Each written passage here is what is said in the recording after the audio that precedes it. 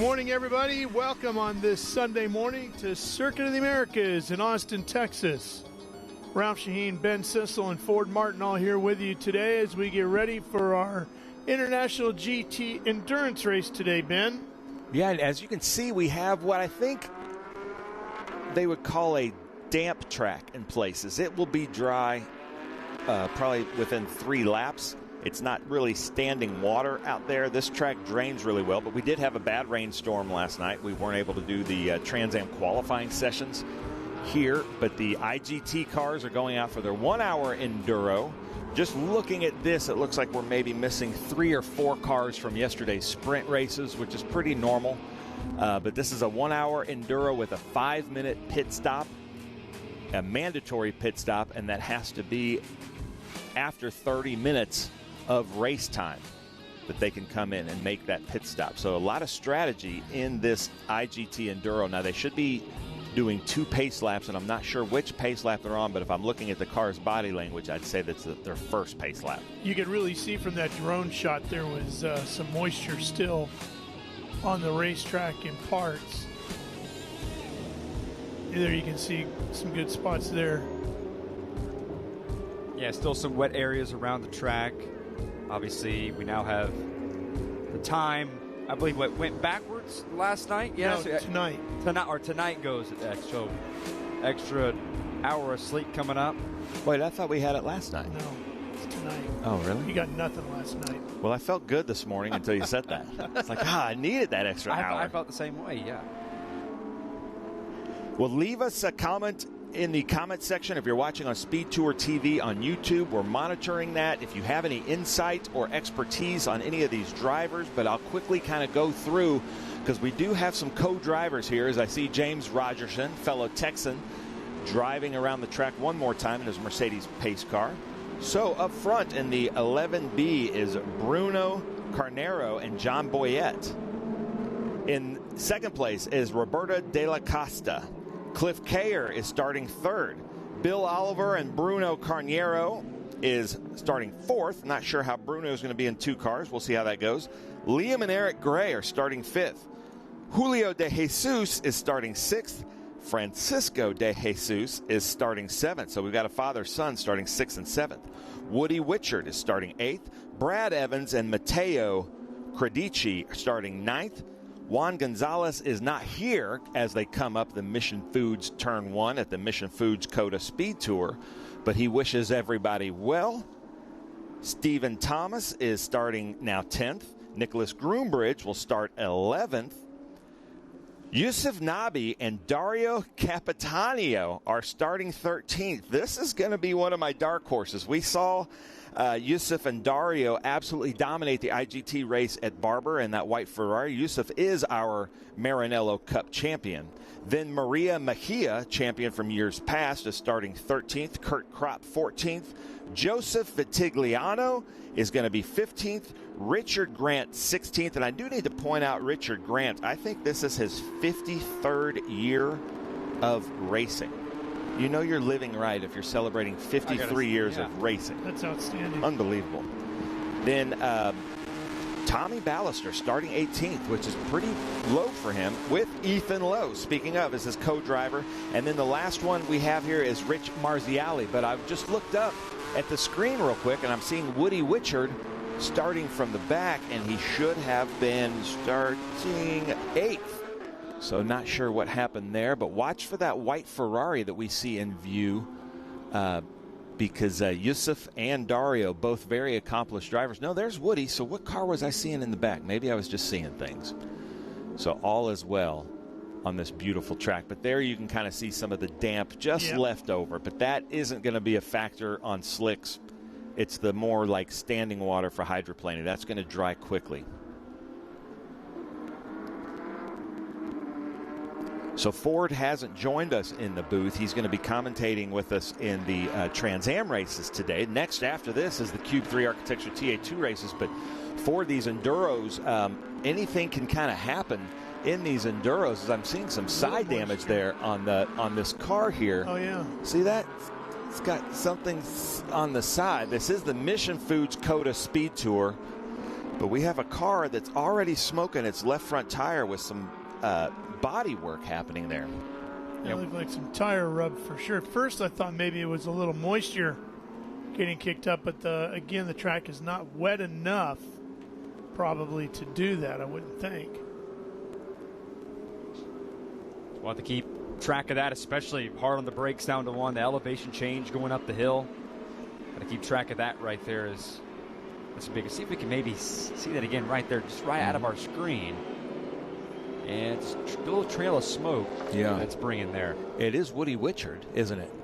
Right here, this baby, the second baby blue car. See that little thing hanging off the side there? Yeah, I kind of wonder if something's sticking out. Now, our friend in the car, Amigo, has joined us. So, Juan, you might give us some expertise on that if you don't mind. But thank you for joining us, and welcome again to the Mission Foods COTA SpeedTour.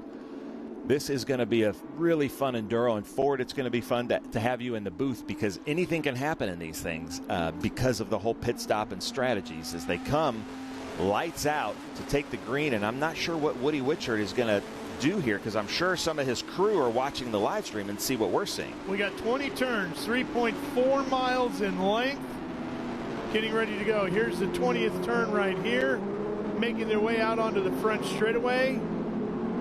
Looks like a winglet hanging off on Witchard's car there on the side of that Porsche. Slow roll, looking for the green. There it is. Everybody fans out wide, and now it's up through the gears, up the hill, headed to Mission Foods, turn number 1. Good move up the inside. That's Liam Gray coming all the way from 5th place, but got a great start. And Witchard all the way almost back to the dead last position. Gotta wonder, something is seriously wrong with that car. I wonder if maybe the decision to keep him out there, not come down pit road right there, but he's tailing the end of the field there as they make their way out through the S's. Yeah, Liam Gray, he showed us this yesterday in what Matrix crew and staff were calling the Subway car because it kind of resembles Subway restaurants.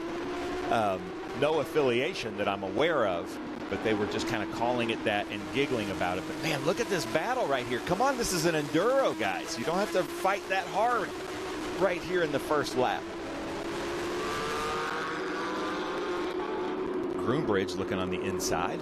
Good braking, passing opportunity here, and some of the guys are going to take full advantage of it as they set themselves up for the run down the long back straightaway and over to turn 12. Yesterday, I kept preaching that move that Groombridge makes at turn 11 and turn 1, they give you this extra lane to the left to try to tempt you, and it usually doesn't work out. But Bill Oliver gave him all the room in the world, which cost Bill Oliver a couple of positions. So I'm hearing a flat tire on Woody Witchard. Well, we know what caused it. Great shots here from our drone. And it's keeping up pretty well. You gotta give all the credit there. It's a great part of the racetrack as well. Section here.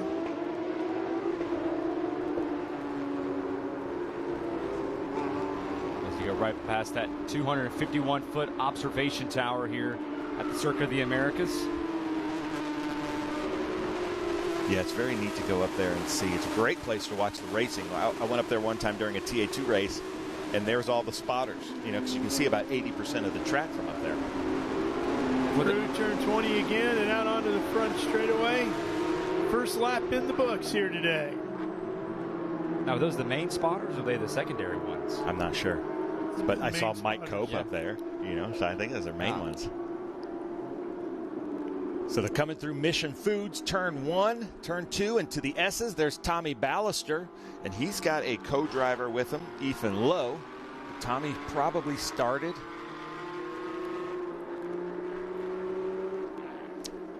Now the Mission Foods S's. Oh, look at this. There goes your sign, there goes the sign.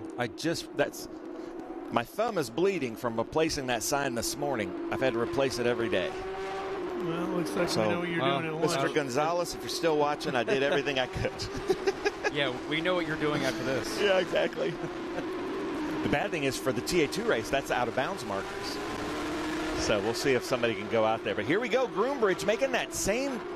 That's not Groombridge. No, that's Boyette making that same pass we saw Groombridge make over his teammate Cliff Kayer, who won yesterday's race. Usually we do 3 sprint races with International GT and an hour-long enduro, but yesterday, right when IGT was set up for grid, we had lightning, and so we had to cancel that race. Okay, now this is the Grays. Ralph, they have their work cut out for them because they've got 2 of these Matrix cars, the R's, behind him. He's just in a 4-liter. He's not in an R. It's going to be tough to keep these 2 Matrix cars behind him. Yeah, those Matrix cars come ready to play each and every week. They are strong, strong cars. He's gotten by 1 already. So it looks like Oliver.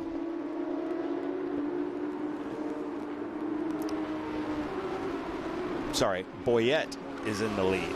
So Boyette came across the start-finish line in 3rd and now has got the lead. And I spoke to him yesterday after the podium, and he has a great time. Nothing bad to say, but I could just tell by his body language he was disappointed in yesterday's race. So he's out there, but look at this. We've got something hanging off the side of Ballister, and maybe that's what hit Woody Witchard, because that could have been the case on the outlaps, but that's... It looks a little too high to get down to where Woody had his issues. Right there on the wheel well, just poking out. And it doesn't look close. Strong enough to puncture a tire in any way. Last year's champion riding along with Tommy Ballister.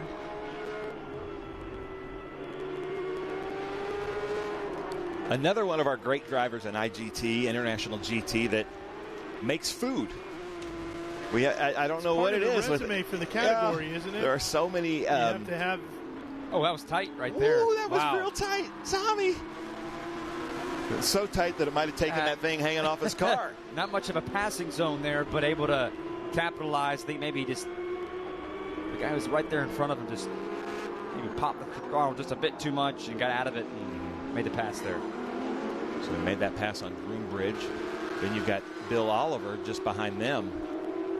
And then the 2-2-1 of Francisco de Jesus.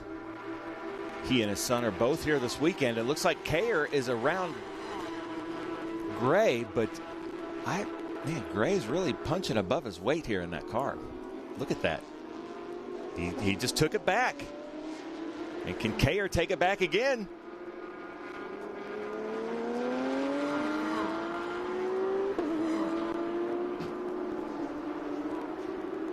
Wow, that was impressive.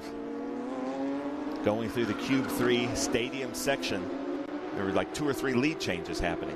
We've seen all kinds of different lines through that section, and yesterday Ralph and I watched a Viper do the same line through there. We could not understand. I never got a chance to go talk to him. But the Porsches are running a regular line, but it's weird. The neat thing I like about COTA Ford, we talk about this, is there's a defensive line, but that's not the fastest line at a lot of these corners. So there are places to set up passes here, especially right here at Mission Foods Turn 1. Yeah, right there going up the hill, that big elevation change, and makes the move there. Kayer, nice move to the inside. Kayer must have been listening to me and said, here, I'll show you, Ben. I think he has the broadcast in one of his ears. And he's running that Halloween livery. He's very excited about his next livery coming out next season, running for a championship. Ben, I think you might need a new sign right there. It's on the curbing. Yeah. As far as these guys, they're going to be running over it a few times. So that's my biggest fear, is that like one of my banners or signs is going to just get stuck in somebody's windshield, and they're not going to be able to see. I'm just bummed we're not racing through Thanksgiving, because I would love to see what Kayer would do with a turkey. So I believe that's Liam Gray in that 991. Right behind his other Matrix teammate, Cliff Kayer. You see how they do that? They straddle the Dragon's Teeth, leaving 11, and then just wait for the asphalt to come to them. And I wonder if they realize if they give it more left input, then they got to go over them again. So they're just fine with trying to straddle it. That seems to be the faster line in the International GT. Boyette's pulling away. Kayer here. These guys are still going at it. been a great battle between these two.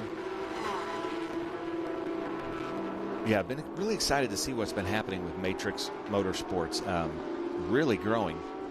They're really planting a flag in these series, aren't they? Yeah, they are. And it's good because there's a group that races with us a lot down in the Southeast, TLM, with Dave Tuwati. And when they don't come to races, we really feel it. And the Matrix has kind of really helped us kind of reinvigorate this. And not only great cars, great prep, but a lot of them too. But we're seeing a replay here. Look at that battle. Fight. And it's a good one, Kayer and Gray. And Gray getting inside. Kayer got a little wide there.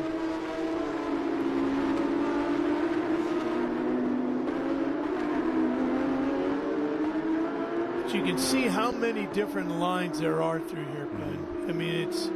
And some of them are suited to the car class, too. Yeah. You know, like we watched the Formula V race yesterday. They wouldn't do those lines. Woo, woo, Oh, look at that. This is quite a battle between teammates.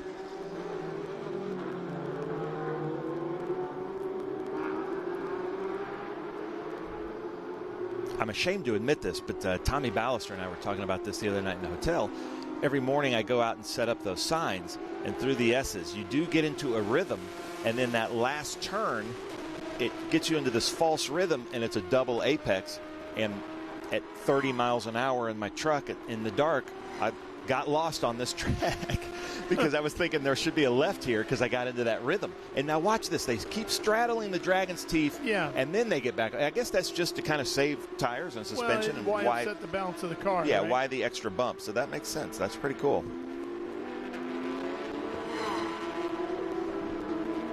Here we go. Back at it again. These two guys have been two peas in a pod right here. Just having a great battle. A lot of back and forth. I want to think Kayer, he's coming off his first international GT win in that sprint race one at VRA. Is that correct? Yeah, and then he had one yesterday. Yeah, and he told me at the beginning of the season all he wanted to do was get on the podium. So he got on the podium. Then he had he got on the podium at VIR, but he won. Maybe he did win there too, but he won. I know he won at Barber and he won yesterday. But look at this. And this is the battle, but I wonder if this is helping Boyette, because a lot of times when cars are battling this hard, the car in front of them or the car behind them is able to catch up to them. Look at this again. Back and forth. Got to be careful. Wheel spin here on this exit. Very common at COTA. Now look at Gray just trying to stay right in his draft. Well, the great thing about COTA is you don't have to wait half a mile to get another passing opportunity, right? There's so many places you can pass around here.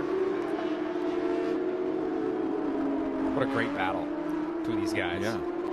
It takes different styles to make the passes in the different areas around this venue, but you can get it done. Now they're coming up to Richard Grant in his Cayman. Porsche Cayman Club Sport 4-liter.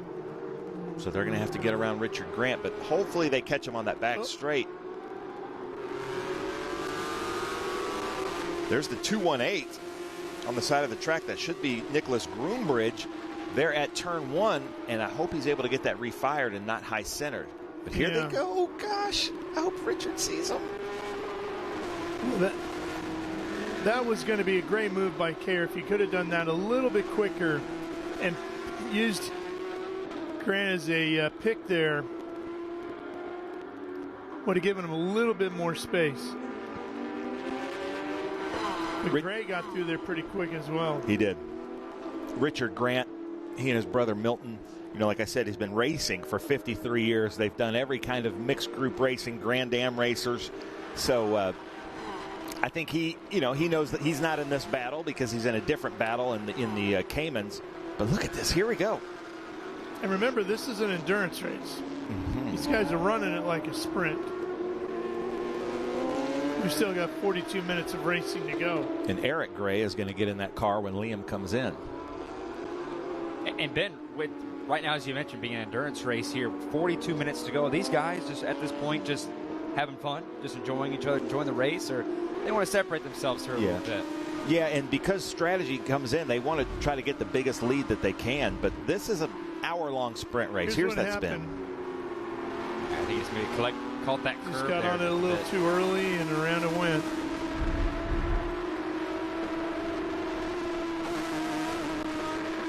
Last time about here, Gray peeked out to try to get into Kayer's mirrors, but didn't do that this time through the Mission Foods section.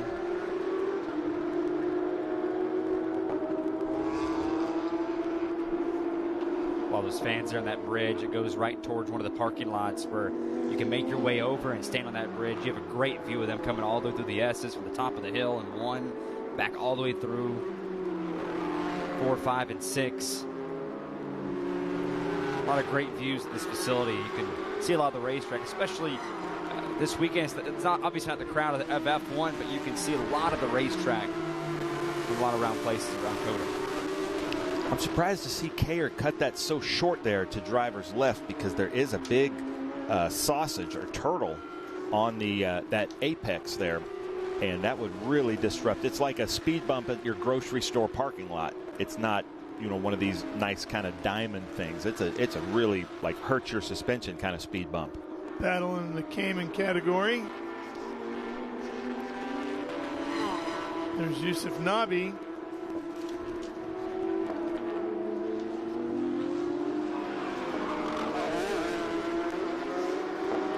Approaching 40 minutes to go left in this endurance race, and once again these two guys just have not left each other, just having some fun here, racing back and forth, side by side, switching passes here back and forth. Nabi shown, by the way, back in 8th position with Capitanio behind the wheel right now in that white Ferrari. We call this section here the Matthew McConaughey section because it's all right, all right, all right. There's I love 3 that. right turns in I there. love that. That's pretty good. I like that. And, I think COTA should just make that permanent. Oh, he's coming in. Pit stop time. I don't know if he's. Hopefully, one of our experts on here in the comment section can tell us if is he pitting at an okay time. I thought he had to do 30 minutes, and he's coming in at 20 minutes.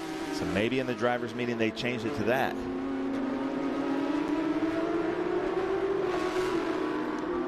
I have a question here. I don't know what they're talking about, but Alvin is saying, what do you guys think? Do you think Zilich got robbed in the Xfinity race?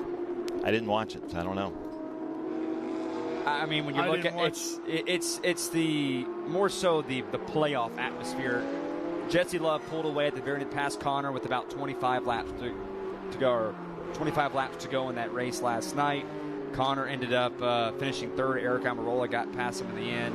No caution came out. Jesse Love, only 1 win on the season, was crowned the champion. Connor Zilich, after what was an unbelievable season, the Xfinity Series, I want to say had about 11 wins, ends up finishing second in the standings. So I think it goes based off the playoff format. It seems like there's a lot of momentum in that going away and more going towards, there's some talks about 3-3-4, the 10-race chase again, or even the 36-race season. So it goes based off the playoff format and your preference. And as Connor said last night in his interview, the lights are too bright, I guess.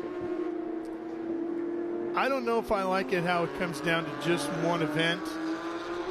On the other hand, I will say that there have been quite a few championship finales for NASCAR in recent years where 4 guys coming down to the last race was pretty exciting too. But I think it's a little bit different in motorsports than it is in, say, baseball, like last night that came down to a Game 7, right? In motorsports, I feel like there should be a little bit more given to the guy who racks up the most wins over the course of the season. Yeah, it should reward consistency. Yeah. We saw a little bit of the truck race Friday night where Corey Heim came down pit road, had a bit of a pit road mistake, came down to overtime, made it 7 wide in the turn 1, ended up getting second the next restart past Ty Majeski, and was able to win that race after what was arguably the best season for a NASCAR driver. Obviously leading in every lap during every single race this season. First time that's ever been done, but I think when you look at the playoff format, I think it's run its course, I believe, with the one race championship. And it was exciting for a lot of the races. But hold on. You see his splitter there? He's got front splitter problems, this Tommy Ballister. Gotta wonder if that goes back to, they made contact earlier, that split on that right side that those guys made some contact where he had to come down pit road. Not sure, but it's getting worse as he goes around. He's got Francisco de Jesus behind him.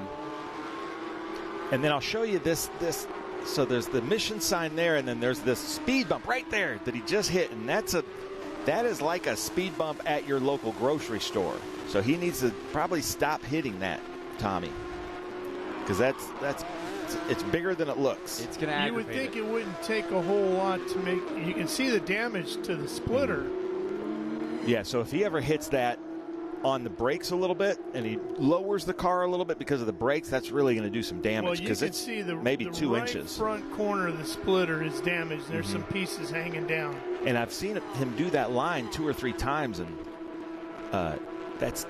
it can send, like just driving around the track, all these other curbing you can run over because but this one is like a speed bump at your grocery store or whatever to slow traffic down. And it would not do well. But he still seems to be running pretty well. I'm sure that Quart's on the radio and has told him everything. And he's keeping Francisco behind him.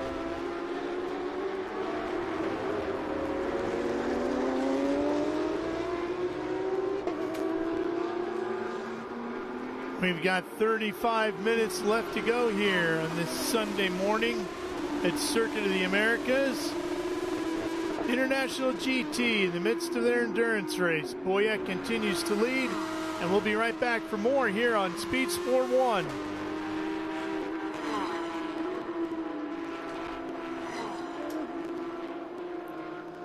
Still a really good battle here, but watch Ballister getting some great shots there from Mission Foods Turn 1 from our camera operator showing us the damage. And I'm sure that Quart is somebody from his team is watching the live stream and seeing that and relaying that to Tommy. But when we went in car on Tommy, I always look at their body language, and his body language looked like he's got a great car under him. Uh-oh. Oh! Way off course there. Be able to keep it going. He was telling me a story when the hurricane came through Puerto Rico. He lives in San Juan, Puerto Rico. He was able to use his plant where he makes his food, and they turned it into a huge freezer. Basically a huge, like a mini arena basketball court size freezer, and they were able to provide ice for everybody that didn't have power. So great. Huge help to that. So we love that. Man, Francisco must be behind him thinking, what is happening? Here we go. Now look at his body language, bottom left. Out in 6th. But he looks comfortable. 160 miles an hour, and then he gets onto the brakes. Down to 38. But he's missing his marks out there. I wouldn't say he's driving the smoothest line like we saw through the S's. Maybe he's looking too much in that rearview mirror. Yeah, maybe.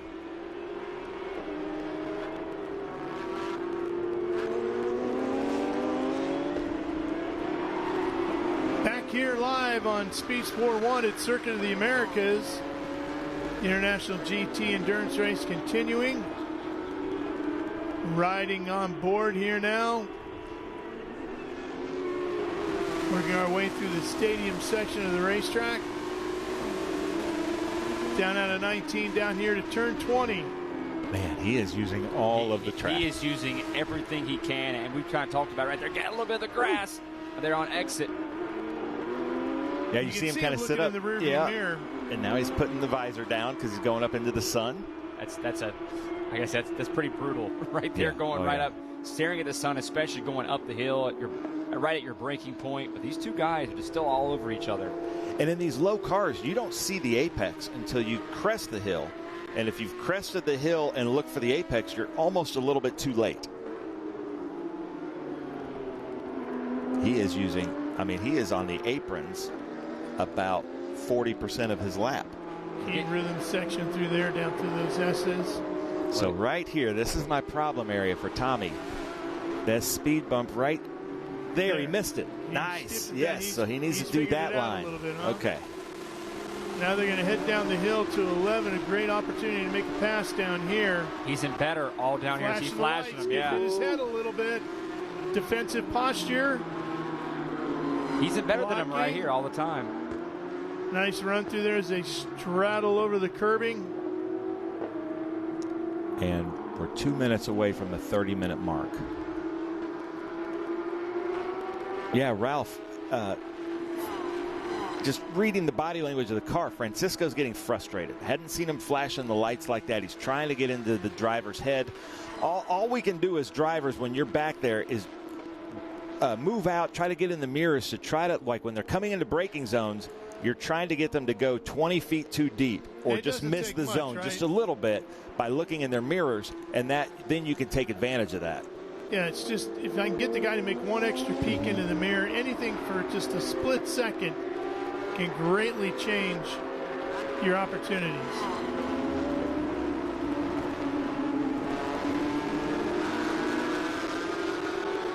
So Francisco. Here he comes, looking inside. Got him. Great pass. Wasn't aggressively defended either. I think at that point, just realize he's faster than him. Let him go. Now let's see how quickly he pulls away.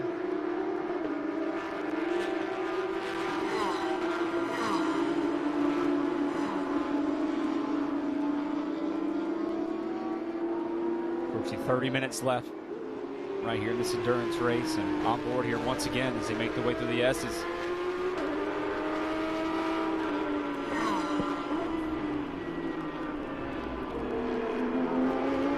And I believe it went flying up right there. Kicked something up, didn't he? Coming close to these Mission Foods signs all around this racetrack. Already got the Cube 3-1 already. I don't like them hitting them, but if they're going to hit them, make sure it's on camera. Yeah. And do it so that when it flies up, we see the logo. Well, we've seen a few times where it'll sit on right in front of the grill of the race car, and then that'd be real sponsorship placement right there, product placement all around the racetrack. Kyle Marcelli, who's run TA2 with us, he was in the Xfinity race at Road America. He's from Wisconsin. He hit the Sargento cheese, drug it all the way around the track. It was on camera the whole time, and then next year he got sponsored by Sargento. So maybe, I'm not telling you to hit a sign on purpose, but Juan Gonzalez is watching the racing. Look, if you're going to get spun out, try to aim for the sign. Mission Foods is watching. I know Cube 3's watching. Nick Middleton out here representing Cube 3, guy that's, I think he's only missed one race in the last few years. Comes out here. You don't rarely see that as far as a title sponsor out here supporting just the SpeedTour and everything they have going on around these races every single year. So, and Nick Middleton once again out here for championship weekend in Austin, Texas, as they're coming down pit road this time. Both of them. Oh, wow. That means they're going to be together when they come back out. May as well. I liked it. Tommy Ballister just has a lot of fun. One of the best races I've ever captured, where he and Juan Gonzalez running 1 and 2 at Sonoma a few years ago. Who missed his pit box? Yeah. Okay, here he goes. And you can see Wichard. A lot of people are coming in. So I wonder if when we saw, who was it, Cliff Kayer that came in? Yeah. I wonder if he didn't do it legally. Now here comes De Jesus. Now why is he coming back out? That wasn't his 5-minute pit stop. No. So maybe he missed his pit box? I'm not sure. But he should be staying out there.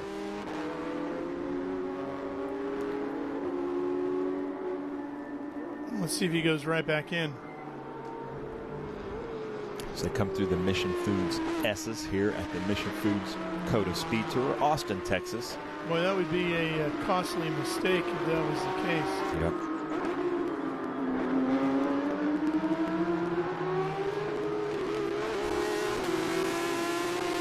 This track does have a little bit of everything. They're coming up, it's got like a hairpin section, a carousel, some really tight S's, some high speed. Definitely some high speed, some blind corners. And then those two corners, turn 1 and turn 11, that little left lane that gives you, that tries to tempt you into making a dive bomb move. That's usually a terrible decision because it slows you way down. Coming into Cube 3 section now here at turn 12. Another huge passing zone there at 12 because you're coming from top speed. Now most people are in the pits now. Boyette still out front. And it's been a clean day for Boyette. He pulled away from those two guys early on and just making qualifying laps for him out there. Trying to say some of his stuff. Ben DeJesus has not run with us a bunch, right? First time I met him was at the grid the other day. Okay. He so and his son. Could it be, let's see if he pits here. Could it be they did not understand? No, he's going back in. Mm-hmm. So it was a costly mistake for sure. Yep. Yeah, he might. They maybe did not You're understand. looking into the sun still as you're coming down pit lane. How long the car had to sit still? Maybe. I'm not sure. And now on the radio they said, hey, you got to come back in and his finish. pit box is right up front, and he went straight through. Because remember, we saw Tommy Ballister, who was following him, try to go there. And now here comes Cliff Kayer, who is out. And I'm not sure the rules. I will call timing and scoring here in a little bit to see if Cliff Kayer is to the rules of the pit stop.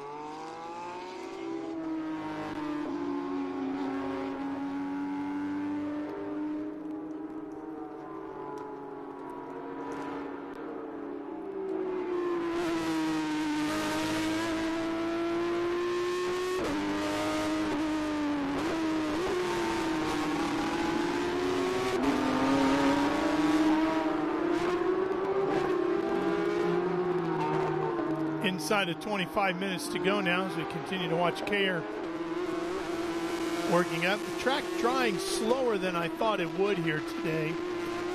As you can see, we have bright sunshine out. It's a little cool here today. But I would have thought, Ben, that the sun would have completely dried the track by now. But what'd you find out? Well, Janet Harhay gave me some great answers. So they only have to do the 30-minute pit stop. As you can see some debris now just at the exit of 4 from my Mission Food signs.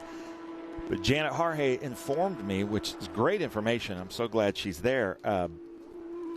If you don't have a co-driver, you can pit anytime. So that's what he did. I think he was kind of sick of fighting with the grays and thought, I'm going to come in now and give myself some room as we watch now at Cliff track position. Kayer, the Halloween livery. That's playing the long game, right? Yeah. These cars don't need to refuel at an hour-long race. They're kind of like right at that window. Some people like to, but if you do have to refuel, then your crew has to come in with a fire bottle and gloves and a full fire suit. But some people go out with kind of half a tank just to kind of save weight at the beginning of the race. But we haven't seen that in quite a while in IGT. Most people just go out with a full fuel cell. As we're looking at Cliff Kayer now coming through the Mission Foods section.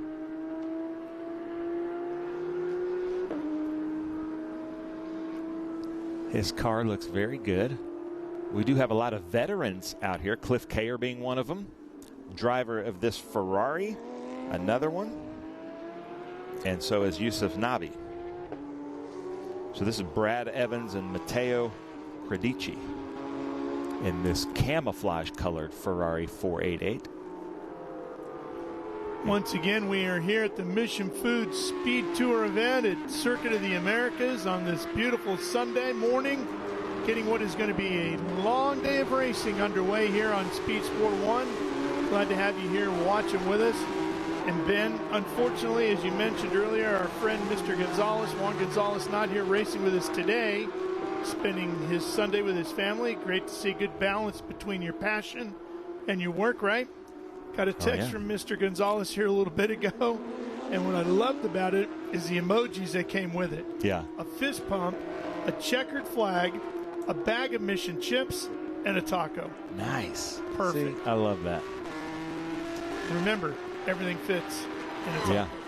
It's funny, too, because a lot of our drivers and then 2 security asked me if we had any Mission chips this weekend.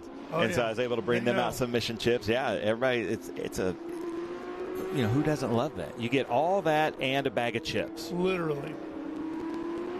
Okay, so now Kayer has Oliver behind him, but not Oliver because he changed. Let me look. So that's Bruno Carnero. So Bruno Carnero started the race for John Boyette. So now John Boyette is in the car. Now Bruno Carnero is, and I hope I'm saying your name somewhat correctly, Bruno, is now in Bill Oliver's car. So Bruno started the race, put John Boyette up front, and now he's going to try to put the Bill Oliver car up front. And now look at this. We've got the 2 Ferraris, the 2 friends, 2 teammates with Gotham. I don't think so. Has the Gotham white car pitted yet? I don't think it has it? Mm-mm. So, yeah, Capitanio still shown behind the wheel of the white car and leading in category. And, of course, that car just won the Maranello Cup Championship this year in the use of Navi behind the wheel, and he'll be getting in when they eventually pit.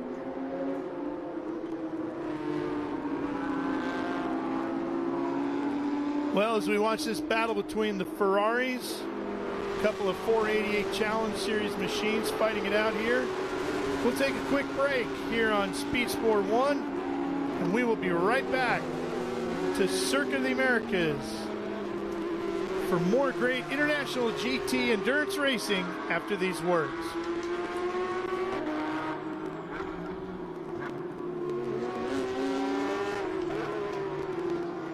So as we were coming to the Speed Sport 1 break, we saw Groombridge, who was leading, ducking into the pits for his 5-minute stop. And now here comes Gray. So watch this 991 try to move its way up through the scoring pylon. He's got Boyette. Kropp hasn't pitted yet. Kropp is in the Cayman. So this 991 and the 11B of Boyette, I think that is going to be the race to the end, because they've now both pitted. And this car here with Gray is now should be piloted by Eric Gray. We saw Liam Gray in it earlier. But he's got Bill Oliver right behind him. So that's Bruno Carnero. And look at how much faster Bruno is.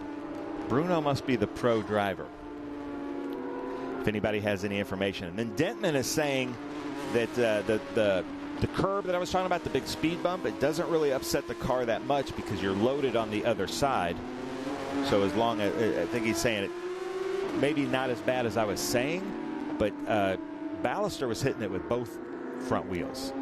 It's one thing if the car's got all the weight to one wheel and that wheel isn't hitting. But he was hitting it with both. As we watch Bruno now go down. And gentlemen, I'm going to have to leave because I got to go up to the grid for the Cube 3 Architecture TA2 series. But it has been a fantastic International GT series.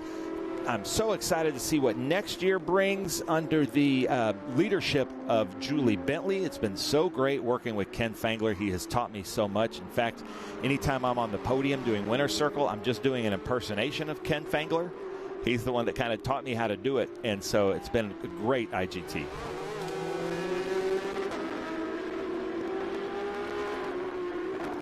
Welcome back. Circuit of the Americas here in Austin, Texas. Sunday morning racing getting underway with our International GT endurance race with just inside of 18 minutes left to go in this one. Ben Sissel has now made his way down to the podium for the post-race activities, which we will have for you as well. But Ford, the battle on the racetrack continues here with the Porsches really having at it. Yeah, going this long straightaway here, about we talked about just under 18 minutes to go, completes that pass, hard braking zone down into hard left turn, and as Ben was talking about, into the Matthew McConaughey section, the all rights here. So over by the observation tower, a lot of that rain that we saw from last night that ended up lightning delays that canceled a lot of the events that we had for qualifying yesterday. Still a lot of some damp patches out there, but starting to dry up. That's not going to be affecting anybody too much. Don't see any really standing water, any puddles on the racetrack, which is good to see. But as far as we get the TA2 race going here shortly, shouldn't be any issue right there as they make their way down to 17 and 18. And approaching 18 right here is... Be careful, a lot of wheel spin can be on this here as they head up right towards that sun. Blinding all the way down the front straightaway. 16.5 minutes to go. Groombridge still leading currently the way. Croak there at second behind him, Boyette. Carnero and Kayer, the top 5 overall.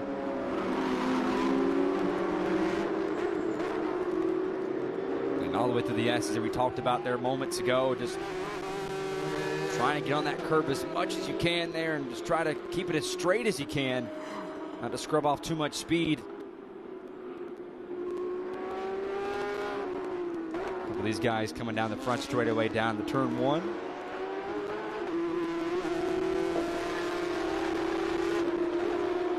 Credenci there is they're battling there for the first in their class. Those Ferraris being powered by twin-turbo V8, 3.9-liter engine. Great sound out of those cars.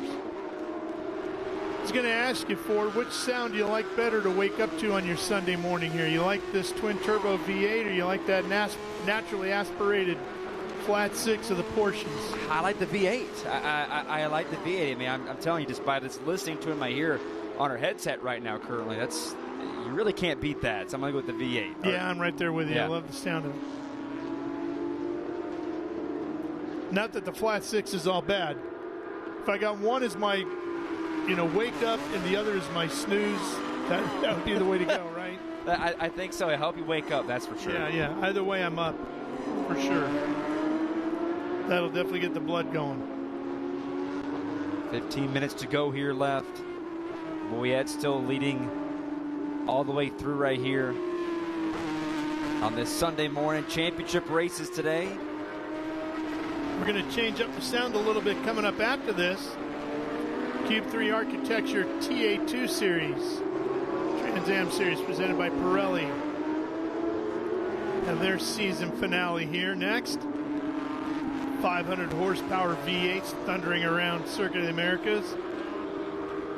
And if the racing in that is anything like it is in this endurance race, it's going to be a barn burner for sure. Well, something to keep track of, too. With qualifying being canceled, they went based off of practice speeds for the TA2 series coming up. Carson Brown and our champion, Tristan McKee, will be starting from the rear. So Carson Brown, who won at VRA, the last 2 winners in the TA2 series, starting on the rear. So that's going to be really exciting to see them march their way through the field. Yeah, and then we got a very young first-timer in the series up on the pole. Yep, Helio Meza coming from the MX-5, the Miata series, just coming off winning Rookie of the Year. Had a great battle with another TA2 driver that's not here this weekend, Noah Harmon. Came down to the last race to see who was going to win that Rookie of the Year. Helio was able to grab that. So coming from running the Miatas to now running, he runs some of the stuff in the NASCAR Mexico series. Had a couple wins down there. So first race starting on the pole at COTA. I mean, it's impressive. You come from a Miata, which is quick, but is nothing like a TA2 car. And even though his practice speeds, man, he put that thing right up there on the board. And he's going to be leading them up the hill today. Here comes Capitanio inside, making the move. Gets around, continues to charge up towards the front. Credici just in front in the other Ferrari, the camouflage livery. Here he is. looking to make a pass on one of the Porsches. He's going to dive inside at the end of the back stretch. Works those brakes beautifully, cleanly making the pass, and pulling away as they head into the stadium section. Good shot here by our crew. It's drone footage here, as we're talking about, right to the stadium section. Approaching 12 minutes to go. Love this part of the racetrack here.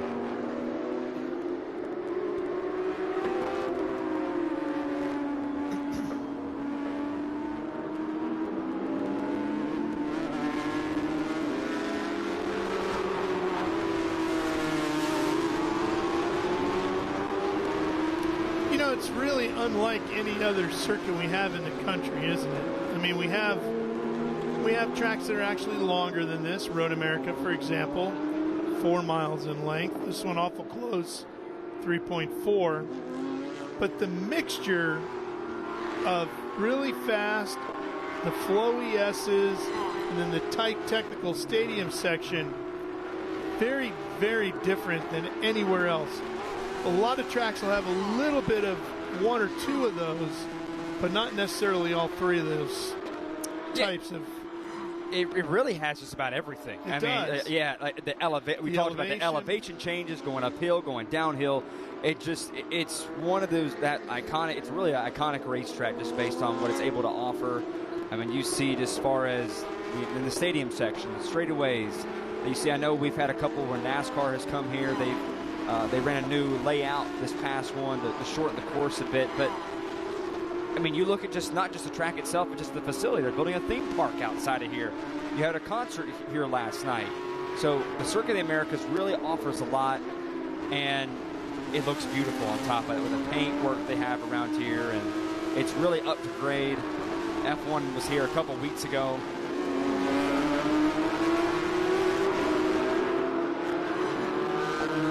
Yeah, they have a great schedule of events here between MotoGP, Formula One, the World Endurance Championship,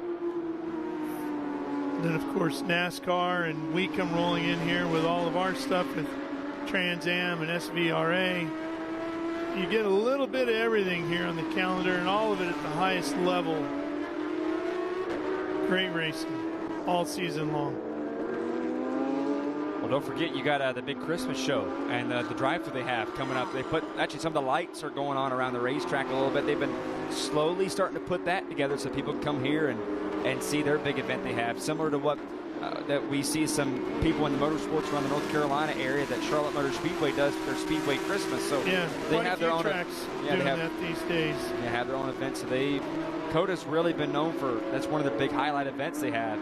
As right in the media center, they talk about the MotoGP, NASCAR, F1, and their big Christmas light show that they always have here. It's on their big calendar in the media center. So yeah, and the World Endurance Championship event is a huge weekend here too. Well, the thing about it is, you talk to the folks here at Circuit of the Americas, they know they're competing up against quite a few things, Six Flags, things like that, SeaWorld, UT. You got a lot of things that pull people in different directions. So how can you get people to come to your venue on a somewhat regular basis? Well, you have to have more than a racetrack. You need to have the concert venue. There's wow, what a move. How about that? And that door opened up and he shot right through. So the concert venue, the amphitheater, they had a soccer stadium built in here, the amusement park going up, the Christmas lights, as you talked about. You had a go-kart facility right outside. Facility. You got to have a lot of things that get people, families, to say, hey, let's go out to Circuit of the Americas and do this weekend. Then we'll go back and we'll do this, and we'll go back and we'll do that. Get them here and keep them coming back. They've got the race fan. They need to get everybody else. Right. I mean, just the theme park. I mean, just right outside our booth, just a couple of the roller coasters they're starting to put up and for this entire theme park. And you kind of see it right there in the back of our screen. A couple of them back there, that little black and blue one there in the far distance. Well, then right here at the top of Turn 1, they're going to build a massive, and I mean massive, state-of-the-art hospitality facility that they're saying is going to be the finest in the world. And the way they do things around here, I don't doubt it. From the renderings I've seen, it's going to be pretty spiffy. Well, like it's going to take my paycheck, Ben's paycheck, and your paycheck, Ford, to be able to get one of us just in the door for 5 minutes, let alone to stay there for a whole race weekend. Well, they say everything is bigger in Texas, so yeah, they got to. Apparently is too. Yes. Wrapping up right here, about 7 minutes to go in this endurance race. Boyette still leading the way, and Carnito right there, Foss, Care, Perdisi there, the top 5 overall.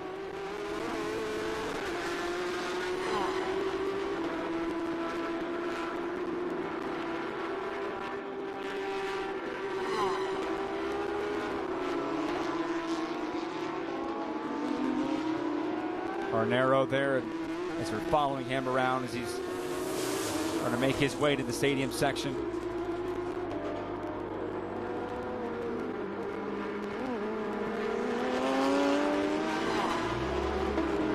We're going to come up right here to the high-speed triple right-handers inspired by Turn 8 and Instable Park. Oh, we got one pulled off here using one of the escape roads. That's right by our TV compound. It looks... That 914 belongs to one of our TV crew, unless he's parked it somewhere different this week today. And it's Maria Meja there. That's Mayes there is pulled off, and at number 11.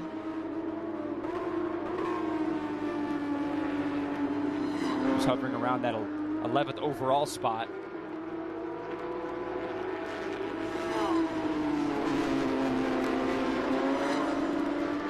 Closing out this hour enduro race in the IGT series. And see, look at Ralph, a couple, they've already hit some of those boards right there. Got to watch out for that. See it getting moved around a little bit. Somebody better go tell Ben Sizzle to go pick that up off the track and fix it for Ben's going to have a busy afternoon. Yes, he is.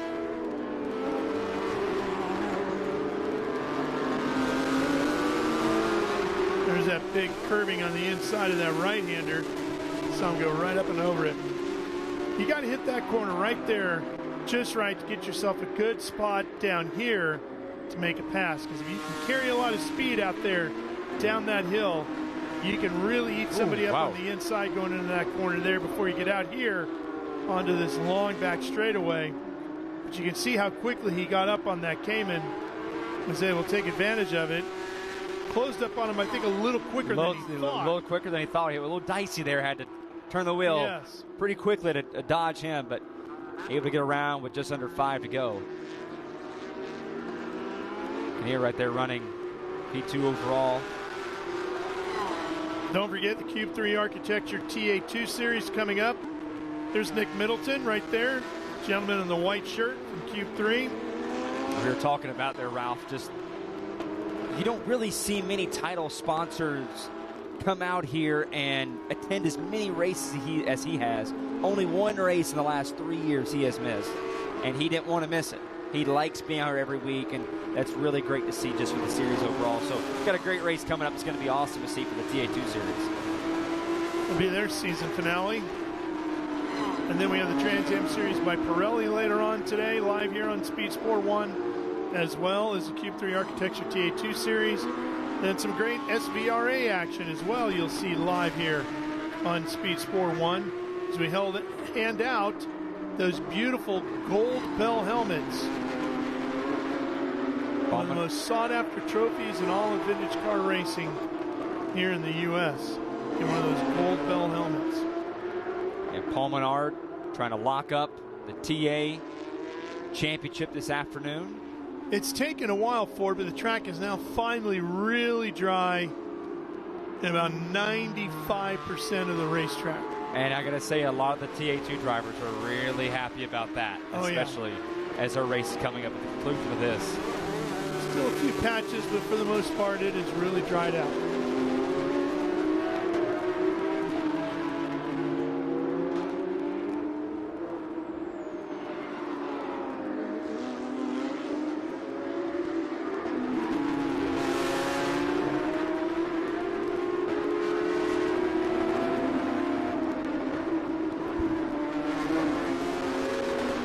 Final laps here. Boyette leading the way with 2:43 to go.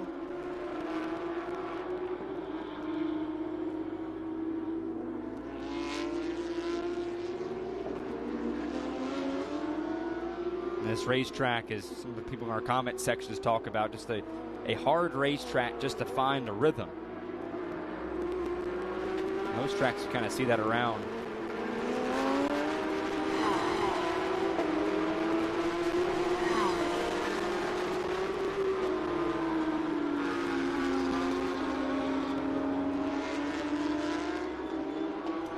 Two minutes to go, coming up to the final turns. There's another pass right there, making their way through.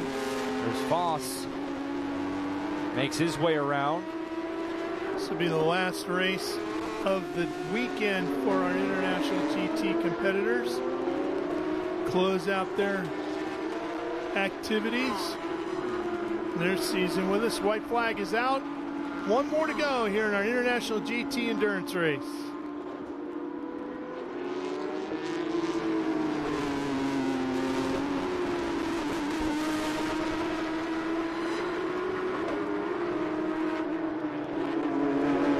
Has dominated this one, hasn't he, Ford? Yes, he has, right from the get-go. He's really pulled away early on and just has not looked back. Just qualifying laps, just getting around some lap traffic that he's encountered a few times during this race, but just a master class that he's put on here this morning. John Boyette in that 2019 Porsche GT3 Cup car.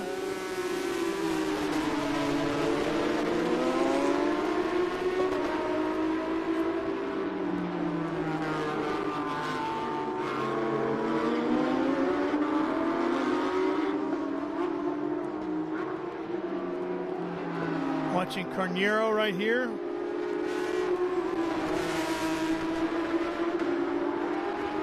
Leading in category, 9GT.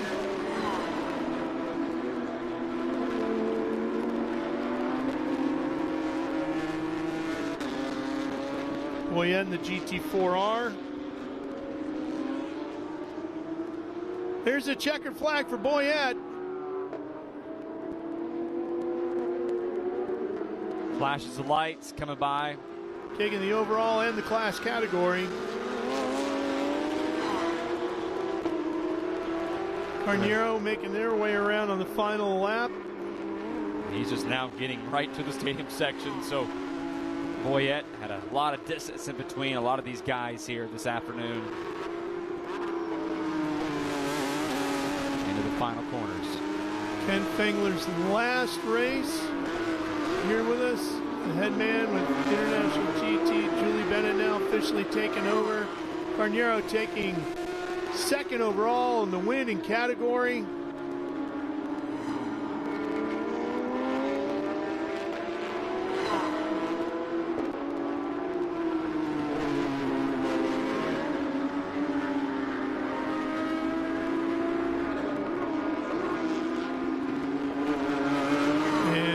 The field making their way to the line. Foss across the line here now. The 221.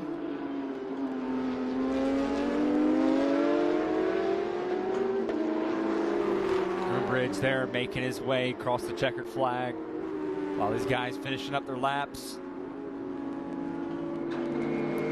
Bridge and another Porsche GT3 Cup car in the Exhibition H category. And we are going to start closing things down here with our coverage of International GT. As the rest of the field finishes this one off, we'll step away just for a minute, and then we'll be right back here to Circuit of the Americas. And don't forget, Cube 3 Architecture, TA2 Championship Finale. Right around the corner, live here on Speed Sport 1. Stay with us. It's going to be a great day of racing. There's the cars all lined up, ready to go. Fire up the V8s when we come back to COTA. This is the first.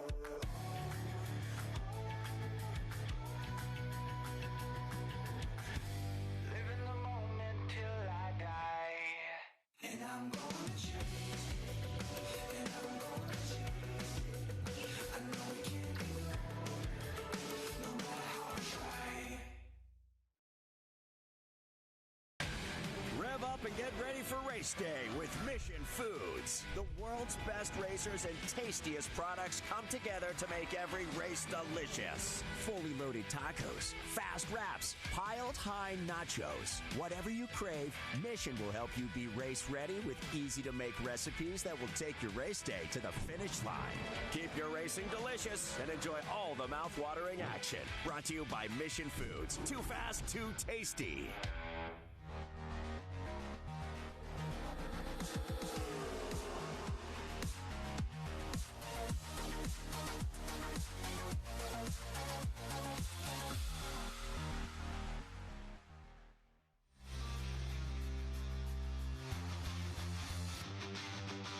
As the year comes to a close, the long road of the Trans Am Racing Series leads to Austin, Texas.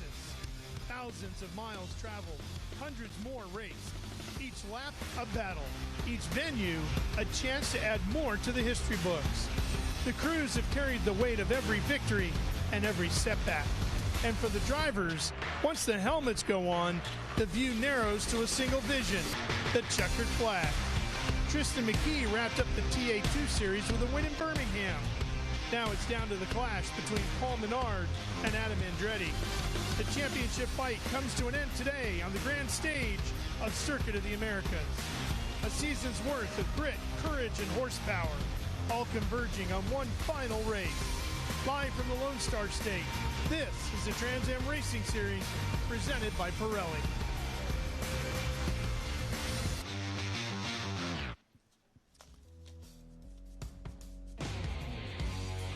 Hi, everybody. Welcome to Circuit of the Americas here in Austin, Texas, as we get ready for the season finale of the Cube 3 Architecture TA2 Championship, round number 12, here today on this Sunday morning. Getting ready to go. Ralph Shaheen, Ford Martin, and Ben Sissel with you. So let's head straight down to the grid. Here's Ben. Well, I'm here at the fan walk for the Q3 TA2 series. We had a great crowd here. I'm here. Nick Middleton is joining us, but Michael with the Make-A-Wish Foundation to deliver us the most famous words in motorsports. Guys, take it away. Drivers, start your engines.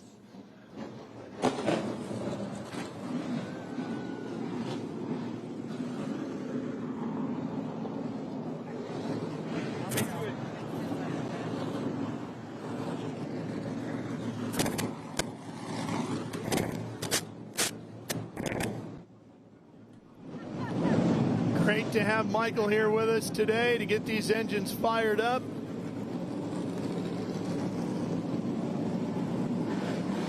Field all coming to life, and a great field of race cars here today. Ford, a huge field.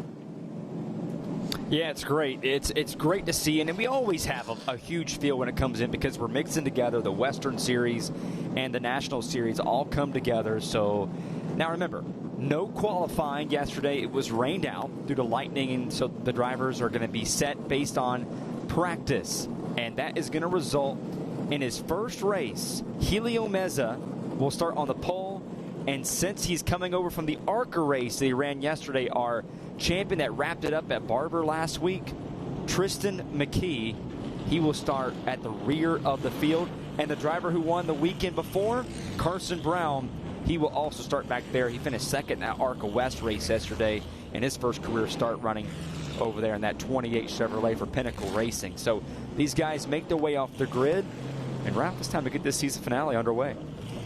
Yeah, the car's rolling out, getting set to go here. Bufamonte in the 95. Mia Lovell headed out as well. Here comes the number 90, Sam Corey. Or Ethan Ayers in the 90. Yeah, Ethan Ayers making his TA2 debut last week. Finished 7th in that race, which was a sort of a crazy race for a couple of newcomers. You saw a guy like Jake Bowman. Ethan Ayers had to deal with everything that happened on that first lap at Barber, going through the grass after the thunderstorm that happened that night before, clogged up a lot of the grills where everyone was overheating, had to come down pit road. Saw guys like Unziata was caught up in that. We saw Bufamonte. A couple of those guys were caught up in that. But now as they make their way through the stadium section, and Getting close here to go on green flag racing for the season finale here at the Circuit of the Americas. 3.4 miles around, 20 turns configuration here at Circuit of the Americas. Herman Tilke designed racetrack. Let's take a look at the track map here. Give you an idea of the layout here. Tremendous elevation change as well from high above. This is what it looks like. Come down here onto the front straightaway. You can see the radical climb up the hill to Mission Foods turn number 1, that left-hander. Very tight in there. A lot of passing, a lot of bumping and scraping through the 2 and 3 S's down to Mission Food S's. Down here to 6. You start climbing back up again through 7, 8, 9, up here to 10. Then it's downhill to Summit turn 11. Great passing opportunity there. Flat out down this backstretch with a little bit of a kink in it and an elevation up and down as well to 12. Another great passing section there. Into the Cube 3 Stadium section here. Around the observation deck and the amphitheater there. Over to next gen turn 19. And then down to Optima Batteries turn number 20. Back out onto the front straightaway, rowing up through the gearbox. Charging up the hill once again. That's a lap around our 3.41 mile racetrack at the Circuit of the Americas here on this Sunday morning. Helio Meza starting on the front row. Adrian Vostosky out there on the outside. Want to note that 27 Helio Meza running that Barry Bowes tribute that Team Legacy Racing is running here this weekend. Legacy Racing, they have really been the talk of everything lately. Won the last 6 TA2 races. Carson Brown, Mike Skeen. Also note that Carson Brown car that he's running this weekend, it's been undefeated in that car. Mike Skeen at Road America dominated. Carson Brown at VRA. So we'll see if they can go 3 for 3. Track opened here in 2012. The first Cube 3 Architecture TA2 win here at Circuit of the Americas went to Adam Andretti, who will be out here a little later on today, fighting for his shot to win the Trans Am Series by Pirelli Championship, where he sits second in the points to Paul Menard. And then we have our Pro-Am category. Jared Audrick right here in the black and white machine, the 00. He's looking to clinch that championship here today, but it's not going to be easy. He's going to have his hands full with Pro Chuck on that one. It could go either way in that title fight, Ford. Yeah, it's going to be interesting to see how it all plays out right here. 9 points separated. They both have 3 wins on the season. Last week, Tom Sheehan, he was able to get that win in the Pro-Am race at Barber. But let's take a look at our grid lineup. Helio Mez, as we talked about, the MX-5 Mazda Rookie of the Year. Able to get that at Road Atlanta a few weeks ago. Vostosky and Brody Gopel making his national debut. He's already locked up the Western Championship, but making his national debut here this weekend. Rounding out the top 3, but Thomas Merrill, another winner here at COTA a few years ago after beating Connor Zilic on that last lap and getting the tiebreaker over Rafa Matos. Looking at the rest of the field, Gian Bufamonte will start 11th. Again, the field set by practice time since qualifying was washed out yesterday afternoon. And it was actually more of a threat of lightning than it was just the rain. 33-car field here today, getting ready to go. Should be seeing the green flag here. Saw Matt Griffin there rounding out the field. We got caught up in that wreck in practice, or excuse me, in one of the test sessions that we had earlier this week. Got caught up there with Jim Gallagher, and it was Matt Griffin's birthday when I got caught up in that. So he said, what I'm going to do for my birthday, buy a brand new car. So tough he's not able to make it, but here we go for the season finale at the Circuit of the Americas. About to go green flag racing, Ralph. Glad to have you with us here live today on Speed Sport 1 as our Q3 Architecture TA2 Championship comes to a close here at Circuit of the Americas. Adrian Vostosky right there on the front row in that white and red machine. Mazda right alongside of him. Helio Meza out of Spring, Texas, making his debut, leading him to the field, to the green. Here we come. Season finale ready to go at Circuit of the Americas, looking for the green flag. There it is. We're racing at COTA Meza with a good start. He's got cars on both sides of him as they head up the hill to Mission Foods, turn number 1. Meza with a nice defensive line. Vostovsky trying to settle in behind him. 3, 4 wide as we come through Mission Foods, turn number 1. Everybody keeps it straight, and we're headed off to the S's. This is where things get really tight right here. Good start by Helio Meza. His first start in the TA2 series. Able to pull away Vostovsky there in second, but things really get tight. Don't want to cut the corners too much. It's going to be a penalty for course cutting. Everybody looks okay for their first time through. Still too wide in some sections through the field here. See right there, That's Ralph. Tristan McKee and Carson. White and yellow and the black. And he's charging up through the field quickly, the newly crowned champion, trying to make up a whole bunch of spots in a hurry, and he's getting the job done. Charging down the hill here to turn number 11. Let's see if he dives inside. Could get a couple more here. He's got DaCosta right in front of him in the 30. Now out into this long back straigaway here. Got cut off there just a little bit right there by the number 10 of Boris Said. So it's actually a bit of a switch. Ben Mayer now running the 60 this weekend, a deal that was put together last second. Boris Said switches to the 10. So he got cut off there just a little bit, but able to make his way through. See Mia Lavelle, Gian Buffamante, a couple Nitro teammates, inside. And Squiggly. Making the move to the inside, does a great job there. You saw the car get loose. She gathers it back up. She's been quick here right along. She's done a lot of testing here this year. She feels like she could be strong. McKee getting another spot to the inside. And Boris Said's not making it easy on him, but we all want to mention right there, you see on our screen, the patches of some of the damp water that we had last night, the rain showers. We had the IGT race just happened here a little bit ago that sort of dried the track out just a bit, but everyone's okay, but what a save right there by Lavelle. Yeah, Mia Lovell doing an awesome job as she moves through. Adrian Vostovsky getting into some bumping and banging here as well. Zinkham charging up the front straightaway again, still leaning on each other. Can't get away from each other. Look at that. That's Merrill and Vostovsky fighting it out. Merrill in the 2060 HP Tuners car, blue with the white trim. Vostovsky, Adrian in the white with the red striping. He started on the front row. They're fighting over second. Vostovsky will slot back into third for now. Meza still out in front. Hearn, Goebel, Corey, Mayer, all the top 10.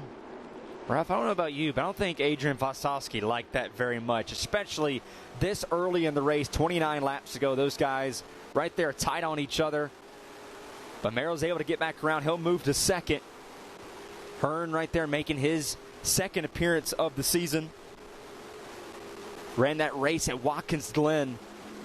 Sam Corey right there trying to get to the inside of Brody Goebel. Our Western champions we're talking about. Sam Corey in that 70. Right there behind them all.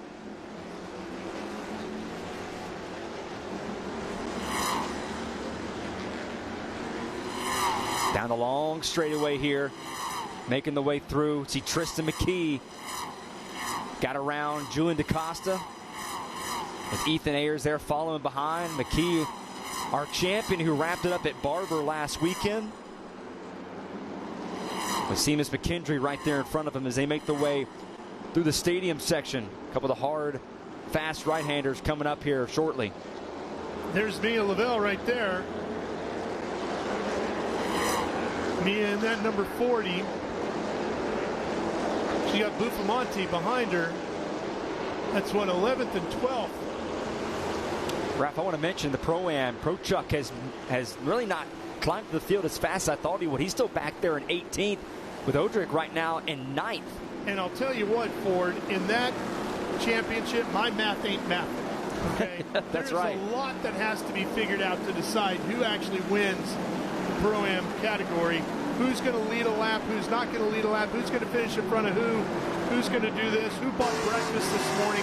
It all comes into play as to who the champion is going to be. So I'll tell you what, we're going to keep you informed of who's where if they get some of that completed. But it's really going to come down to the end of this race when one of the officials tells us, okay, it's this guy.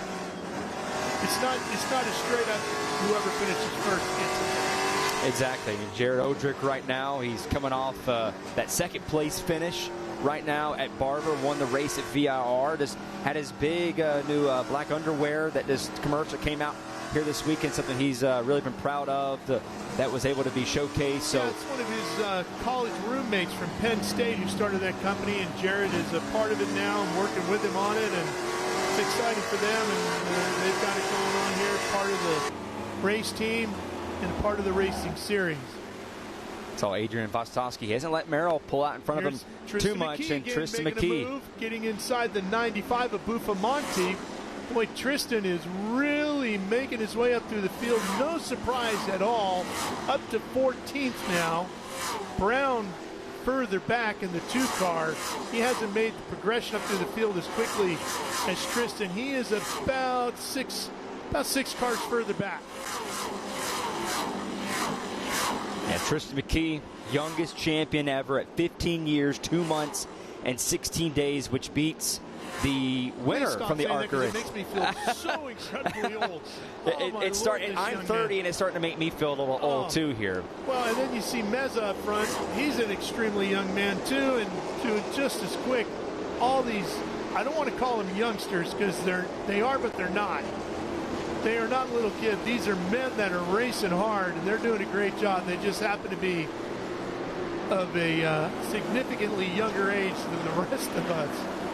I got to say, Ralph, obviously, I know McKee didn't want to prefer it run from the back, but I really like seeing McKee when I found out he has to start from the rear, because it's going to be exciting to watch him do it. Yeah. And you see it right here. He's got right there Laney Bice, his teammate, there in front of making her second start. And look, can he make it 3 wide? Going 3 wide up the front straightaway. That's Mia Lovell just to his right. And McKee under braking. Nice job. He'll get them both. Not surprised, right? You can't be in. Bice got really tight right there and made some contact with Mia there on exit. And they got Jared Odrick just in front of them. You see the black and the white car again fighting for that Pro-Am championship. He is now leading in that category. Got in front of Atwell. So one of the things he had to do was lead a lap. Check that box. I also want to note, look at the top of your screen. Helio Meza, 4-second lead in his first T2 race. Forward. It looks like out of Adrian Vostosky's car. Yes. Yeah, just a little bit right there. Got to wonder if maybe is that some. Good at all. That's getting to be more significant than just a little bit, isn't it? Yeah, it's starting to pull up right now. See smoke right there in the cockpit. It's getting pretty heavy here, so we'll see, especially. What a shame, because he was so quick early on in this one. And remember, he had that bumping and banging going down the front straightaway, but that doesn't. Yeah, it looks like it's coming out of the pipes here. Yeah, that looks a little bit more significant than a tire rub. Yeah, because I didn't think there was that much damage with Merrill when they made contact, so it couldn't be that.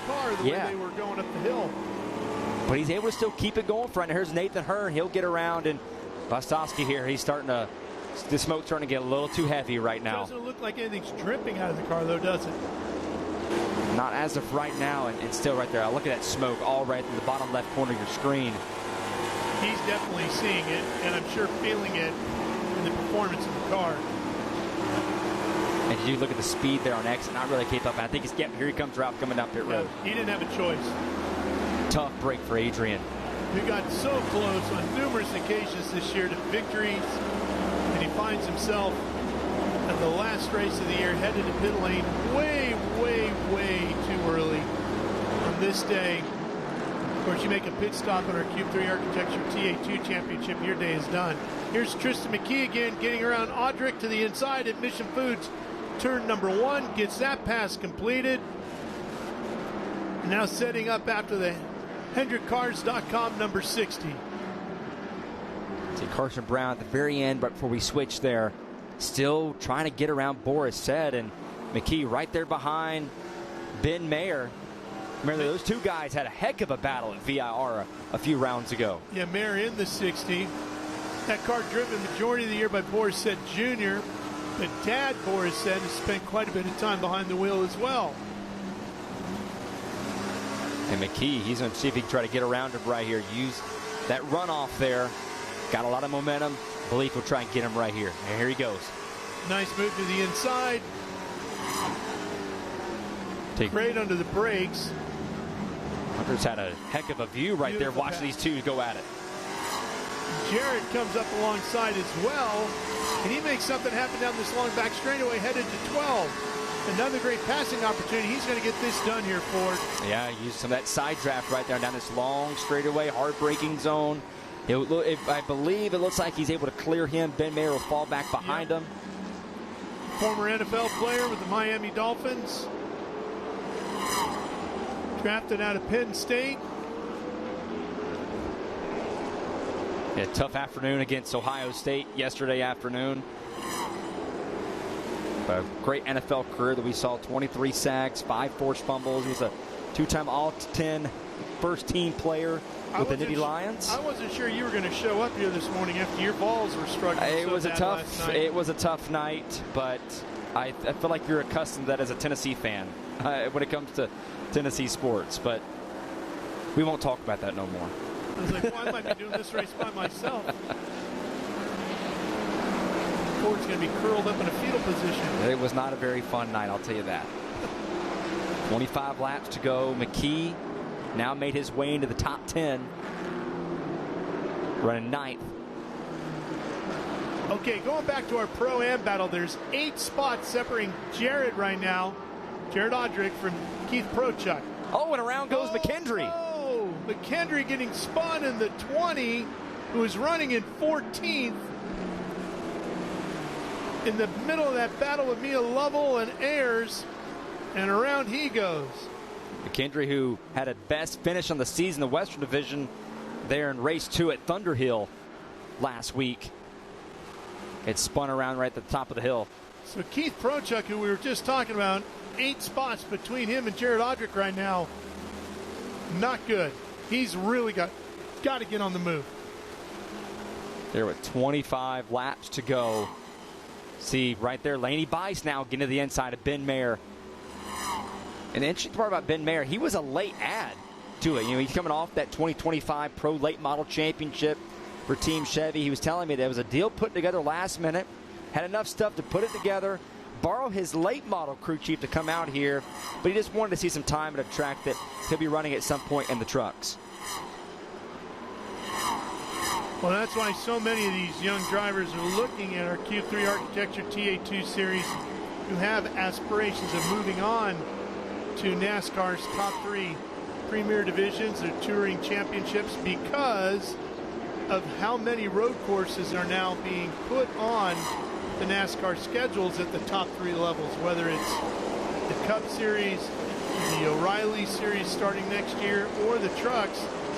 You got to be competent at road racing if you want to win a championship in any one of those 3 national championships. And especially when you run for a team like Nitro, because I want to mention this is their biggest car count.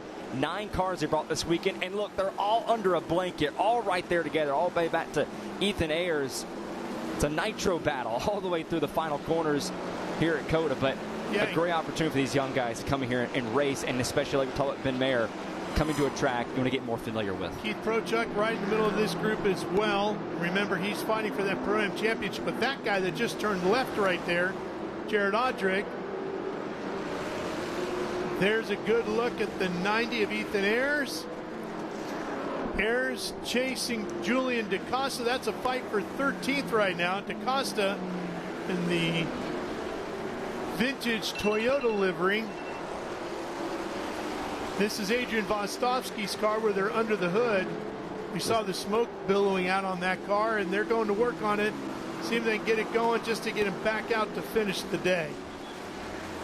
There's Ben Sissel looking for lunch, waiting for an opportunity. All right, racing continuing here at Circuit of the Americas with 24 laps remaining in the season for the Cube 3 Architecture TA2 Championship. Trans Am Series presented by Pirelli, continuing live on Speed Sport 1 after these words. Stay with us.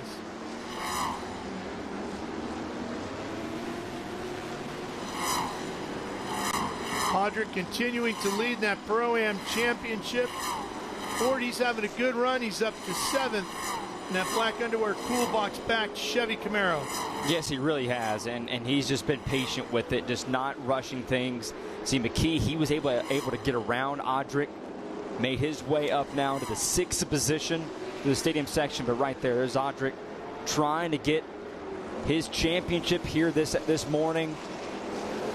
Tristan McKee, Spire, Gamebridge, Scott Legacy Racing M1, all helping to provide that Chevy Camaro for him. And boy, has he taken advantage of it.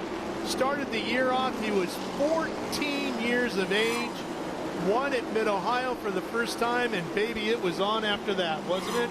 Yes, it certainly was. And right here with 23 laps to go, just obviously what a season that Audric's able to have. Here's Jared coming at you up the hill.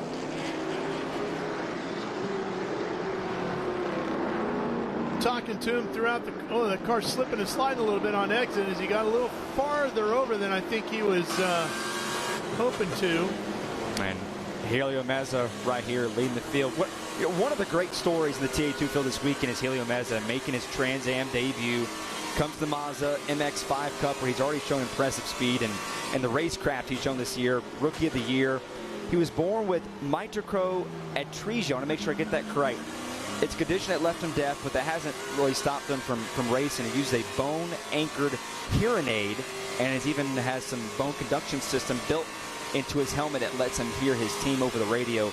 Something that's just incredible when you think about how the communication intensive in your sport is.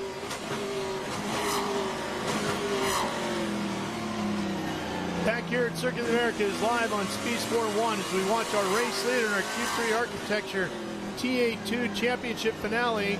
Meza out front as he has been since the drop of the green flag. This Alessandro's Racing Chevrolet Scott Legacy Racing M1 Camaro has dominated this event since the drop of the green flag. He's got just inside the 5-second lead over Thomas Merrill in his HP Tuners Franklin Road Cope Racing Chevy Camaro. Won 2 NASCAR Mexico Series races this year. 3rd in the test session on Friday, and then led practice. Here's his problem. This guy in the yellow and black car, right there, yellow, white, and black, Tristan McKee, who started this race from the back because he was not able to be here this weekend because he was busy in Phoenix, and qualifying got washed out yesterday. So what the field said on practice times, he started deep in the field, but he has worked his way up to 6th. He's on his title rival's bumper here, Sam Corey, who he fought with throughout the course of the season.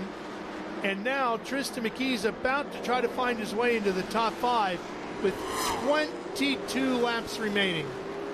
Well, That's he's got a lot of work to do. Meza. He's 15 seconds left, 15 seconds behind. He has a lot of work to do. He has to get around this Nitro driver and Sam Corey, who's 2nd in the championship standings, trying to lock that up here this afternoon. So McKee has a lot of work to do if he's going to go and catch Helio Meza. We'll see if a caution, how that plays out. We didn't see any cautions during the race at Barber, and as we mentioned it, there you go. going back around. 46 goes around here. That's Tim Carroll. Yep, Tim Carroll out of Santa Ana, California, the CRDMFG.com Chevy Camaro. He was running in the Pro-Am category. McKee has reeled in Corey, and boy, have those two gone at it all year long.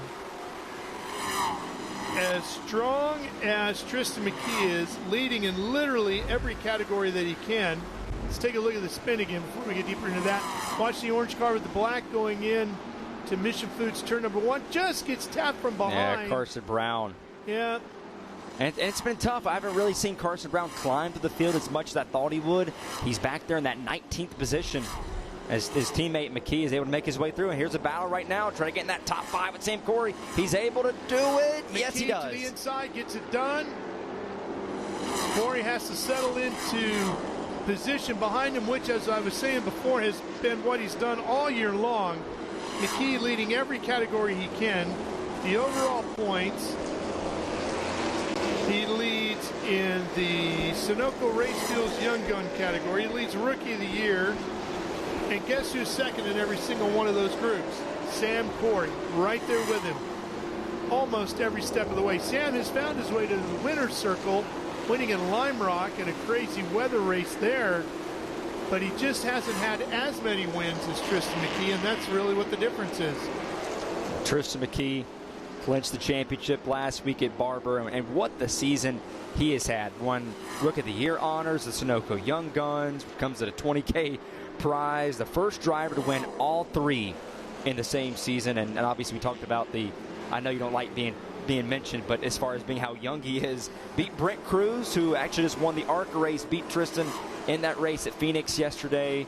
Youngest driver to win a championship by 4 months. Here's Lady Bice right here, having a good run in her Chevrolet Q3 Franklin Road Scott Legacy Racing M1 Chevy Camaro, sitting in 8th position in car number 8. And Roush, she was able to take part. She's worked a lot with Scott Speed and just the sim, and able to get as much time as she can as possible. And she's been super impressive. We saw at VRA what she was able to do. Ran with a lot of those guys. I want to say had a transmission issue in that race at VIR, but she ran right there outside the top 5 all race long. And right now she's being super impressive, keeping on the racetrack and doing a really solid work here today. Having a good run with 21 laps around the 3.4-mile Circuit of the Americas yet to go.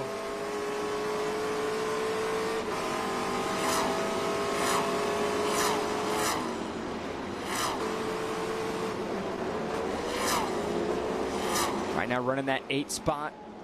And also it's Carson Brown right there in front of her. Now, Carson Brown, obviously, he got caught up in that mix-up there.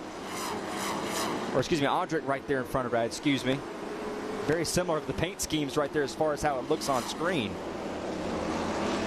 Audric right there in front of her for that position. Sam Corey there in front with Bufamonte right behind her. Great shot of her onboard right here through the stadium section.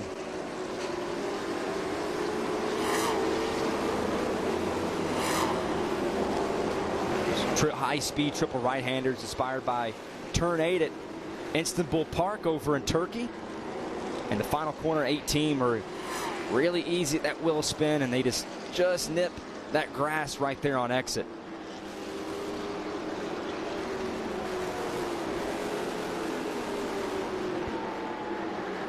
Now we're talking about Ralph when you mentioned McKee making his way through the field. He was 15 seconds back about 2 laps ago.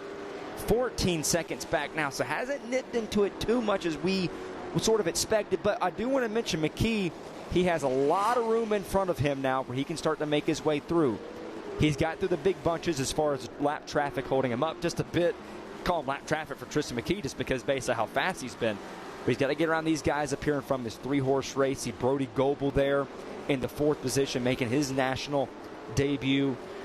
Yeah, Tristan has started to pull away from Sam Corey, who, by the way, has a win here at Circuit of the Americas. He made his debut here with Nitro Motorsports last year in the ProAm Challenge and won the race in that category. And right now he runs behind Tristan McKee in 6th. Here is the 26th. This is Merrill trying to reel in Hearn just in front. That's a fight for 2nd place. Nathan Hearn. The team car to Prochuk. And Prochuk, let's see how that battle is going in the Pro-Am category. So we still have Jared Audric leading in that class. John Atwell runs 2nd. Prochuk runs 3rd. And he is back in 14th. Mia Lovell is leading in TA2 West. So she's having a great run here today. Having a great run here this afternoon. And right there, see that battle starting to heat up. Brody Goebel poked out a line there, got right back behind Merle. Merle has already, as we talked about, he's been super successful here. Had that battle with Connor Zilch, I want to say back in about 2022, where it came down to the final corners. Connor got around him at the very top of the racetrack. I want to say right in 11, and then Merrill crossed him back under and was able to hold him off in a great battle to win that tiebreaker over Rafa Matos in that championship. And Brody Goebel pestering Thomas Merrill right there through the S's. And of course, Brody Goebel, the Q3 Architecture TA2 Western Series champion, where he finished just in front of Mia Lovell, Kyle Kelly, Tim Lynn, and McKendry. Don't forget, Brody Goebel finished 2nd overall in the race, in the combination race at Laguna Seca. Finished second behind Rafa Matos in that crazy ending that we saw there in the corkscrew where Brent Cruz and Rafa Matos and a couple others got together. But Helio Meza right now putting on a clinic. What a master class by him in his first ever race. No qualifying, just the practice sessions, the sims that he's been working on with Scott Speed and Team Chevy. And doing great work here. Meza doing a tribute livery here to Barry Bowes, long-time competitor in the series. Fan favorite and loved by everybody in the paddock area, who tragically lost his life early this year in an aviation crash.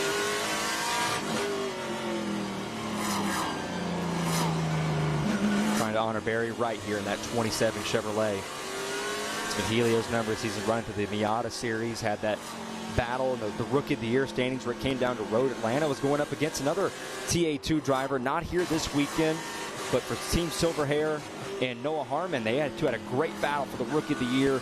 Helio was able to get Noah in that last race, but those two had a great battle through the MX-5 series. Another guy in Julian DaCosta coming from the Miata series as well. Here's Keith Prochuk in the 9, and you can see right now Prochuk all the way down in 15th, and Jared Odrick up in 7th. So if Keith wants a shot at this, he's got to get in front of Jared. There's laps, lead points that have to be handed out, and a handful of other things that come into play on this. And I think a coin flip and some Rochambeau and a few other things that the officials have to go through to decide this Pro-Am championship here today. But right now, it is all going the way of Jared Odrick. Bostowski making his way out. Return to the track. They've got whatever the engine problems were fixed, and he's headed back out. I want to mention, Ralph, right before we went off screen right there on the left side, it was showing on our board there as far as lap times. Tristan McKee and Helio Meza ran the exact same lap time. I'm telling you, Tristan's coming. It's going to be an issue for Meza before this race is done. 18 laps remaining. McKee is into the top 5 and charging. If this race gets held up in any way, shape, or form with a full course caution, it's on for sure. And Adrian, looks like he might have a problem right here. It's not going, lost power or something. It's just not, or maybe he's just trying to get out of the way. Those two guys, could obviously, here's pro check. McKee right here. That Gamebridge backed machine. Spire Motorsports. HendrickCars.com all helping him out. We'll see what he can do here. He might need a caution right here to bunch everybody back up. Still hasn't nipped that lead as much as I thought he would right there. But Nathan Hearn, though, however, he's been clicking off a couple faster lap times the last few laps go up for Meza. So we'll see if Nathan Hearn can go back and catch him. In his second start of the season, had some problems at Watkins Glen that we saw in his first start of the year. But right now, just nipping into it just a tenth by tenth. See if he can catch Helio Meza. Yeah, McKee 0.03 of a second quicker than Meza on the last lap. He's got some cars in front of him. Brady Goebel right there, and then Merrill just in front of. There they are. There's McKee. That would be, what, 3rd and 4th right there as Tristan continues his march up through the field. What a performance. Here's Goebel inside of Merrill. And we'll change things for 3rd. Cross him over. Oh, he comes right back on the inside as Goebel goes too wide. All that work for nothing. That was great work by Merrill to sort of drift him down just a bit. He came in pretty shallow there for Goebel, and then Merrill pulled up. That it shows the veteran presence there of Thomas Merrill. Just right there, just drifting him down, pull up, able to get and slide him across and cross him over and still hold on to that 3rd position. But right now, Tristan McKee licking his chops now. He is starting to catch him on and trying to go for that podium here this afternoon. Well, he's got somebody to chase after. The 60 is done for the day with power steering issues, so that'll end things for Ben Mayer in his Nitro Motorsports Toyota Camry, unfortunately for him. As we watch this fight here with Merrill and Goebel continuing, there's your race leader out in front, Meza, for the 212. He was a second faster that last time, Ralph. He was on that one. Now Howe Racing chassis making his way nip by nip, trying to catch Helio Meza for that first spot. He's now shaved. It was about 5 seconds a couple laps ago, 3.5 now. Hearn right here in second place in the 15. And this is really going to test Helio Meza right here. He's had a clean race, and he's done exactly what he needs to do. Keep it clean out front. Keep it on track. We'll see what he can do. But look at these two guys right here. How about the sideways, Merrill? Third, Merrill smoking it up a little bit. And Goebel closes right back in on him. And McKee right behind him as they come through the stadium section with Hearn and Meza just in front of him. Hard on the brakes right there. On the back bumper, chasing him, and Merrill gets way wide. This could open the door for Goebel. He's not there able to capitalize on it just yet as they all come out onto the front straightaway and begin the charge up the hill. What can Goebel do in Mission Foods turn number 1? He made a pass here last time. Can he do it again? Here they come into the braking zone. Has to stay in line with him this time. It's allowing Tristan McKee to catch these two guys right here, but they're about to catch the slow traffic. Matt Gray right there in front of them. Yeah, Gray in the 64 car out of Chaska, Minnesota. It's a tough spot to catch lap traffic. They're going to try to get to the outside of him here, which becomes inside the big bump right there. They all clear him. Look at McKee on the backside of Goebel now. And this could really be interesting coming into 11 because they're headed that way right now. Getting ready to come up the hill here. They'll make the left-hander and start charging downhill into 11. Here they come. This is a great opportunity for Tristan McKee right here. He's setting up Goebel, going for it. And then Ford, he could get Merrill at the end of the back straightaway going into 12. And guess what? McKee will find himself in third. And it looks like that's what he might try to do here. He's going to block Goebel a little bit. Maybe use that draft to help push him down that long back straightaway. They are closing on Merrill. Here they come. Quickly headed into turn 12, approaching 160 plus miles an hour. Hard on the brakes. McKee is right there.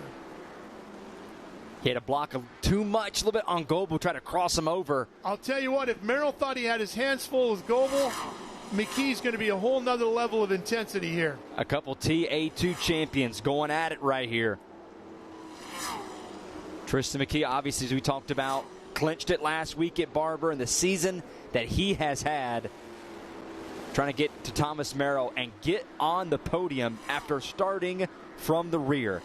What an afternoon, or should I say morning, here in Circuit of the Americas. Merrill's got to figure out what to do with this car in front of them, too. Slides coming off that corner, cuts back to the inside. McKee looking to go a little deep. Goebel smoking it deep into the corner as they all dive into turn 20. Now it's the big charge up the hill once again. Here they go with 15. Going to be, 15 laps to go here in our Cube 3 Architecture TA2 season finale at COTA. Had to go around the former SCCA winner here at COTA and he's right Brian there, Schiebel. little contact at the apex of Mission Foods turn number 1. Can't get anything done. Merrill hangs onto the steering wheel. Back into the rhythm section here at the S's. To the right, back to the left, back to the right again. Big sweeper here, back to the left. Eat that one all the way up. Everybody all the way up and over that. Big bump here, right there. They get through that. And now we're setting ourselves up again for that run down to 11. Here it comes. McKee likes this spot. Yeah, Keep he an eye does. on that second car in line. The white, yellow, and black. Can he make something happen here on Merrill? No, but maybe he's thinking about 12. Look at how he closes up on him. Throwing up through the gears once again. Long back straightaway. Got to use the draft here. He tucks right in behind him. Bit of a kink here. Downhill now as they crest over the rise. Here he goes. Defensive. Outside, comes inside. Under the brakes at over 160 miles an hour. Merrill does a great job in the white and blue 26.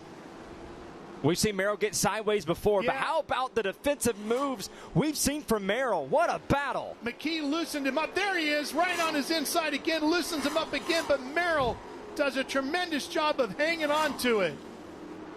My goodness, what a battle here. Thomas Merrill has held his own way better than I thought he would, and that's just showing why he was a former champion in this series. McKee all over him, beating that back bumper off, and it's resulted in Brody Goebel now. An opportunity for him to capitalize if these two get together. Thomas Merrill out of Salinas, California, the Northern California racer with the HP Tuners, Franklin Road, Cope Chevy Camaro, doing a great job fighting to hold on to a podium position with third here in the season finale with 14 laps remaining in the year for the Q3 Architecture TA2 Championship. And Hearn, he's closed the gap. Hearn is closed just the over gap a second, on Meza, hasn't he? He yes, sure has. He's just a tick over a second behind him. Hearn in that number 14, or 15, I should say. The driver out of Lismore, New South Wales, Australia. The Owasso Speedway Blue Gold Industries Toyota Camry in second and closing on Meza. And if they get to battling, that'll slow them down and give these guys a chance to close up on them. And we've got 14 laps to go. Well, here's what I say. If they're going to close on it, McKee needs to get around Merrill ASAP right here if he has any chance. He's now 14 seconds back with 14 laps to go. Obviously, the mathing is a second a lap. He needs to catch it. So McKee's got to get around Merrill pretty quick, but Merrill has done an outstanding job holding off our current champion. The only thing to that, Ford, is that they're not exactly running slow, are they? I mean, you look at their lap, well, they're a little bit slower than the top two. So, yeah, he does. He's got to get around. There's the fight for the lead here. Meza and Hearn. Which battle do you watch? Right there on him. This is going to test Helio Meza here now. Oh, we get sideways. He's loosening up that number 27. I wonder if he's worked his Pirellis a little too much. He is feeling the pressure now. Going back and forth here. What battle do you watch? McKee all over Merrill, who's, again, really holding his own. We talked about how the intensity was going to ratchet up for Merrill, having to defend around McKee. At the same time, Merrill has stepped up the intensity for McKee, forcing him to do some things to try to get around him that are not usually how deep he's got to go into the book of tricks.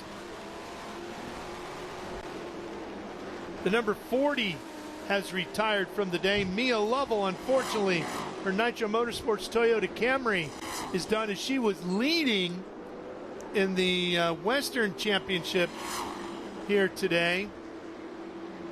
Here goes McKee. Does he make a move here? Yes, he drives it in deep. It done to the apex at Mission Foods turn 1. He takes Merrill way wide. What's Goebel going to do? Goebel trying to get to the inside. He gets around Merrill. Huge opportunity for Goebel. So McKee played a really tricky trick there. He got to the inside, then said, I'm going to take you as far out here as I can go. And Merrill just ran out of room. McKee was able to cut back to the inside just before Goebel gobbled him up as well, but he got around Merrill. So now McKee will move to third, Goebel to fourth, and Merrill, who did such an incredible job, gets kicked back, and we've had a change for the lead here. Fight for the lead continuing out onto the back straightaway. Side by side, Hearn going after Meza. Meza gets back around him. Got some lap traffic up here ahead of these guys. Got to play it well. Hearn's going to get back in line. By far the best Q3 Architecture TA2 race of the season. Tremendous battles all over the field here. Oh, he goes wide. Circuit of the Americas. Hearn trying to get to the outside of Meza as they work their way through the stadium section here at COTA. Look at Hearn sideways right there, all the way there. They get past the lap traffic. He's going to give him the bumper. Meza fighting with Hearn door to door. And here's he Hearn really taking drove him deep. Into the queue. Oh, I thought they were going to hit the barrier there. They just missed the sign. Back through the stadium section we go. Around the 250-plus foot tall observation deck here at Circuit of the Americas. Meza has to give up second. This will be the first lap of this race. He has not been credited with leading.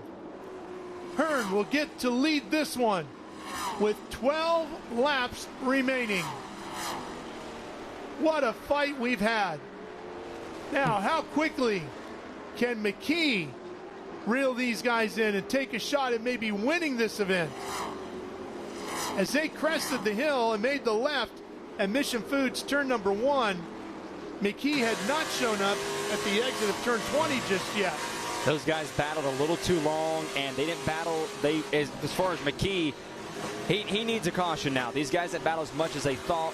Yeah, but he's about 14, just inside of 14 and a half seconds down, right? Right. And, Ralph, I want to go back to that move that McKee made on Merrill. Remember, when Merrill and Goebel were going at it, Merrill pulled that move where he pushed Goebel more shallow on entry into 1. Merrill pulled back and crossed him over. He tried to do a little something similar with McKee. McKee didn't fall forward. He held the brake a little bit on the center of that turn so that Merrill couldn't cross him over, gave him the elbow a bit, and able to complete the pass, and Merrill started to drift back. Goebel hasn't let McKee drift away from too much here. But Nathan Hearn and Helio Meza, what a battle those two guys had. Or Meza and Hearn. Hearn drifted him a little wide there. Gave the rookie in his first race the little elbow grease right there and able to move him around. But Hearn now P1, top of the board, but Helio Meza is not letting him get away. Hearn having a great run now after he has fought his way up to and around Meza. Take the lead in our season finale, coming up to 11 to go. And he's got some damage to the right rear of that car. See a little bit of bodywork flapping around there. Not too much. Doesn't look like it's hindering him at all. This is a fight for the lead, and the pass that was made, see them getting all the way up into the dirt, pushing and shoving. There's that. I thought they were going to hit the damage Q3 right there. sign there for sure. And somewhere in there is, I think, where Meza got into the back of Hearn and scraped that bodywork up a little bit. Now, it's going to be really interesting to see with Helio when he had that big lead is, did he use his tires up? Did he save his tires? That's going to be the biggest question now because he isn't really letting Nathan Hearn get in front of him now with 11 laps to go to Nathan Hearn when he was about 5-6 seconds behind. Now, was he using his stuff too much and now to get the lead? Did Helio save his stuff? That's going to be a big question because Meza isn't letting him get away from him too much. If you're new to the Q3 Architecture TA2 Championship, everybody here, of course, running the Pirelli tires, official tire of the Trans Am Championship, and everybody producing a little over 500 horsepower here, Ford. So those Pirellis are being tested, and they usually do a fantastic job giving these guys plenty of tire to use through the race. But you can't abuse them. You can abuse them, and these guys really haven't talked about. Talked to AJ Vostosky yesterday, and I was asking about the tire wear here, and he says there's not really that much tire wear. These Pirellis hold up really well at this track. We really like it. Especially, it's going to be a lot of grip for everybody in the morning because it's been cooler. Really been in the low 40s, low 50s, high 40s here this morning. Probably now around the mid 50s currently right now, but Helio Meza sticking with them here. Those Pirellis are holding on pretty tightly here, nicely for that 27 car. And these two guys, they haven't had enough of each other. They still want to hang around. But I tell you, a guy who wants to see these guys get together, Tristan McKee. He right now currently still about that 14-second mark, which he's really been about the last 12, 13 laps. I know that battle held him up with Merrill and Goebel a bit, but probably used some of his stuff a little too much. But Helio right there all over Hearn again as Hearn went wide. Yeah, Hearn gets wide. They all ran. The top three all ran in the 211s on that last lap. Temperature at 63 degrees now, full sunshine. So things are warming up quickly here. He's right there Meza on him again. Looking inside again, and Hearn goes way wide. That could be a real problem coming down to the corner here. Hard on the brakes, and we got a new leader again. Meza back out front. He crossed him over. Man, he went too wide. You can see how loose the car got on exit, and Hearn takes full advantage, pulls right up alongside, and will have a big advantage when we get to the top of the hill here. We'll see right here if he does the crossover. A lot of guys have done that already currently. No, he's too far back to take advantage of that. And the Toyota leads the Chevy as they head down into the S's. What a battle between these two. What a race here, Ralph. Between what we have seen on the racetrack, Meza always to the S's lane. He stuck on the track. Could that be our full course caution right there? We will see. She's not moving right now, but right now, what a battle for the lead with 10 laps to go. Tristan McKee is begging for that caution. Oh, we need a full course caution. Have to have a full course caution. Absolutely. While that craziness is all going on, We should also tell you that Jared Audrick in our ProAm championship, Jared has put himself up to 7th and has led laps there in that ProAm championship as well, which was important towards him winning that title. And then his title rival, Keith Prochuk, is back in 15th and has not led a lap. So right now, it's looking like that title fight is going Jared Audrick's way. Here's how it looked with our top two coming off of the last corner. Just using that side draft to pull Meza back down the straightaway, up the hill, the big elevation change, right on the splitter there going into one. Buried on the ground, doesn't he? And the Toyota just sneaking in front of the Chevy. There's Audrick right there, back out of turn 11 and down that long straightaway. Trying to get the championship here today. What a season he's had. 3 wins on the season, trying to make it number 4. And Meza now has taken the lead here again off Hearn. Not sure where that took place, but there is so much going on this racetrack. We'll probably swap that back and forth a couple more times here with 10 to go, coming up on 9 to go. Ralph, reminds me a lot of that IGT race we had this morning. A lot of lead changes back and forth, swapping.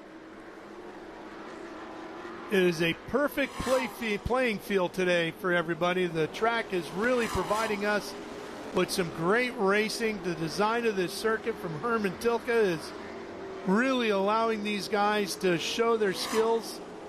And Meza starting to pull away from Hearn. I mean, really pulling away. I wonder if something's up with Hearn. Look how he's dropping back. Gotta wonder if he uses stuff up too much. The Australian might have. And Meza got a little wide there. Had to hold on to it just a bit. It's going to allow Hearn to catch up just a little bit. Hearn was a full second slower on that last lap. Something looks like it's off on the 15. The driver out of New South Wales, Australia. There has been no update on Laney Bice, so at least as of now, it is not going to bring out a caution. You would have thought it would have happened by now. You would have thought it would have happened by now, especially since they've made already a full lap with her being on the racetrack. So she must have been able to get off the track or at least get it fired back up. And look at Hearn right there.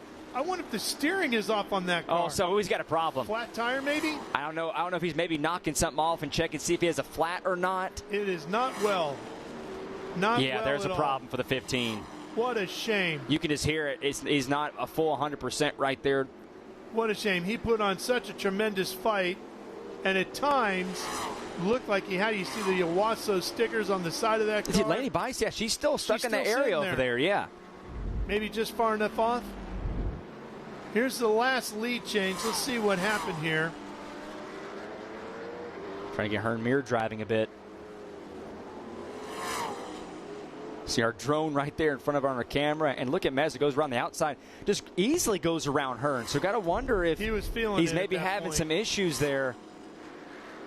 And we'll talk about Carson Brown. He's had a tough night, tough afternoon here. 22nd right now.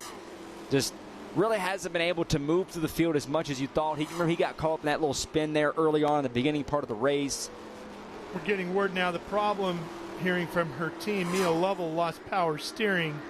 No way to fix that, of course. And what a shame. As I said, she's done a lot of testing here. Has been fast all weekend, was leading the Western Division race here. That's Laney's car still sitting there. They're trying to wonder if they're going to move her out in of there without having to pull full course caution. She will finish second in the Western Championship. Mia Lovell will. Now he's about 4 or 5 seconds behind right now. They're starting to pull away. Now, if you're Helio Meza, you had a great battle with Nathan Hearn. Now is the time. Just need to save your stuff here just a bit. Here comes McKee. McKee closing quickly on Hearn. The wounded 15 is just ripe for the taking now. And he knows it. He is just limping that car around here at about 60% of what he was doing earlier. And you're going to see McKee come right around that left-hander and charging. Here he comes, charging down the hill. He won't get him here at the corner, but he'll get him by the end of the back straightaway, I bet. And Goebel is right with him. That's a tough break for Nathan Hearn, because remember, he had the issue of Watkins Glen. He knows he stands no chance of defending against McKee and Goebel. So he'll very professional veteran move there to stay out of the way. not giving these guys a race. Tristan McKee, with 7.5 laps remaining, is now up to second after having started at the tail of the field since he did not get a chance to qualify for the race, and the field was set due to practice times, but he has charged his way up to second. Can he catch Meza? Stay with us on Speed Sport 1 to find out.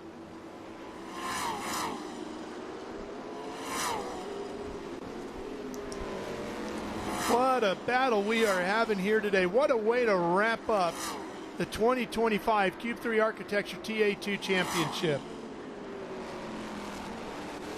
Ford, you got word on Hearn? Yeah, I've been told it's possibly a fuel pump issue for the 15, so that's a tough break. Remember, we were talking about had that issue at Watkins Glen. He was running well in the top 2, and here once again having another great run, and it's not going to go the way that Nathan Hearn would like. Well, things are going well for this young man here, Tristan McKee, as it has all season since Mid-Ohio.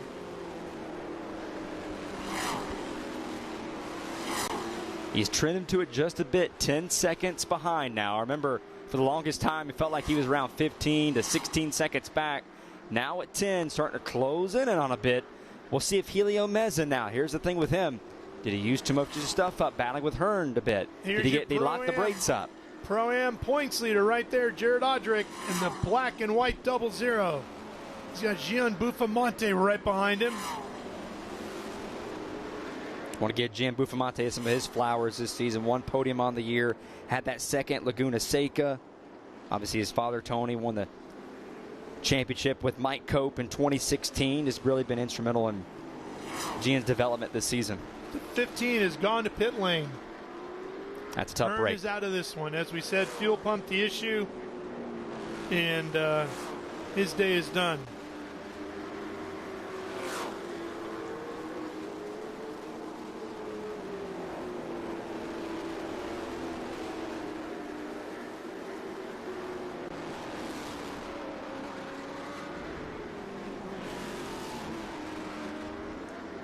Back here at Circuit of the Americas, we're in Austin, Texas.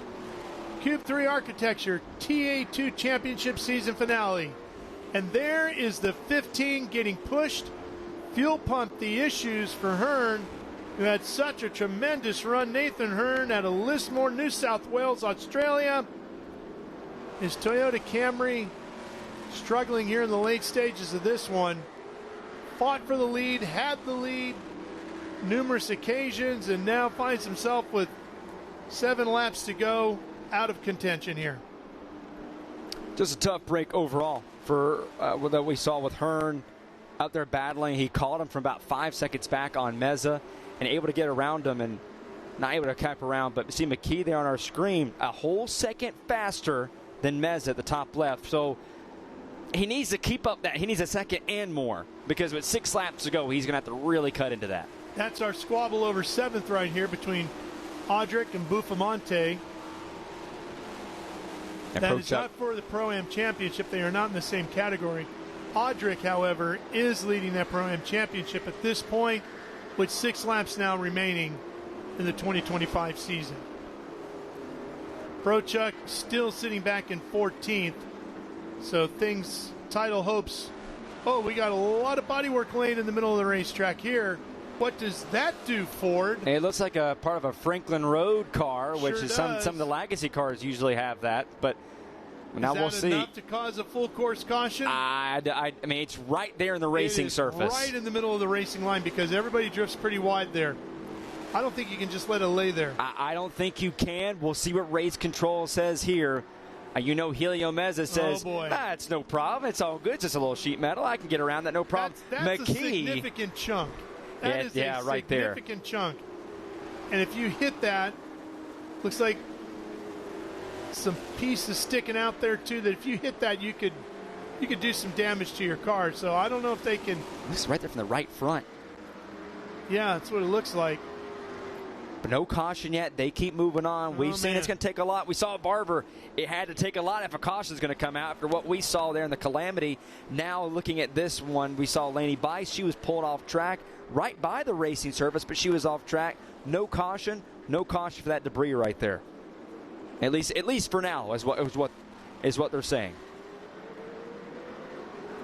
See, Laney I tell you, sitting there. Laney's not having a lot of fun. No, I mean, she can't even watch the race. She's just staring at the wall. Well, she's getting very familiar with what's going on in the TA2 garage. She's been mayor back over there, so at least kind of seeing what's going on. Maybe somebody on the team can at least go wave at her, go talk to her, something, at least to have something to do. She's just sitting in there right now just waiting, but no caution, so they're going to keep moving on. Meza, McKee, Goebel, Corey, and Merrill, your top 5 here. That's the view Laney has, unfortunately. We feel for you, Laney.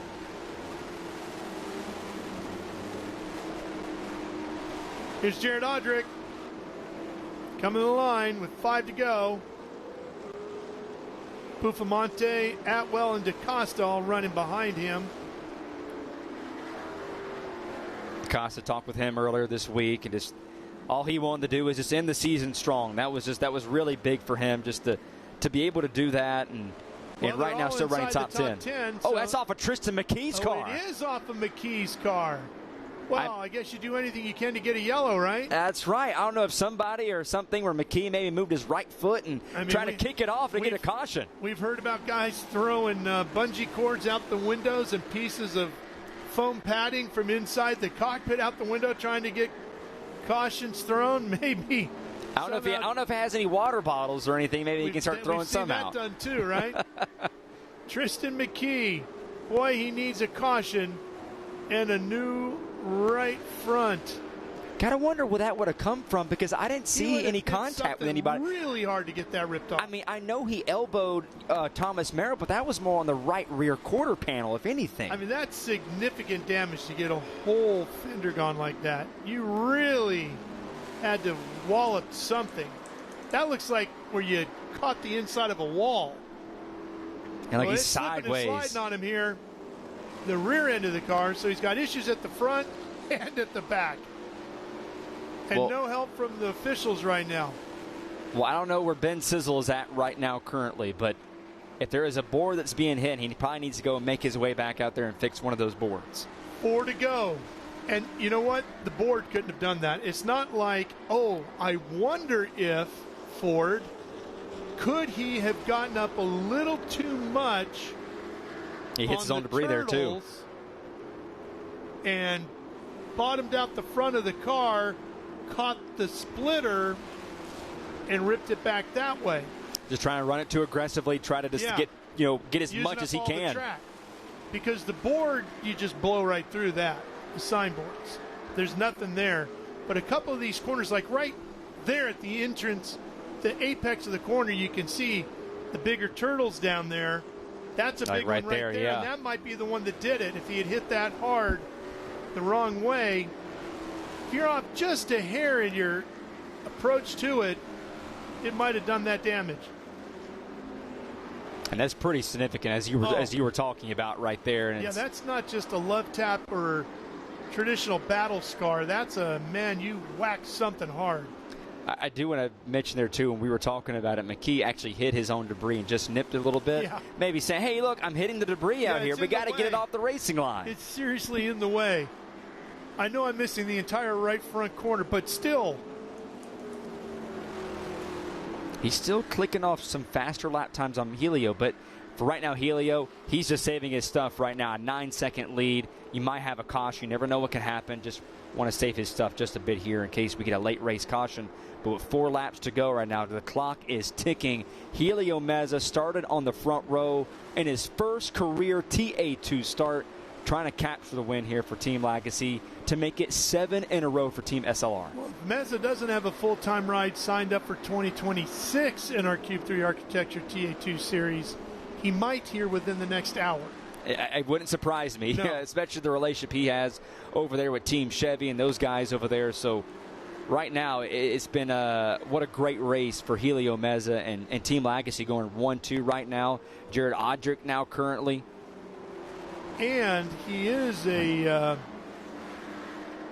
driver out of the Houston area, Spring, Texas. Yeah, 4 drivers. So this is a home field game closest to for Texas. him.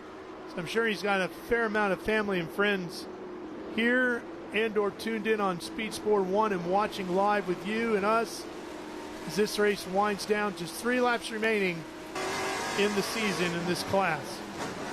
Banquet, of course, tonight will be celebrating all of our champions.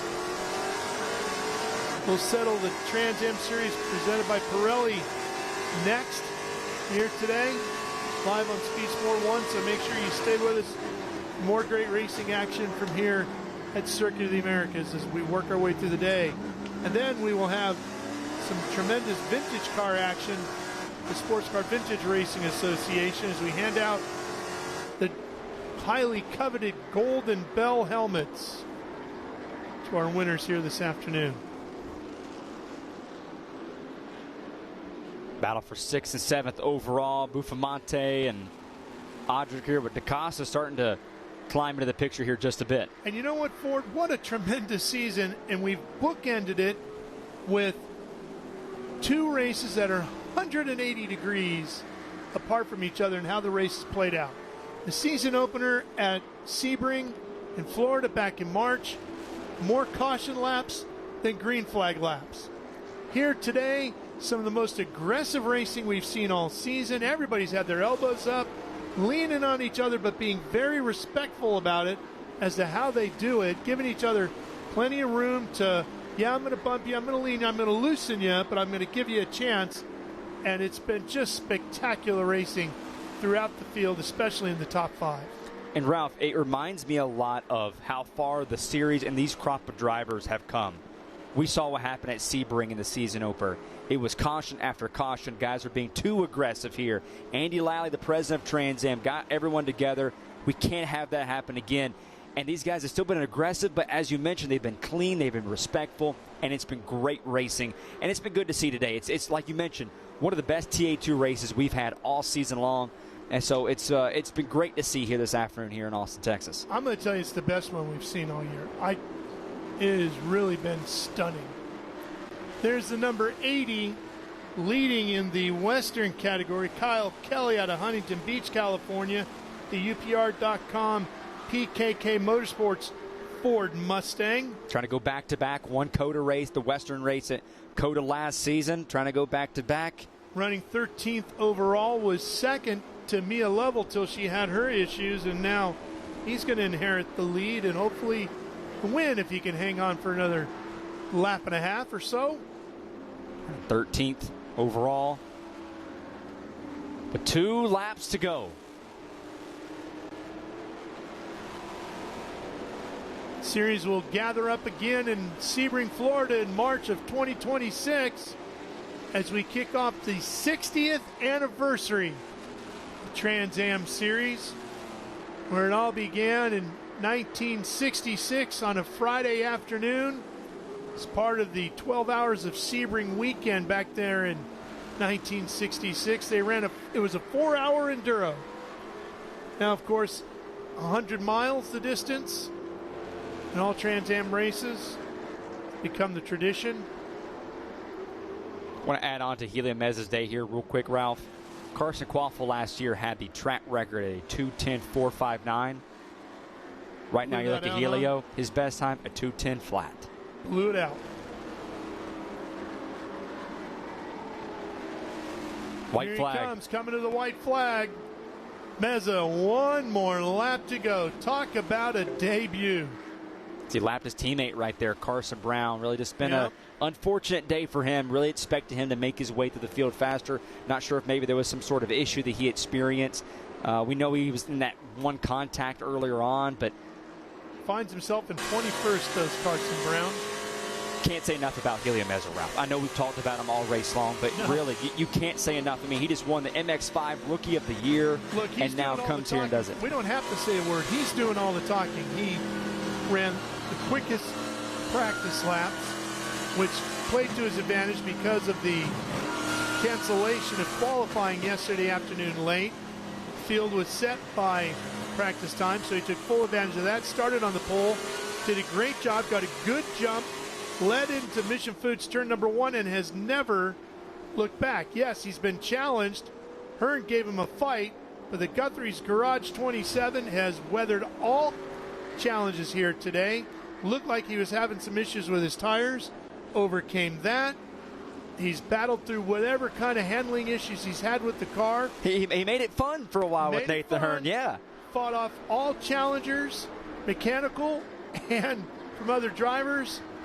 Put down some incredibly quick laps, and he's going to win in his debut race. He can work his way through the stadium section. And I want to mention a great tribute car to Barry Bowes. Obviously, we know we talked about him losing him this season. And now in a special paint scheme, coming back here, the return of the 27, and Helio now trying to go back and get his first win. What a way to do it for Barry, to put it up at the top step of the podium with a young driver making his debut.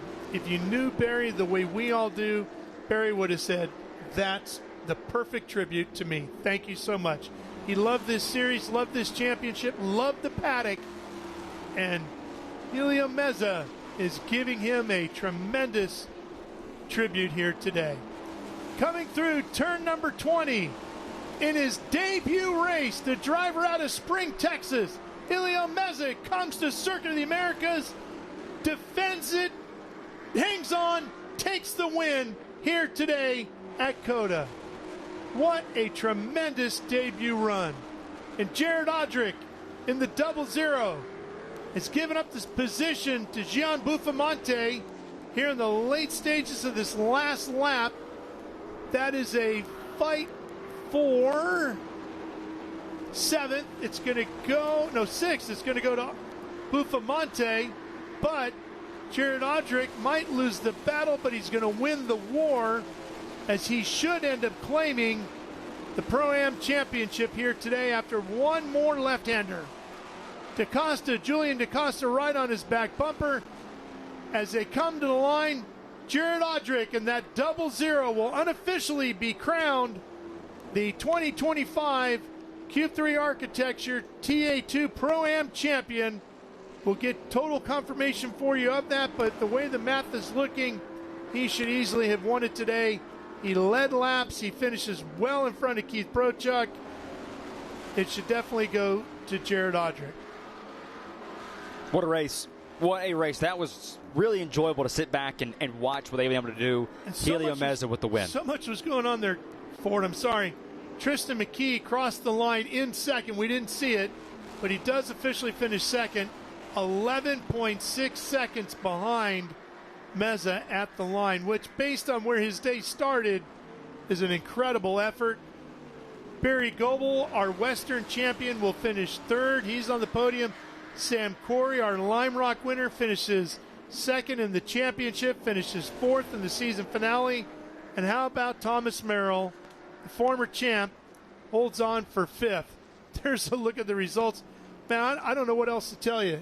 It was just stunning. What a way to wrap up the year in TA2. And we still got the Trans Am Series by Pirelli to go. Yeah, we still have some more champions to decide later today. And gold helmets. Yeah, so we have a lot on tap here at the Circuit of the Americas, but here's our rundown from the TA2 with our combined classes down to, you see, where Helio Meza gets his first win and his first start. Tristan McKee, after starting in the 30s, back in around 33rd, passes the majority of the field. A couple drivers had some incidents, comes one spot short, had some of that debris that came off, but he comes back and finishes second on the podium. Brody Goebel, in his national debut, gets third, all the way down with John Atwell wrapping out the top 10 here this morning. Good look at our Mission Foods results page. So as we look at all that, we talked about guys making debuts here, whether they come from the Western Championship like Goebel or new to the series like Meza. We have to talk a little bit about 2026 as we wait for everybody to come in and get out of the cars, and Ben gets ready to interview our top finishers here. Any things you're hearing out of the paddock that might give us some indication of where some of these guys are going? Will we see Goebel do a full season in 26 on the national championship? Do you think Meza gets a ride? What do you think? I'm not really sure, but you got to think after what Helio did today, I'm not sure what team he'll be with. You would think legacy based on the last race of the year here, which is what he's able to do. I wouldn't be surprised if Haley gets out of the car, Scott Lagacy hands him a contract immediately. Hey, you're running for me full-time in 2026. Smart to do, yeah. There's Goebel right there in the 69. And look at that. Can't wait to find out what happened to Tristan McKee and how that car got ripped apart like that. Because he didn't have anybody around him at the time. I'm thinking he had to go over that big curbing on one of the curbs, yeah. But 7 wins in a row for Team Legacy Racing in the year. What a master class there, but what they're building over there. Here comes Jared Odrick in, who we think will be our Pro-Am champion. Former NFL player, there he is. 4th win on the year, and look, he is all excited right there. That's awesome. Buddy. Yeah, you are.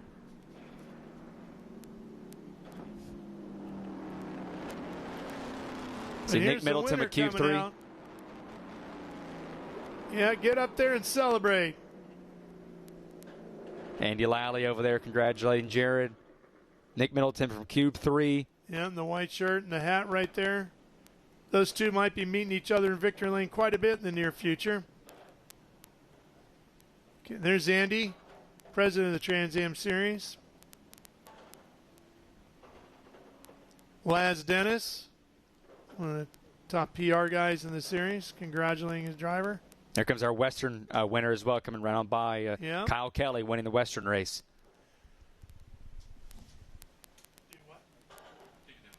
All right. Let's go down now to Ben Sissel. You're going to be busy, Ben.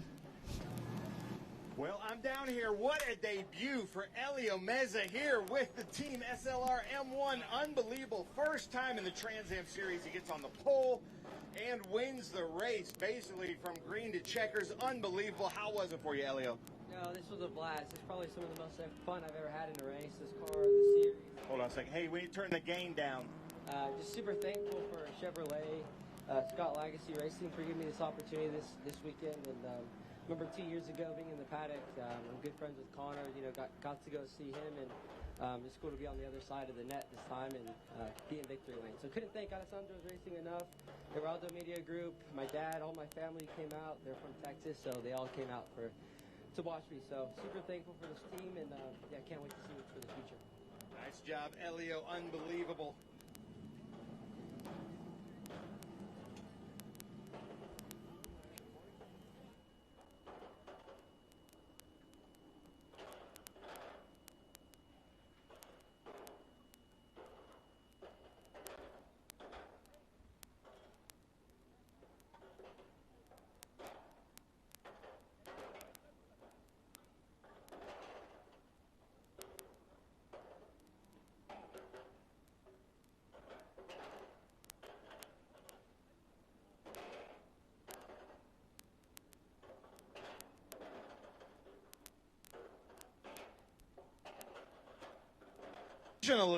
Right now, Jared Odrick been working very hard, and this was the championship here this weekend at Circuit of the Americas. Provisionally, we could say you are the Pro-Am champion. Jared, how does that feel?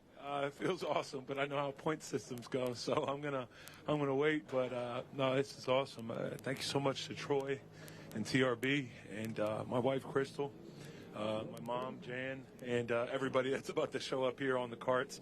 So you better watch out when they pull up. So, but no, it feels awesome, and I'm in this moment. I'm thinking about Barry. I'm thinking about everybody we competed against this year. Thinking about Keith Prochuk. Thinking about everybody that made it happen. Thank you to SLR and the M1 chassis.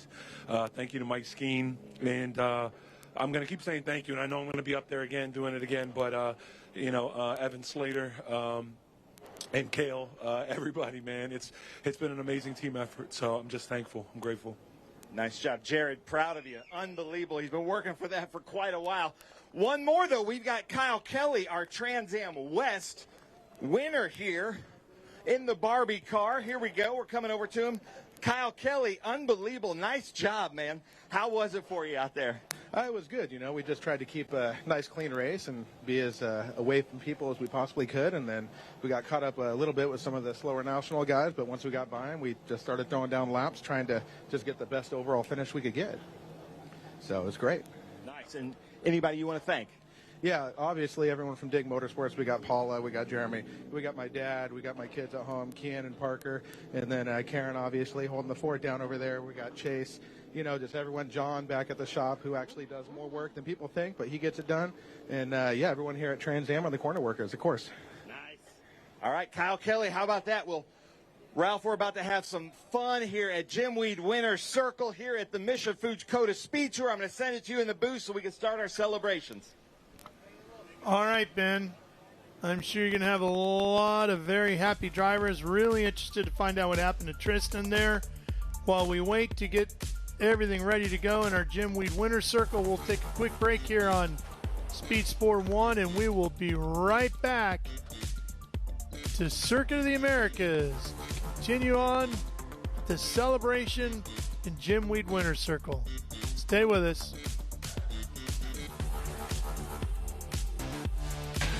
Rev up and get ready for race day with Mission Foods. The world's best racers and tastiest products come together to make every race delicious. Fully loaded tacos, fast wraps, piled high nachos. Whatever you crave, Mission will help you be race ready with easy to make recipes that will take your race day to the finish line.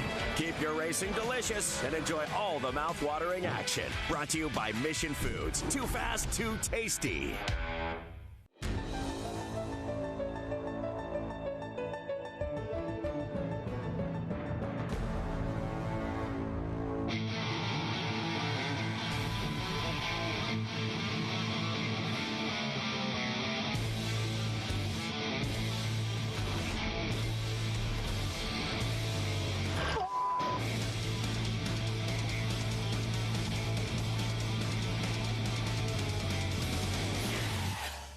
Okay, so pretend this is your race car. It's on the trailer, and you have an accident. Ouch! At least your truck's insurance will pay for another one? Yeah, not so fast. Standard insurance won't replace your race car, whether it's in the trailer, in the paddock, in the garage, or the repair shop. But at Haggerty, we can protect it for what it's really worth anytime it's off the track. No matter what or where you race, offer less than a set of race tires. Haggerty, let's drive together. What does it mean to be built with Summit? It means you're hitting the autocross, drag strip, road course, trail, dirt, or open road with confidence. Because built with Summit means you're using parts from the top names in performance. Priced to make your project affordable. And it's all backed by trusted tech expertise and blazing fast shipping. Summit Racing Equipment. Let's build it together. SummitRacing.com.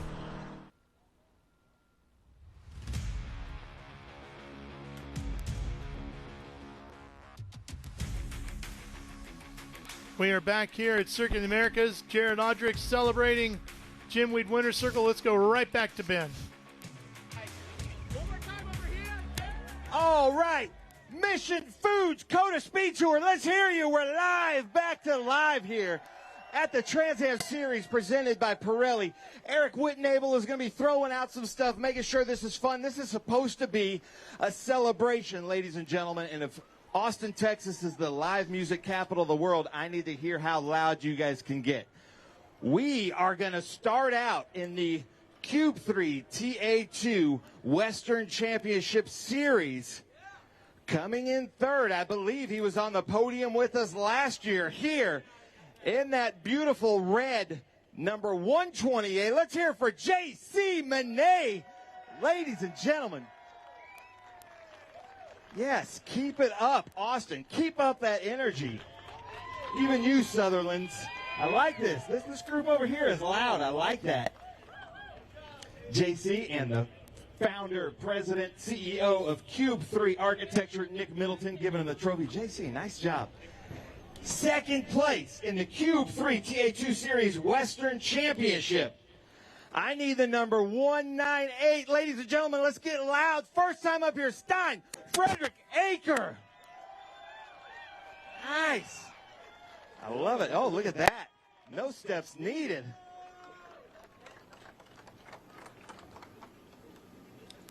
And then you see my pink rose right here in my pocket. Paula On the crew of this car put this pink rosier. I don't know if that's good luck, but she put the pink numbers on this car too with Dig Motorsports. Let's hear it. First place for Kyle Kelly. Cube 3 Architecture TA2 Western. Unbelievable. Getting a picture with Nick Middleton.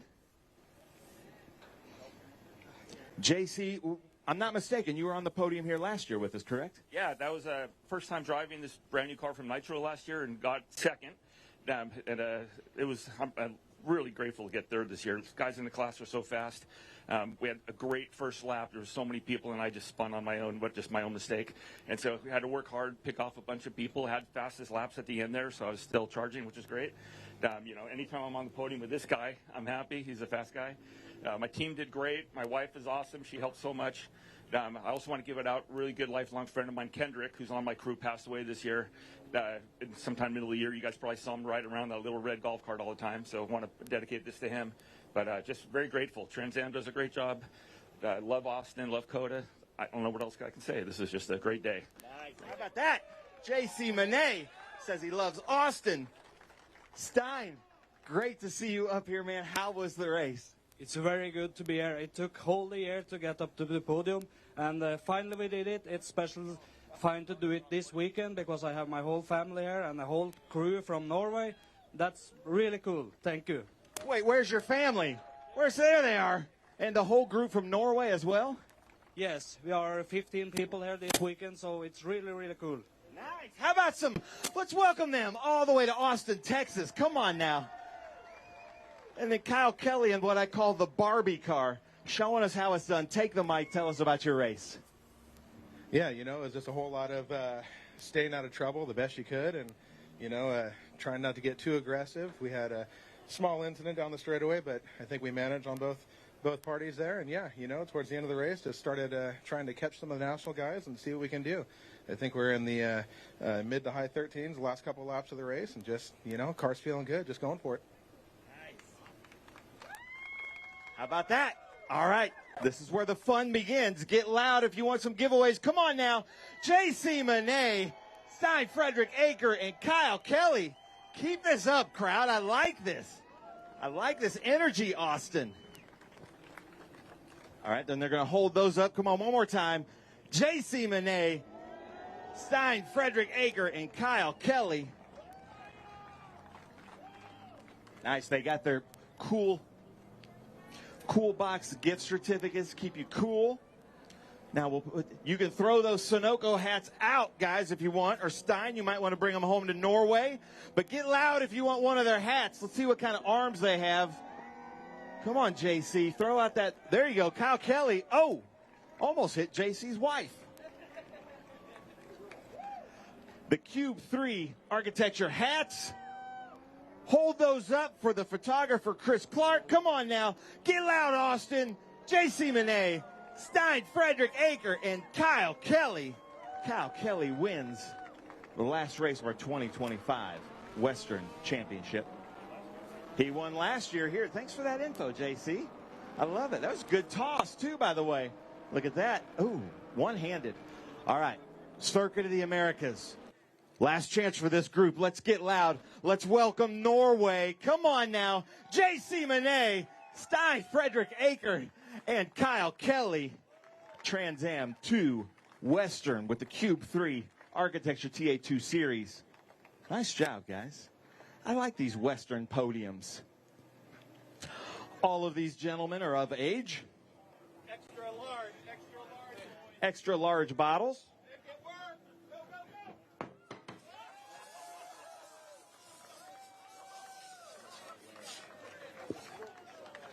Yeah, thank you. There we go. Come on now. Get loud. They got me. But, you've got the whole off season now to clean the suit. Nice job, guys. I'm proud of you. Sorry about 27. That's all right. Nice job. Stein, unbelievable. Nice job. All the way from Norway. Can't believe it. Ladies and gentlemen, this championship for our Cube 3 TA2 Series Pro-Am. This came down to just the last couple of laps, so it's been unbelievable for the championship, provisional championship. but in third place in this race, and we believe provisionally going to finish second in the Pro-Am points, all the way from Chicago, Illinois, representing HP Tuners and Mike Cope. Let's hear it for Keith Prochek. Nice job, Keith. Now, ladies and gentlemen, I've been following this driver now for about the last 12 years. I've seen him race and be fast in just about everything. But in that beautiful American flag livery car, let's hear it for John Atwell, second place in Pro-Am.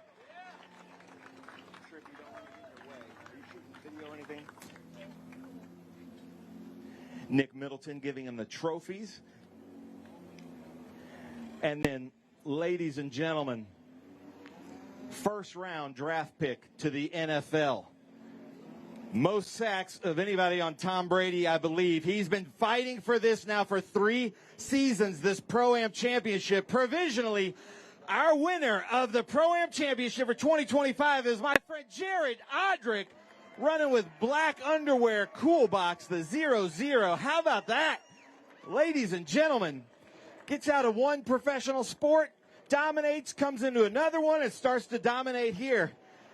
Keith Prochek, I know that's got to hurt, man. You were fighting for this all season long, but you've had a great season. Tell us about your race. Yeah, I wouldn't say it hurts, actually. I'm quite proud of Jared. We had a great race, and, you know, it's been very tight, and it was a winner-take-all battle, and Jared knew what he had to do. And he started P2 in class, and he raced to the front, and he basically stamped his win in this race. To sort of win the championship with the win at the final race, it's the way to be done. And congrats to Jared and his team. How about that? How about that, ladies and gentlemen? The sportsmanship with Keith Prochek. Keith, I'm sure there's people you want to thank. Yeah, I just really want to say thanks to Travis Cope, my crew chief for the year. I don't give him enough thanks, and yeah, we worked super hard at it. Came up just short today, but yeah, really appreciate Cope and the entire crew. Nice. Come on now, give it up for Keith Prochek. He didn't get to trick or treat with his family because he was here. He was missing that. Then John Atwell, man, I'm proud of you. Nice job. How was it for you? It's tiring. I don't do them a whole lot, so you know it's one of those things. You get wore out while you do it. Yeah. So, but it was fun. I'll be doing some more like always for the last 12 years. Nice. And anybody you want to thank? Obviously, my wife and my family. Okay, and Dustin and all the guys from X-Line. Give me a car that were able to do this, you know, come and show up and be fast and, you know, get second place. Nice. How about that? Ladies and gentlemen, John Atwell, second place. And then, guys, I'm so excited to hear this. Jared, take the mic. What does this championship mean? And tell us about your race. Yeah, no, it means the world. Super thankful for the competitors that are up here, especially Keith. You know, we battled all year, and I think right now I'm thinking a lot of Barry Bose because, you know, he was really smoking a lot of competitors at the beginning of the year, and he really stepped up his game and made us step up our game too. And so I'm super thankful for him and thinking about him a lot too. So I just want to say thank you to TRB. Supporting me all year.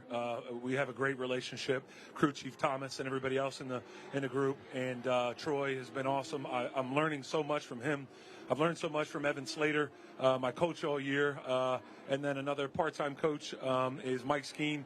And then this race here at Texas, I was able to work with Scott Adams and really just lay down laps that we're really proud of, and I'm super thankful for his presence too. And to my wife Crystal, she has been the best. I got a little ornery last night because I wanted to get to bed and make sure I didn't have my melatonin. I didn't know where it was at, and I want to say thank you for helping me get that. But no, thank you to seriously Black Underwear and Cool Box. They've been supporting me all year and hopefully support me in the future. And so I'm just thankful for this series. I think they're starting to pay attention to a lot of things that we want to build out a fan following and a proper race weekend for all of you guys, and we just want you to keep coming back because we think we have one of the best series in the nation. So thank you so much. I'm very thankful, and thanks to my competitors. How about that, ladies and gentlemen? This is such a hard-fought championship. COTA, I need you guys to get really loud. Come on now. Keith Prochek, John Atwell, and Jared Odrick. Jared Odrick, provisionally the champion of the Cube 3 Architecture TA2 Series Pro-Am. Unbelievable. Now, Jared, one of his sponsors here, Cool Box, the certificates for Cool Box. I think Jared's going to be looking for a melatonin sponsorship for 2026. Now we've got that. You guys can throw those hats out if you want or keep them. You guys got to get loud, though, if you want a hat. Come on now, get loud.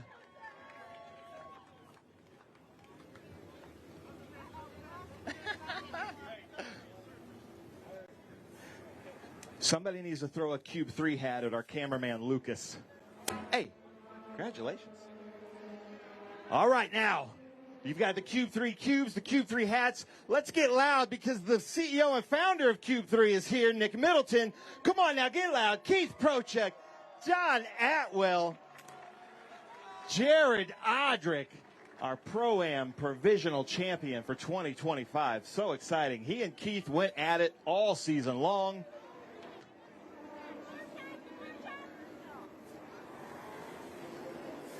COTA, keep this energy. Keep up this, especially you over here, Houston. Keep up this energy. One more time. Keith Prochek, third place. John Atwell, second. First place, and our provisional champ did everything he had to do to win the championship. Jared Odrick with black underwear and cool box. I like this. Keep it up over there, M1. Big day for M1. Big champagne bottles. You've got all off-season to clean your race suits, guys, so have at it. Come on now, get loud, Austin. Keith Prochek, John Atwell, Jared Odrick. Woo-hoo.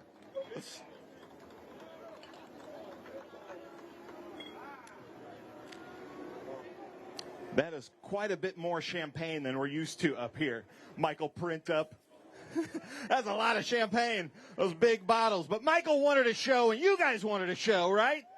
Speaking of shows, now this is Cube 3 Architecture TA2 Series National.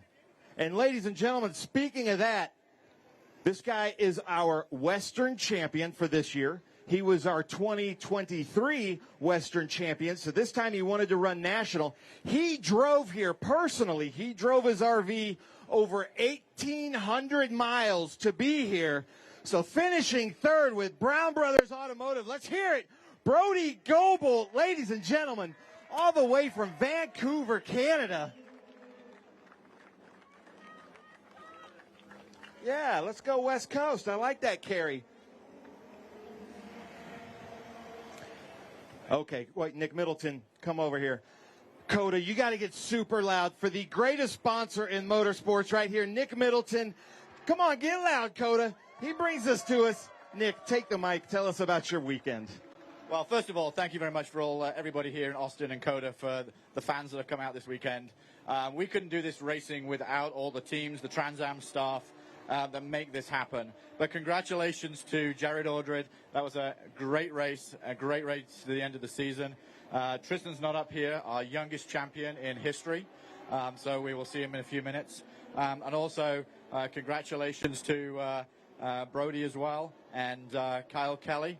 We've had a great season, and we look forward to continuing this next year. We'll make an announcement about Cube 3 tonight, about what's going on with our continuation, potentially, of our sponsorship. But thank you for everybody here at COTA for an awesome job, a great race, and one of the best races of the entire season. So thank you very much. Appreciate it. Thank you, Nick Middleton. Awesome. And ladies and gentlemen, I know this is in your backyard, but Circuit of the Americas provides some great racing, unbelievable racing here in the TA2 series. So we love that. You're seeing something good. Speaking of something good, this 15-year-old won the championship in the Cube 3 TA2 series at Barber last week.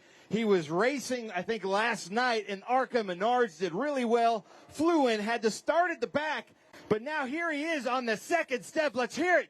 Tristan McKee, ladies and gentlemen, with Spire Motorsports, Gainbridge, Team SLR, M1, Franklin Road Apparel, our youngest champion. That is unbelievable. Doesn't even have a driver's license yet, ladies and gentlemen, and winning pro racing championships. And then remember this name, Austin, Texas. This guy is from Houston, Texas. This is his first time racing in the Trans Am Series. He qualified on the pole. He had the fastest times, and he led the race from flag to flag. Let's hear it. Elio Mesa, ladies and gentlemen, get loud because this whole family is here from Houston, Texas. Unbelievable. I don't know if we've ever seen this before. You guys are seeing something special here with these three drivers. We've got a two-time champion, recently crowned champion, and probably a future champion in Elio. Brody, take the mic. Tell us about your race. Yeah, great race for our Brown Bros Racing team. We've been super fortunate this year to jump over to the M1 program with Scotty Legacy, and it hasn't been possible to level up until now. And closing that gap from the West Series to the National Series to staying up here with these young guns, it means the world to our privateer team, and we're just keep pushing along. We've had support from SLR and Scotty all weekend long, his entire crew, and it's amazing that our privateer team is standing up here with these guys. So super proud of everything we've done. We worked so hard all year long with Brown Bros Racing. Like Ben said, I was driving the rig down here. It's a family affair, a lot of volunteers on the team. Like, we're doing it small scale, but we're doing it right, and I'm really proud of what we've learned on our own, and then with help as well with SLR. So thank you. Global longest drive here. I think Norway might have been the longest visit here. I want to bring up Scott Legacy Jr., who's on the phone. But speaking of M1 SLR, Jared Odrick won in an M1. All three of these chassis are M1 chassis. You won the championship with Tristan McKee, the first championship for M1. Tell everybody how it feels. This is the team owner, ladies and gentlemen, of M1 and of these three drivers' cars. Take the mic. Tell us about how was it. Thanks, Ben. Just proud, to see Brody and his group, how hard they work. Elio's on the phone with Jim Guthrie. His help has been amazing here. And then Tristan, to do what you just did, kid, you've come a long way, like a long way. I was proud of you. So for me, it's pretty simple. I stay out of the way with good people, and then when we just get better. So thank you to our teams, Troy and your guys, Brown Brothers Racing and our group. Thank you, guys. So Laney, sorry about your luck because you were doing phenomenal, and Carson too. So thank you guys for everything. How about that? Scott Legacy Jr., ladies and gentlemen. Tristan McKee, champion, Cube 3 Architecture TA2 Series. You flew in late last night. You get in the car, you go out there, and just unbelievable. Take the mic. Tell us about your race.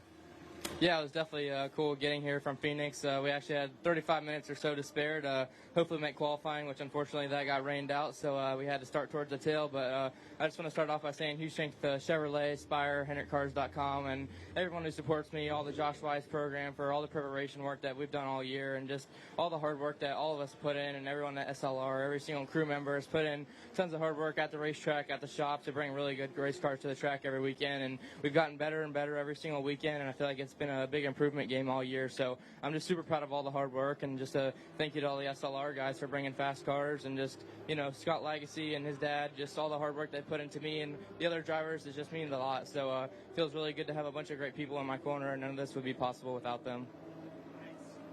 How about that? I love it. I love it. Tristan, nice job. Unbelievable season. I want to apologize to my friend Jim Guthrie, one of our Western Championship competitors with Guthrie's Garage, one of the sponsors here on Elio's car. Jim, we miss you, but thank you so much for being a part of this car and making history now. Elio, unbelievable. Take the mic. What's your first time in Trans Am like? Yeah, I don't even know where to start. I'm just super grateful for this opportunity. Like I said earlier, I remember 2 years ago walking around in the paddock, seeing my buddy Connor Zillage race, and didn't know if I'd get the opportunity to be racing in the series, and just super grateful to be on the other side of the net behind the wheel, and wouldn't think I'd be in victory lane here. So can't thank Chevrolet, Wise Optimization enough, everyone from Josh Wise, Scott Legacy Racing. All my family came out. I'm from Houston, Texas, so a lot of my family is here. Family, friends, friends that I grew up racing with as well, and so just super grateful for everyone. Alessandro's racing, and there's so many people that make it possible to be where I'm at today. So couldn't be more grateful, and I can't wait to see what's in the future. So thank you. How about that? All right, Texas, come on now, get loud. Unbelievable. There we go. There's the loud. I like this. Come on now, hold those trophies up. Brody Goebel with Brown Brothers. Tristan McKee, our champion. And I got to say, Brody Goebel, 2-time champion, and this year a champion. And then we've got Elio. Did you get the pictures, Chris? Okay, sorry. I lost my attention span there, Coda. I apologize for that. But Cool Box giving some cards to them, $500 to the winner. Cool Box keeps the drivers cool in their suits, the iceless cooling shirt system. All right, now, don't lose energy on me, Austin. This is the big one right here. This is the big one. I like you, ma'am. I like you. Keep up that energy. All right, Coda, Make-A-Wish Foundation. I need everybody to get super loud. Come on now. Brody Goebel, Tristan McKee, Elio Meza. Come on now. Let's get loud. With the Cube 3 Architecture TA2 Series orange hats and orange cubes. Come on, Coda. We can get louder than that. Where's Houston at? Come on now. I like it. Keep this up, guys. I like this. All right, Brody, I got an assignment. You got to hit my cameraman right there. He's got to catch a hat. Oh, he's got to catch a hat. Everybody's giving him a hard time. He hasn't caught a hat all year. Almost. All right, come on now, Austin, Texas. Oh, he hits him. There we go. Nice job. Come on now, get loud, Coda. Brody Goebel, Tristan McKee, Elio Meza. Unbelievable. You guys, we just witnessed history. Brody Goebel, I'm so excited that you chose to compete nationally for this one because you were so close last year. Nice, or 2 years ago. Nice job. All right. Here we go. Get loud for the sparkling water and 2 of these drivers. Come on now. Oh, Elio knows how to do that. I like that. Come on, Coda. Get a little bit louder. The Mission Foods COTA SpeedTour. Austin, Texas is the live music capital of the world, but I believe the Cube 3 Architecture TA2 Series might have been the best music of the weekend here in Austin, Texas. Thank you guys so much. Team SLR M1, the stage is yours to do any kind of championship celebrations and photos. We're going to be right back with some SVRA Gold Bell Helmet National Championships on the stream. Thanks for joining us. That does it for the Cube 3 Architecture TA2 Series. But later on today, we've got the Trans Am Series presented by Pirelli. Stay tuned. Thank you, Ben. And oh, by the way, if you're wondering what the points gap was forward between Jared Audrick and Keith Prochuk, you ready for this? I'm ready. After a whole season of racing, 6 points. Wow. That's it. Just 6. And credit to Keith Prochuk, a very classy way of saying that Jared raced to the championship today. He did. He earned it. And he'll enjoy that for sure.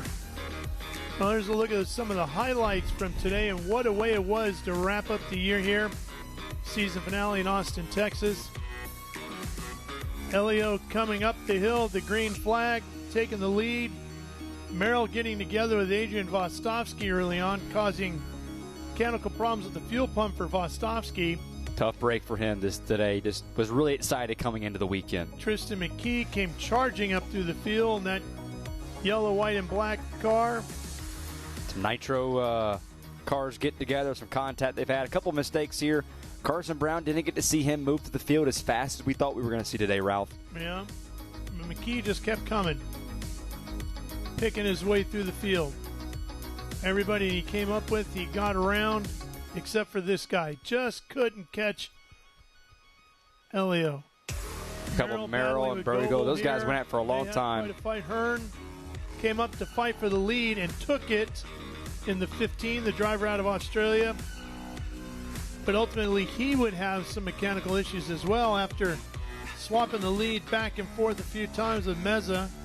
What a great little middle of the race battle we had between McKee and his race, and they had going on, and then Hearn and Meza getting together. I thought Hearn would pull away. Yeah, it looked like Meza was done, right? I mean, the car seemed to be going away a little bit. We thought that guy was almost done with it. Still don't know what happened there. I wasn't able to see that happened earlier on, but and the checkered flag falls, and the guy making his debut in the national championship. What a way to do it! Elio Meza taking the win.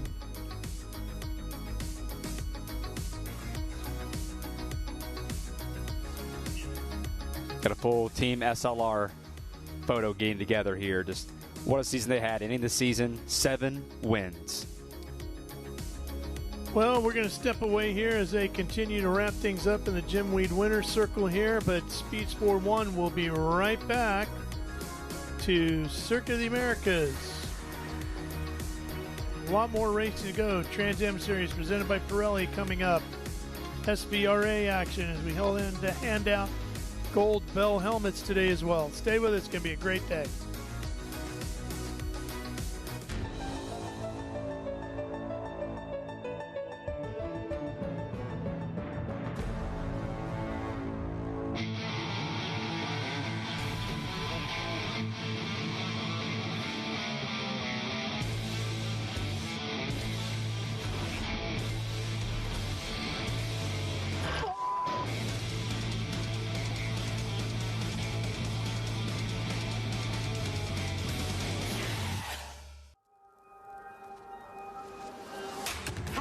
Is this? Look at this view from Losowski.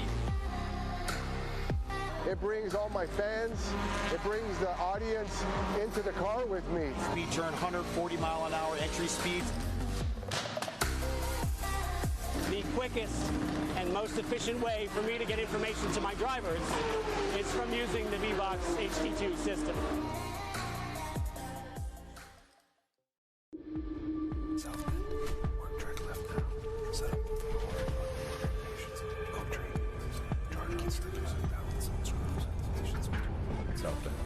Track left now.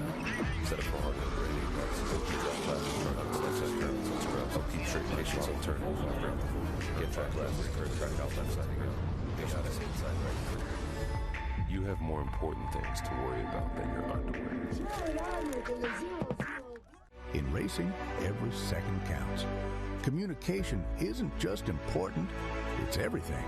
Established in 1996 in Daytona Beach, Florida, Speedcom Communications was born from a passion for racing and a vision to revolutionize motorsports communication.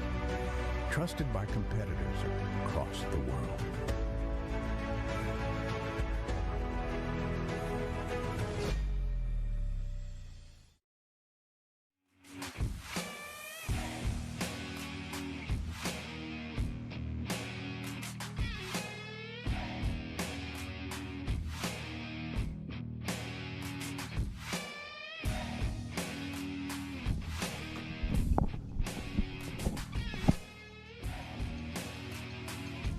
Welcome back to our live coverage here of Speed Sport 1, Circuit of the Americas on this Sunday afternoon. Hey, laps taking place on the go-kart track. See some of the amusement park rides that are being built here, the roller coasters. Those will be opening up soon. There's the 250-plus foot tower, the observation deck, high above the amphitheater here. So much to see and do here at Circuit of the Americas. Well, we know we're wrapping up 2025, but of course that means 2026 is right around the calendar corner. And here's what it's going to look like. We'll kick things off at Sebring, Florida, as we always do. 60th anniversary season will kick underway right where the championship began back in 1966 on a Friday afternoon. Then we'll go on to Road Atlanta. We'll head out west to Sonoma Raceway for a doubleheader next year. Then all the way back to the traditional Memorial Day weekend event at Lime Rock Park in Connecticut. Indianapolis Motor Speedway will see Trans Am competition next year. Then the beautiful National Park of Speed, Road America, in June.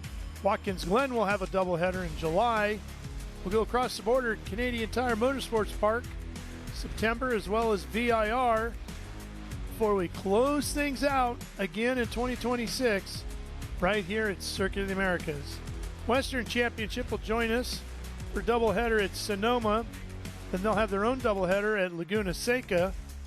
And then we're going to Circuit of the Americas to wrap up their championship as well, just like this year. They'll join us again. Ben, you got to get us on the doubleheader at Laguna Seca somehow. What do you mean? We need to be there. We're going to be there. I like that. You haven't told me that yet. Oh, I'm sorry. Yeah, we're going to be there. We're covering this thing. You held out race tickets. You didn't give me the Corvette. Shoot. Yeah. You've really been doing your buddy wrong this week. That one will be at. Okay. And that's a lot of fun. We love going up to Monterey. So we'll see all the Western races next year because we'll be at Sonoma. They'll join us here at COTA. It's going to be fantastic then. I look forward to that. The Western Series always puts on some great championship fights. Yeah, it's really fun to watch this year. Brody Goebel locks it up, so he thought, well, I'm going to come out here and fight with the Nationals, and then he gets on the podium. As we look, Austin, Texas. We're this close to Austin, Texas. Now, that's our camera zoomed in, but you can see the skyline from Turn 1 clearly. Oh, yeah. It's, about 15 minutes from here at the track, maybe 20, right into the downtown Austin area. It'd take Tristan McKee about 3.5 minutes to get there if he could take his TA2 car. But this is the Mission Foods COTA SpeedTour. And our buddy Juan Gonzalez, longtime supporter of the series. We really appreciate that. And I've been a longtime fan of Mission Foods even before I knew Juan. And my scale will tell you that. Right?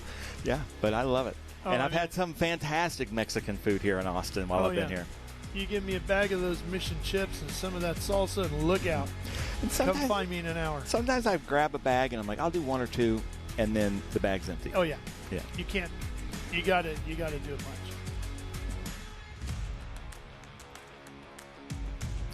Well, Ben, as we see all the folks up on the observation deck getting their selfies, we're going to go racing for Gold Bell helmets here today. We're going to be starting that soon. This is a very special part of the SVRA calendar. It is arguably the most coveted trophy in all of vintage racing in this country. Tell me a little bit about it. Yeah, Bell helmets actually, and OMP. This is our 12th year. They make actual helmets for all of our class, so not just the groups, but the classes. I think we're going to give away over 30 helmets. I misspoke in a video earlier because I talked to Mike from OMP. The retail price on these is more about $1,200, but they're the real helmets, not just trophy pieces or autograph helmets. A lot of our drivers are wearing them in the cars this weekend as kind of like a badge of honor. So some people will put it in a trophy case in their office, and other people will use it as their primary helmet. But it's the Gold Bell helmet. You'll see it, the design. They make a little bit of a different iteration of the design every year. But this is by far the most coveted trophy in vintage racing, and that's what we're fighting for here today. Well, we had a chance to talk to some of the racers in one of our classes who have won that coveted Bell Gold helmet about what it means to win one here at Austin. Well, ladies and gentlemen, we're here at the Mission Foods COTA SpeedTour. We've been talking about these Gold Bell helmets, and I called my friend EO here to say, because I think the Barron Racing, you guys have 7 helmets between Barron Racing, but our defending champion in the Formula V last year, Simon Hughes, the 2024 Gold Bell helmet. We've been talking about, I think this is the coolest trophy in vintage racing. Would you agree with that, getting this helmet? You guys were just wearing them in the last session. What do you feel about that? Yeah, I mean, it's very, very special. It means a lot to win one, and there's very few people who've won them. So, yeah, I think it's by far the best trophy. So. And you are currently the fastest Formula V national champion. Do you feel like there's a target on your back or something you've got to prove here this weekend? Yeah, there's a very big target. Somebody told me they wanted redemption this weekend, so, yeah, it's heading that way. I'm guessing that person is the person next to you, our 2023 champion, Hunter Barron. Is that you that has been saying that? That's 100% me. But you just came in on the last session on the hook, so now you got to fix a car to go out there and try to beat him. Is that the plan? That is the plan. I mean, it's not going to say common, but these cars are a little finicky, but we'll get it back together and we'll get going. And we'll talk about this in the broadcast, but I'm going to ask you guys, Formula V is a little bit different. You've got this long back stretch. So do you want to come into turn 11 in first place, or do you want to be third place in the train? Where's the advantage? You want to be second or third. Yeah. He says second. Not first. Yeah, you don't want to be first, and that's because of the draft. So now we go to Elliott Barron right here, the 2019 champion. But there is a lot more strategy in Formula V racing than some of the other racing we're going to see throughout the weekend because of the draft. Can you speak to that a little bit? You're kind of the technical one in this one. Yeah, we can't run right up the back of each other because we need to set a certain gap so that we can actually take advantage of the draft. Otherwise, you can't actually get around anybody. So planning your move is really big and important, and then every now and then somebody will just slow up and create an opening and you'll slot in. But most of the time, you really have to think through a pass. I like that. See, you go to him for the technical stuff. And then somebody that was fast way back in 2018, the mastermind of this whole Texas Formula V thing, Elliott Barron. So talk about this, because I know this is extra special for you. Yes. I chased this thing for years, and I threw it away twice before I finally got it. And to me, it's the greatest prize we race for, and it means so much to us to have not just one, but several through our team. Like he was talking about the draft, timing is everything in these cars. And to get to do this with my two sons, my dear friend Simon, and we've got one of our other gold helmet drivers in here with us this weekend. But it's a family thing with us, and we want to keep the helmets with Barron Racing. I like it. Well, there's some beautiful ones here, but something also, I can't remember where we were, but it's so important. You guys are going to be out there in a mixed class, which we don't like with the Formula Vs, but seeing that white flag, knowing you're on the last lap, because I remember there's been a couple races where the white flag didn't come out for you guys and you didn't know you're coming up to the checker because there is so much strategy on that last lap. Yeah, well, in one year, he and I come out of turn 11, and we know whoever led down that back straightaway was going to lose the race. So neither one of us got on the throttle. We came out of there slow, and we did it so poorly that somebody else won the race. And that wasn't the helmet race, it was the day before, but it taught us a lesson. If you just got to get on that throttle and hope you can still defend. So we have one of my friends, Scott Frazier. He actually took a picture of this and put it. He was a Group 1 champion. Put a picture on his bathroom mirror every day when he brushed his teeth. He thought about winning the gold helmet, and he did that year, and we're very proud of him. But for you guys, is this something that you kind of set? You start the season, you want to win this race, you want to win this race, but is this kind of the biggie for the Barron Racing or the Formula V guys? I think it is, because the competition is very, very high, and to actually win it is, it's the pinnacle of the whole year. Yeah. And we were talking about kind of the luck of the draft and the luck of the draw, but then this year you're going to be racing with Group 1, Group 3, Group 2, I believe, 4, and 5. So there's going to be even more luck, and where you get the lap traffic, where they get you, things like that. Are you thinking about these things in your head? I know you're kind of a big planner, Hunter. You can plan all you want, but anything can happen on race day. You have to go with the flow and take the punches, but you definitely think about it. It's just, what can you do to stop it? So, and then Elliott Barron. We talk about this, and a lot of people at first, the first year we were here, which you guys joined us the first year, but a lot of people thought this was one of those like autograph helmets. But this is a true helmet. Like we just saw you get out of the race that you guys were just in, or the track sessions, wearing your helmet. So do you wear this a lot, or is it kind of more of a trophy case helmet? So we've always considered them trophies, and we're getting to the point our helmets are not going to be legal anymore to race in. And Simon brought up the idea, why don't we all bring out our gold helmets and all wear them one time, because we've never done this before. So we decided this is the year to do it. Like I said, both of our helmets expire at the end of this year, so it's the last chance to try it. Is that because you guys were fast so long ago? Oh, so long ago. Yeah. The older I get, the faster I was. You know that deal. But this just shows a great showcase, because this is our Formula V group, which is a very tight group. Anybody can be on the podium with these front racers here, with Barron Racing, with Big Hammer Racing, especially here in Texas. The Formula Vs are very strong here, as we saw in NOLA and here in Texas. But the trophy of these gold bell helmets, this is probably the most sought-after thing, at least in North America, as far as a trophy for vintage racing. So congratulations, you guys. Barron Racing, you said 7 helmets over the years since 2013. So for 12 years, you have 7 of the 12 years. That's pretty amazing. Helmets, 8 championships, because the first one I got, we didn't get the gold helmet. We didn't have enough cars to make. Oh, okay. Nice. Yeah, you have to have a certain amount of cars for that, but they've definitely reached that here in Formula V. So, guys, thank you very much. And, Bell, thank you very much for providing these great trophies. Thank you, Bell. Thank you, SVRA.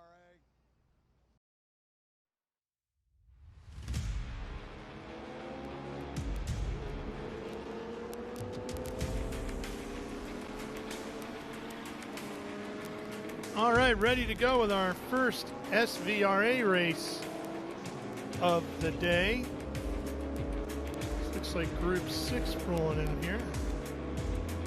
We got handed a stack of our grid entries for it, but I don't think they're necessarily in order of what we're seeing here today. This is my favorite grouping here for it, all the big American V8s. 6, 8, and 12. Well, it should be great. It's also been a pretty busy day here today at COTA, and we still got a lot more to finish up the TA2 race and got the TA coming after this. And Sizzle now making his way into the booth. Good to have him back. He's had also another busy day here, but the V8s are here about to go green flag racing. And this is my group. Yeah, Ralph loves that Greenwood Corvette from Anderson Ford. We're going to make you pick your favorite car. I'm guessing with your name, it can't have a bow tie on it. No, there's a couple of great Fords out there. I will say, though, I mean, my dad was a Chevy guy his whole life. He worked on Chevy teams. Wow. So I have always been a bow tie guy. I have a son named Lincoln. There's not a lot of Lincolns racing out there. All right, here they come, Ralph. Yes, they do. Peter Kloot on the pole. Smoked them yesterday. Great looking car, that white Corvette. He's got Matt Brabham alongside in the Roadster. And here we go, coming to the green. Groups 6, 8, and 12 underway here at Circuit of the Americas. Look at Jody O'Donnell right behind Peter Kloot in that black, I call it the Darth Vader Corvette. And then Matt Brabham coming around the outside in Donahue's Corvette. Green wide with a Corvette, a Devon, and a Viper. And somehow they all got through Mission Foods turn number 1. I like seeing that. Sean Brown in that Ford Escort. Beautiful car. The only time this year that has been said. Mm-hmm. A Corvette, a Devon, and a Viper. 3 wide in Mission Foods turn 1 at COTA. But you never know what you're going to get, and that's what I love about this. You know, we just got out of a great TA2 race, one of the best that I've seen, and we needed that. And now we're into this Group 6, 8, and 12 race, and this is for the Gold Bell helmet. Peter Kloot, who has a Gold Bell helmet, jumps out to an early lead, but he's got Matt Brabham, Jody O'Donnell, Claire Schwendeman, and last year's SVRA Driver of the Year, our friend John DeGainer in that Devon. Well, you know what? Our friends north of the border couldn't win the World Series, but maybe they can get a gold helmet here today. Possibly, yeah. Yeah, if you're a Blue Jays fan, you want to be rooting for Peter Kloot, Legendary Motor Cars, out of Toronto area. Yep. And that Corvette that he is driving is for sale. And I asked him what the going rate on that machine is. And, gentlemen, I don't think anybody here will be driving that car home this weekend. Wade Cole went way wide there at our Cube 3 turn 12 in that Viper. And let's see if he does that weird line there. I was just going to say, he's the guy that found a very unique line here at Circuit of the Americas that worked for him. Made the rest of us kind of wonder what he was doing. But boy, he was able to make it work, Ben. Yep. That time it wasn't as pronounced because I think he's running more of a defensive line. But maybe he's found some speed in that more triangular line that he runs when he's by himself as he's trying to come up against Jody O'Donnell there. That ACR Viper right there. Jody O'Donnell, another one of our ex-NFL players, and he has such a soft suspension setup in that 4.6, but we got to pass. Up the inside, got to get it done at turn 20 on the Corvette. Let's see what the V10 could do over to the V8. I don't know. Jody's car's got some grunt. Look at that. Does. That speed. Wow, just acceleration down there, just all the way down the straightaway. Kloot and Brabham, here comes Jody. 3 Corvettes out front, Ben. You've got to like that, Ralph. I sure don't hate it, buddy. I can tell you that. Ralph likes the Corvettes, ladies and gentlemen. And, you know, it's hard to argue with that. The Corvettes, especially these 3, they're beautiful. They dominate. And the one that Matthew Brabham's in, currently second in our screen here, belongs to Mike Donahue. And I hadn't seen that for about 2 seasons because they did a full restoration on it. So Matt has added pressure in basically driving a Concours winning show car. Yeah, don't scratch it. And he's keeping up with Kloot. He sure is. Kloot has the big block. He said it was a big block, but I don't know if it's the 427 or the 454. It's crazy that we call a 350 a small block. Well, and Klutz is a 1971. Matt Brabham driving a 1963. And Jody O'Donnell in a 1969. So these two are fighting for the Group 6 GT Gold Bell helmet. Wade Cole is fighting for the Group 12 Gold Bell helmet. He's in the Viper. But right now, this is the fight up front. You can see the for sale sign. So if you want a fast Corvette, reach out to Legendary Motor Cars out of Toronto. I used to watch Peter's TV show all the time. Yeah, we were talking television yesterday afternoon. Yeah, Peter's a great guy to talk to, and I was talking to his sons and crew members at CTMP. They were all running the Pinty's NASCAR race. Yeah. We spent a lot of time together holding Speed Channel microphones. Yeah, he's great. He's given me a lot of advice over the years, Peter Kloot. If you're looking to buy a classic car, he can definitely give you the good pointers. But Peter Kloot's about to learn what Max Pappas did at our V-Rock race at Indy, that the last person you want to have in your mirror is Matt Brabham. Or anybody with the last name Brabham, for that matter. They're all good. And now look at this. Claire Schwindeman has joined the fight. And Claire's car is a 1968 Chevy Corvette Roadster. So now you got 4 Corvettes up front. Getting better by the minute, Ben. And there are some beautiful ones out here. Dr. Claire is one of the first people I met in vintage racing, and just been a longtime fan of his. He is a neonatologist out of the Dallas area. Mark Hildebrand is rolling his 72 Corvette a little closer to the back bumper of that Viper up there, so we might get another one in there. And these cars that you're watching here, they have all the power in the world, but not great handling and not great brakes. So that those S's, that can really throw them, and you see the cars going off balance. They like that long back straight or that front straight, but they don't like this twisty section here.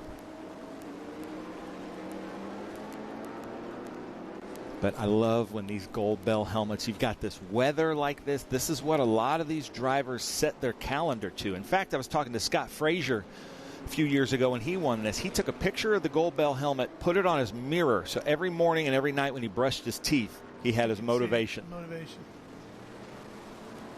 Do we get Gold Bell microphones at the end of the year? Possibly, if you win the championship. But look at this. Brabham has closed the gap here.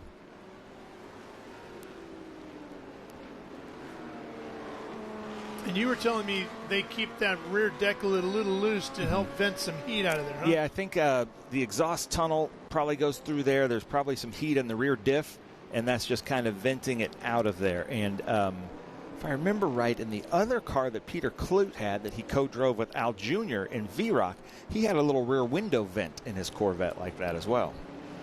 Well, it's working for Matty. He seems to be hanging in there with Peter, which is not an easy task.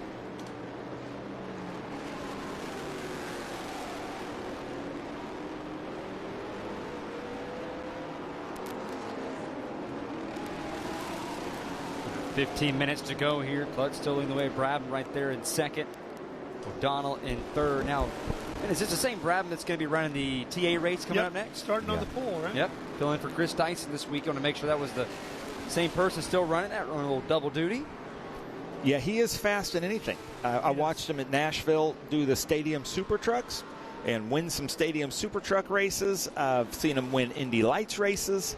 Yeah. He won our V-Rock. He won the first time he raced here at COTA with Ernie Francis Jr. in Chris Dyson's car. So, yeah, he knows how to put on a show.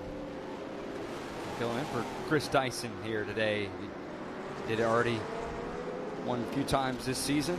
Won here at COTA twice, 22 and 24. Yeah, they won 5 races, right, that team, between Chris and Mac, as Matt won twice. And I want to say it's about, I think Chris won 3. About 4, so I think it's 5 total. 4 or 5, yeah. So Matt Brabham doesn't seem like he's got the grunt on the straightaways, but is able to catch back up to Peter in the twisty bits. But catching up to a car is one thing. Passing it here at COTA is a whole other thing, especially if you don't have the power into 1 or into 12. Matt knows And he's very strategic, as we saw with the Matt Brabham, Tonis Kasemets, Jeff Brabham, David Brabham race last year.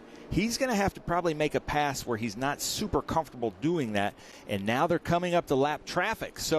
And they're catching lap traffic at not an opportune time, but it looks like the driver's letting them through. Yeah, Matt Brabham won at Road Atlanta and Mid-Ohio. And then Chris won at Laguna Seca, Road America, and VIR. So 5 wins for that team. Bob Caudle right now is our Group 6 AP leader. I hope Jim Caudle, his brother's watching this. They're both fire chiefs, but I'll tell you a neat story. They did this V-Rock race with us at Indy, and then they got to go be the crew chiefs for Buddy Lazier in the Indy 500 probably about 8-9 years ago. And Buddy Lazier won the, I think, 1994 Indy 500, and then they were his crew chief because they formed such a great relationship with Bob Lazier, the dad of Buddy Lazier and Jacques Lazier. And, Ben, that's a 68 Corvette, so we got just about every year marked off here. Then that Viper, Michael Gertz, with the Robinson Home Builders on the back. We believe he is going to be winning in Group 12A MP4. It's a beautiful Viper. I do like the red Vipers. So Bob Caudle.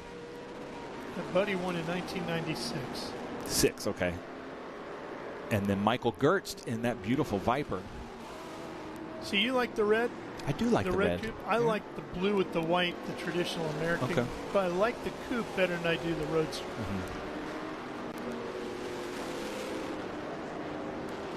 But I think when cars like that come out when you're in high school, they hold kind of a special place in your heart. You know, the Dodge Stealth, the Dodge Viper, I liked when those came out. That was truly the one that latched on you. You didn't go for like a Ferrari or a Lamborghini. No, I like the Ferrari. I will always have a special place in my heart for the Magnum PI Ferrari.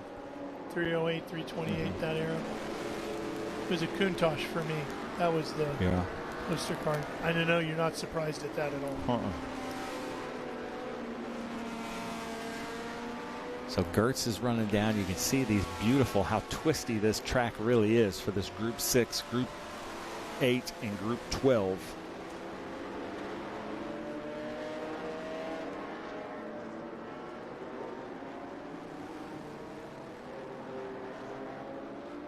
Brown's still right there, just over a second behind Clutt.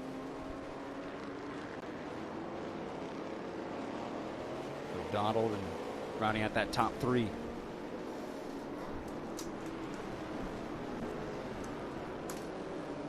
Lots of spectators here today. We love seeing that here at the Mission Foods COTA SpeedTour. That Trans Am looking Mustang coming through. It's a beautiful car. Sure is.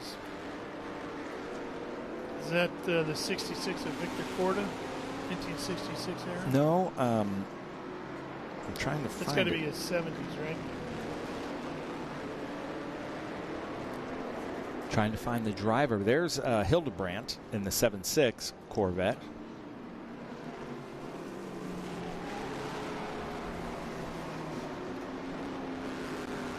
As they come down that long back straight. It's the 69 Boss 302, isn't it? That's Dave Peterson in the 40. I believe so, yeah. And here's Bob Chautisse in the 808. I thought he was a Kanye West fan with 808 and Heartbreak, but actually the 808 is just Bob. His name is in the number. I like that. And he's that's with really good. I didn't realize that's good.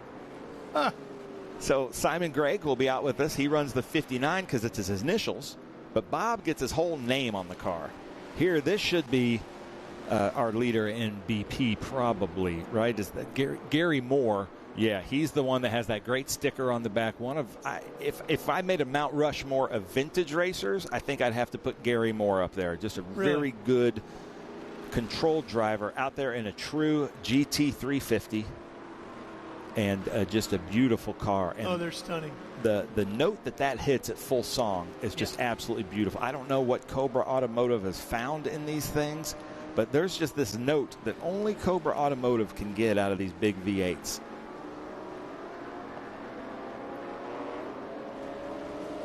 Well, he's working it hard, too, isn't he? He's getting everything out of it through those S's. Looks like Alan Davison behind him. Yeah, the Panos. Yeah. We have 2 of those out here. Another Mustang. Then that's Dolan, who is that's a true GT 350. I keep wanting to say Heritage, but it's Wimbledon white. And you see Matt Brabham now. He's getting those rear tires a little bit cooked as they come around some lap traffic. And, Matt, this is the biggest gap I think we've seen so far, Ralph. It is. And it's just inside of a 1.5 seconds, but it looks like it's growing. Might be at a 1.5 seconds this time across the line. Well, these front 2 have just pulled away and have not looked back. About almost 3 seconds faster than O'Donnell right now currently. So Peter Kloot right now is looking at that traffic up ahead of him at Mission Foods Turn 1 and saying, where am I going to hit that? And he's hoping he catches up to them at the exit of 11 and doesn't have to pass them in the twisty bits. That gap went to 1.7, so he is definitely losing time. Well, here we go. Come on. I'm in a terrible position because I want everybody to win. I just want everybody to have a good time. That's my job. Yeah. And I'm totally against I'm totally against participation trophies, but then I also want all my friends to have fun out there, I think they're doing that. Matt Brabham has won some gold helmets in Ron Hornig's Formula B. Peter Kloot has won a gold helmet, I believe, in his other car that's just like this car.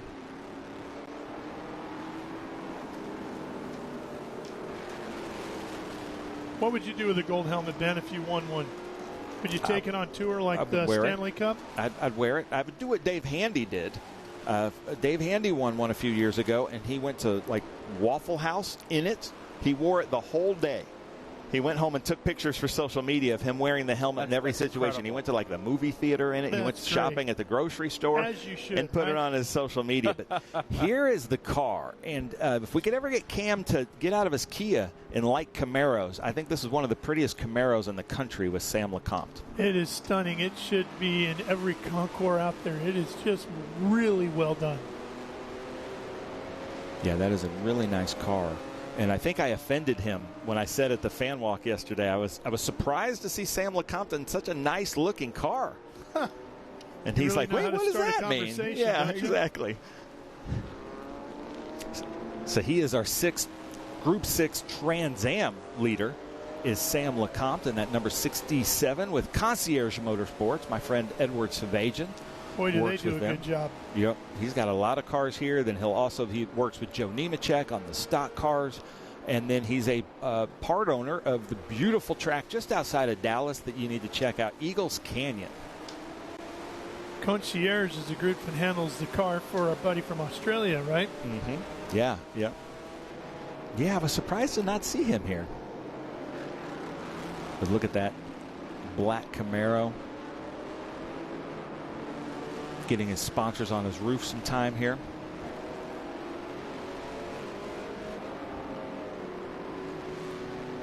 So Jody O'Donnell still running a similar lap time to the leaders, but he'd fallen back a little bit. There's Scott Shadle in that beautiful blue Camaro. And Scott ran a whole bunch of races this year. He was on the West Coast. He was in the East. Here he is in Texas. He's had a good season with us. I believe that's John Wilkins. White flag. I think that was John Wilkins in that Group 8 Datsun.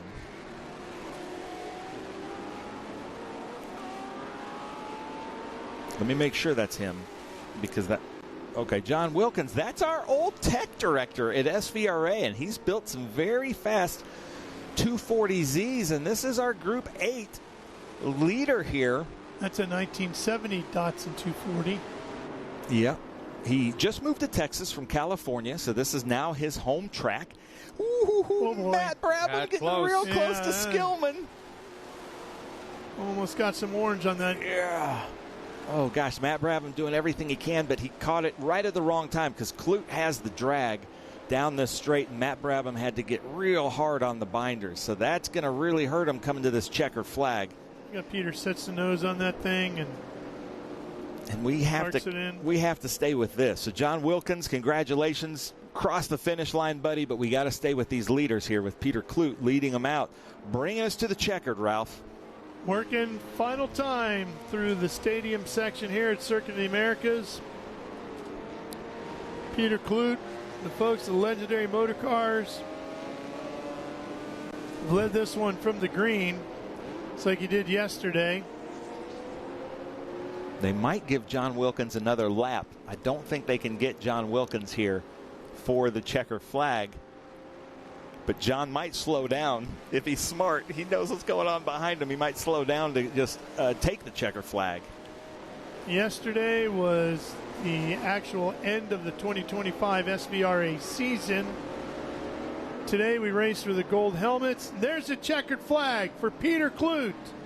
He'll get a gold helmet. Matty Brabham will finish in second. We wait for O'Donnell now. That stinks because There he is. Yeah, Bill Skillman isn't. He got the checkered flag, so he isn't able to give a battle. But there goes our Group 12 gold helmet right there. Wade Cole, congratulations from Texas. Dr. Claire Schwindeman, he'll finish fourth in class. There's my favorite car of the weekend there, that 71 Kermit the Frog Porsche of West Wigington. This is our Group 12 MP4 winner of Michael Gertz. Here's Hildebrand.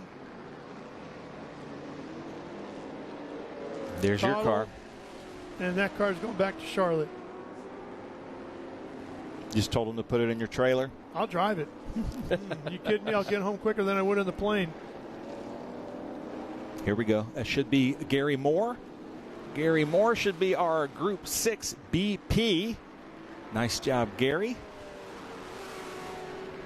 Alan Davison with FPEC crossing the line. Jim Sandberg here. Ooh, and John DeGaynor, last year's Vintage Racing Driver of the Year. John DeGaynor in that Devon. And that should be Dolan in that beautiful Shelby GT350. Here comes Sam LeCompte in that Camaro 6 TAS. Comes the boss. Yeah, that's a beautiful car. Tallest driver I've ever seen. Here's my friend Mark McAllier, longtime CVAR competitor, giving the thumbs up there. Hannafin in the yellow Camaro Bumblebee. Like the Bumblebee colors right there. I like that. Got the Mission Foods final turn here. Coming back to the checkered flag. There's Major in the BMW. Sean Brown in the beautiful Ford Escort. Some unbelievable cars in this category. And if you're wondering how many there were 44 that took the green. So that's quite a few. There's Tom Linton in that Donahue Porsche. I think it was the best grouping of classes 6, 8, and 12 we had all year. I would have to agree with that. And those are the kind of things that tracks like Indy, COTA, they bring out. Sonoma, Sears Point, WeatherTech Raceway, Laguna Seca. Here we go. Shadle, John Wilkins. Come on, John. Not going to get him. No, but he's in a different group. So John Wilkins should be our Group 8 Gold Bell helmet winner. And these are really nice helmets. And Bell helmet's been kind of at the forefront for racing safety and R&D since 1954. They provide all of our Air Force fighter pilots with helmets. 14 of the 20 on the grid in Formula One. But here's our results, ladies and gentlemen. Peter Kloot first, Matt Brabham second, Jody O'Donnell third, Wade Cole fourth, but first in Group 12, Claire Schwindeman fifth, Michael Gertz sixth, Mark Hildebrandt seventh, Bob Caudle eighth, John Anderson ninth. That's Ralph's favorite. And 10th is Gary Moore. Alan Davison 11th.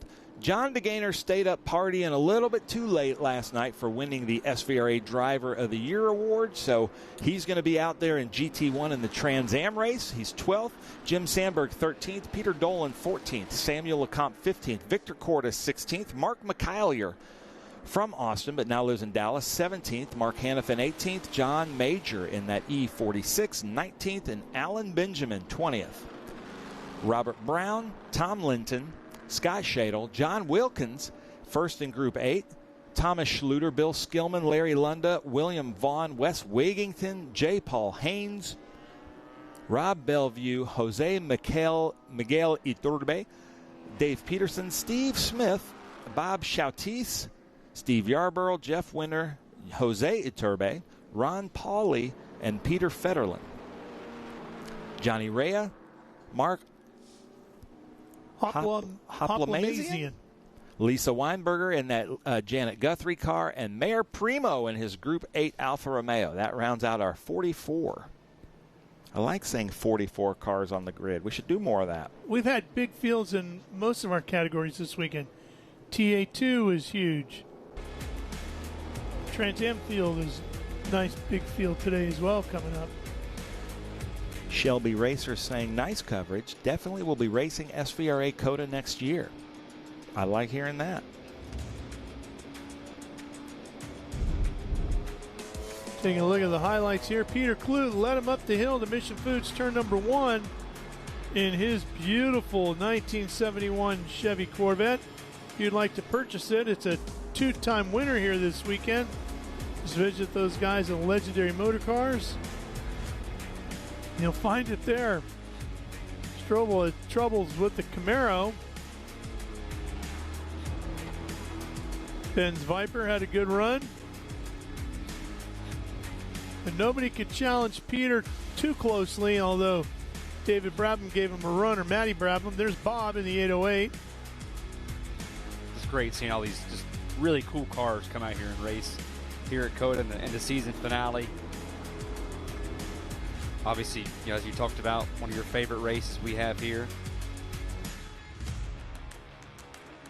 And with that, we will step away for a moment from here at Circuit of the Americas, but we will be back for more racing. SVRA and Trans Am Series presented by Pirelli coming your way next here on Speed Sport 1. Stay with us.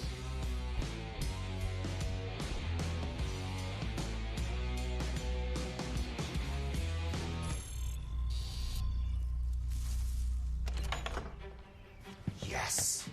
Hon, the WeatherTech's here. WeatherTech is the ultimate protection for your vehicle. Laser measured floor liners, no drill mud flaps, cargo liner, bump step, seat protector, and cup phone.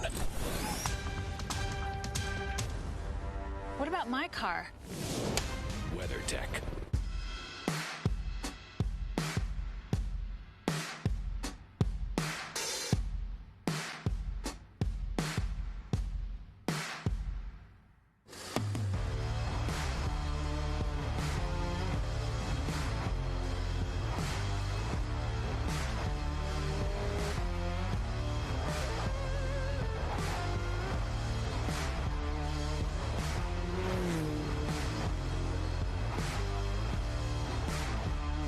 Performance packs 100 years of friction dynamics into every product.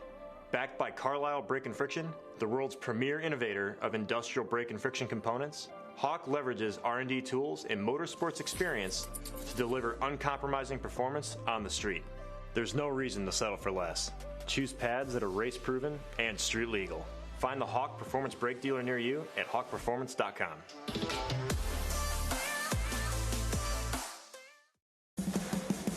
What does it mean to be built with Summit? It means you're hitting the autocross, drag strip, road course, trail, dirt, or open road with confidence. Because built with Summit means you're using parts from the top names in performance. Priced to make your project affordable. And it's all backed by trusted tech expertise and blazing fast shipping.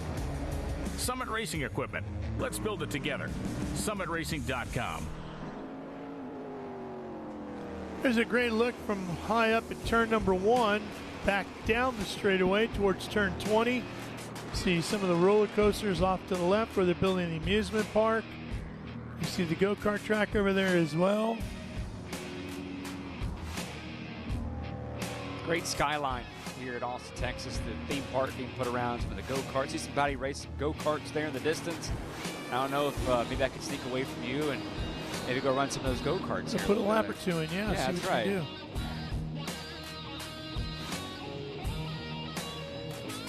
Like the TA cars are moving out. They're going to begin their pre-race festivities here shortly. Big Texas flag up there by turn 6. When you come into this place, when you right out the interstate, just in the distance, obviously, just See the big observation tower and the big United States flag and the Texas flag. And like I always say, things are bigger in Texas, and it's been a great event here so far this weekend. Still got some more left here coming up. These are some of the SVRA cars that we'll see later on in the day. There's some of those go-kart races. Yeah. Our crew went over there Thursday night. Got into it. I'm surprised the place is still standing after those knuckleheads got in there. How'd you do?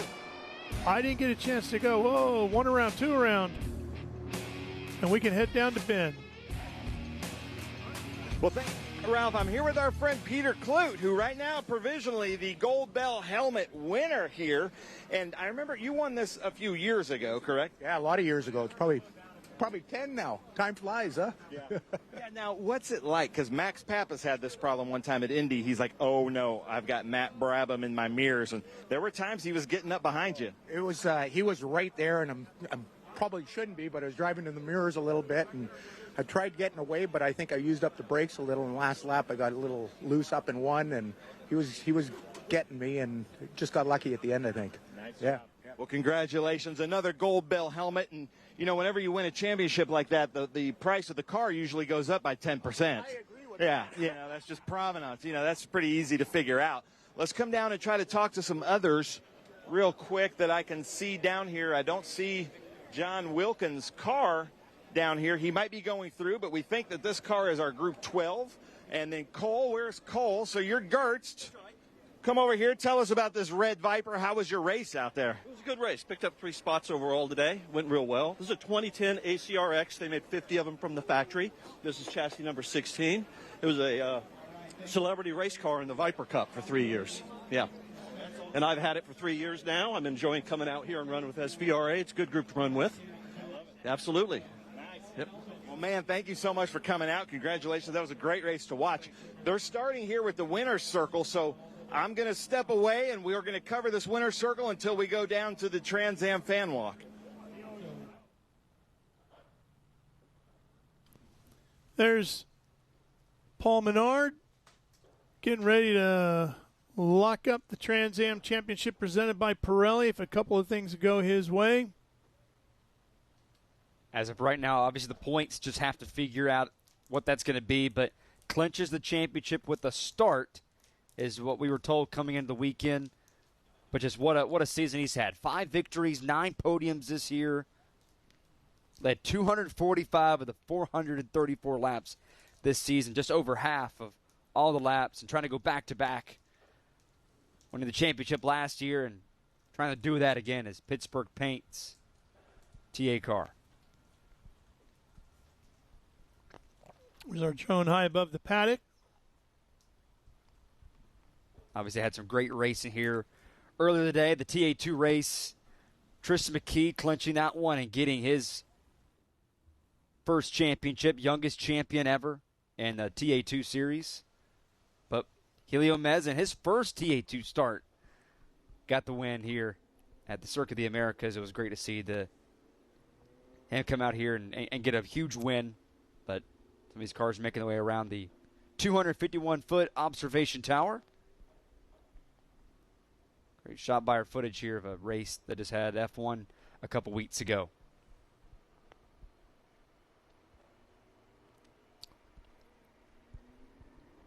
As we told you, all of our SVRA races today will be drivers fighting for that coveted gold helmet. Ben had a chance to do a little deeper dive into the Gold Bell helmets that everybody's fighting for here today. Well, I am so excited to talk about this. This is the SVRA U.S. Vintage Racing National Championship at our Mission Foods COTA SpeedTour. What makes this so special is this Gold Bell helmet trophy. This says 2024. This is last year's trophy. We have not unveiled the 2025s just yet. Every year, Bell Helmets, who's been a great marketing partner and sponsor of ours since 2013, have made these helmets for us, the most sought-after trophy in vintage racing. Unbelievable. They think the retail price on these, because of the custom paint, a clear over all the stickers, is somewhere between $1,800 and $2,000. These are not concession stand autograph trophies that you get at some events. These are wearable trophies. In fact, this weekend I've already seen about 5 of our drivers wearing these trophies from previous years. But Bell Helmets, I got to give a big shout out to them. Since 1954, the leaders in safety and research and development in motorsports safety. They provide the helmets for our Air Force fighter pilots. 14 of the 20 F1 grid is wearing Bell helmets, so it's quite exciting for such a fantastic trophy that's wearable, that you can wear to the grid and brag to everybody else on the grid that you were the fastest this year. So cool to have at the Mission Foods COTA SpeedTour, the gold Bell helmets. Every class winner, not just the race winner, but the class winner is going to win these. We're giving them out all day Sunday. It's going to be so exciting. Someday, I would like to win a gold SVRA Bell helmet. But it is a true rated racing helmet that's good for the next 10 years, just like any helmets out there, so you can race in it. A lot of people put it in their trophy cases. For instance, Scott Borchetta, I've seen his trophy case. He has lights that are actually fixed on it in his office. So this is the biggest badge of honor that I can think of in vintage racing, this gold Bell helmet. So I'm here with my friend Elliot O'Barron, our 2019 gold Bell helmet champion. Elliot, what does this trophy, the vintage racing trophy of the gold Bell helmet, the national champion here at one of your home tracks in your home state of Texas, what does this trophy mean to you?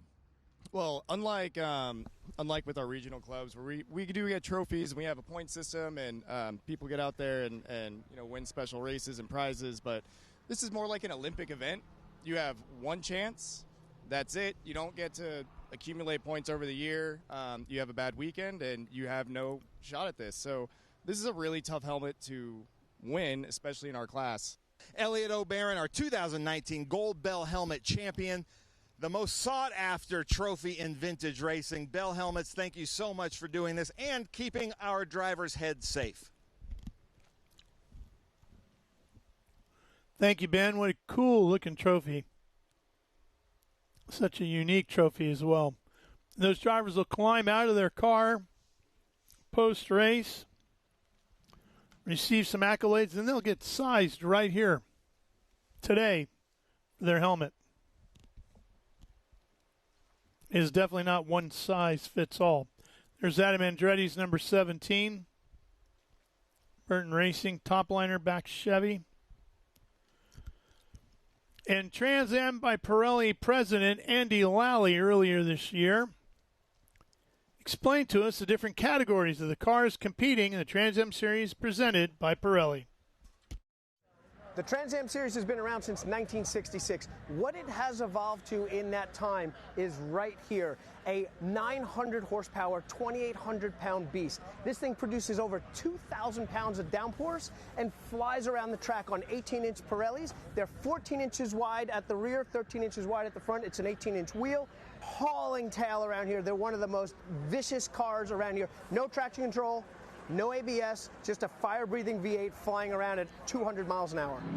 We have a wide variety of examples to run in our XGT class. This is a Corvette. It's got 600 horsepower at the wheels, and it's running on the 18-inch Pirelli tires again. It's making a lot of downforce, and you're allowed a lot of variations in XGT. So we're going to see cars from all over the world competing. High horsepower, high speed. These cars do have ABS, but they are not allowed traction control. Fitting right between our GT class and our XGT class is SGT. This is a very versatile car right here. This is a Howe chassis TA2 that it started life at, but it's eligible for SGT. You add 100 pounds, it's still the same Chevy LS motor, same Pirelli tires, same everything, but it's eligible to go race against the Porsche, the Mustang, and the Corvette that were more popular cars in this class. The 3 GT classes that we have in the Trans Am Series is GT, SGT, and XGT. This is an example of our XGT cars. We've got a lot of different makes in this class because we're catching cars from all around the world. This is a Mercedes. It's producing about 550 horsepower. It's going up against some cars that have over 600 horsepower. This car in particular makes a ton of downforce. We're on our 18-inch Pirelli tires, and we've got probably 1,500 pounds worth of downforce that we get on here. And now moving on to our GT class. Here we've got a Mustang, 475 horsepower, 6-speed paddle shift. It's big downforce with the wing. It's got a huge splitter up front here. Also on our Pirellis, like every other car in our Trans Am series here, this car is going to go up against a wide range of marques here. We've got an Aston Martin here. We've got Maserati here. We're racing against Porsches. We've got an Audi GT4 car here. Our GT classes encompass cars from around the planet, and the racing is amazing.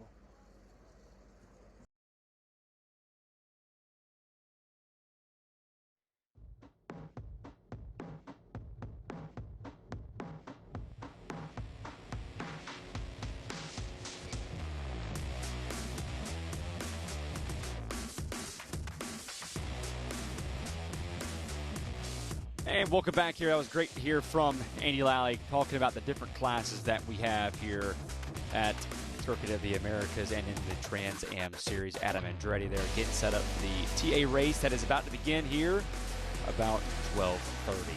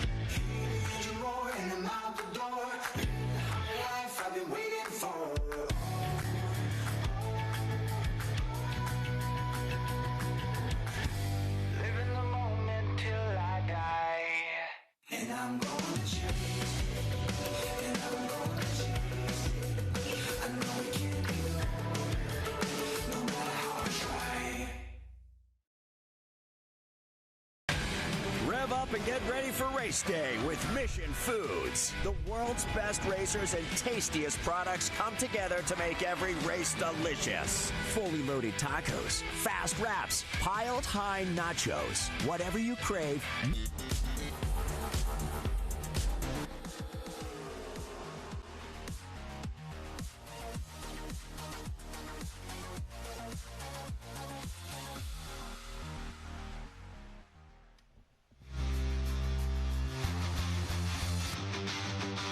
As the year comes to a close, the long road of the Trans Am Racing Series leads to Austin, Texas. Thousands of miles traveled, hundreds more raced. Each lap, a battle. Each venue, a chance to add more to the history books. The crews have carried the weight of every victory and every setback. And for the drivers, once the helmets go on, the view narrows to a single vision, the checkered flag. Tristan McKee wrapped up the TA2 series with a win in Birmingham. Now it's down to the clash between Paul Menard and Adam Andretti. The championship fight comes to an end today on the grand stage of Circuit of the Americas. A season's worth of grit, courage, and horsepower, all converging on one final race. Live from the Lone Star State, this is the Trans Am Racing Series presented by Pirelli.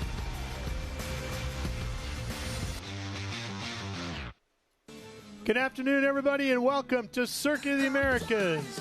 There's Adam Andretti, the man second in the championship in his top-liner Chevy. As we get ready for the season finale for the Trans Am Series presented by Pirelli. I'm Ralph Shaheen, alongside Ford Martin. Ben Sissel will be joining us as well as we get the season finale, race number 12, the 12-round national championship completed here this afternoon. Beautiful sunny day today, much different weather conditions than yesterday afternoon. Qualifying washed out and lightning in the area kept us from being able to run the qualifying session. So the field will be lined up according to points. Men who's number 1 in the championship is the reigning champ. And then number 3, Pittsburgh Paints and Stains Ford Mustang, Paul Menard, who has basically Ford, all he has to do is take the green here today, and the championship back-to-back titles will be his. Just got to take the green flag here today. So what a season Paul Menard has had. 5 victories, 9 podiums this year, and trying to go back-to-back as far as being a Trans Am TA class champion, and he's really dominated the full year. Chris Dyson not here this weekend. Matthew Bradford just had ran one of the SVRA races there, so it's going to be an excellent afternoon here at COTA. This championship started almost 60 years ago, March of 1966 in Sebring, Florida on a Friday afternoon.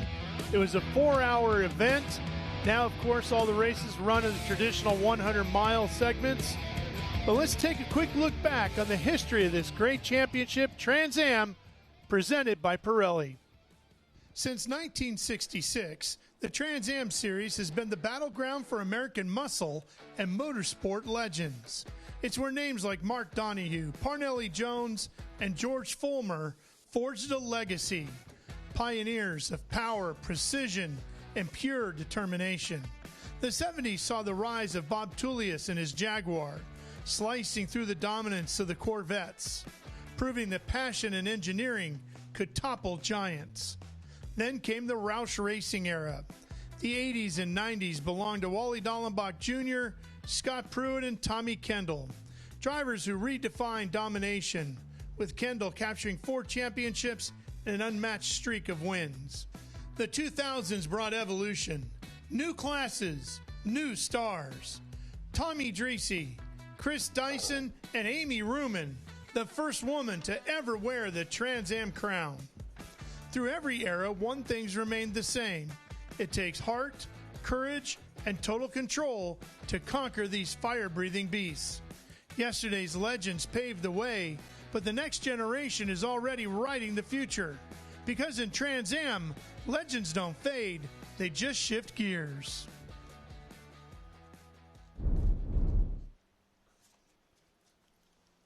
There you see the top 2 of the points right alongside each other on the grid.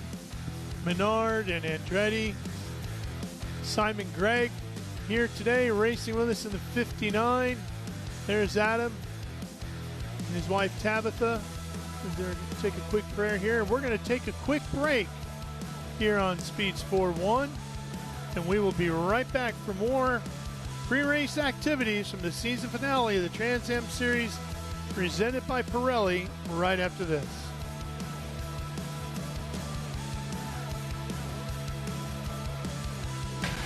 Rev up and get ready for race day with Mission Foods. The world's best racers and tastiest products come together to make every race delicious. Fully loaded tacos, fast wraps, piled high nachos. Whatever you crave, Mission will help you be race ready with easy to make recipes that will take your race day to the finish line. Keep your racing delicious and enjoy all the mouth-watering action. Brought to you by Mission Foods. Too fast, too tasty.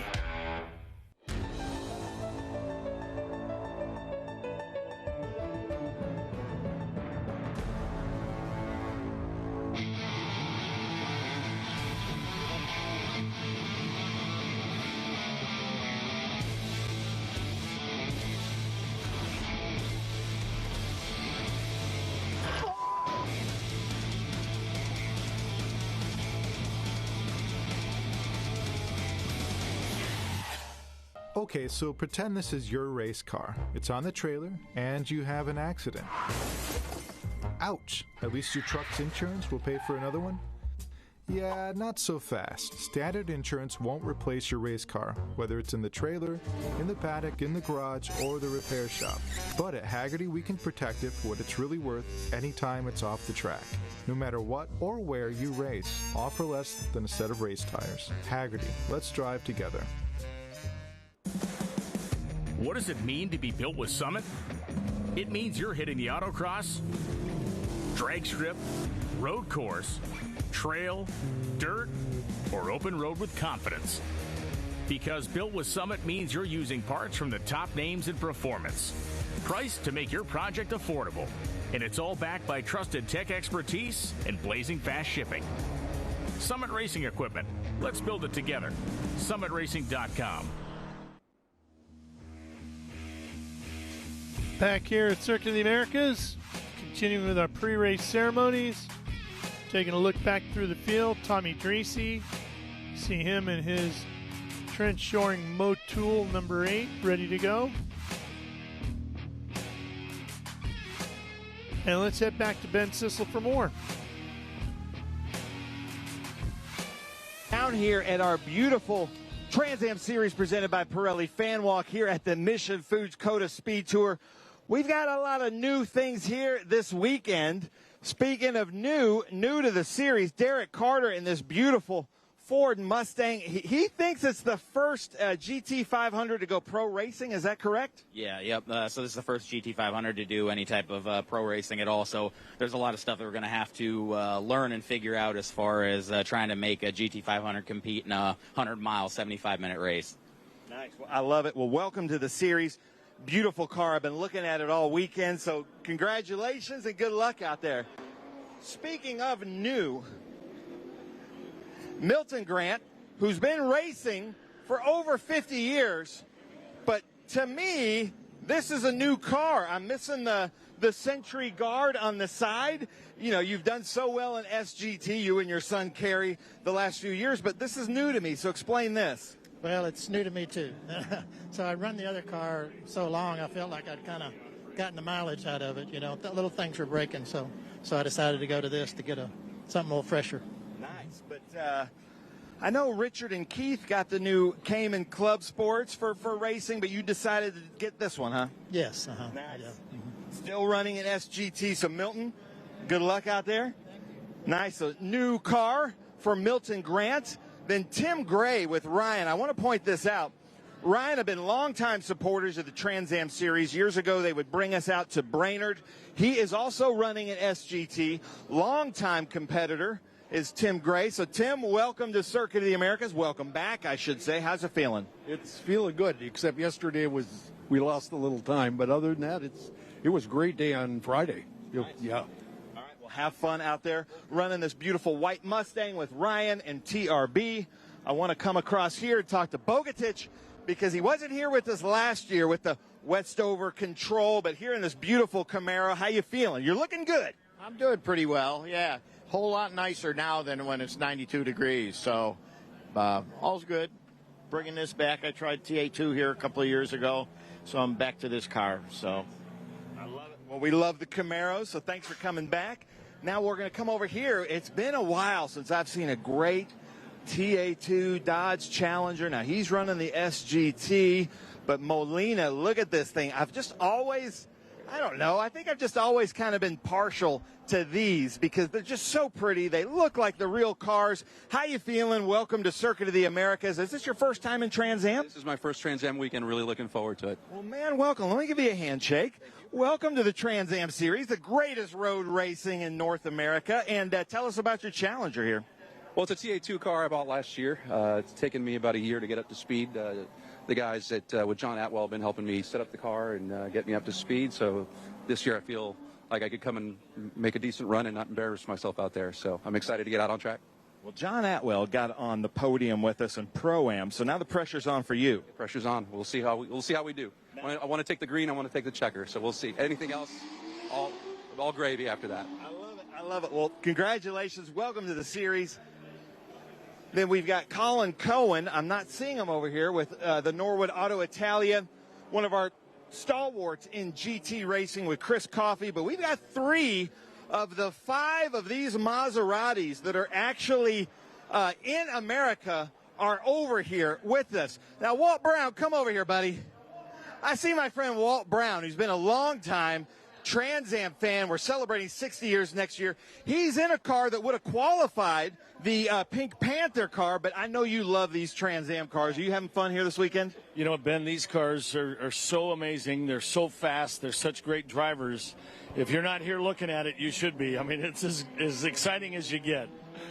Now give us a shout out to Browns over there in Scottsdale, Phoenix, and these great collector cars you redo. Oh, well, Brown's Classic Autos in Scottsdale, Arizona, we do some great rehabs and make them special, but there isn't anything like SVRA racing. And here at Circuit of the Americas, fastest track, the greatest, and this is for the gold helmet, so it's what it's all about. Nice. Well, good luck out there. Have fun watching the Trans Am monsters. Look at this, ladies and gentlemen. I got to point this out. My friend Janet Harhay, timing and scoring, the lady that kind of makes all this run. This is her favorite car because between races, she actually goes to YouTube and watches cat and kitten videos. So we've got Casey Jones. Casey Jones, you better watch your speed. One of my favorite bands, the Grateful Dead. But, man, great to be here. We saw you at VIR, had some unfortunate things there. So excited to see this car because of some of our staff, Stephanie, Janet, they always say they like the cat car. So welcome to the series. How you feeling? Pretty good. Thanks for having me. It's been great. So we're here representing Copper's Cat Commune. They take care of disabled cats all over Texas. So that's what we're here for. Nice. Disabled cats all over Texas, but he's got the cats on the car and a Corvette, like this beautiful Corvette with the wrap. How you feeling at Circuit of the Americas with it? We have some setup issues we're chasing. We had some mechanical problems during testing, so we're going on an unknown setup for the race, so we're just going to fill it out and make it the best. Nice. I love it. Well, thank you so much. Casey Jones riding that train. Hey, look at these guys, Scott. They've got our sign. They can't take our sign. That's Mission Foods right there. No, we've destroyed a few of these here, but Juan Gonzalez, Mission Foods, this is the Mission Foods COTA SpeedTour, so go get some autographs, guys. I like that. Reduce, reuse, recycle. Patrick, longtime friend, here with RaceQuip. And Patrick, you've got a friend here with RaceQuip. I've got Josh Susi from RaceQuip. They're in New Braun Falls, Texas, right down the road now. They're part of Holly Performance, one of the Holly brands. Yeah. Used to be my company. Yeah. I remember that because I was working with Patrick then. So let's come over, talk to you with RaceQuip, and welcome to Circuit of the Americas. Thank you. It's one of my favorite tracks in the whole nation and in the whole world. So I love COTA. We're happy to be here with Patrick. He came down and visited us at the factory, and yeah, happy to be out here with him this afternoon. Nice. Well, welcome to Circuit of the Americas, the Mission Foods COTA SpeedTour. Thanks for being out here. RaceQuip, thank you. Now, Matt Brabham, watch out for this car, the number 16 Jimweed. Chris Dyson, I want to give a big thank you to you. I know that you couldn't be here, but you sent the car, you sent the crew, you sent a fast driver to still provide a show for our Trans Am fans. Jimweed, the athletic focus drink, will be well represented. Matt Brabham just out of the last race in Group 6. Ray Cobb's over here. Ray, I'm missing the hat, buddy. But running in GT1, he was with us at Road America, correct? And I can't remember. You weren't at VIR, but you ran Road America. But this beautiful car, you've got Myson with you. How's it feel to be at COTA? Oh, my God. It's so good to be here at COTA. Thank my family, my wife, all the people, Mark Myson, people working hard on the crew, and everybody that came out here to watch us run. Thank you. Nice. Well, good luck out there running GT1. Speaking of GT1, his competitor, who I believe last night, this is a good friend of mine, and I haven't gotten to shake his hand yet, our SVRA Driver of the Year, John DeGainer, who was just out in the last Group 6 race. Now he's running GT1, and John, I believe, is it correct that if you take the green flag, you win the GT1 championship? I think that is correct. So it'll be a really great honor to win the championship, and plus the awards, plus the fantastic awards last night. Really a good weekend for the team and for my family. Nice, I love it. Well deserved. I was so excited when I heard that, man. So proud of you. Love what I'm seeing there. Then Jake Latham, who was with us at Barber. I've been told I need to move through, but Jake Latham was the winner here at Barber in that very Traffic Graphics Maserati. Then we've got, here's Jake and Chris right here. So Jake, that beautiful Maserati, are you having fun in the Trans Am Series? 2 weekends ago was your first time. Absolutely. I had so much fun, I had to come back, and I waited a long time to do this. Hi to my family at home. Nice. I love it. So they're not here. They're at home watching, right? Yeah, they are at home watching, yep. Nice. And then Coffee, you've got your family here. I think they joined us on the podium where it's Sonoma this year, but you're now running the Ferrari 458 this weekend. Yeah, I'm absolutely blessed. Colin let me take the reins of his Ferrari this weekend, and this is an absolutely awesome car, and I'm so thankful to be able to drive it. And I'm so thankful that my wife and my son are here to watch the race, and we're just going to try to put on a good show. Chris Coffey, our two-time GT champion in the Trans Am Series. Nice job. Then speaking of Josh Carlson, our SGT champion, I believe. Is that correct? Yeah, that's right. Nice. Well, Josh Carlson from Iowa running with Enceva. Congratulations. How are you enjoying COTA? COTA's pretty cool. It's definitely a pretty nice facility, and only made 3 laps in practice this weekend so far, so we're going to see what happens in the race. Nice. Well, good luck out there. That's always scary going in like that. Then we've got Tommy Dreese here with Trent Shoring. I can't miss him running in TA. But ladies and gentlemen, this is a cool thing right here. Simon Gregg is back in the Trans Am Series presented by Pirelli, one of my favorite people, but something to keep in mind. See this 59 down here? The 59's his initials, SG. Simon Gregg. Simon, man, so happy to see you back here. We hung out a little bit at VIR. You did some testing with Dreese Racing, and now you're here at COTA. How's it feel? I'm really excited to be here. Thanks for the team, preparing a great car. I'm getting to start third. It's amazing. I'm so excited. It's going to be a great race today. Hello to everybody at home, and good luck to everybody. Nice. I love it. Simon Gregg out here also with Trent Shoring Company celebrating 50 years. Then we come over here, ladies and gentlemen, Adam Andretti. Adam Andretti, man. Ben Sissel.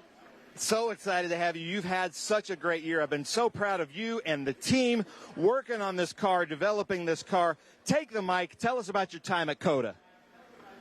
I mean, COTA's always great. Thanks, Ben. No, COTA's always fantastic. And Circuit of the Americas, I mean, it is a world-class course in a short amount of time. The fans are always great that come out here and support us here. The weather is usually very good. We had a little rough patch yesterday, but it cleaned up really nice for us. But, yeah, this top liner, service partners, Chevrolet Camaro out of Burton Racing is ready to go, and I know I'm ready to go, and just very grateful for the whole series, everybody from Live Race Media, everybody from Trans Am, and all our supporters throughout the year. And what you did for us in 2025 is really special. And thanks to Ralph up in the booth. It was fun sharing the booth with you sometime this year as well. But carrying the flag for the Andretti name now, as that Marco retired, just announced his retirement a couple days ago, and real proud to do that in this sport. But really, really happy to be here, and bittersweet to wrap up the championship, but ready for 2026, and look forward to seeing you then.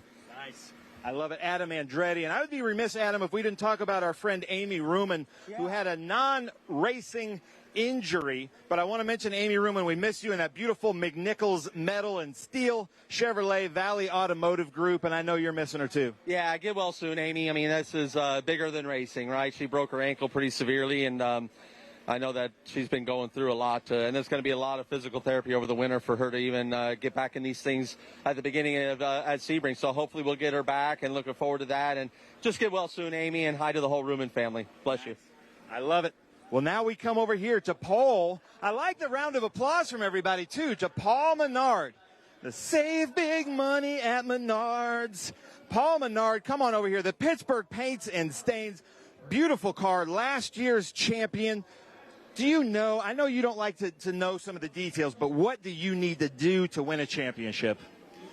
Well, we're just going to try to win the race and see how it shakes out. But, no, awesome weekend here at COTA. I believe that we just have to start the race, but we're going to obviously go for a lot more than that. Great having a bunch of folks from Pittsburgh Paints here to hopefully celebrate a great year with them, a great partnership, and we'll see how it goes here. Nice. I love it. Yeah. We're going to talk to the executive staff and the president of Pittsburgh Paints and Stains here. They're going to give us our driver command. Is your family here? Your wife and your son and daughter, are they here? Yeah, they're around here somewhere. Nice. See my wife, my mom over there, and I don't know where the others are. But. I just sang the Menards jingle in front of the lady that wrote the Menards jingle, Paula. So unbelievable.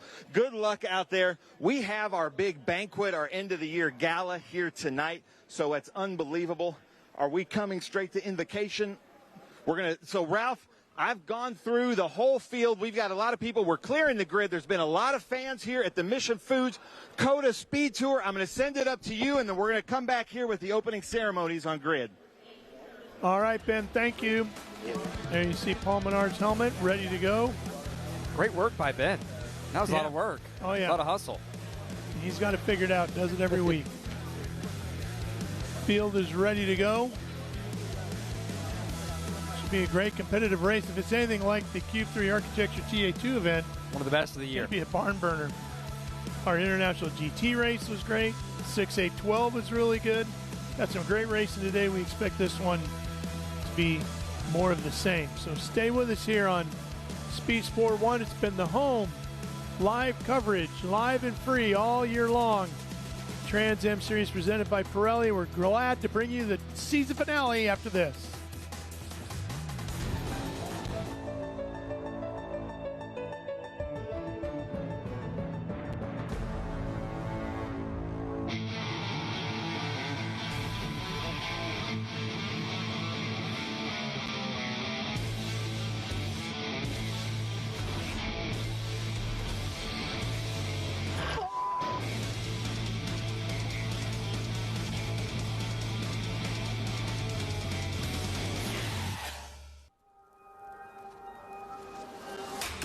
Good is this? Look at this view from Losowski. It brings all my fans, it brings the audience into the car with me. Speed turn, 140-mile-an-hour entry speeds. The quickest and most efficient way for me to get information to my drivers is from using the VBox HD2 system.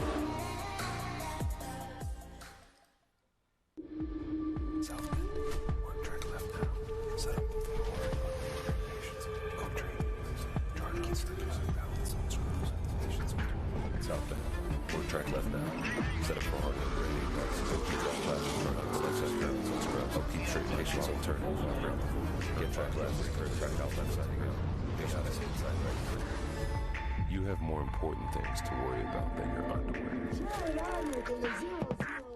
In racing, every second counts. Communication isn't just important, it's everything. Established in 1996 in Daytona Beach, Florida, Speedcom Communications was born from a passion for racing and a vision to revolutionize motorsports communication. Trusted by competitors across the world.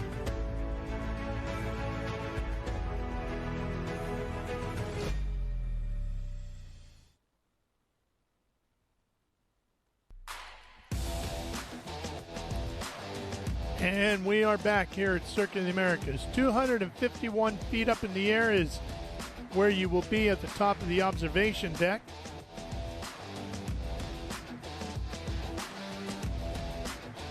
All part of our Mission Foods SpeedTour coverage here.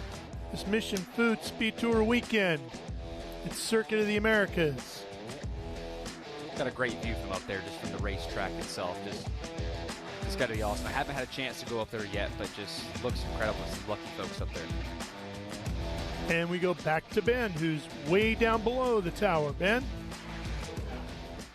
Well, thank you so much, Ralph. I'm here with my friend Marvin Gray with Road Race Ministries to deliver our invocation. Marvin, take it away. Hit it. Yeah, I did. Let us pray.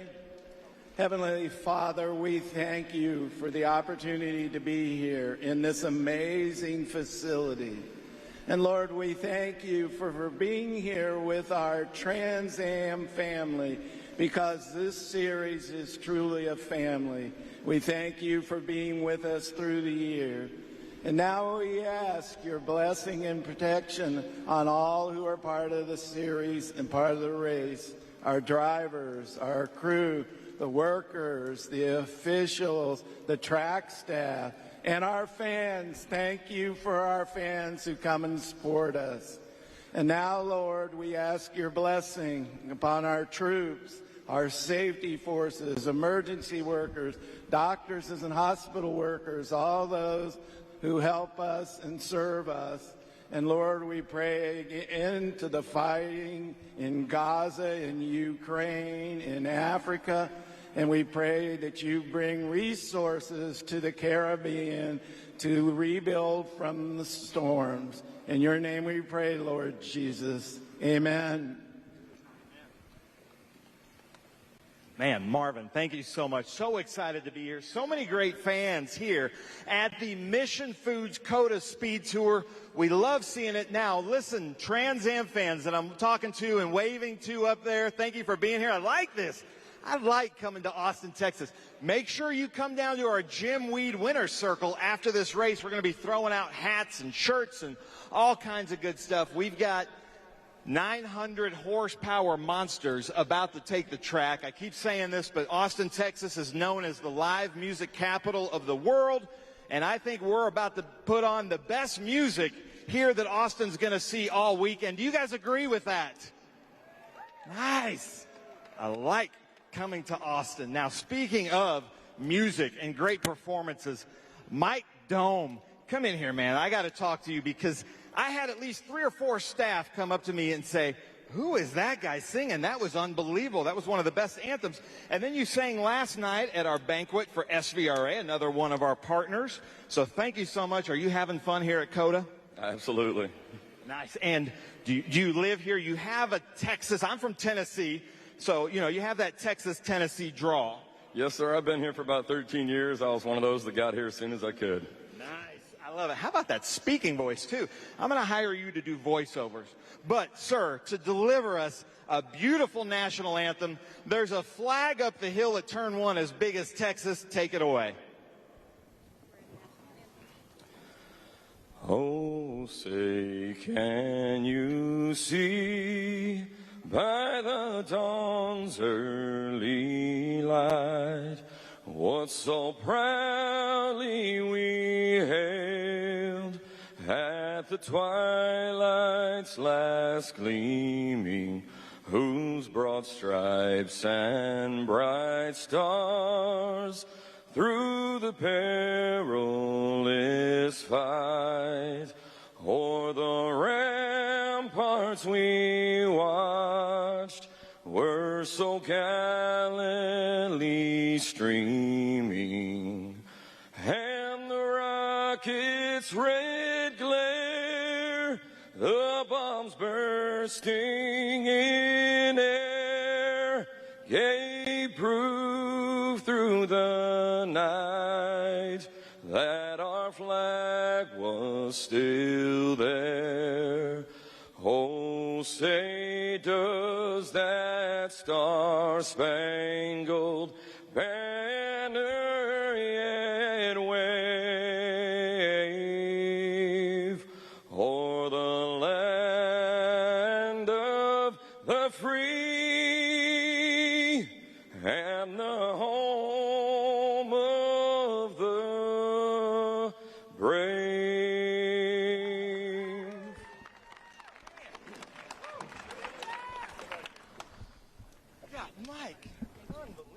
Nice job, Mike.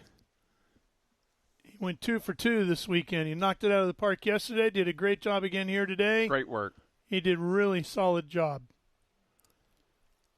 Well, Paul Menard, as you heard him say, if he takes that green flag, it's going to be basically impossible for Adam Andretti to catch him in the points. Coming into this one, Paul leads him by 43, but based on the number of entrants and prorated points, it's going to be basically impossible for Adam to catch him in the points, even if he was to win here today. But he's going to go for the win anyway, is Paul Menard. He's had an incredible season so far. 5 victories and 9 podiums. He's led 245 to the 434 laps this year. That's 56% of all laps. And we had a chance to talk to the reigning champ about his season.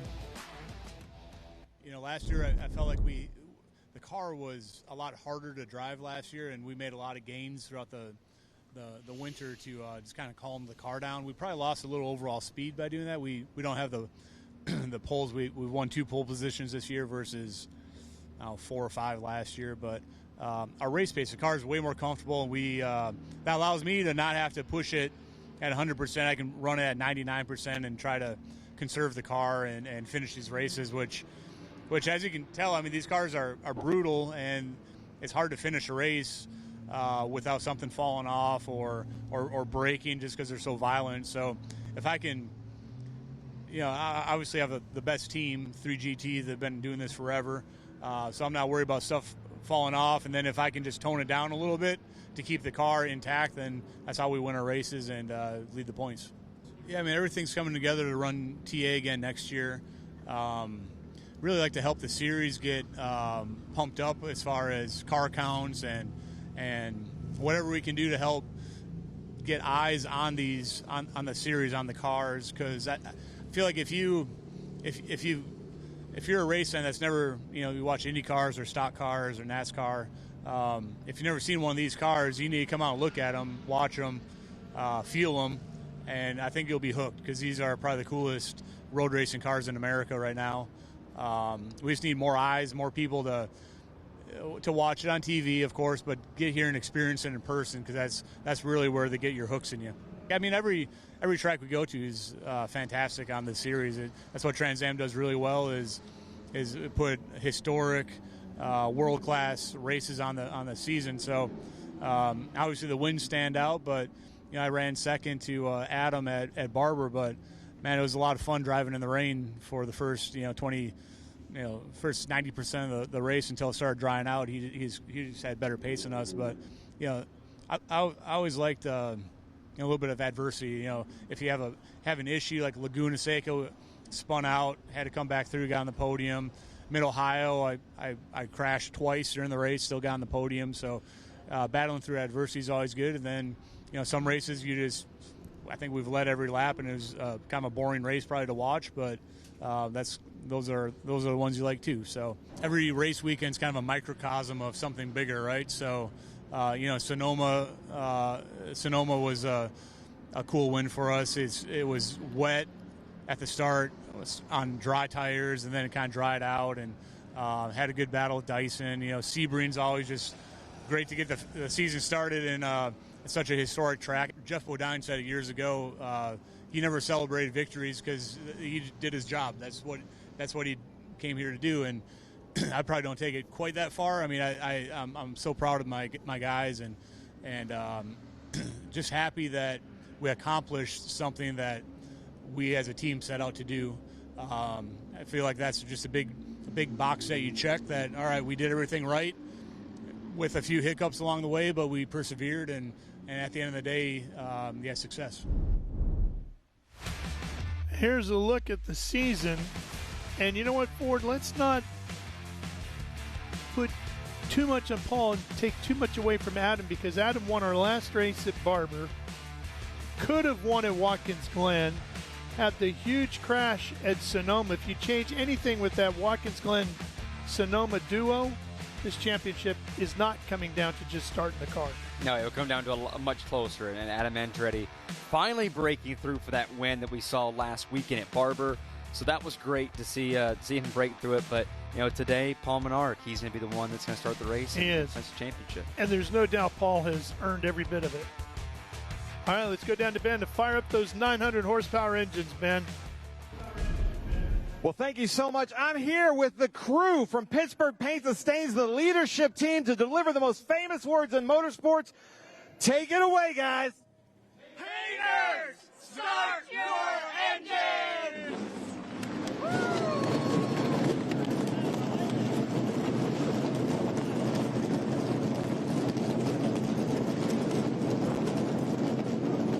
Ford, I can honestly tell you that it's the first time I've ever heard somebody say painters. Painters. I liked it. Start your engines. Yes, it was great. Thank you to our friends from Pittsburgh Paints and Stains. Well, we're going to step out for one more break. Our last break before we go racing here. Circuit of the Americas, the 12th and final round, 2025 championship. Stay tuned here on Speed Sport 1. We will be back for all the laps, all the action live here on this Sunday afternoon.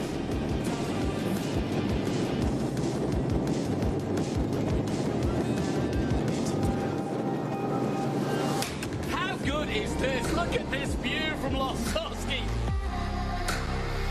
It brings all my fans, it brings the audience into the car with me. Speed turn, 140 mile an hour entry speeds. The quickest and most efficient way for me to get information to my drivers is from using the V-Box HD2 system.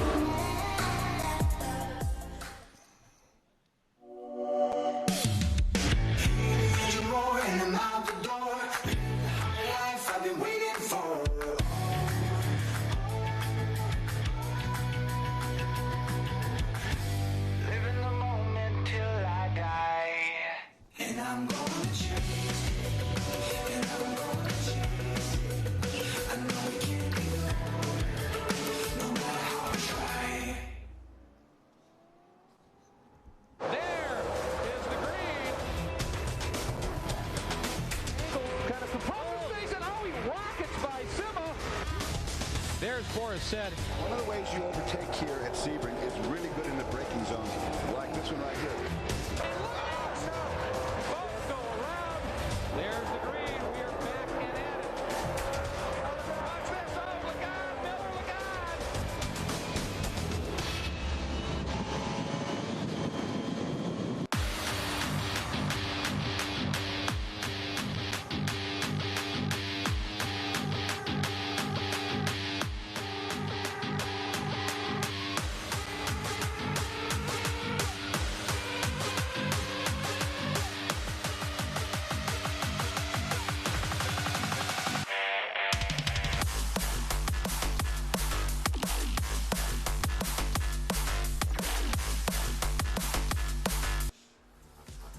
Welcome back, Circuit of the Americas here in Austin, Texas. This facility, designed by Herman Tilke, opened in 2012. First Trans Am race was just 3 years later in 2015. Amy Ruman won that initial race. Adam Andretti won the first ever TA2 race here. Ernie Francis has the most wins here in Trans Am with 3. 3.41 miles around, 20 turns, and today will be the 20th time Trans Am has competed here, the famed Texas road course. Let's take a look at the layout here with our track map. You'll see the elevation immediately climbing up the hill to Mission Foods turn number 1. That big left-hander tightens up. Can make or break your race right there. Downhill through 2. Into the Mission Food S's, 3 and 4, down over 5 and 6. The left-hander at 7, 8. You start climbing up here at 9, back downhill as you crest over at 10 to Summit, turn 11. Great passing opportunity there. Then it's flat out up through the gearbox, up and over the rise, and then hard on the brakes into 12. Another great passing point. 13, 14. Now you're into the Cube 3 Architecture Stadium section around the amphitheater and the observation deck. Down to Next Gen, turn 19. And then it's a quick run downhill and then back uphill to 20. Optima Batteries, turn 20, which is the final perfect passing spot. If you haven't got it done yet, Ford. Coming to green this time by, about to go racing for the final time in the TA class. All right, Paul here Menard we just go. has to start. Our pace car making its way onto pit lane. Menard and Andretti on the front row. Around Optima Batteries, turn 20. Coming to the green flag. It's on the right side of your screen, driver's left. Menard kind of squeezing Andretti a little bit, trying to get as much run into Mission Foods turn 1 as he can. There's the green as he crosses the start-finish line to take the green. Paul Menard will win the 2025 Trans Am Series presented by Pirelli Championship. He goes back-to-back. Now through Mission Foods turn number 1. Adam Andretti right on his heels as they drop down into the Mission Food S's. 3, 4 wide back through the pack. Here we come, flying through those S's. Ford in front of Chevy, the Mustang out in front of the Camaro. Tommy Dreese and Simon Gregg in the Trent Shoring Motul entries, running 3rd and 4th. And it looks like it's Simon just in front of Dreese. The car's identical in color scheme. 59 of Simon Gregg, the 8 of Tommy Dreese. Now, downhill out of turn 10. Down here to Summit, turn 11. Good start there from Paul Menard, starting to pull away from Adam Andretti. I like the call at the start there, Ralph. As soon as he took the green, immediately, he's a champion. That's all he had to do. That's it. Now he goes for a race win, going for victory number 6 on the 2025 season. So 30 laps, 75 minutes. The rest of the class is coming after him. Here's turn 12. That's a great passing spot. Can make it happen. Carlson right there, clinching the championship this year in SGT. And that blue machine of his. Ford Mustang body car. Here are the 2 trench shoring Motul entries. There's Simon Gregg in the 59.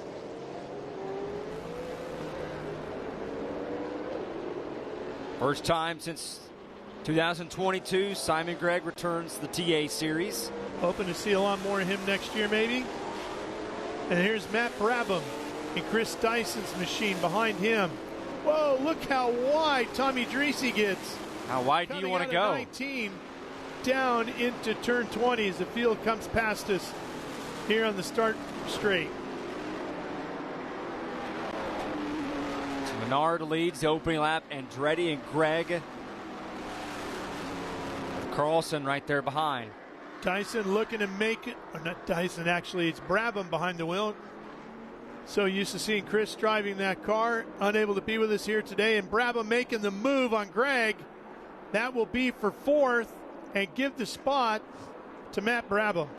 And Brabham, a 2-time winner this year at Road Atlanta and Mid-Ohio.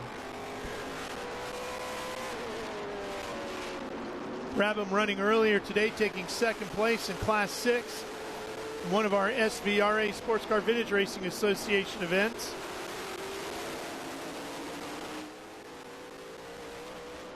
He's fast every time he shows up in anything that he can jump in, and he's already putting the pressure hard on Tommy Dreese. Filling in for Chris Tyson, as we mentioned. Tyson, who won here last year, 2022 and 2024.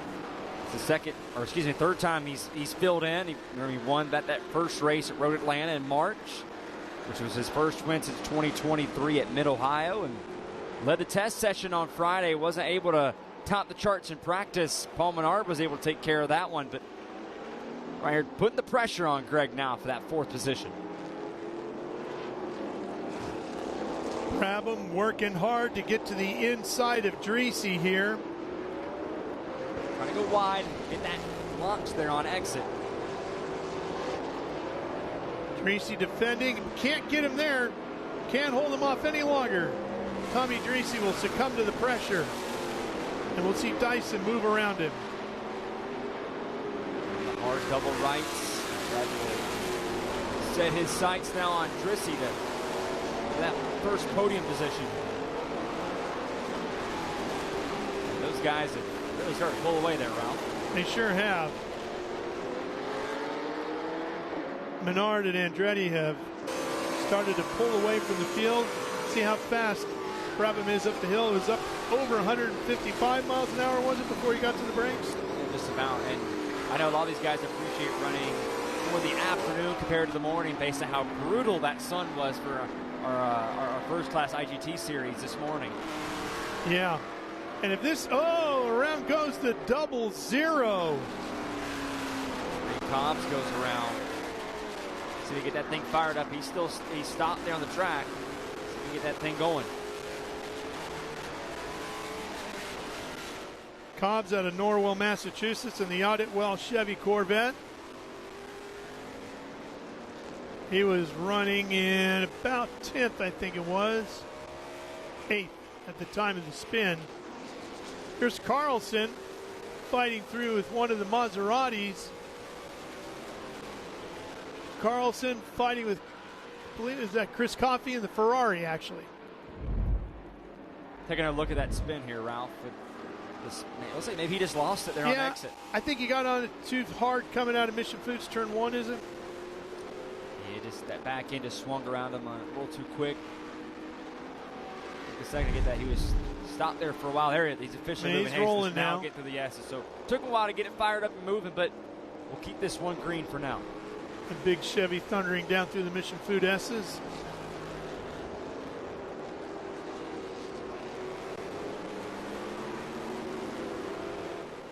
You look at the top of the leaderboard, Menard and Andretti.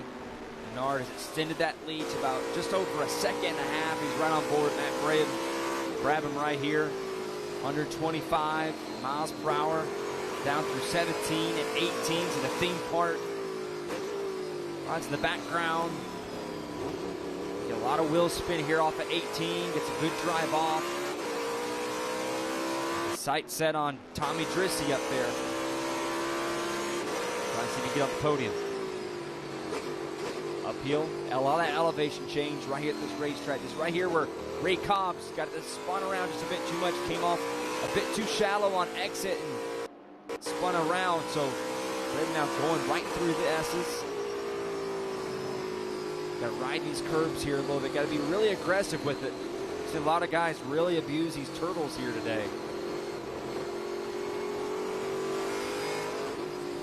Watching Matt Brabham here and Chris Dyson, who might be watching from home.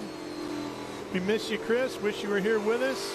Former champion of the series, great driver in the Trans Am Championship. And Chris has to wonder what might have been in 2025 because he had a huge crash at Sebring, came back from that, looked like he was going to potentially win at Lime Rock, and another huge crash.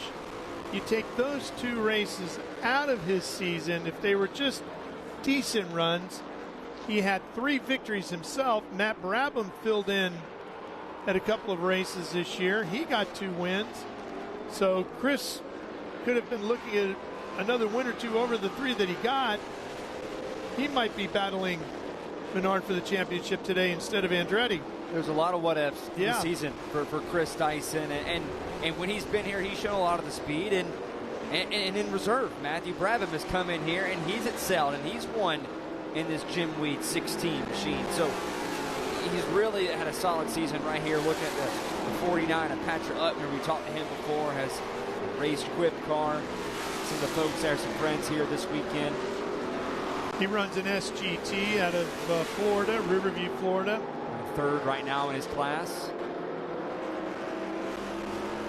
He finished, well, he's 3rd in the championship, tied for 3rd with Mason and Patrick Paul coming into today. So he might have a shot at moving into 3rd overall here as he sits 10th and runs 3rd in SGT today with Carlson and Coffey in front of him, and Carlson has already clinched that title, and Coffey won GT, so Coffey's just enjoying a new division here today. I think so. I mean, we saw earlier some of the TA2 races here earlier this afternoon with Brady Goebel. He's running the Western Series. He decided to run the National this week. First time he's done that. So usually you see it sometimes at the very end of the year. You want to run a new class, you want to try something different. Just so you can add it to your resume. Next year, right? Yeah, you add it to your resume. Good opportunity. Play around a little bit.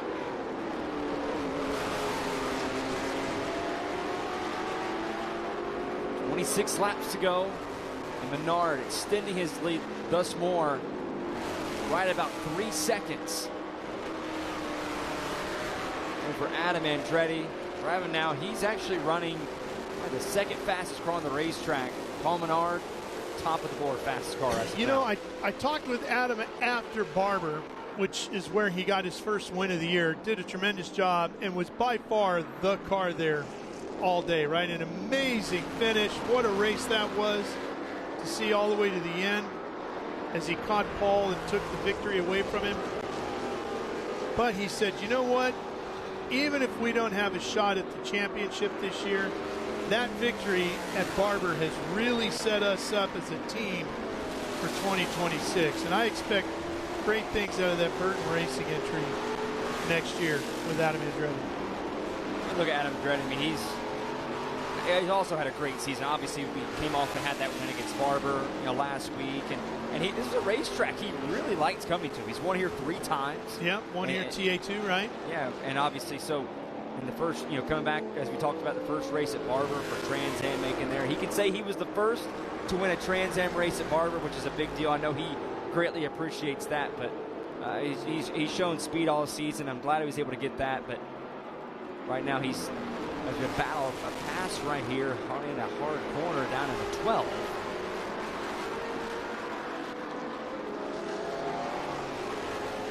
So Molina Jr. now will move into first in his class.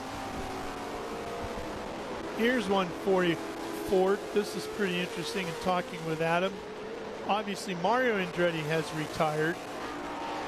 Adam's cousin, Michael, has retired. Michael's son, Marco, just retired this week. Adam, if he can continue on racing and be on the grid into 2029, not that far off, it will be the 70th year, and Andretti has been in big-time professional auto racing.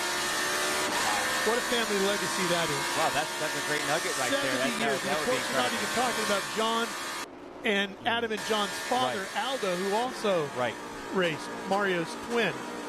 So, well, now I'm really rooting for Adam to make it till then. That would be phenomenal, just to keep that going. And that means that Adam has to not just be on the grid, he needs to be competitive, because he won't be on the grid. He won't allow himself to be on the grid if he's not competitive like he is now.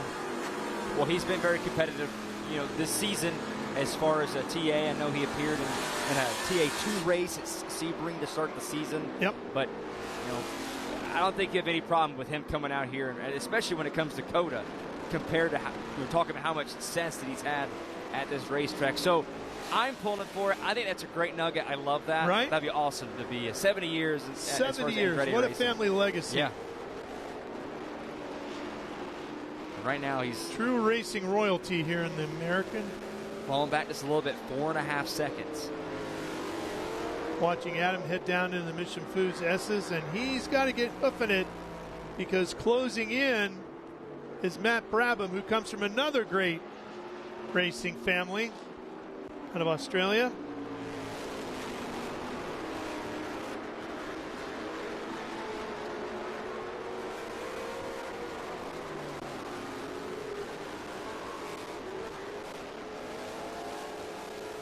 Top of the board right there. Menard is clicking off fast this lap times the race. So I actually want to say Brabham actually had the fastest lap by about 0.8 over Paul Menard.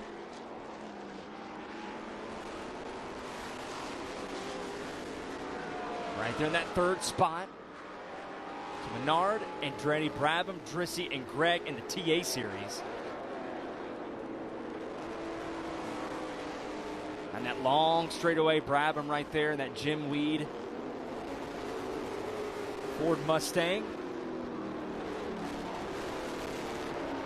Of course, the great Sir Jack Brabham won 3 Formula One World Drivers' Championships, 1959, 60, and 66.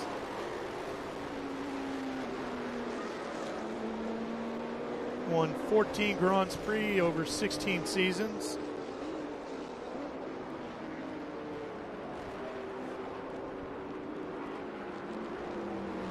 One of the fast double rights all the way through here. And there's that close contact there too, get in front of him. Yeah, that's that new Mustang GT500 we were talking about at the start. Ben had at the beginning of the show.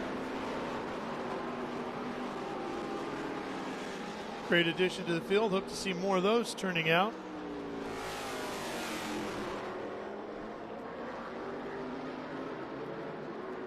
Much to the chagrin of our producer, Cam, who's a huge Kia Soul fanatic.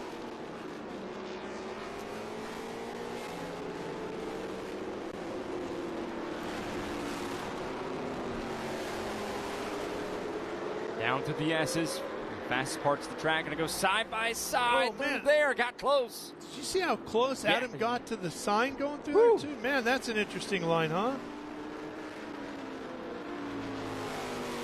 Really interesting line.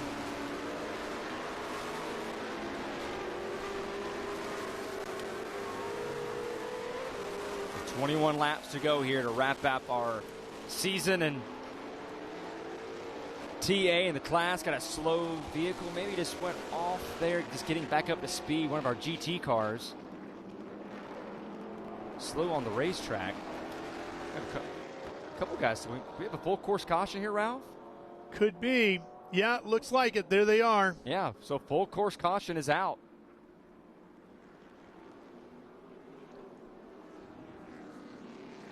That's our first caution flag we've seen in any of the TA. First full course we've had all day, course, right? Yes. In any event. So not sure exactly what it's for. Got to wonder if maybe we have a car on track that's stalled, or maybe some debris out there.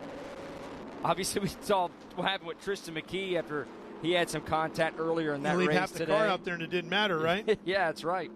And that contact with Doug Winston in that first race.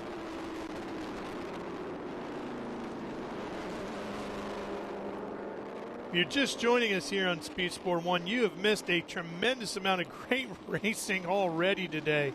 The International GT Enduro, first thing this morning, Ford, was tremendous. We had all kinds of fights throughout the field in that one. Oh, here we go. Can't see the car blocked by our truck here. One of the Maseratis? Or is that coffee in the Ferrari? Looks like the Maserati, doesn't it? It appears so. I think yeah. It's... I want to say it's... Is that Cohen there? I think it's a 38, so I believe it's Colin Cohen. Yeah, so it's Colin Cohen over there from South Lake, Texas. I mean, he's one of our local drivers. Yeah, just the right Norwood down the Auto road. Italia Traffic Graphics Maserati MC GT4. Getting him up out. He was beached over there. Pull him out. You can see how it's sunk down into the gravel trap there. Able to get him out. So that'll bring up. Might be able to drive away and keep going. That he's going to do. So good to see him keep going. He's going to be trying to knock some of that rocks off right there as he's driving, staying at the racing service. I know Race Control appreciates that. Yeah, what a veteran move to stay way over and use up that extra bit of pavement over there to get rid of all the rocks before you start. Look at it. I just saw knocked off right there when he turned hard right. Before he enters the racetrack. Great move. Here he comes. And while we get the field straightened out and ready to go back to green, we will take care of some business here on Speed Sport 1. We hope you're enjoying our live coverage. The season finale for the Trans Am Series presented by Pirelli. The newly crowned champion, Paul Menard, continues to lead. Rev up and get ready for race day with Mission Foods. The world's best racers and tastiest products come together to make every race delicious. Fully loaded tacos, fast wraps, piled high nachos. Whatever you crave, Mission will help you be race ready with easy to make recipes that will take your race day to the finish line. Keep your racing delicious and enjoy all the mouth-watering action. Brought to you by Mission Foods. Too fast, too tasty.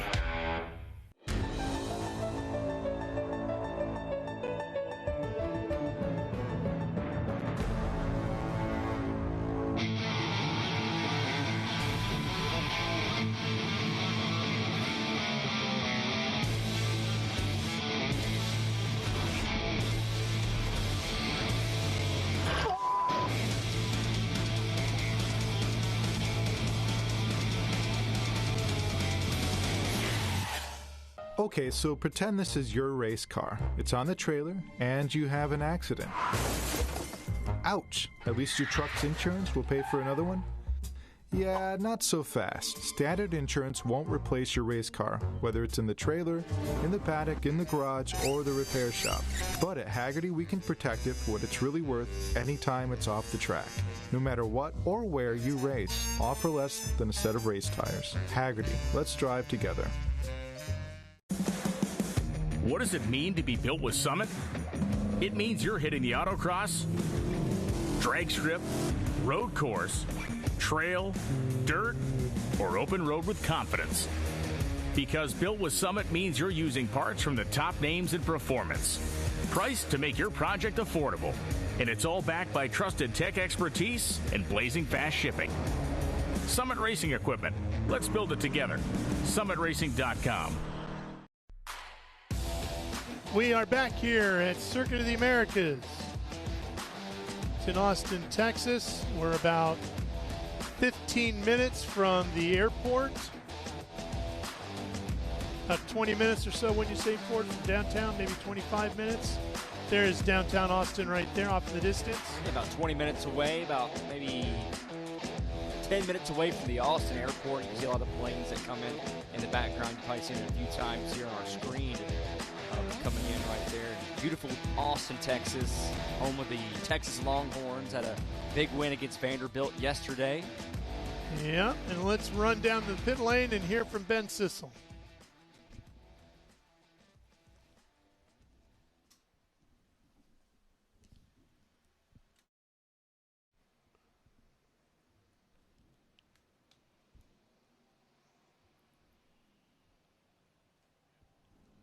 Waiting for the fight at the end. And you won the championship here last year at COTA, but he broke during the race. Is this a little bit redemptive? Yes. Yeah, absolutely. We kept that in mind for this year. Love it. Well, that's Paul Menard and Tony Gentilozzi wanting to win this race to really stamp this championship here in 2025. Back to you, gentlemen. All right, Ben, thanks. There goes the ex-Ron Fellows car. There's our Ferrari, Coffee, our champ.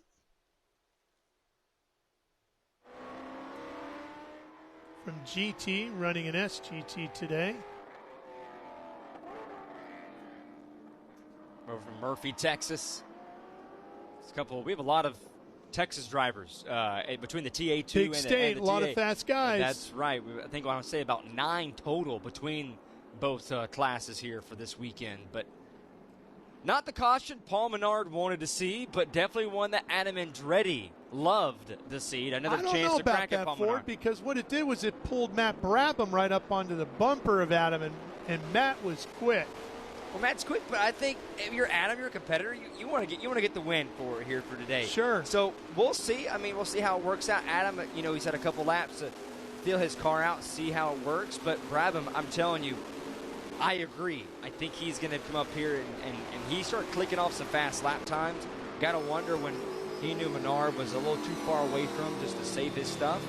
He saw how that became a problem a little bit for Nathan Hearn earlier in the TA2 race. Obviously, he had some fuel issues, but saving your stuff is critical here for these races. You never know when a caution is going to come, and right there one came out. I believe he might go back green flag racing here this time. His car lights are still on, but well, that's the one good thing about this circuit being 3.41 miles around.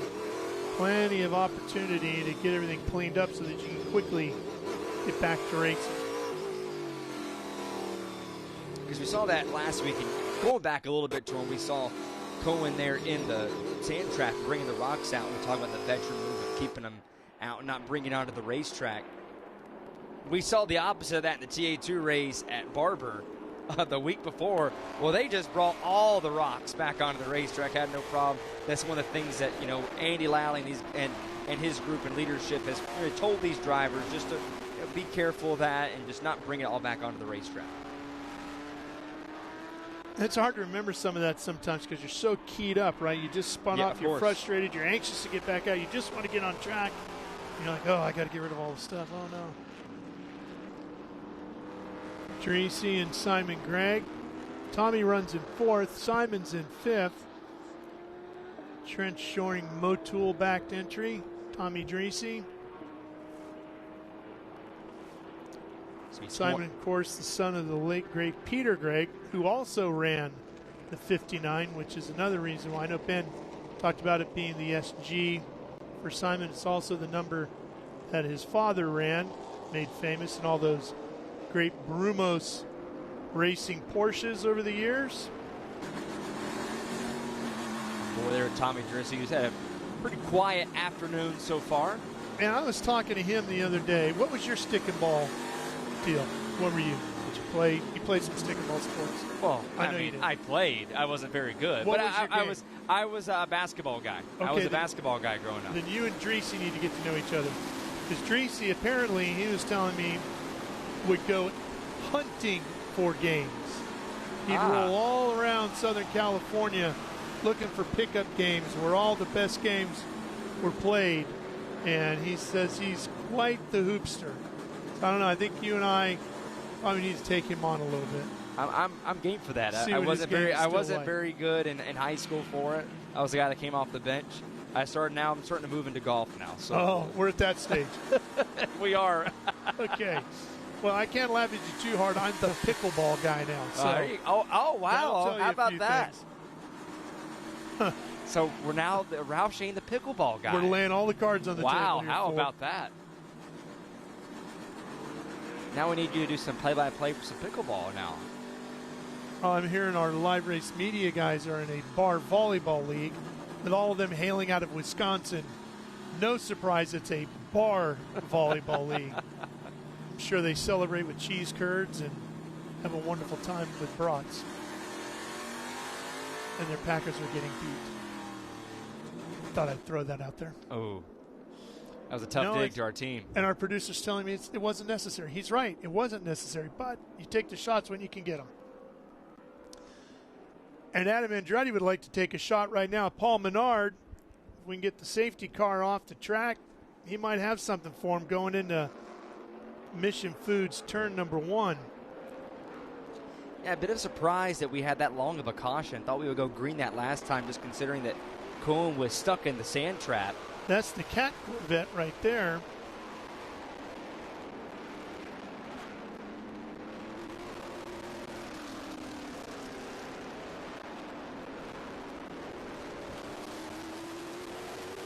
Catch back up to the field. Casey Jones making his Trans Am debut this weekend. Yeah, he's out of Conroe, Texas, where the Texas Tornado is from.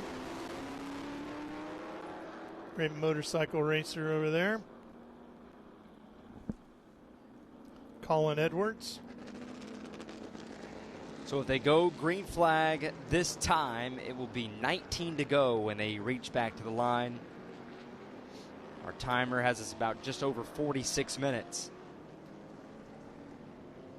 Sarah Imco Gears total laps led. Paul Menard at 10 on the afternoon. He's been perfect today, and he's had a lot of laps all year. 50% of all laps today. They've run 434 coming into the event. He's led 245 of them. So, and we talked about that feature that he had, right before we started the engines, just about just this season and how things have just progressed so far for him. And hey, Ford, don't forget, you have to sign up by this Wednesday, November 5th, if you want a shot at the Top Liner Top Driver Challenge with Adam Andretti. If you win it, you get a VIP trip to Sebring to join us for the kickoff of the 60th anniversary season there. Sebring 2026, that's where the championship will begin. You can go to burtonracing.com and sign up. You get invited to go to one of the Andretti karting facilities to battle it out there. Maybe win yourself a trip to Sebring. How great is that, right? That'd be great. burtonracing.com by November 5th, which is this Wednesday. Get yourself signed up. Be a great event to go out there. Obviously, Sebring and starting out, kicking off the 60th year for Trans Am. The test session that's going to be coming up right at the end of January. January 21st and 22nd. 60 years, just incredible. 60 years of Can-Am, 60 years of Trans Am. It's going to be an amazing 2026. Celebrating in many, many ways throughout the year. We'll be hearing all about that in the coming days. Banquet is tonight. I'm sure we'll hear about some of what's ahead for 26 tonight. Well, here we go, Ralph. Yeah, let's see. Going green flag again. Who can get through the gearbox the quickest? Menard, Andretti, and Brabham ready to charge up the hill to Mission Foods. Turn number 1. Too fast, too tasty. Here we go. And Dreesy and Greg right behind him. We're into the gas as the green comes out. Pretty even start for the top 3. Adam looking to get inside, not quite close enough. Menard has the door shut. Coming way around the outside is Coffey and the Ferrari, trying to make something happen on DeGainer. They're side by side as they fight down into the Mission Foods S's. And the Mustang trying to get away, but the Camaro is hot on his heels. Andretti got right to the inside there. Did you see Menard slide? Woo! Man, I'm telling you, he got squirrely. Although he had a much better start than he did at the beginning of the race. But I'm telling you, it felt like he caught Menard too quickly. Yeah. And then had to really almost lock the brakes up and got squirrely there. But great save. He got it spooled up through the S's, didn't he?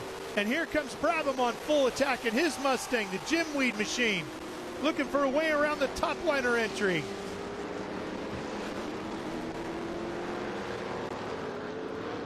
Look at Brabham. He's got a good run right here. All the way down to the exit of 11. Right on board with him. Does he get him here? Brabham looking for a way around. Andretti giving him a little bit of the inside. If he wants to dive in there, Brabham thinks better of it as they get to 12. Andretti's going to try and make him earn it here. Heading into the stadium section. Cube 3 Architecture Stadium section here.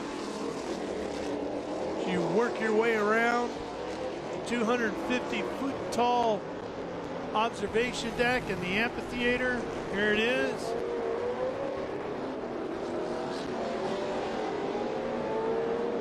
Would been called the Matthew McConaughey section. Yeah, all right. That's right. 3 cars under a blanket here. Flames belching out of the 900 horsepower powered Camaro of Adam Andretti. He sets after Menard again. Paul's family here in attendance, watching him win the championship again this year and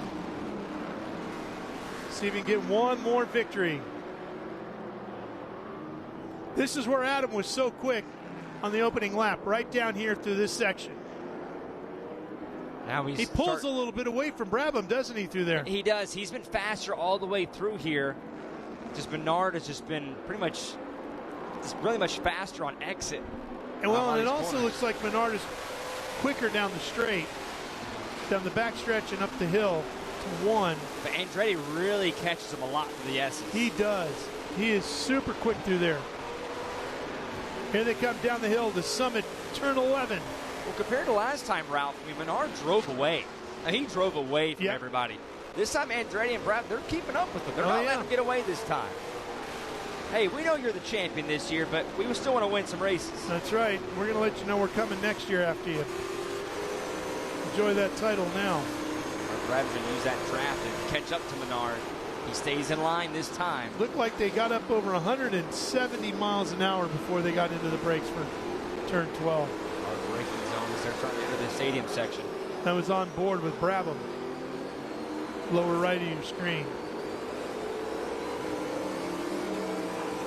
I tell you, Ralph, really have enjoyed the drone work this season that our team has been able to put together. Lucas Dearborn, our drone pilot, doing a great job.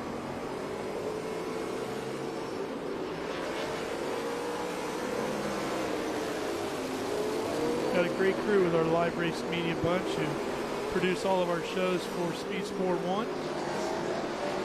Had a great season with them. Great work by our team behind the scenes. Here's Brabham right on Andretti, this time across the start-finish line.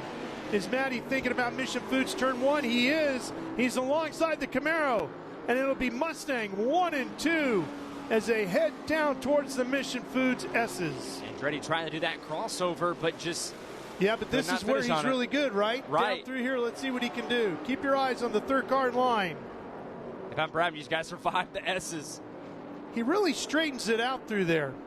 I tell you, Brabham went really wide all the way through there. Andretti's still on the back bumper. I think that's what part of the difference is, Ford, is that Adam is really able to hang to the inside and stay there instead of drifting wider out like you see Brabham do.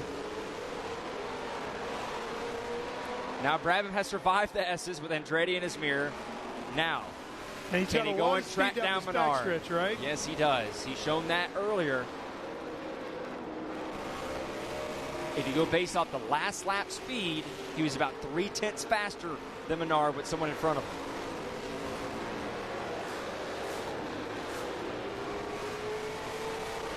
Trying to drive away from Andretti there just a little bit. Brabham hit 179 miles an hour down that backstretch. Buddy, that's moving it. It's a lot of trust in your vehicle there. I don't know if I could maybe do that. A lot of trust in your brakes, right? Yes, it is. Because when you get to 12, you're going to need them desperately. Look at how wide Menard gets there. You've seen just the tire marks, how everyone's really abused that runoff there on exit.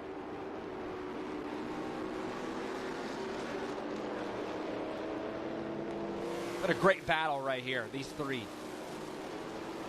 17 coming back, 16 laps to go.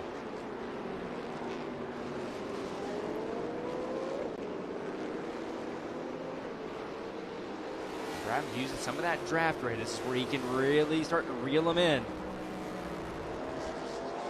Based on lap time speed, looks as if Brabham was maybe reset right there on our monitor. But starting to pull in Menard one by one. Take a look at Tommy Drissi. He's so quietly back there here on the front stretch. P4 currently on the track. Right there at the top of the hill in turn one.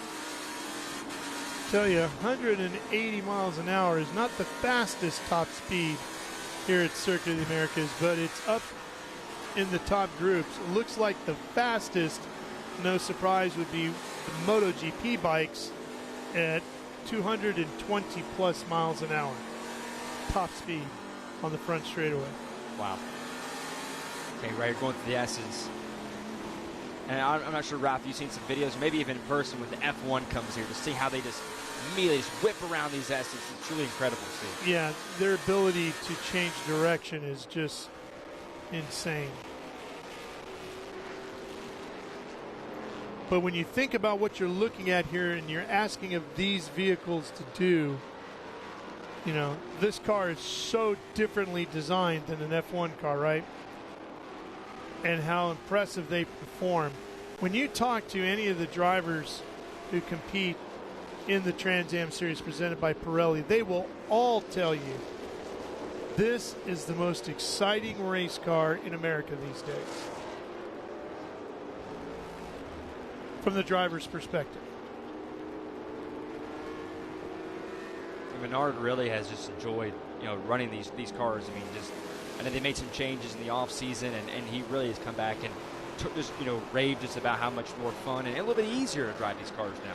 Here's your SGT champ for 2025, Josh Carlson, who also happens to be leading in the category here today. Josh has had quite the season. He's won all his races that he has entered in this season. If he showed up, might as well just give him the trophy, right? Yeah, pretty much. Yeah, that's what he has shown this season. So no need to race him. Josh has got you covered. Driver out of Iowa.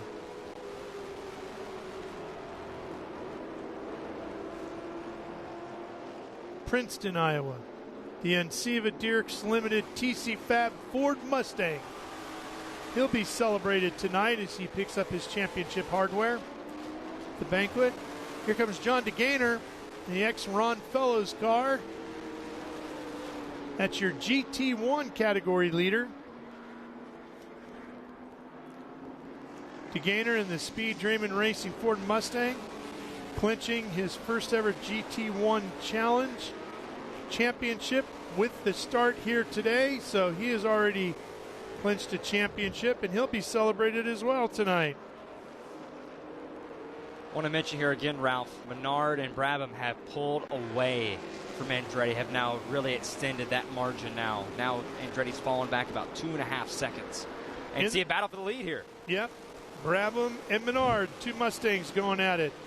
Just to put a period in our GT1 Challenge category, DeGainer beat Rob Dickey, Colin Comer, and Ray Cobbs. That's your top four for that championship.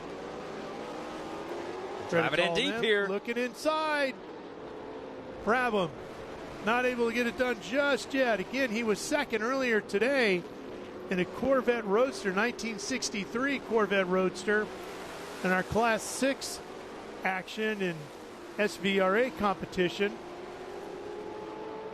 Peter Clue won that one, claiming the Gold Bell helmet.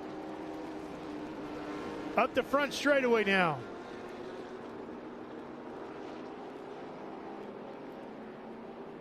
Looking inside, just like he did on Andretti. Brabham sets it up beautifully. Mission Foods turn number 1. And Menard tries to cross back to the inside as they go into the Mission Foods S's. Can't get him just yet. And Andretti trying to hang on in the Camaro. Perfect execution there. 2 perfect passes by Brabham and Mission Foods turn number 1.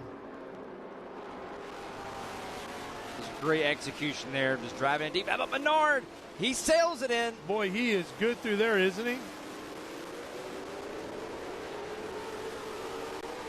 Down the hill, out of 10, Summit turn 11. Great passing opportunity. No can do just yet for Paul Menard. Here's a look at it, Ford. Tell us what happened here. Right here, see Matthew Brabham here. Just last second sails it in on there. Makes it stick. Menard tried the crossover. And just right there, Brabham able to hold it on driver's right.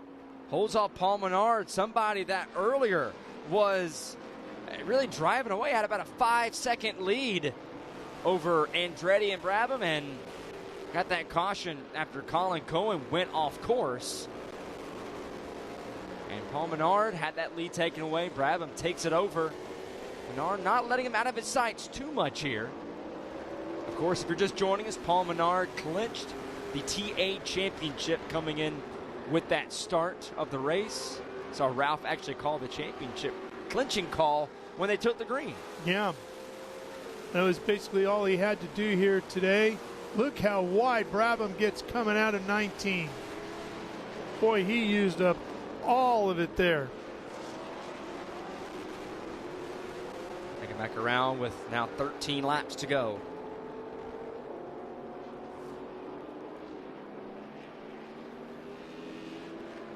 Andretti there just still behind. He's cut into it just a bit. He was about 4.5. Now he's about 3.5 now. As we talked about, this Andretti has really been the fastest right through this area. Oh, yeah. He's got a line through there all figured out.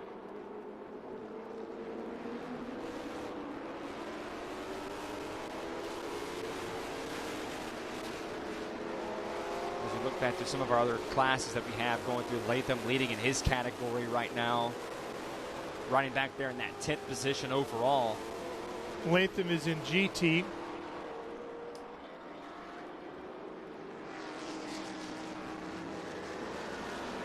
Back Carlson. Currently right now in the SGT. Yeah. Leading in his category right there, just outside, right there behind the TA drivers.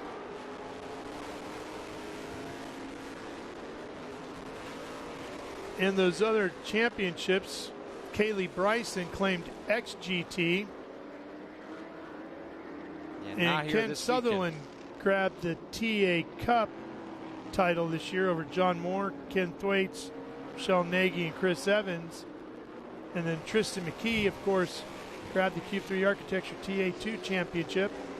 And Jared Audrick won the Pro-Am category in our Cube 3 Architecture TA2 championship. And Brody Goebel gets the Western title.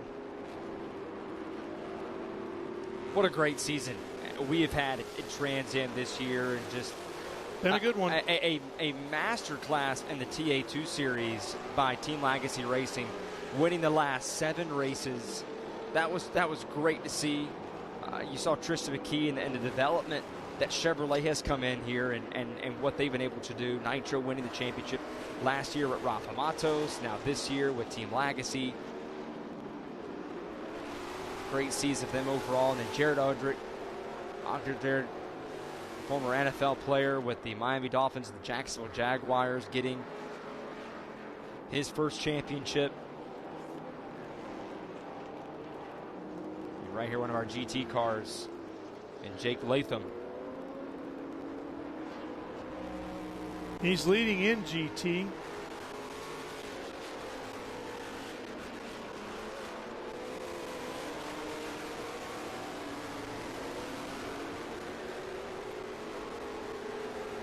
Latham comes from Broomfield, Colorado. Coffee Motorsports, Traffic Graphics, Maserati. That MC GT4, as Ben told you, there's, what, 6 in the country and 3 of them are here racing with us?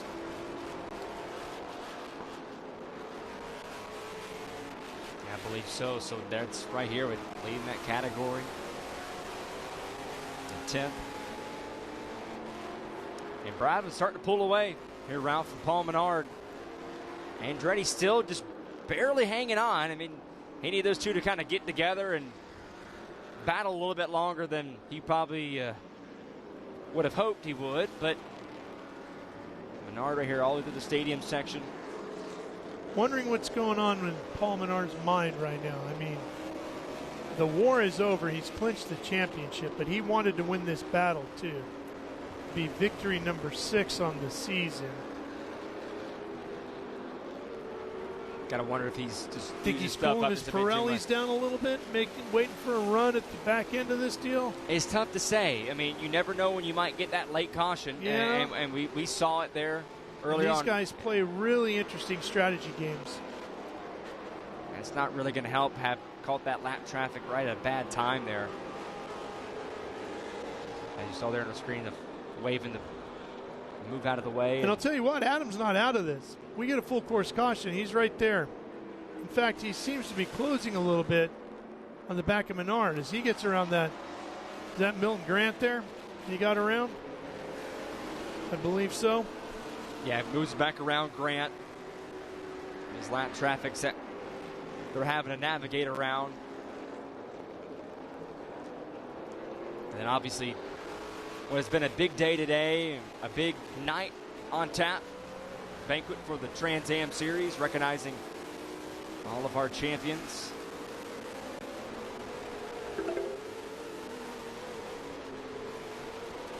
Car looks stable for Paul. Doesn't look like anything's ill handling with it. Adam's car looks fine too. A little bit of a slide. It looked like coming off the exit there.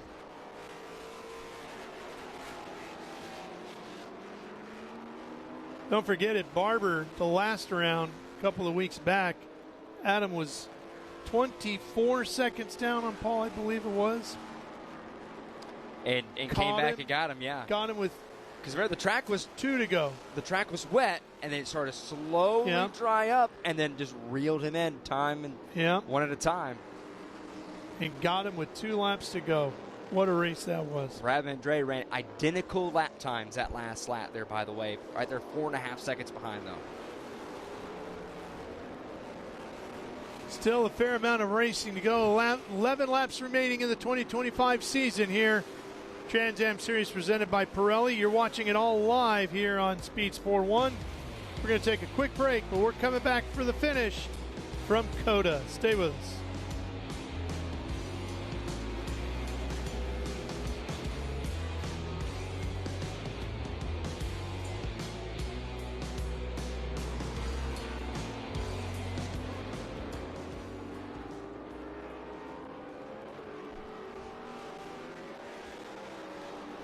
Watching this battle continue here, Adam Andretti hanging on in 3rd. Started the race outside pole. Field was set on practice times. We had rain and lightning all around us Friday late afternoon when we were supposed to have qualifying. So we go on board with Matt Brabham, that Jim Weed number 16. All the way through the ashes there. Right on board, great shot right here, right there behind his helmet on his right side. Drives in here deep, catches some lap traffic. Get that good exit. And right there on that Patrick Utt That 49 machine goes around him.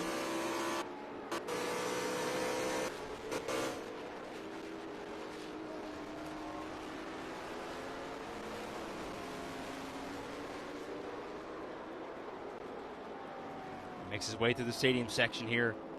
His lap times right there. Once again, Brabham about a second and a half faster than Menard and Andretti.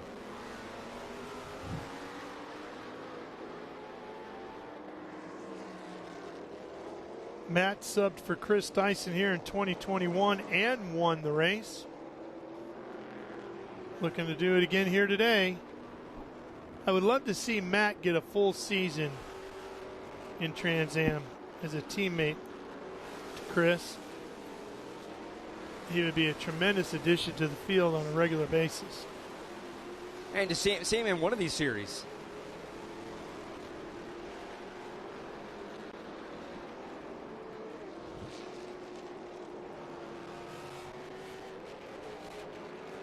Continuing to watch Matt Brabham here. Click off the laps as he enters into Turn 1, Mission Foods Turn 1 here at Circuit of the Americas. We're just outside of downtown Austin, Texas. And there goes Paul Menard, the newly crowned and now back-to-back champion of the series, with Adam Andretti, the winner from Barber Motorsports Park, hot on his heels. So they work down through the Mission Food S's. And Ford, Martin, we were just talking about how it'd be great to see Matt Brabham continue on with a full-blown season in Trans Am, and what a great addition he'd be to the field on a regular basis. I mean, he really would. Comes from Boca Raton, Florida, running here for Chris Dyson, substitution. I know Chris is back home watching. He's proud of his driver, having him fill in for him right now, and just seeing how well he's doing. But just whether it be in TA or TA2, I really think he'd be a great addition to the series. I know I'm not sure if Menard and Andretti would appreciate that. They probably don't want to see it. But it's just shown just what he's been able to do here, and the times that he's been able to race, and he's really done a remarkable job. He filled in for Chris here in 2021, won the race. Today is the 20th time Trans Am Series presented by Pirelli has raced here at Circuit of the Americas. Got to wonder if next season we'll see maybe him shows up, because obviously Trans Am moving for next season, a couple double headers that we're going to be seeing at Sonoma and Watkins Glen. Be great. And that team, that Chris Dyson Racing team, has won 5 rounds this year. Matt Brabham winning 2, looking for 3, which would give them 6 here this afternoon. If he wins 3, he will have an equal amount of victories as the team owner and the guy that's normally behind the wheel of that car, Chris Dyson himself. Pretty impressive as a super sub to come in like that, and granted, Chris and his crew provide a wonderful race car. That Jim Weed Mustang is ready to go every time it hits the track. They really do a great job, and just based on what they're able to provide him, and as you see right here, and that 59 Simon Gregg, but what they've been able to just do and provide the equipment and the necessary equipment to go out and run well, and I know that's probably really appreciated by Matthew. Simon runs in 5th.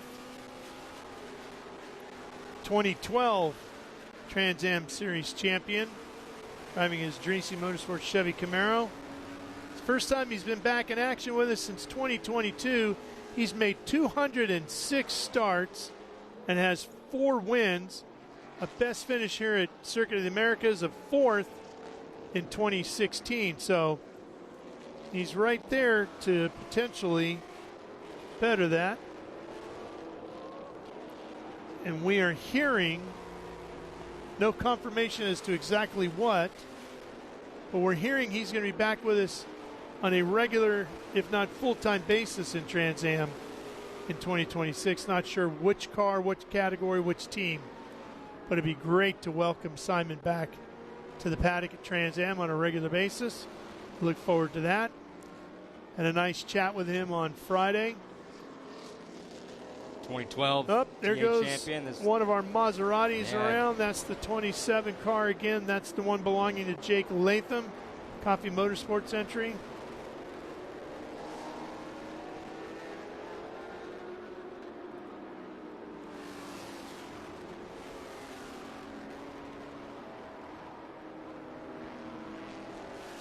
So 8 laps to go now for Brabham and the TA class. Carlson there leading currently right now in the SGT.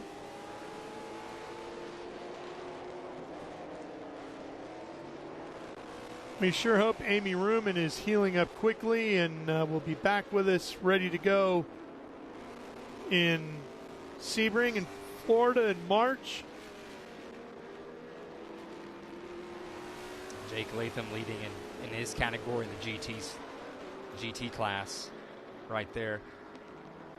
I'm sure we'll hear more tonight. There'll be a lot of news coming out in the next few weeks as everybody starts making announcements about what their plans are for 2026 and the 60th anniversary season for the Trans Am Series presented by Pirelli.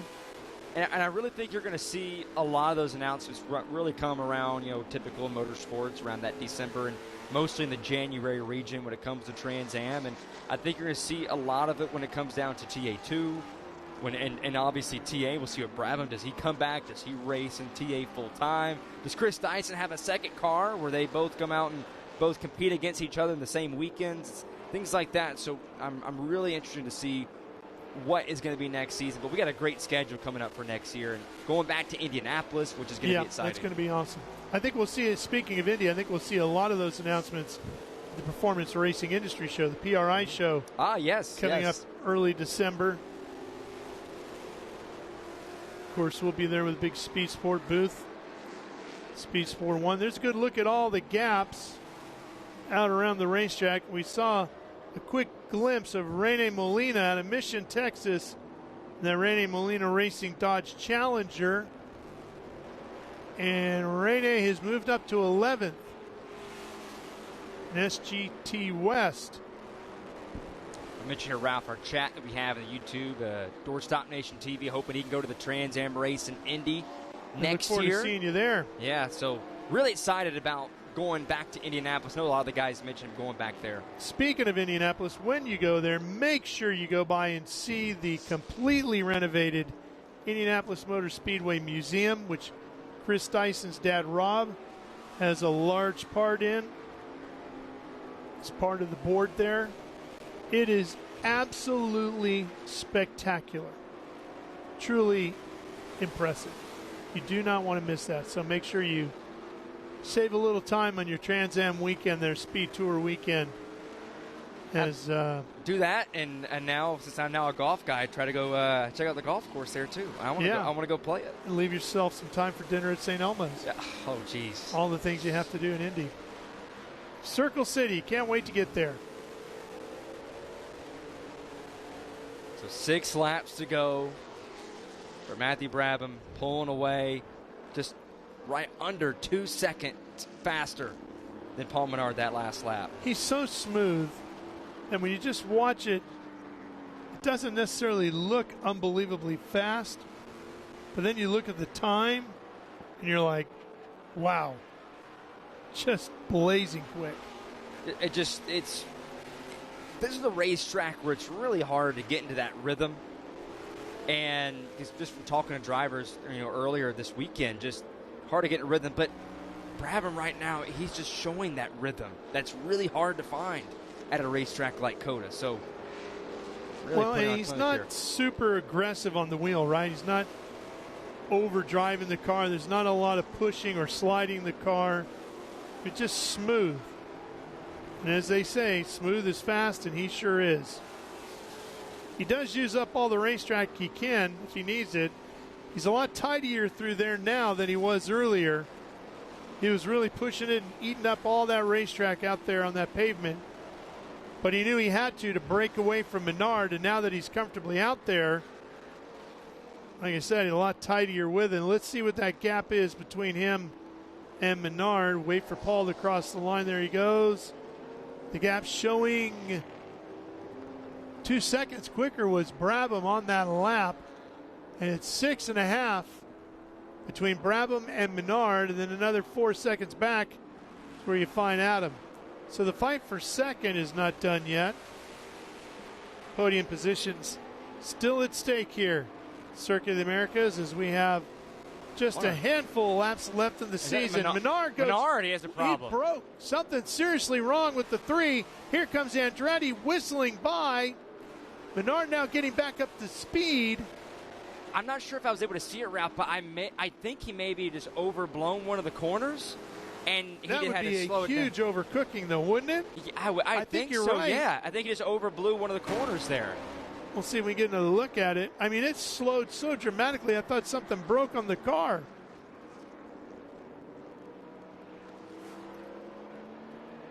Here comes, let's see. Menard. Yeah, he went way inside. Way inside. I don't know what would make him go that far inside, because you can see the marker there. Yeah. He knows he's got to go around it. I got to think maybe he won't take a chance of hitting one of those barriers right there. You know, it's not worth it. Or the only thing I can think of is maybe he thought he knew he was too fast into the corner, and then if he tried to make the corner, he was going to go off on the other side. Yeah, it would have dripped him way wide. So let's just take it through here, slow it down, and go from there. What's great for us, because now we're going to see another battle between Andretti and Menard right here, because based on what they had at Barber last week.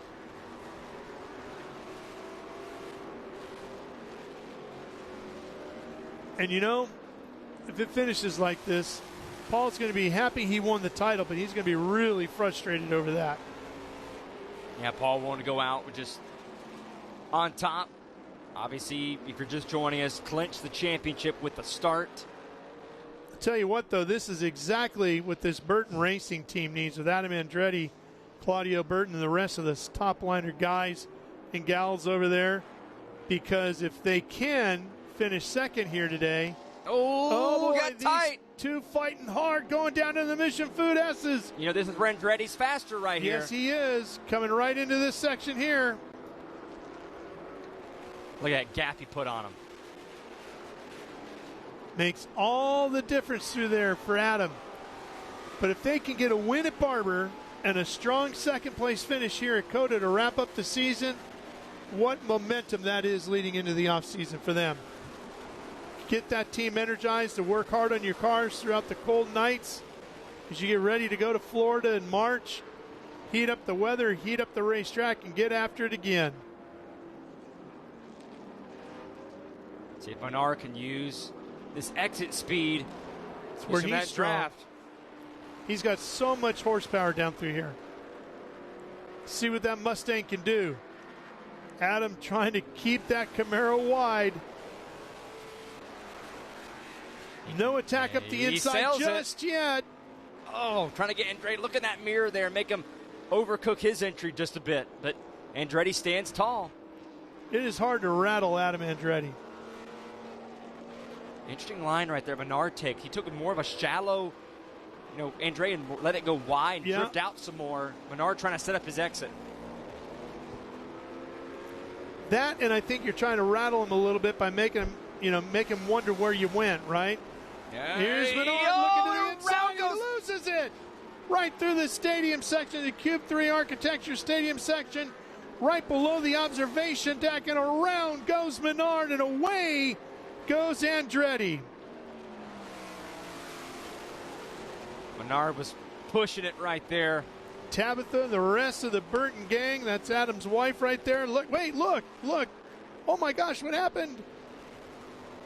Yes, we have cleared him. We are good to go. Watching our live stream here of the season finale for the TA series. Brabham, I believe, has eased off the pace. He was a second slower than Adam on that last lap. And Adam was the one embroiled in the fight with Menard. Adam had to put the foot down the throttle because he had Menard right over him. Taking a look. Yeah, here it is. Menard was right on the inside. There's plenty of room to go racing there. He just lost it hard on the gas coming out of the corner there, and around went the Pittsburgh Paints and Stains number 3.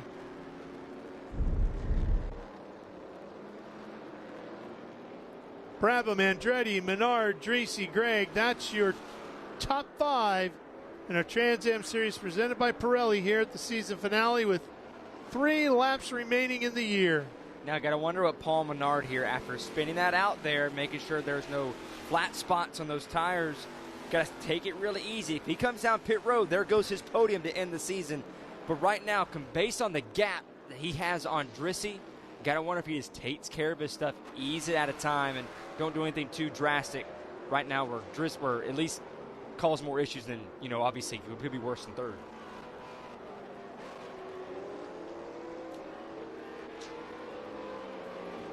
And we have one car around right here. And it looks like as if that's Milton Grant. Yep, and his new car, right? The new 911. They're right in front of Paul Menard in the Q3 Stadium section.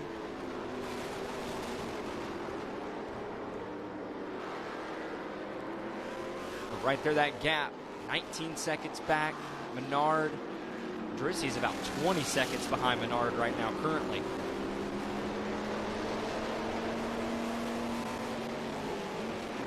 Menard trying to go around Grant. Got a little close there with Grant. Chopped down right in front of him, but Menard will clear and drive away. And 2 we'll laps have 2 to go.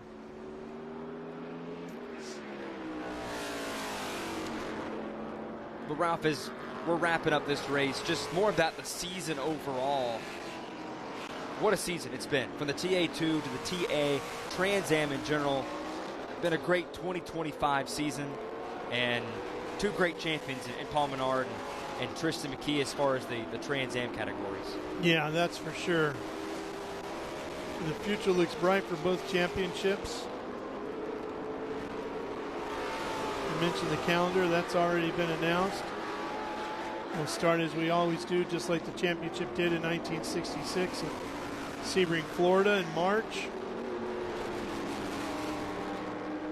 We're going to Road Atlanta. We're going to Sonoma Raceway for a doubleheader. Road America, Lime Rock, Indianapolis, Watkins Glen for a doubleheader.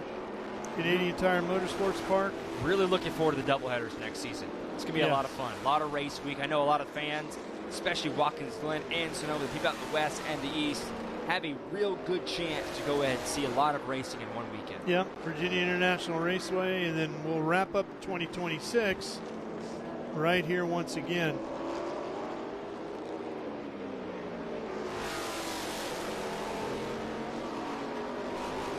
Now Brabham gets back out there a little bit. It's going to be nice and easy with it here now. Nice and easy. You would think. White flag. One more time around for Matt Brabham. The Boca Raton floor and that Jim Wheat Ford Mustang filling in for Chris Dyson. I know he's sitting back and watching this event, and I know he's thrilled to see what his driver's been able to do here this afternoon.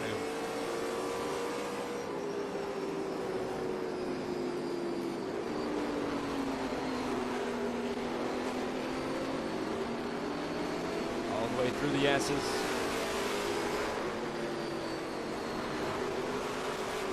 Right along the Jim Wheat 6 team and Matt Brabham. Let's hear him work that machine.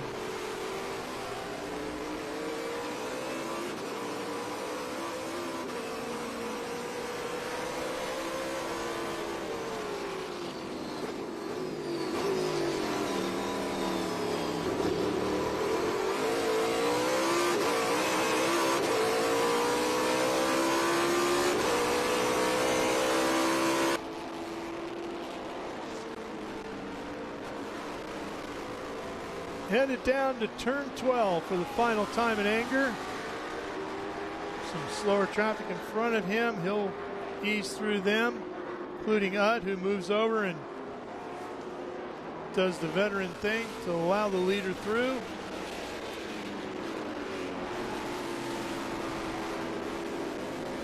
Into the Q3 Architecture Stadium section here. Here's Rene and his Challenger. Vinny Molina.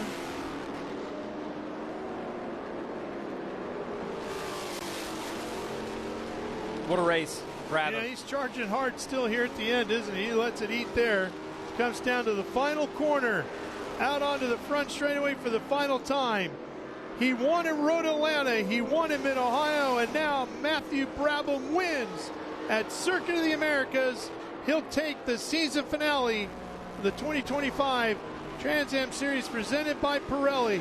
And Adam Andretti will wrap up the year with a great second-place finish here at COTA as well.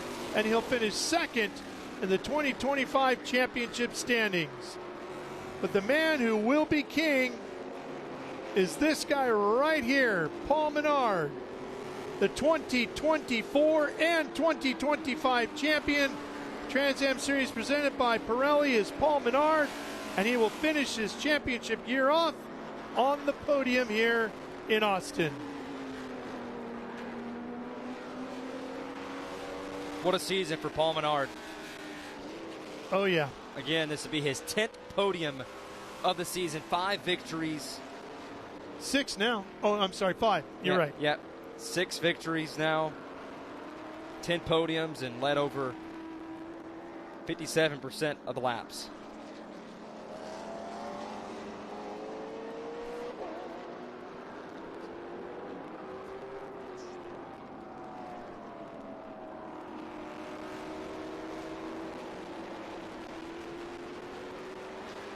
Here's a look at your results. Our Mission Foods results page, combining all the classes in here. Brabham, Andretti, Menard, Dreese, Simon Gregg. We have Josh Carlson, the SGT champion, winning that category here today. Chris Coffey, who ran and clinched GT, also ran in SGT.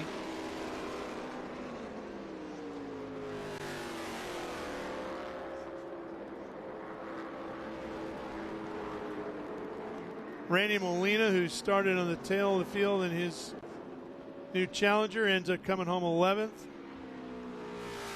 Casey Jones brings the Cat Corvette back across the line in 17th. Milton Grant, in his new Porsche, is 13th. And a great way to wrap up the year. And again, congratulations to Kaylee Bryson, the XGT champion, Josh Carlson in SGT, Chris Coffey in GT, and Ken Sutherland in TA Cup.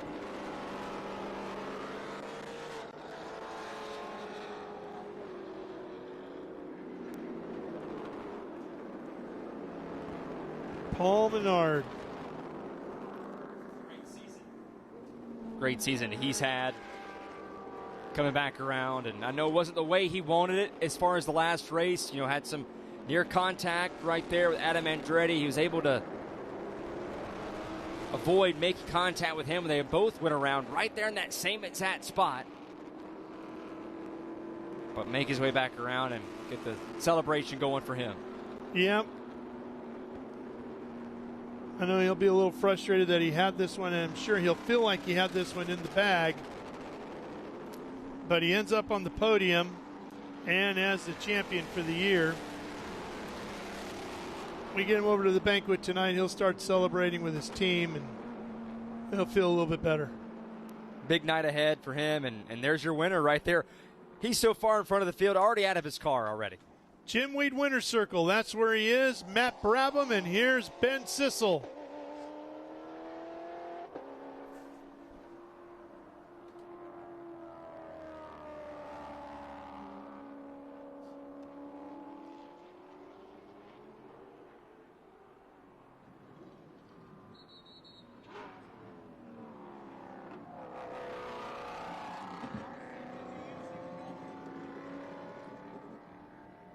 Well, I'm here at Jim Weed Winner's Circle. Stevie Dick's coming to give the big congratulations. Matt Brabham, man, unbelievable. You started kind of midway through the pack. And here, we'll stand by your car if you don't mind. You're so fast even getting to the podium that most of the Jim Weed team, Dyson Racing, isn't even here yet. But tell us about your race. Yeah, it was a great race. I mean, obviously, hats off to the Chris Dyson Racing boys and girls. I mean, they did such a great job putting this car, giving it so much speed. The Jim Weed car was an absolute rocket ship out there today. And obviously, thinking of Chris at home and the family, and obviously such an honor drive in Chris Dyson's place, so hats off to him. It's always an absolute pleasure to drive this beast, and I had so much fun out there. Great racing with big names like Menard and Andretti, and yeah, it was awesome fun out there. Lots of fun. Nice job. We saw you have one of the best TA races ever with Ernie Francis Jr. here coming up to the last couple corners. So nice job here at Jim Weed Winter Circle, running the Jim Weed Athletic Focus drink. His dad's over here waiting to give him a congratulations, but Matt Brabham, congratulations. And crowd, we're going to move everybody in here in a little bit. We just got to wait for all the cars to come in, but we want all the crowd to be down in here. But we got to come and talk to some people here. We've got Paul Menard getting out of the car that I can now say, come on, crowd, provisional champion Paul Menard with Pittsburgh Paints and Stains. How about that? Paul, you finished this year at Circuit of the Americas. I know that was a big goal, but did I hear you tell Chris Coffey you might have had a little struggle in there? Yeah, we had a great car all weekend, just fought some gremlins off and on, but I lost third gear, and on my downshifts I go from fifth to basically first, so I had to really just back up my entries, but went up through the gears just fine. But a lot of fun racing with Maddie today, as always with Adam. So proud of 3GT. We didn't finish the race last year. I made damn sure we wanted to finish the race this year, even just putting around there at the end. But we're going to celebrate tonight and 2 championships in a row and try for number 3 next year. Nice. How about that? And by celebrating, last year after the gala, I walk outside, and in the parking lot is Paul Menard, the whole 3GT team, behind a minivan with just a cooler, and that's how they celebrated, in the parking lot at midnight of a hotel. Is that this year too? We're a bunch of Midwesterners, even though I live in North Carolina. Those guys are from Michigan. I'm from Wisconsin. We like to tailgate. Nice. Tailgating, that's right. Tailgating out of the hotel. Where did John DeGainer go? Here he is talking to Coffee.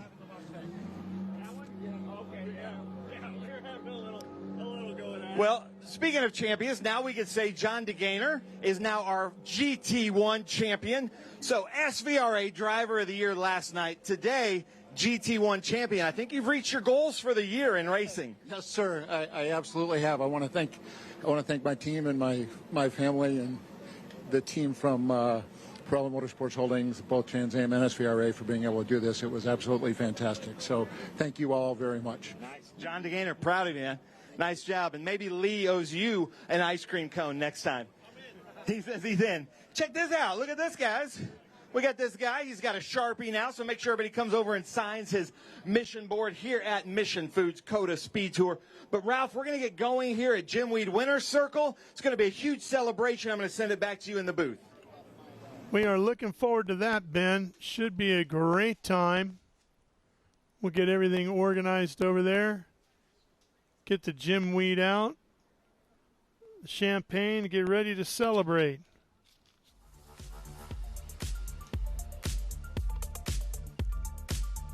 Drivers have all climbed out of their cars and teams are gathering around. Let's take a look at the highlights here. See him charging up the hill to Mission Foods turn number 1. And Menard claims the championship as he crosses the line. Then takes the lead from pole to head down towards the Mission Food Essence. Issue there for the 00 as he went around. Come back around right through there. Paul Menard, he extended his lead. He was off to the races there for a while. Adam Andretti tried to catch him and be right there with him, but a caution came out after a car went off track. Had to restart things back up. Andretti had a shot at him. Brabham, Dreesy, Greg, Carlson, DeGainer, all of them charging into turn 1. Here's Brabham coming around inside on Andretti. And then he'd go after Menard. Good fight here. Same spot he got Andretti, he gets Menard. And since then, it was all Brabham right there. Yep. It all changed right there, and nobody could catch Matt Brabham. He would go off for his 3rd win of the year, the 6th victory of the season for the Dyson team. That's where Menard went off track there a little bit. Yeah. I thought Menard maybe would have had a chance right there, but as we talked about it, Ralph, all race long, that's where Andretti's been the best, and right there, just got a little too tight and broke loose on him. Sure did, and around he went. Nice job of catching it, gathering it up, and continuing on. And into victory lane went Matthew Brabham. All right, let's go to the podium celebration. Jim Weed Winner's Circle, here's Ben. All right, come on now, Austin, Texas. The Mission Foods COTA SpeedTour. Get loud. We're here. Nice. Yes, Austin, Texas. I like this. The Trans Am Series presented by Pirelli here at Jim Weed Winner's Circle. For my friend Chris, we're actually going to start in Super GT. So Super GT, I need you guys to start making your way up here. So ladies and gentlemen, running the number 49 Race Quip car is our good friend. Let's hear it for Patrick Utt. Ladies and gentlemen, Patrick Utt with Race Quip. He's got his friends from Race Quip here. Come on up, Patrick. Nice job. Patrick was here with us last year. Second place in SGT. I had to re-look at that, actually. In that beautiful Ferrari 458 from the Dallas, Texas area, a Lone Star State guy. Come on now. Get loud, Texas, for Chris Coffey, our 2025 GT champion. Thought he'd move to SGT. And then in first place, SGT, our 2025 SGT champion, goes to Josh Carlson with Enceva. How about that? I like this. All right, guys, here's your assignment. See this girl right here on the shoulders? We got to get her a hat, okay? Patrick Utt, man, congratulations. Nice job. That Race Quip car was looking good. How was your race out there? It was good until it wasn't. I lost power steering. So, like a servo went out. So I was fighting as hard as I've ever fought in a car and actually turned my fastest laps. No way. Yeah. How are your arms feeling? Because, yeah, no power steering. That's tough. Yeah, like rubber. My arms feel like rubber. How about that? Patrick Utt, ladies and gentlemen. Then Chris Coffey and his family's here from Dallas, so let's get extra loud for Chris Coffey from Dallas, our GT champion, and I guess just thought you would move to SGT just for the fun of it? Yeah, we wanted to see how the Ferrari could do in SGT, and it's definitely going to need some more work to be able to keep up with this guy. But I just want to thank Colin Cohen. It's his car. He let me borrow it, and I can't thank him enough. Absolutely incredible. I can't even be here at these weekends without him, and for me to drive his car is just absolutely incredible. I want to thank my wife, Morgan, my son, Sam. They're over here, and they're just absolutely awesome, and so happy to have them at the racetrack with us, and everybody that's helped me get here with Alex and Xavier and Brandon and Justin and Josh Hurley. Josh Hurley is the only reason that this car was even able to make the race. So, I mean, I just want to thank everybody. It's awesome. Thank all the fans. This is absolutely awesome. Nice. How about that? Chris Coffey. Colin Cohen. Where's Colin Cohen? One of my heroes from the race. We appreciate that. We were in race control watching. You ducked in there. I'm sad for your race, but you saved us from going double yellow. So how about a hand for Colin Cohen? Josh Carlson, our Super GT champion. Take the mic. Tell us about your race. Yeah, the race was fun. Had a lot of fun racing with Chris Coffey in the Ferrari. Really hope I get to race with them again in the future. I just like to thank my sponsors, my family, for all their support this year, and my championship would have been possible without them, and neither would this race win.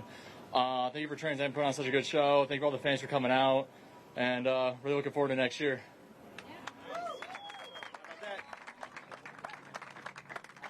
All right, come on now, crowd. Hold up those trophies. Let's get loud. Patrick Utt, Chris Coffey, Josh Carlson. How about that?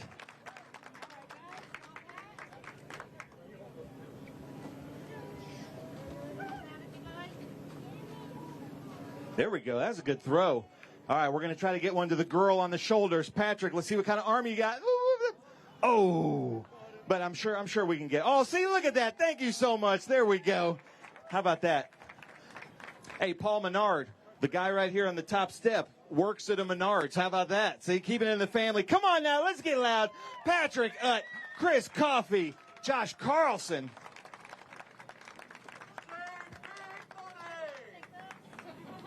What was that? Are we being heckled? All right, some real champagne. All right, Austin, Texas. Come on, let's show them how loud we can get. Patrick, Chris Coffey's done this before. Josh Carlson. Oh, my goodness, right into the eyes. Well, you have the whole offseason to get over that, Josh. And, sir, you are soaked. Man, Patrick, nice job. Congratulations, Austin, Texas, one more time for Super GT. Eric, is Renee here? All right. Super GT West and that beautiful Dodge Challenger. Ladies and gentlemen, let's hear for Renee Molina Jr. Top step, dude. So we got to meet at the fan walk. First time in Trans Am. Take the mic. Tell us about your race. Had a heck of a race. Thank you, everybody, for welcoming me out. Had a great race with Patrick, whoever you're out there. Thank you so much. Great, clean race. Had a great time out there. Everybody was awesome. And love to be here for my first time with Trans Am, so thank you very much. Nice. How about that? All right, hold the trophy up for Chris here. Come on, get loud. Renee Molina Jr., that beautiful Challenger. Nice. Austin, Texas, keep it up. I like this crowd. You can throw the hat out there. There we go. Nice. Nice. All right, now hold up that trophy, Renee. Come on now, let's get loud. It's lonely at the top. Renee Molina Jr.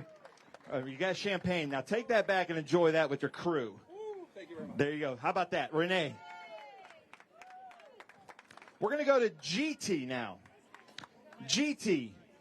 First time this driver has ever been in the Trans Am Series, and he thinks first time that a Ford Mustang GT 500 has ever been in a professional race. Ladies and gentlemen, let's hear for Derek Carter. And I can't wait to hear about, he had a little bit of an adventure out there on track. He didn't race here last year, but was here the year before that in that beautiful Camaro. In second place, number 65, let's hear for Joe Bogatich right here. And then first place in GT, I think 2 in a row for him in that beautiful Maserati. Let's hear for Jake Latham with Traffic Graphics Maserati. So, Derek, it is really difficult to drive a track like this, but it's really difficult when your hood comes up and you can't see anything. How was your race out there? So I had blown a charge pipe tube off. We came off to do the pit, and we must not have got the hood closed down all the way. So as soon as I got back on track, it blew open on us. So we're out there pretty much running with no boost and a bunch of duct tape on the front. We got off of the track, got everything fixed up, taped down, and back out there. And I was just trying to finish, and somehow finishing more laps somehow has me on the podium. So good to be here. Nice. How about that? Come on now. How about a big welcome to the Trans Am Series, Derek Carter. Joe Bogatich, man, it's good to see you back. How was your race out there? It's good. Just steady through the whole time. Everything was going away at the end, brakes and tires and everything, but just stuck in there. Finish. That's the whole thing. Finish. Stuck in there and finish. How about that? Joe Bogatich. And then Jake, if you'll take the mic, tell us about your race. Well, I think just like Chris had to thank Colin for being here, I have to thank Chris Coffey for being here. Thanks for giving me the car, Chris, trusting me with your car, and Colin, thanks for all the help, so I really appreciate it, you guys. Ended up being a great race. Thanks. All right, Austin, Texas. Let's get loud. Come on now, get ready. Hold up those trophies, gentlemen. Derek Carter, Joe Bogatich, Jake Latham out there in GT. Jake, hope to see you some more next year. Derek Carter, hope to see that car out some more. And Bogatich, I hope to see you out some more too. All right, Austin, Texas. These guys want some hats. Come on now, Austin, Texas, get loud. There we go. Boo, boo, bing. Nice, that was a good catch for a photographer. Come on now, get loud. Derek Carter, Joe Bogatich, Jake Latham here in GT.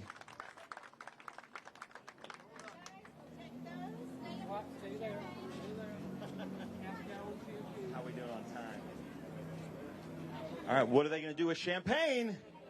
They're going to be gentlemen about it, I think. There we go. Oh, and they just go right to the gym weed car, adding some weight. All right, guys, thank you so much for coming out. How about one more hand for the GT class? Derek, Joe, and Jake. Now, GT1, the 00 yellow Corvette. Where is Ray Cobbs? Come on now, Ray. Let's give it up for Ray Cobbs, ladies and gentlemen. And then in first place, running the Ron Fellows car, our GT1 champion for 2025. It came down to this race. Also last night's SVRA Driver of the Year in his Devon Evolution. Let's hear it for John DeGainer, ladies and gentlemen. Our first GT1 champion here in the Trans Am Series presented by Pirelli. And he and Ray had some good battles. So, Ray, how was it out there? I saw the little spin at one, but you recovered from that. Did you have then you were tracking him down there at the end. Andy kept calling out times. You were coming to him. That was really fun out there, and this guy is so good to race. I mean, I just let my head get in the way of my driving.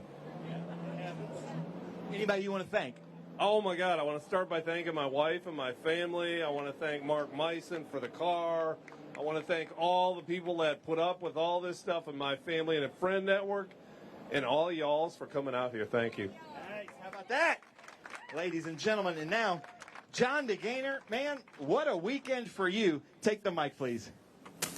Well, Ray, it was a pleasure to run with each other. Sorry we didn't spend more time wheel to wheel.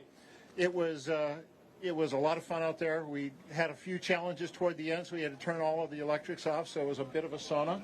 But a wonderful weekend. I want to thank all of the crowd. I want to thank the team from Trans Am for all that you did to make it a great weekend in SVRA. And my wife and my family and the team from the Watch Shop. Thank you all. How about that? Come on now, COTA. It's the first time we've had GT1 trophy celebration like this and a champion. All right, and then we've got different hats. You guys can throw those hats out. We've got a bunch of kids that want some hats. Nice. Good hands. I like that. There we go. Boo. All right, come on. Circuit of the Americas, get loud. Ray Cobbs, John DeGainer, and GT1. I like that. I like the enthusiasm, Ray. These GT1 podiums are getting fun. Oh, there we go. Just straight up. Nice job. Oh, man. Next gen. They turned around, though. I'm sure there's a next gen product that can take the champagne off of cars. Nice job, guys. Hey, congratulations, man. I'm proud of you. Nice job. Hard fought. And this is our Trans Am. These like 900 horsepower, no driver assist, absolute monsters here. In third place in the Pittsburgh Paints and Stains car. But our 2025 Trans Am champion, provisionally, goes to Paul Menard. Ladies and gentlemen, number 3, Paul Menard. I see a guy right here in a Menard's hat. I like that. I've seen somebody in a Paul Menard NASCAR shirt earlier. You got the Menard hat on. I like that, man. Nice job. Can't wait to hear about this. Second place. Service Partners, top liner. Ladies and gentlemen, in that Burton Racing Chevy Camaro. Let's hear it. Adam Andretti. How about that? Hey, and I just want to say, it is not lost on me as a motorsports enthusiast my whole life. Are you hearing the names that I'm saying? I'm saying Menard, Andretti, and now in first place running with Jim Weed, the Athletic Focus drink here at Jim Weed Winter Circle, Matt Brabham. Ladies and gentlemen, how about that?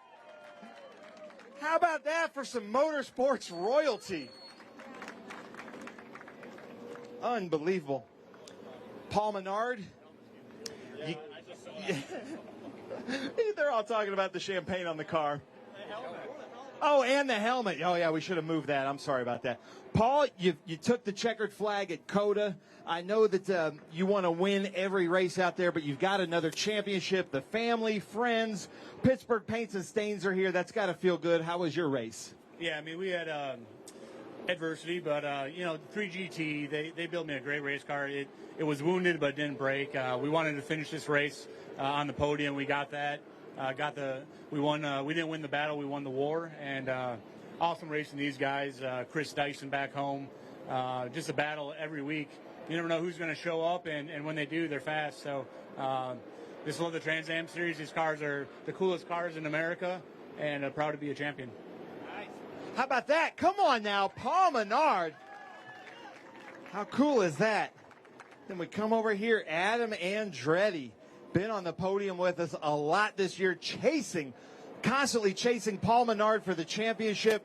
Just missed it, and I was there at Daytona with the TA2. I won't remind you, but next year, 2026, the 60 years of Trans Am. That might be your year. How you feeling? Oh, thanks, Ben. Yeah, no, we feel great. I mean, going into 2026 with some momentum feels really, really good with this Burton Racing Group. And Top Liner's going to be back with us next year. Service partners, they were here joining us this weekend, and thank you for that awesome support. It's been great having them here in Rig RX. And family came all the way out from Colorado. My wife and the countless support that she gives me all the time to be one of our wives is not easy. Any one of us will tell you. This is not an easy gig to be around. So, and she always handles it with such grace. So, to my Burton Racing Group and your family, same thing. It's a lot of sacrifice from the families and the wives that are here. They do it with, again, such grace and the kids and the time away from home. But bless you all. You guys are just absolutely awesome to work with. I feel just absolutely so fortunate and blessed. To be in this position. Trans Am Series is a great series to compete in. Great competitors. Again, this guy here has got to have the best winning record in all of Trans Am Series history. Just absolutely incredible anytime we're on podium here with Matthew. And also goes to show what kind of work Chris Dyson and this group have done over the years with this car and developing it. But we're there, we're here, we're coming, and we're coming strong next year because of Claudio Burton, our leader. So thank you again, everybody. You guys are awesome. All glory to God, and appreciate you all. Nice. How about that? Adam Andretti. And, man, it doesn't matter. Matt Brabham has put on some great shows here. Jeff Brabham has put on some great shows, as has David Brabham. But, man, to be back on the top step in TA, in this beautiful Jim Weed car. Matt, take the mic. Tell us about your race. Yeah, thanks, guys. I mean, whoa, falling backwards. No, thank you very much. Obviously, huge thank you to Jim Weed, our sponsor. These energy drinks are really delicious. They look good on the livery, and yeah, make sure you try them. We got some free ones up there at the paddock, so big thank you to Jim Weed. Number two, thank you to Chris Dyson. It's always an honor to drive his car in his stead, so big thank you to Chris. All the guys at Dyson Racing, they put together such a fast car. I mean, as I said, Menard's had a great. These are the best cars in the U.S., and they're so much fun to drive and just as fun to race. Big thanks to all the competitors, Andretti. It was fun racing with all these guys. The series, and then lastly, obviously, my family, mom and dad, they're here supporting, taking videos here, and then Brumby and Kim back at home. So thank you, guys. Appreciate it. Cheers. Will you zip up? And congrats to Paul and 3GT on a great season. Sorry about that, but yeah, awesome job. Congrats for a well-deserved champion. Nice. How about that? All right. Hold up those trophy, gentlemen. Listen to what I'm about to say. Paul Menard, Adam Andretti, Matt Brabham. Holy cow.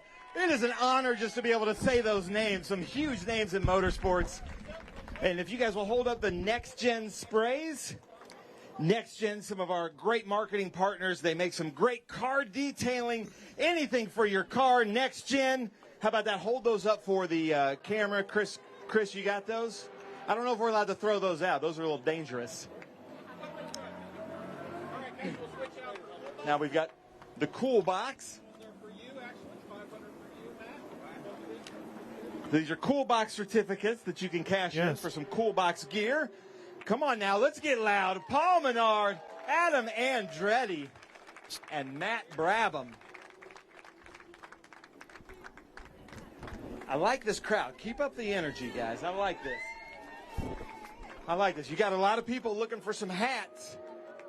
There we go. There we go. Ooh, good catch. All right, Texas, it's getting down to the wire here. We got to be louder than the cars on track also. Come on now.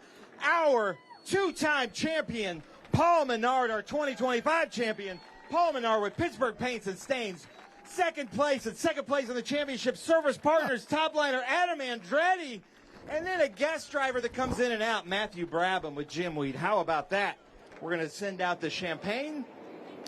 Remember, we got a gala tonight, guys. There we go. That's the way to do it. Don't spray your helmet, though, Matt. Nice. Just spray Trippy. I like that. Nice job, guys.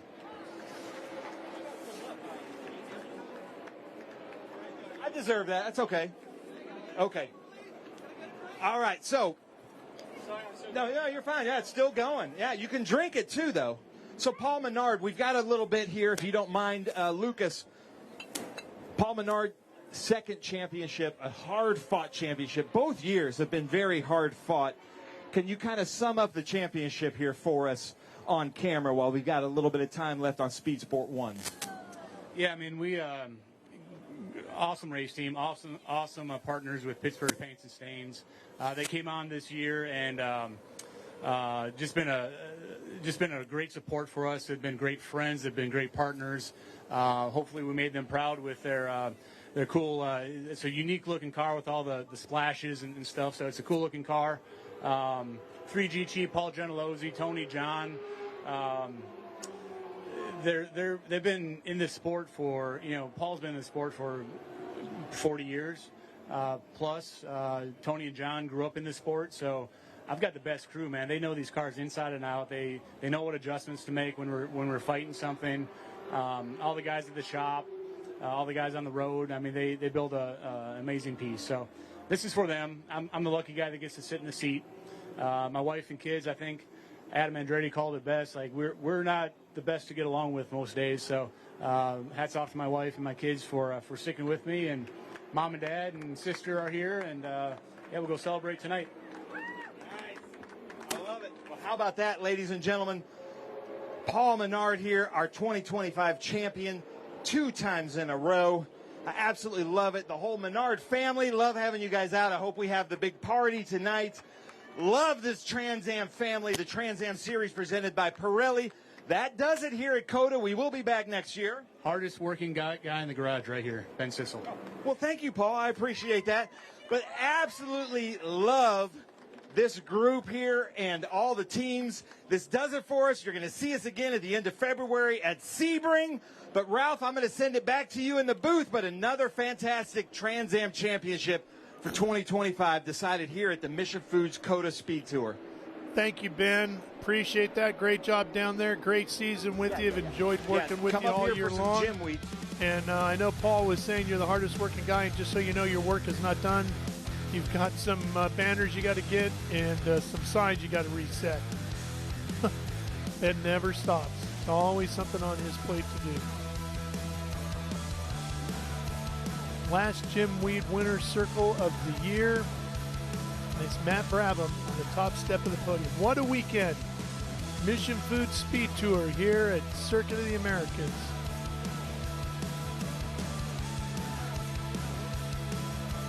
Closing out the Trans Am Championship presented by Pirelli 2025.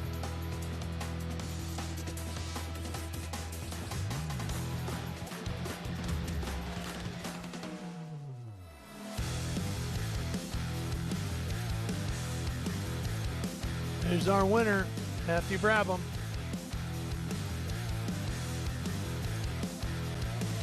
Boy, who wouldn't want to drive that Jim Weed number 16 of Chris Dyson? What a car.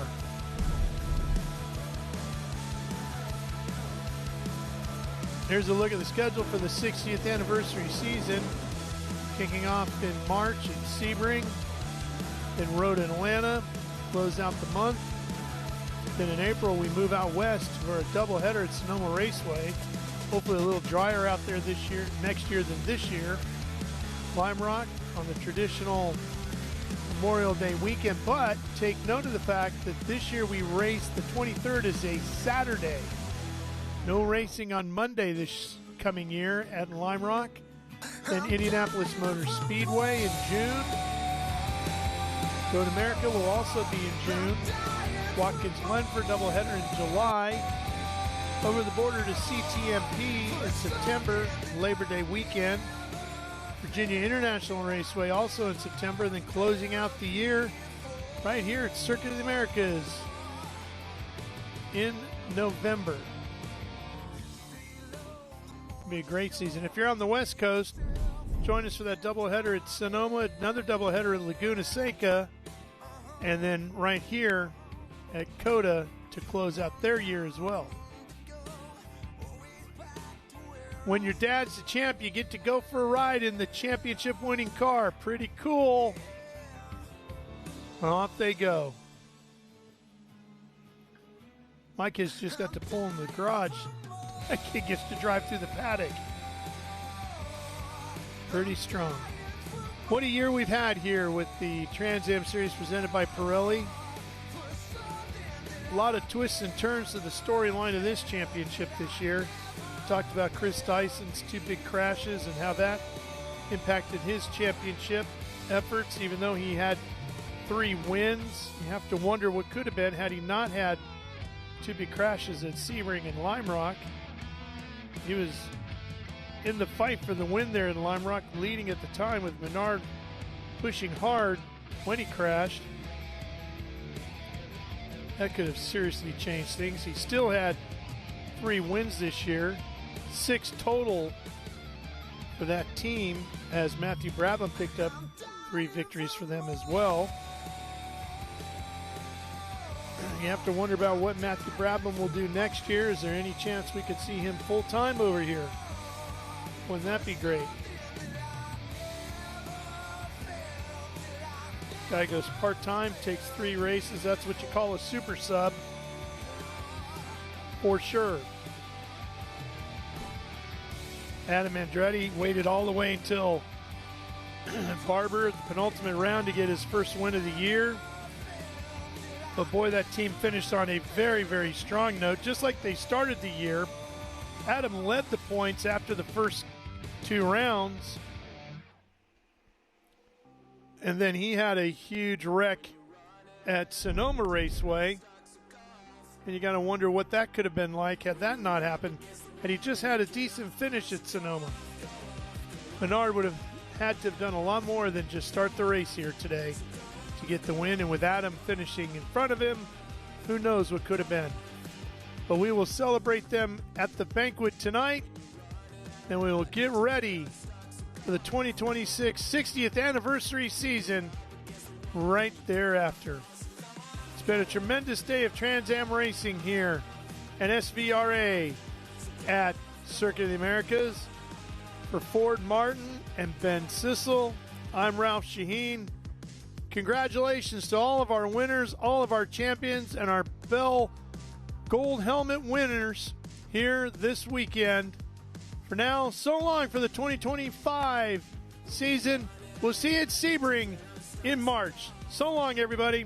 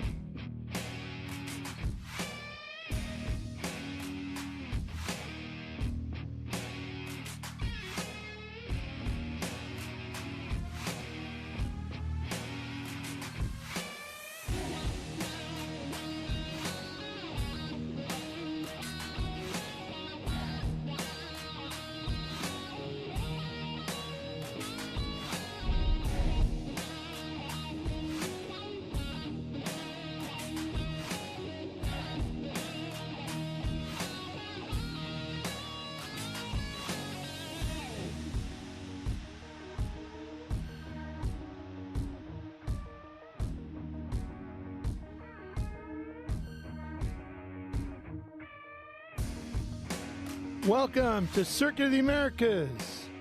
Ralph Shaheen and Ben Sissel with you as we get set for some exciting SVRA racing to close out 2025 season, Ben. Yeah, we got done with all the Trans Am stuff, so we can get to some good vintage racing national championships here. This is what we've been waiting for all weekend. We had some great Trans Am races. This is SVRA Group 9. This is for gold helmets. I'm going to just go through the list as quickly as I can. Shane Kennett starting first, Clay Della Cava, Joel Quadracci, John McAleer, Bruce Hamilton, Gerald Shaskuski, Jim Booth, Charles Livingston, John Norton, Paulie Gatto, Kirk Kinsfater, Thomas Melendrez, Mark Brannon, Amandeep Potani, Harlan Crow, Brett Johnston, James Johnston Sr., Jim Johnston Jr. How do they keep doing this every race? They're 16, 17, 18. Patrick Donnelly, Steve Hamilton, Arshia Akhtar, Adair McCoran Campbell, Tom Simpson, Whitney Strickland, Darrell Willis, Steve Whitson, Zachary Whitson, Brian Palazzo, Kenny Russo, David Adorno, Ron Hillenberg, and Jimmy Dye. There we go. We barely made it. Just made it right under the wire, Ralph, as they come to take the green flag. On a beautiful Sunday afternoon here in Austin, Texas. Ready to go. Final green flag of the season for these folks in SVRA competition. Who's taking home the gold bell helmets? Watching the flag stand lower right, there it is, green flag, and we're racing towards Mission Foods turn number 1. The Indy Lights cool back entry coming up the inside, the ex-Dario Franchitti car, and around it goes. Oh no, look out! Right in the path of everybody coming at it. Fortunately, everyone misses him. Man, that happens too much in Group 9. Mark Giroux, Travis Engen, if you're watching, I remember you guys were out there a couple years ago. That happened. I miss you guys. Wish you were here, but we're having a great time here for the Gold Bell helmets. That was Joel Quadracci. They got around, but everybody, it's Johnny on the spot with the yellow flags, and they've come through, and I hope that Joel was able to restart. And then here comes our second restart here with the Formula Enterprise 2s.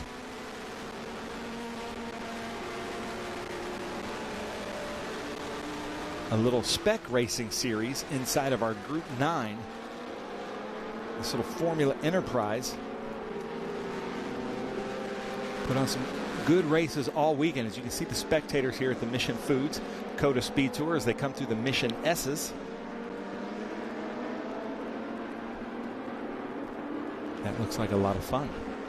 If you're watching on YouTube on SpeedTour TV, leave us a comment if you have any great advice or any knowledge on these cars or drivers, or just want to say hi and where you're watching from and who you're cheering for. I'm cheering for McDonald's because you're on my way for a Big Mac and fries is what you're cheering for. On my way to the gala, I think I'm going to have to go get a number 1.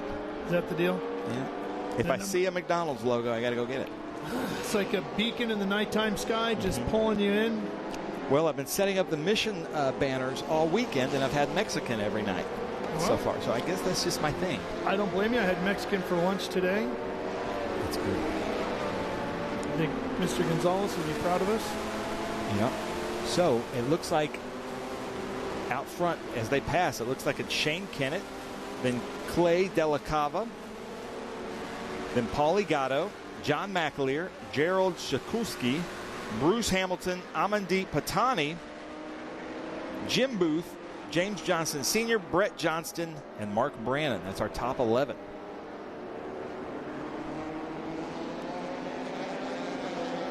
That's Harlan Crow in that number 3.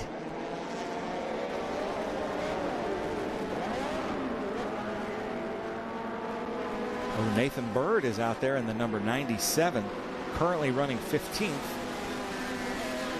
Joel Quadracci went from 3rd to 17th with that spin at Mission Foods Turn 1.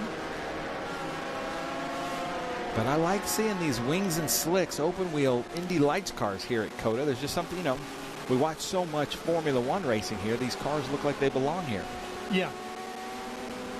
And it's such a great track for that type of racing, isn't it? Yeah, this track is really fun. It provided some great races for us this weekend so far.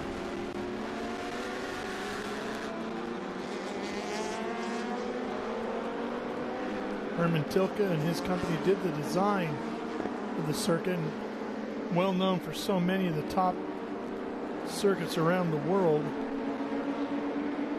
more modern ones. That's John McAleer overtaking Polygato there, I believe. Man, they really go out there to set themselves up for that sharp left-hander in this carousel.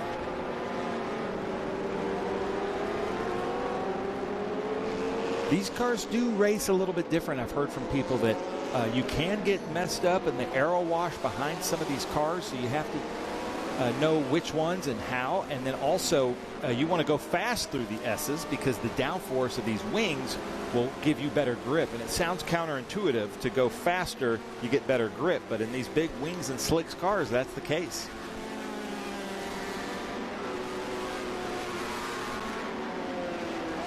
That's Gerald D. Shikulski in that Sunoco car. Sorry if I'm mispronouncing your name or butchering your name. But see here, it looks like they're slot cars. See how fast they're going through there? And that's those wings on the front and rear just planting those cars down. They weigh, you know, under good downforce, they weigh sometimes double or triple with the G-force as the G-load. Ben, did you mug a 6-year-old? I don't know what you mean. Well, all the candy? Well, no, I see candy. That I get. M&M's, Reese's Cups, and it looks like a Milky Way. But not one, but two. Yeah, I brought you one. Pops. Yeah, I brought you one. Maybe between the races, we'll put them on and get in view, and we'll have twin ring pops. Haven't had a ring pop probably since I was 6, but I remember liking them. I would think. I love it. So here, never stop amazing me, my friend. There's always something going on with you. The producers are saying your doctors are watching, Ralph, so you can't have candy on TV. That's right, I can't. And now here's that Formula Enterprise. They're having a great race as well. So it looks like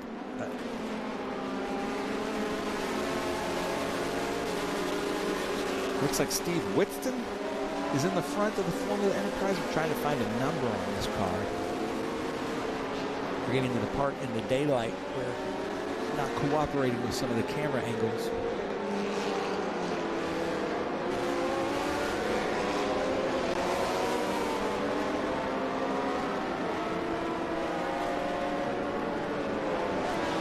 Formula Enterprise 2 cars as they come down the long back stretch. It looks to me like drafting is very important with these cars.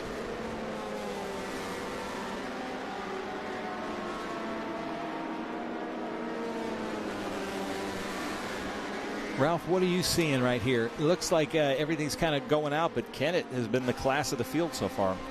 Yeah, picking him up, putting it down. Here comes that cool-backed Indy Lights entry. Such a great-looking car, the 44. That's Joel Quadracci. Yeah, Quadracci having a great run. That's got to be a fun car to drive, too. Pierce Crone is saying that Clay's got good pace at the moment. Really good year for lap times, he's saying. 3 to 4 seconds faster. Nice job. It was a Lola T9720, by the way, the cool entry. We talked a little bit yesterday about how when Cool came into the sport of IndyCar racing, they spent a ton of money, not just on sponsorships, but on secondary things to really help get Cool a lot of coverage in the sport, and it worked. They worked very hard at getting themselves ingratiated with the media, doing lots of different events. It took a whole group of us to Park City to go skiing. That's amazing. With their drivers. It truly was. They also took us to the Derek Daly Driving School out in Las Vegas another year, which was great. A lot of different programs. They bought a huge motor coach and made it just for the media and would park it in the infield at the IndyCar races. And you could go, normally media guys, you're hunting for the media center or trying to find a place to do your work when you're running around in the paddock and the garage areas. And that big motor coach really was a welcome sight for all of us covering IndyCar back then. Well, this is heating up here. This is James Johnston Sr. running for 11th and 12th, and Harlan Crow. And Harlan Crow trying his best to get around James Johnston. That's the car that I know Stuart Crow in, that Stuart's been developing for a long time. But now Harlan Crow is in it. Let's see what he can do here with Johnston coming up to Mission Foods Turn 1.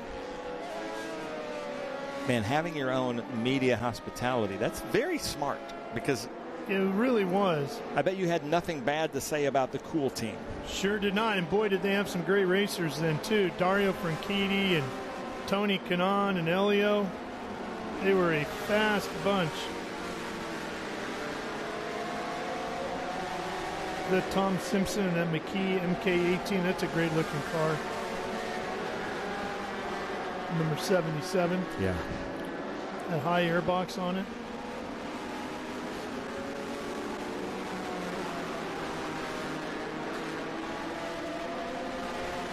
So I'm trying to go through scoring to tell, give you any kind of insight on what's happening here.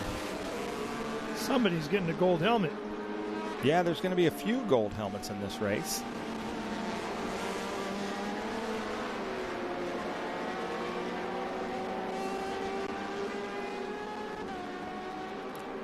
Shane Kennett right now is our leader in Group 9 F3.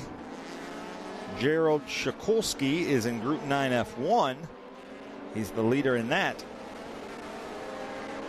That's the number 46. That's, I'm going to say that's Jim Booth, but he's in a different 63, I think.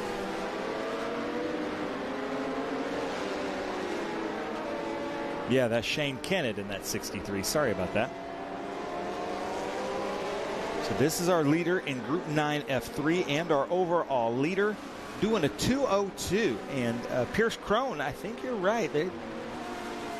They are doing a little bit quicker times than I've seen. The weather is very nice. It's a great racing day. Yeah. You can see that the track is a little bit polished, but it looks like he's got De La Cava right behind him. So this is going to be a hard fought. He did get my memo to wear the green gloves so we can see what their hands are doing, but getting some great images here. Bennett has warmed up to 74 degrees here today. Started in the low 50s. Track was a little wet. Dried up beautifully. Track has had all kinds of grip and provided some fantastic racing today. Yeah, we've had some great sprint races for SVRA yesterday, having some fantastic Gold Bell Helmet National Championship races as Shane Kennett leads them through.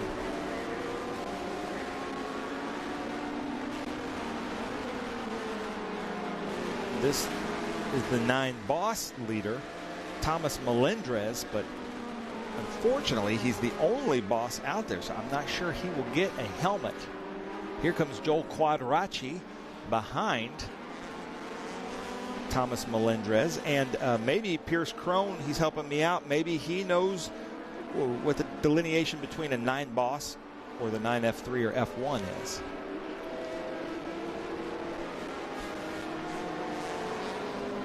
And I'm going to try to find who the leader in F2 is. Looks like the leader in F2 is still Steve Whitston in the number 18 car. There's Joel Quadracci with Quad Graphics with that cool car. Maybe Ralph's favorite car in the field because of all your history. Yeah. Just bring back good memories, right? Yeah. And like I said, I mean, they're a great group of racers over there that all went on to tremendous success. Yeah, all Indy 500 winners. Unbelievable, right? Yeah, and champions. So, yeah, that's not bad.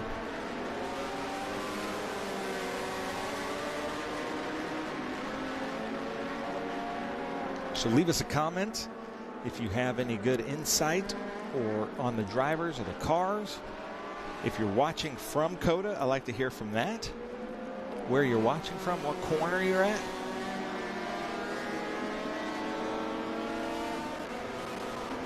About 8 minutes left in this race. Staying on schedule here, which is great. Beautiful days, certainly at COTA. I see a flag there. Yeah, there's 2 cars off, drivers left there at turn exit of 6 between 6 and 7. Again, I just said it there. Anybody from that generation, I just said 6, 7. And I'm not supposed to do that now for some reason. There you go. There's the double yellow. So Pierce Crone, good information. Group 9 F3 is mainly the F3 chassis, the F1000 Swifts, etc. The 9 Boss, the kart cars. So thank you for that. I like having the experts in the comment section because it's hard for Ralph and I to know 100 years of motorsports. But here we go. This should be the Formula Enterprise.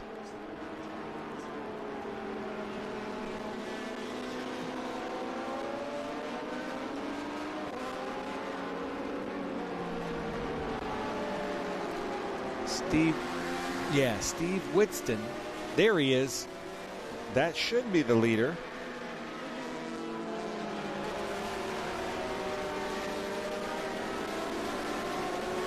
There's the leader right there, the number 18. Our great camera operators and directors are giving that with Alliance. You can see that they were even able to zoom in on the name on the car. Look at this, ladies and gentlemen. Here's our battle for Group 9 F2, the Formula Enterprise. I can't see the number behind Whitson, but I'm guessing it is Darrell Willis. Number 47, yes, Darrell Willis in that beautiful blue car. This is a helmet battle right here, too. So we've got a few battles for helmets here, Ralph. Yeah. And Wilson in that blue car, there's a handful of machines they brought with him, isn't there? Yeah, there's a... That squad's got about 4 cars, I think. Yeah, there's 9 total in this Formula Enterprise 2, and this has been fun to watch. But it's not even out of reach for the 3rd place in this group, which is Kenny Russo. Coming through the next gen section. Turn 19. Oh, one of my Optima signs got hit. You got stuff scattered all over the place, buddy. I'm seeing a yellow flag here, too. And a yellow flag at the starters. Is that double yellow? Yeah. So are we under caution? That is a double yellow. Okay. Caution. Full course. Could be the end of this one. Maybe not. So for these gold helmet races, we do anything we can under double yellow to at least give a green-white checker or maybe a green checker, just anything to where we don't have to finish under double yellow.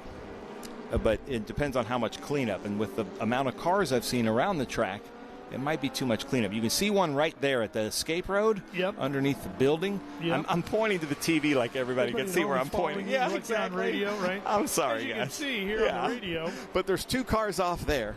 Right where I'm pointing, you guys can all see that. Been a long year. Oh, man. Yeah. If you think this comedy act is bad, wait till you see us at the gala tonight. Oh, yeah. And I thought we were just doing a banquet. Now I hear from you earlier we're doing a gala. I'm not prepared for a gala. Oh, you didn't bring – it's black tie only. Yeah. No, it's fine. I can barely pull off a banquet. Well, Ben, I hate to tell you. Yeah. It's just too many cars to go get. So let's just go through here. We'll stay here and tell you. So Clay Delacava took the lead according to my timing and scoring. There he goes. And then that should have been Paul Gatto. And Mr. Crone, if you can help me out if I get something wrong. But Paulie Gatto came in. Here comes everybody. Look at the diversity in these cars, too. That stinks. Nobody wants to finish a race under yellow. No. But it just happens. Especially the last race of the year, right? Yeah. the last laps you're going to get in anger. You want to. And it looks like Steve Whitson is going to be able to hold off and win the Formula Enterprise 2 races.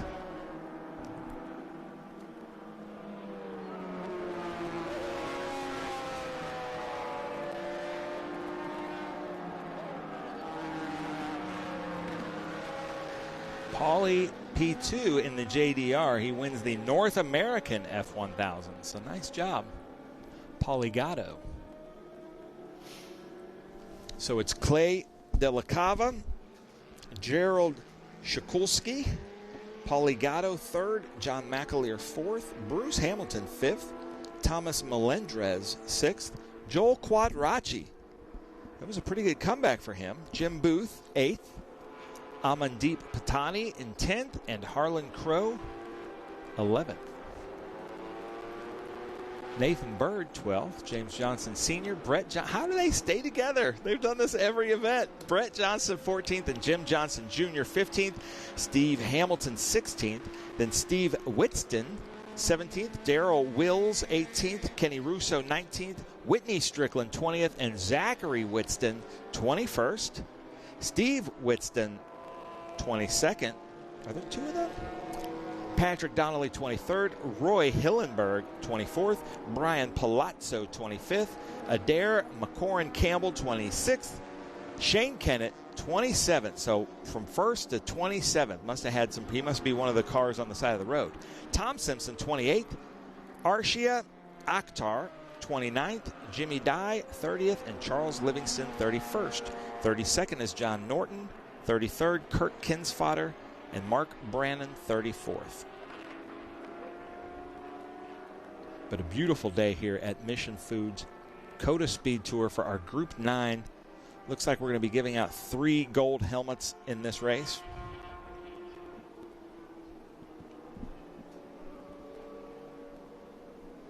Wait, they're saying now they can see me point at the screen. What's that mean? Oh, see? Yeah, see, I can do like that, yeah. So if I do that, Ralph, maybe the people at home can see it. Oh, there we go, yeah, see? But then they can't see what's going on there. But how about this? Stay honest. Come over here, Ralph. Let's put on some ring pops because we're... Are you really going to make me celebrate? Yeah. You're going to have to give up one of those Reese's if I'm doing this. I'll do that. Celebrate Halloween a little bit late. Ooh, I got a red one. You remember Wonder Twins Activate? Do you remember that cartoon? Yeah. Saturday mornings? Oh, man. I got to tell you, I think this is the first one of these I've ever had. Really? Oh, yeah. So a lot of you don't know this, but what they do, I mean, if you know me well enough, you know that this is probably a good idea. They lock Ralph and I up in this closet. Oh, I got. And we sit here and talk all day. There we go. Look at that. Nice. And we're matching shirts. Yeah. Matching color. Yours looks more watermelon-y than mine. I think so. I might be but there we lucky go. that way. We have good time here. Close up on the rings. Yep. Mine is the cut and the clarity of my ring is a little clearer than Ralph's. Yeah. You got, what is it, 6 V's? I don't know. Whatever, 5 V's? It's been 25 years since I've bought a diamond ring. But this is our last weekend of the year. It's the longest day for Ralph and I because I was here about 6 in the morning, and we're going to be here till midnight at the gala. But it's going to be fun. This is supposed to be fun. Vintage racing is all about the fun, and we just had a great Group 9 race. We did. We've been, I mean, I can't think of a better way to wrap up the year. This has been tremendous racing in every category all day long. From the first race at 8 this morning, it has been tremendous. Watch this spin here, the cool car. What happens here, Ralph? He got up on the curbing a little bit there, and I think it just lined up the rear on him.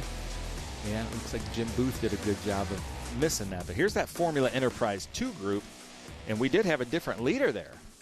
And then Stuart Harlan Crow trying to get the 73. Hey, these aren't bad. Not bad. Is yours watermelon? Watermelon, baby. Nice. I thought so. I'm a candy expert. Which is sad to say. Candy and fast food. There's the 18 of the Alliance. I was just asking my ears, what's the best fast food? Ooh, it depends on my day. I like Taco Bell.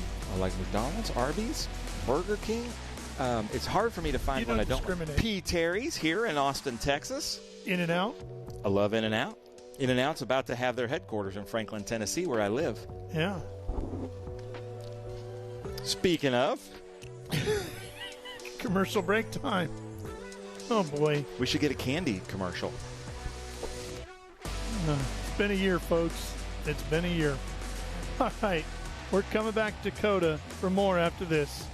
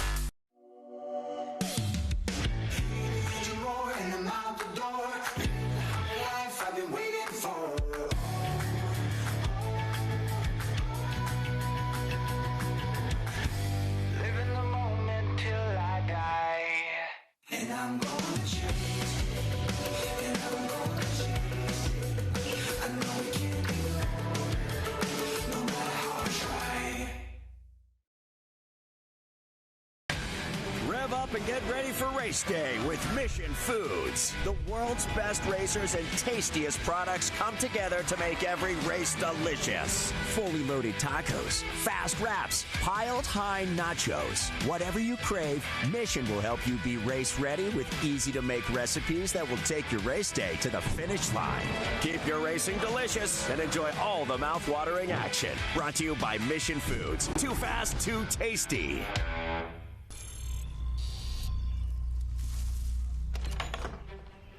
Yes. Hon, the WeatherTech's here. WeatherTech is the ultimate protection for your vehicle.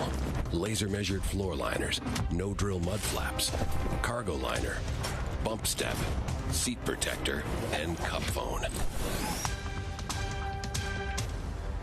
What about my car? WeatherTech.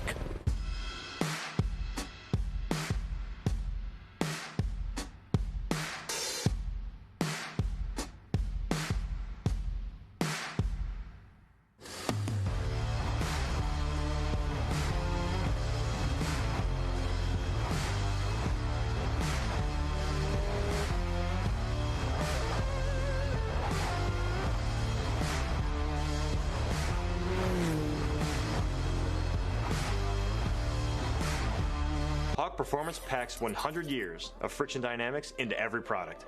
Backed by Carlisle Brake and Friction, the world's premier innovator of industrial brake and friction components, Hawk leverages R&D tools and motorsports experience to deliver uncompromising performance on the street. There's no reason to settle for less. Choose pads that are race-proven and street legal. Find the Hawk Performance brake dealer near you at hawkperformance.com.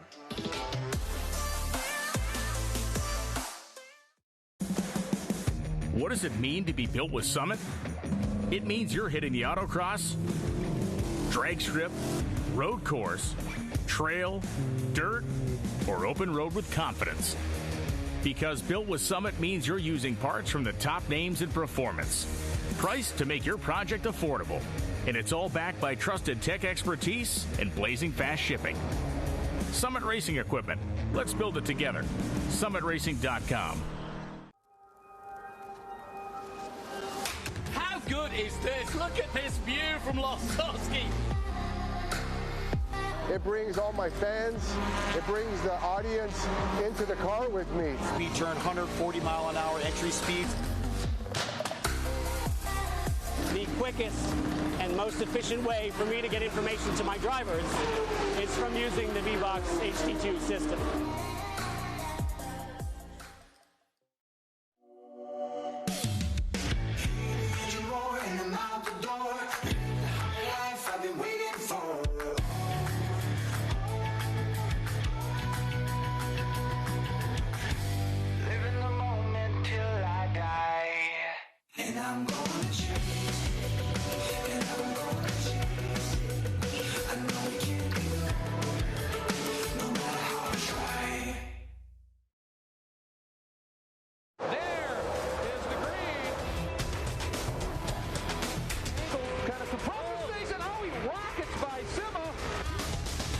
before is said. One of the ways you overtake here at Sebring is really good in the braking zone, like this one right here.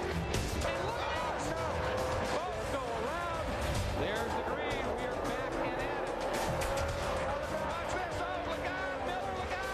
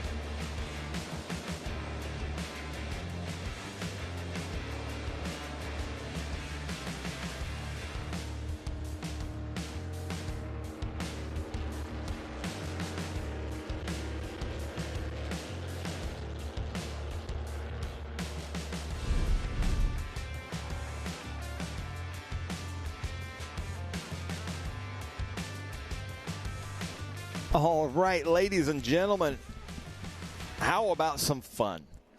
My favorite groups in vintage racing, Group 1, 1B, 3, and 4. I like my small bore production cars and my Formula Vs. And this group is just a lot of fun. We got Brian Scheibel out front in Ralph's favorite car, the Fun Cup car. Stefan Schluter in the Porsche 914. Steve Yarborough, John Nash, James Dean, Chuck Brim, Michael Mott, Joanne Lemons, Mark Arnold, Pierce Gormley, David Lee, George Wright, Dan Chapman. And then we go to the Formula Vs. We've got Hunter Phelps Barron, Elliot Barron, Simon Hughes, George Curl, Steve Hild, Cassandra Barron Fuller, Jason White, Bill Griffith, Elliot Barron, Jason Perner, Julian Fordham. I'm a huge fan of Jared Roberts and his Auto Dynamics 1965, Robert Wooten, Les Lester, and Reed Evans. That's the Formula V, a self-imposed split start that the two brothers up front are going to be running. But the lights are out in James Rogerson's from the Houston, Texas area, Mercedes-Benz. And watch for Scheibel in that Fun Cup car. But Stefan Schluter in that 9144 wants to make sure we know that it's a 914. That beautiful Devon. They're going 3 wide in the formation lap. Haven't seen that before. So the green is down here at the end. That's James Dean in that gray Porsche 914. Coming out of the shadows, and they see the green. John Nash ducks out to the outside, and then Yarborough in the Devon with that 327 Corvette engine powers up the hill. And now it's going to be Brian Scheibel's time to have some fun in the Fun Cup car as they come around. And now the Formula V's with their split start. And because of just the little bit of rain yesterday, the Formula V's caught up to the production cars pretty quickly as they fan out. And we see brother against brother. And now Simon Hughes coming up behind in the number 9.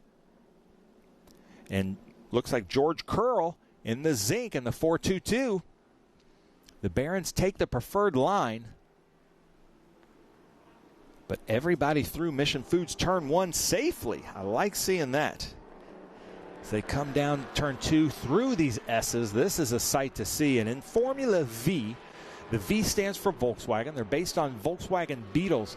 The draft is very, very important, and there's a little bit of strategy to this.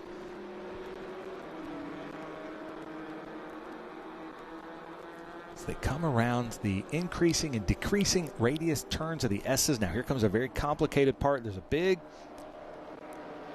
altitude change here with the undulation and going uphill, then to downhill. A little bit of a blind apex, and Simon Hughes gets passed right there by Steve Hild in that RCA.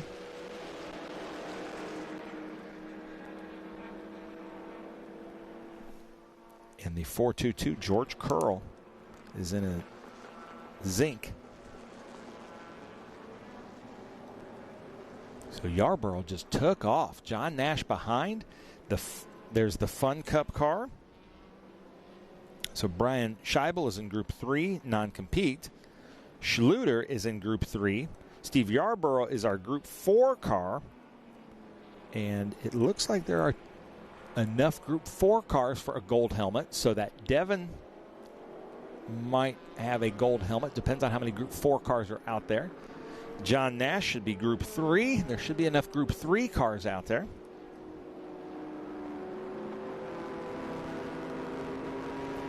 Then David Lee is in that Austin Healey Sprite.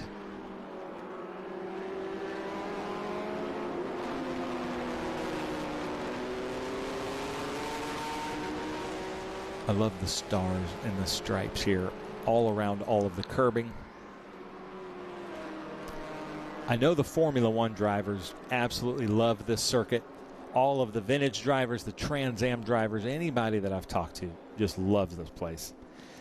That is Dan Chapman. Dan Chapman in a Group 4 Brabham BT8. With a name like Chapman, you'd think he'd be in a Lotus, but he's got a Lotus right in front of him with John Nash.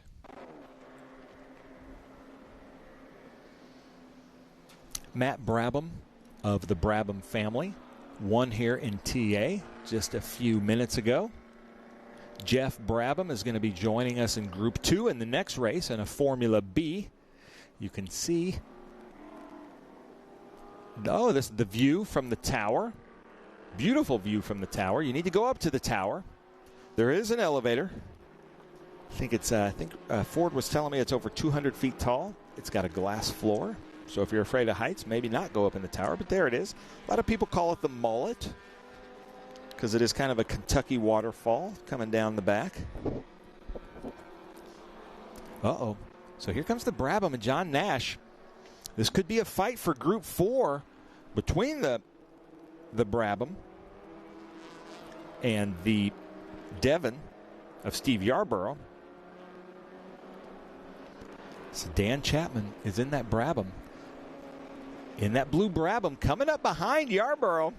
So Yarborough with that 327 small block Corvette engine on an Austin Healey frame. But that Brabham, more of like a sports racer USRRC looking car.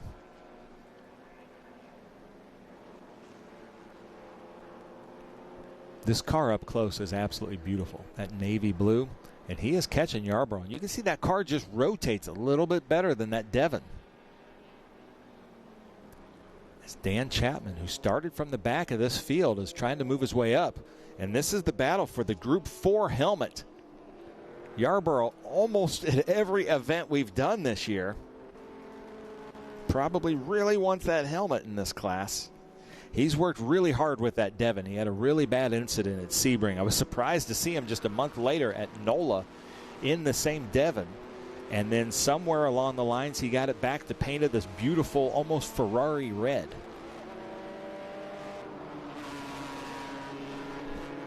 Then you've got Scheibel and Schluter battling it out back there. But here we go. What can Yarborough do? He's taking a little bit more of a defensive line, trying to keep the inside, make Dan Chapman pass around the outside. That's going to be hard to do, but this car of Dan Chapman's just seems to rotate just a little bit better. It's a little bit wider and low slung as he tries to go around 2, but I think he's going to try to make a pass here soon for our Group 4 lead. It's coming, ladies and gentlemen. As they go through the Mission Foods S's, he's going to try to set up for something here. Yarborough taking a good line.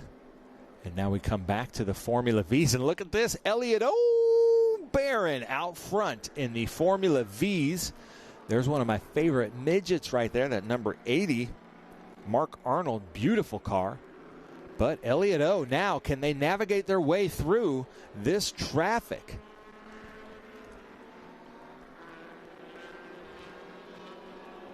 Lowell is out there in the Datsun 510. He's not on my sheet. Let me see if I can find him in Race Monitor.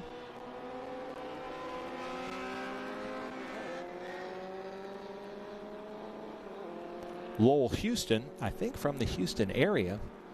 But now, watch out, because these Formula V's are in their own battle, but so are these production cars as Hunter gets around Elliott O'Barron. But now they're side by side with the midget, which you don't want to do. I've never said that before. And it's Elliott O'Barron back up in the lead. Unbelievable. Lots of action happening here. Elliott O in front of Hunter. Then Lowell Houston, that should be a Group 3 Datsun 510. That 80 should be a Group 1.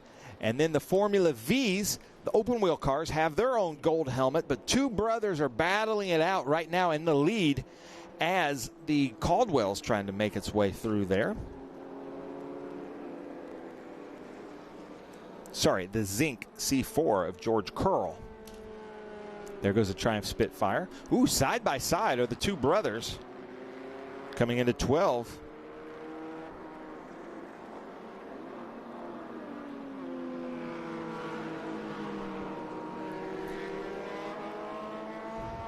And it looks like Elliott Barron has now moved up, passing. Oh man, you don't want to split the MG up there.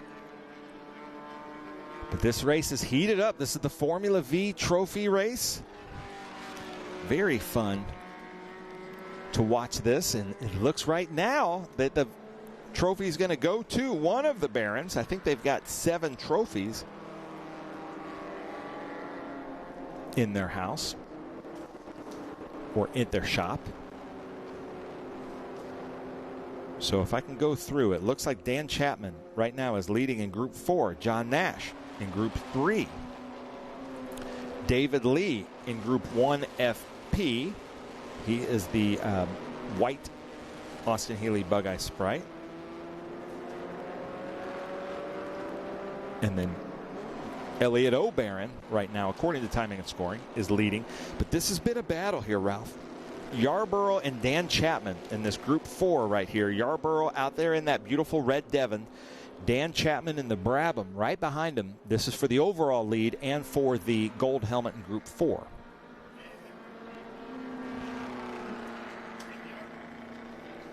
Yarborough took the championship for the season in that Devon as well, didn't he? Yeah. As they go around the Triumph Spitfire, Lowell Houston bringing them around. But here it is in Formula V, and now we've got a 3-race field. George Curl has rejoined Elliott O'Barron. These two brothers can't make contact because that'll give the race over to George Curl in that Zinc C4.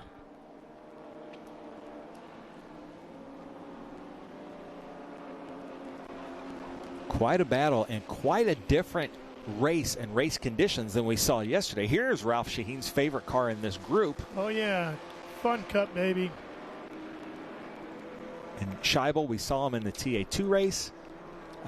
We're going to see somebody else with the name Scheibel. I think it's his wife or daughter with Alliance Motorsports in the next race. And that does look like a lot of fun. And he has had Stefan Schluter behind him most of this time. Here too. 914 in the Fun Cup car. It's a battle of the Volkswagens. Yes.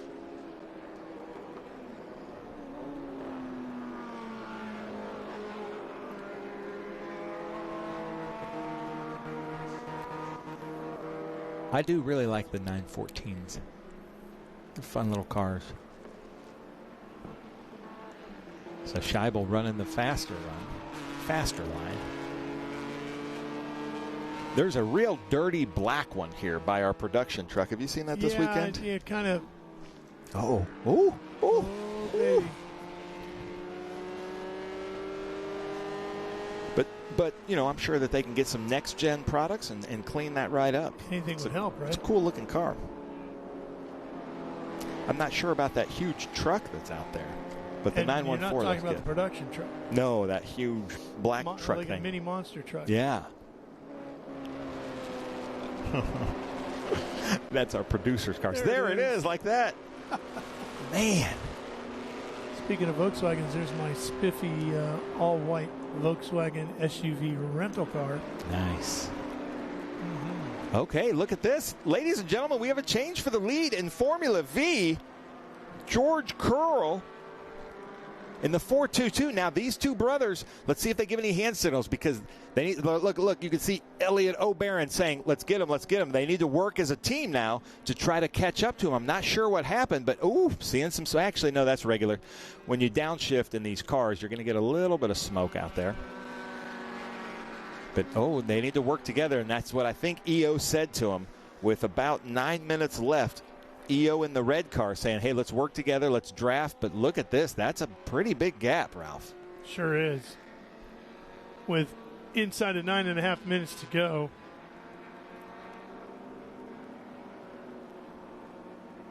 That's going to be tough to make up. They need to – let's see what the gap is after they leave turn 12 because where it's really going to help is down the main straight. Now, again, these are two brothers who want to win, but right now they have to work together to get George Curl. This could get interesting. Boy, I sure wish Elliott had an I initial in there. Why is that? Well, then you'd have to say EI. EI.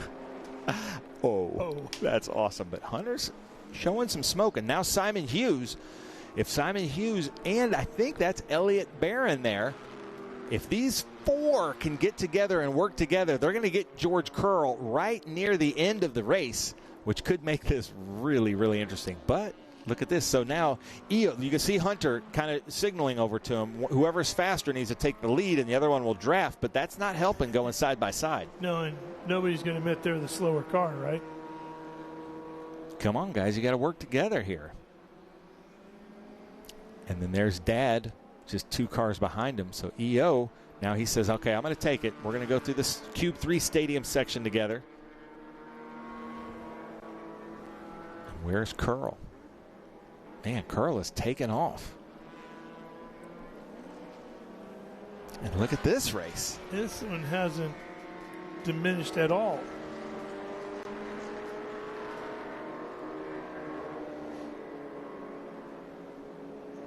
Scheibel coming over, kind of defending the line. That car just has a big smile on it. Man, if you could get a street version of that Fun Cup car, you could own every Cars and Coffee in town, right? Yeah. Oh, yeah. All right, here we go. Now, Simon Hughes. These are 4 Barron Racing teammates. They need to work together in a train down this main straight and try to cut a second off of this gap. Can you imagine all those guys rolling in their Ferraris, Lambos, Bugattis, and McLarens, and you come strolling in your mid-seat Fun Cup Beetle? Nothing frustrates. Steal all the thunder. Oh, yeah. I mean, all of it. Nothing frustrates those car show guys like that, like the Ferrari, Lambo, the big supercar guys, than somebody coming in a really cool under $30,000 car. Yeah. Oh, yeah. Well under, right? Mm-hmm. All right. So it looks like Simon Hughes is going to take the lead here of the Barons, but he's only in second place. So if the Barons want to go home with a gold helmet, they've got to pass, get up to George Curl. As we see here, the non-compete of Brian Scheibel getting back around Schluter. Now, Schluter is in this running for a helmet. The Fun Cup car is just out there for the fun of it with Brian because we don't really have a safe place to put him other than this group. But that is a tube frame, winged chassis, center seat, so it's not real fair for these production cars. But he's out there having fun and putting on a great show, and that's all I care about. And he's having a great time. Comes out of that car with a huge smile on his face. How could you not? Okay, you guys, you need to work together in a draft, try to get out there. Pierce Crone, tell us, what do they need to do here? He's saying that Simon is 3 seconds a lap quicker than Hunter and EO, so that's a big delta. And here he comes. Ooh, and I'm seeing some smoke out of George Curl under power. That's never a good sign with these cars. Now, sometimes the breather valves on the engine block will leak a little bit of oil onto the headers in these Formula Vs or Volkswagen Beetles, but I'm sure these drivers are seeing that smoke. You can see them. They all have their gold helmets on here. This is a great shot. See that? Yeah. They all have their previous year's gold helmets. We spoke to these 4 drivers earlier in a little special that we did the other night, but they're not closing the gap here on Curl. 5 minutes left to go in this race. You know, and Herbie fully loaded. Herbie ran almost a Fun Cup look to the car. Did you know that? The one with Lindsay Lohan? Yeah, see? Had the wing on it. Oh, yeah. That's pretty cool. Of a ducktail, yeah. Not the big, that's cool. Big wing like we have here, but I wonder if that's what they took their inspiration from. Here we go. So now Simon up there with Elliot O'Barron, but there's Curl. Curl still has a big gap. White flag. Uh-oh. I don't think they have the time to get to him. And there's only a 1.2 second difference between the Group 4 helmet race. But this is the big race here, these Formula Vs. And I don't think this train is going to be able to get him. That's James Dean in that Porsche 914. That's helping George Curl. Oh, and George Curl around the nice. So not only do they have to try to pass or get to George Curl, but now they got to pass James Dean.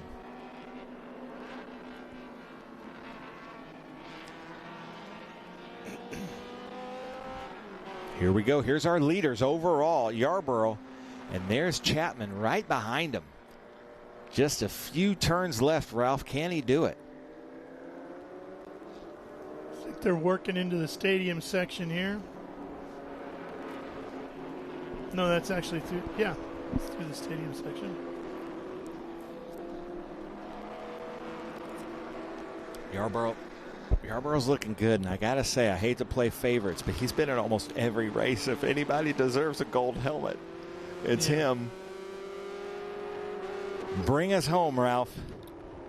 Coming on through the final corner, Steve Yarborough sees the checkered flag, takes the win. Cool shot. And a gold helmet as our drone gives us a great view of the finish line.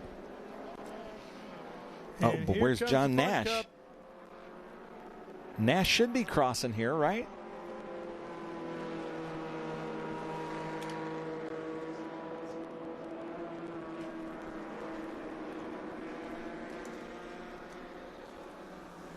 Will the Fun Cup carry it through?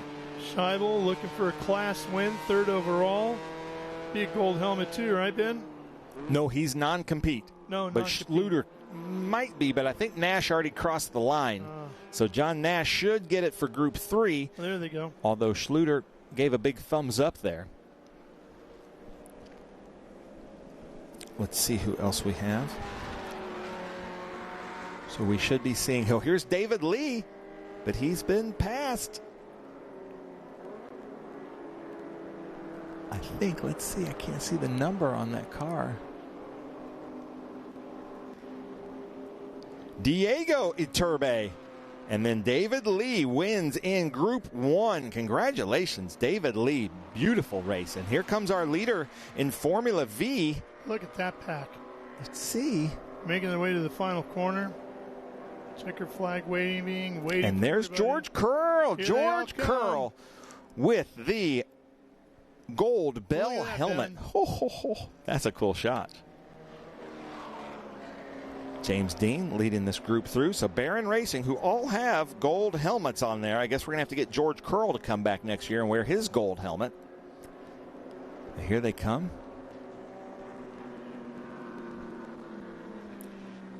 So number 49 of Stephen Hild, Jason White, Bill Griffith. Let's see here. Here comes that beautiful midget from Mark Arnold. That is a beautiful car. Then it should be Lowell Houston. I believe that was Jason Perner, Cassandra Barron Fuller, Robert Wooten,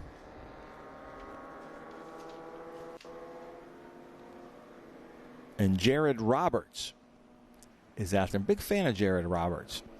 Here we go. There's that Triumph Spitfire smoking. Come on, Spitfire, make it. I think it just lost power. Come on, dude. Come on, keep going. Use the starter. Oh. Come on, you got to make it, dude. Come on. Nice. All right, who after that? Who is that? Oh my gosh, as a British car fan, that just happens. That's Chuck Bream. 1969 Triumph Spitfire. He made it like that.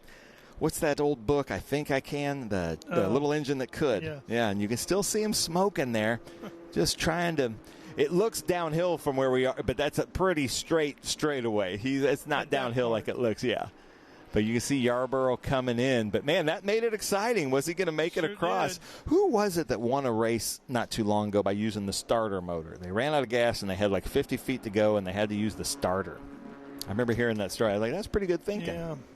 Burned up the starter though, but who cares at that point? Well, that was fun. It didn't disappoint. I was hoping for one of the Barron Racing people to win the Formula V, but I got to say, George Curl deserves that win. That 1970 Zinc C4. It looks like Steve Yarborough's going to win in Group 4, and then I believe John Nash in Group 3. And we have one race left. With Jeff Brabham in it. Yep. Should be good. Group 2. In Group 5B, coming up next. And this will be a split start.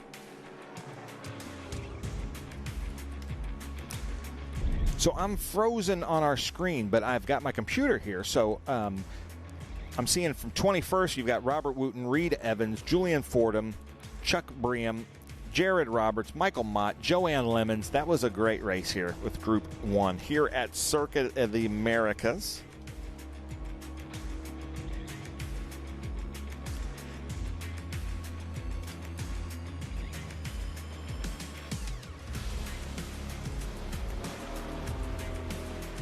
So we're showing some great replays here of that. We can't see it in our images. Our monitor is frozen up, but it was a great battle.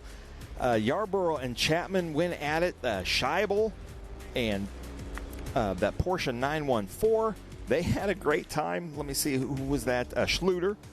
And then it was George Curl in the Formula Vs over the Barons and Simon Hughes. So congratulations to all of our helmet winners. We will take a quick break and then come on back to Circuit of the Americas for the final race of the 2025 SVRA season. Stay with us. Rev up and get ready for race day with Mission Foods. The world's best racers and tastiest products come together to make every race delicious. Fully loaded tacos, fast wraps, piled high nachos. Whatever you crave, Mission will help you be race ready with easy to make recipes that will take your race day to the finish line. Keep your racing delicious and enjoy all the mouth-watering action. Brought to you by Mission Foods. Too fast, too tasty.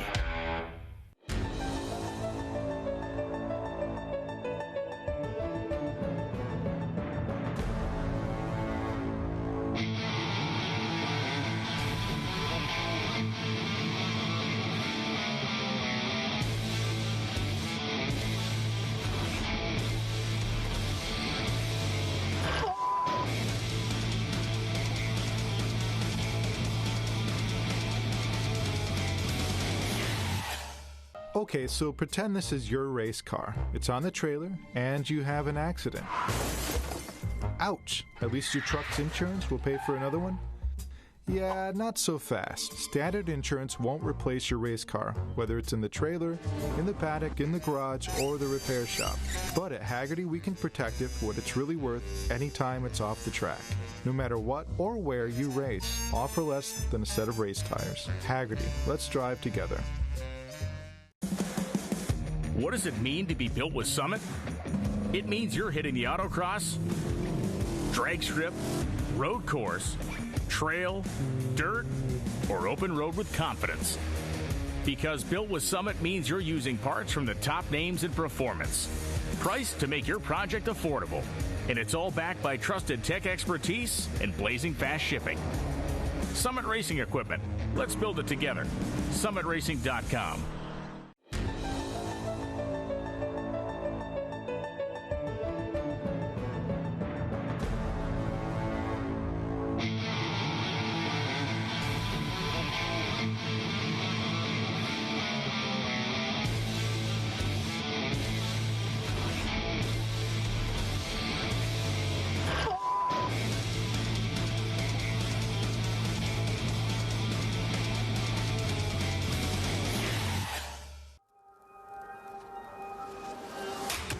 Good is this? Look at this view from Losowski.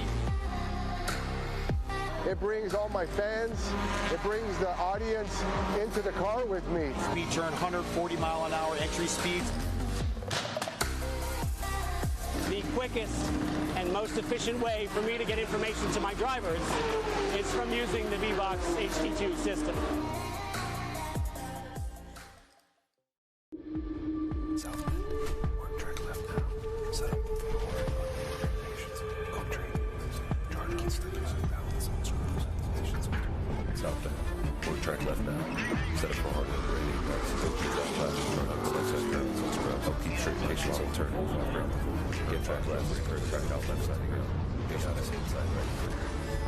You have more important things to worry about than your underwear.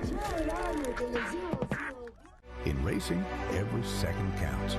Communication isn't just important, it's everything. Established in 1996 in Daytona Beach, Florida, Speedcom Communications was born from a passion for racing and a vision to revolutionize motorsports communication. Trusted by competitors across the world.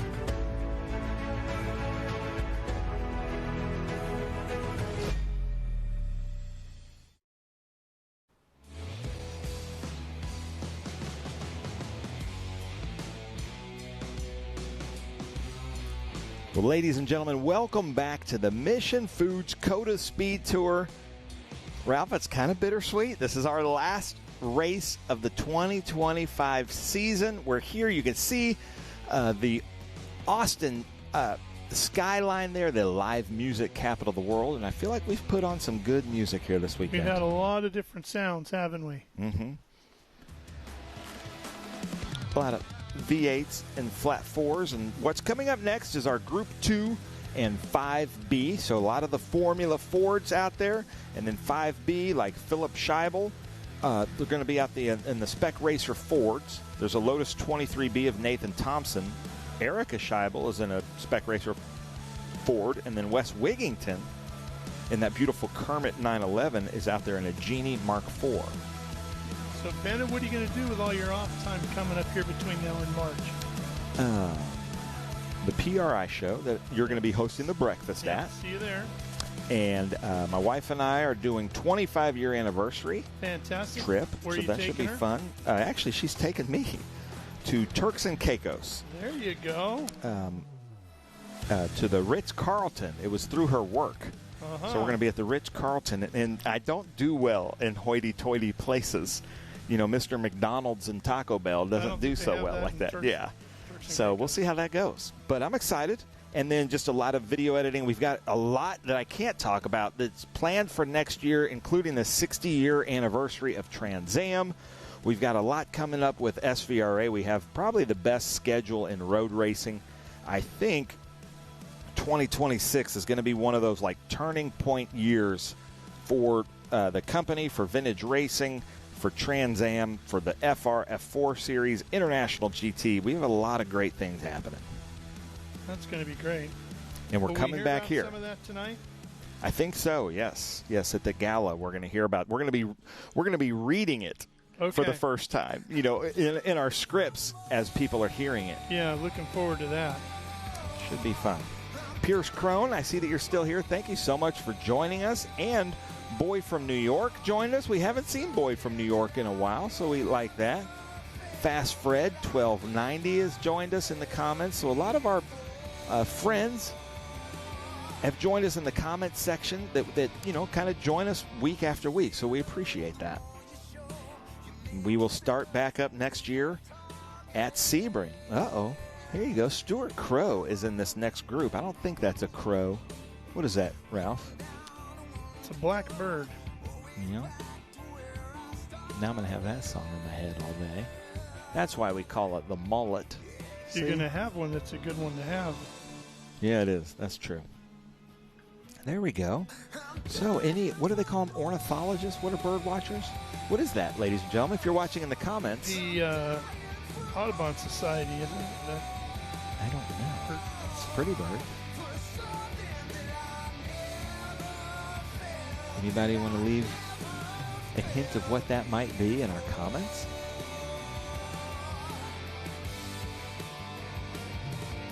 Okay. One of the producers' ornithologist, you were right. girlfriends is a bird watcher.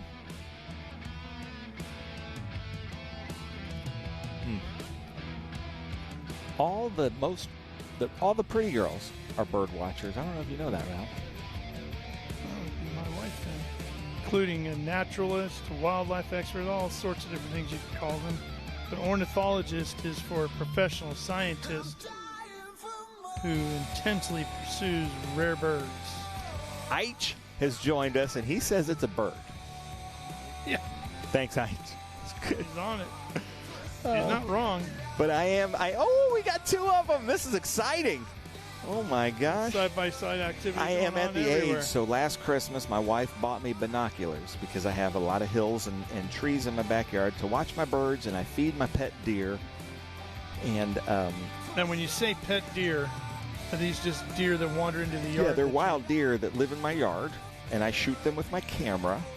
I have all my neighbors that are like, yeah, just let me come over there. I can sit in your back window with a bow and arrow.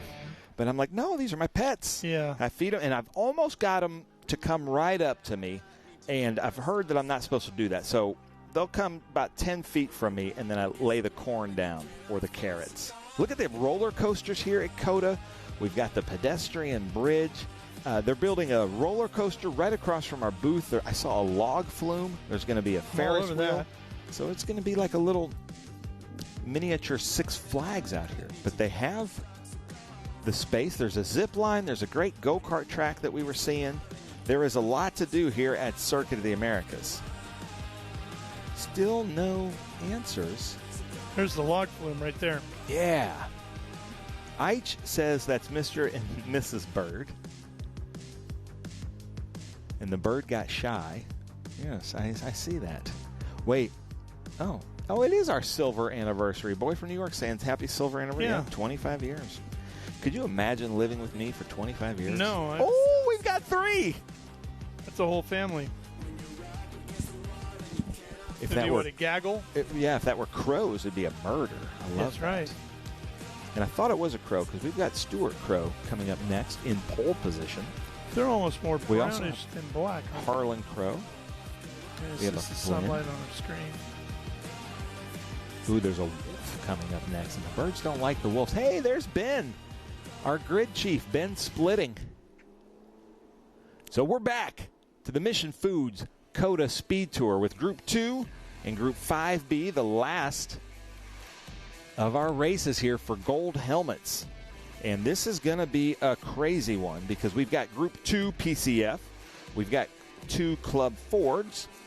So let me see how many of these Club Fords we have. See how many helmets we're going to give out. Okay, so there's enough for Club Ford. There's definitely enough for PCF.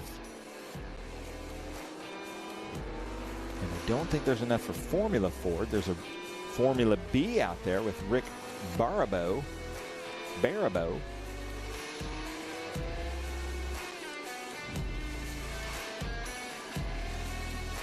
So this should be a lot of fun. Let me read through the grid here. Starting first is Stuart Crow. Second, Patrick Flynn. Third, Harlan Crow, who was our Rookie of the Year a few years ago. Then Enrique Contreras. But I'm seeing a lot of Formula Bs out there that aren't on my list. So we might need to wait because there I'm seeing Ron Hornig's Formula B, the blue car. And because they didn't go out yesterday because of the rain, they're not on my sheet. But we're going to have to wait until they start till they go across start-finish line so that we have them on Race Monitor so we can call this for real. So there's the names of the people that should be out there.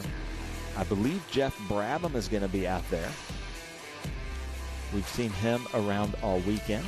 And Wes Wigington is going to be out there in a Genie Mark IV. Yeah, so there we go. Here is our group. So I am guessing that number 5 is the car that was out there yesterday. But he's not on the sheet. But that should be Jeff Brabham in the 8.3. So I'm just flying blind here. That's a beautiful car, fixed up by Ron Hornig and his team. A Brabham, Jeff Brabham driving a Brabham Formula B. I love these Formula Bs. Then Bruce Hamilton just behind him. Then here we go. This is our Thomas Kirchman, Nathan Thompson, Erica Scheibel, and Wes Wigington here. There's Wes Wigington in that Genie Mark IV. They're doing a self-imposed split start. And then the Formula Ford should be between. Here they are, right on cue, with Stuart Crow, Patrick Flynn, and Harlan Crow leading them through here.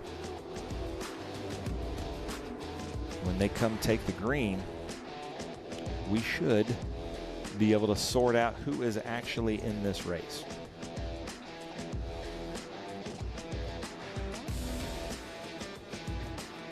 Great shots from our drone flying high above. This is 19. Turn 19 is where that next gen sign is, and then turn 20 is just past these Optima signs. The pace car lights are out. He's coming in. Let's see if Jeff Brabham can line up next. He's got Ron Hornig just behind him in the blue car, I believe.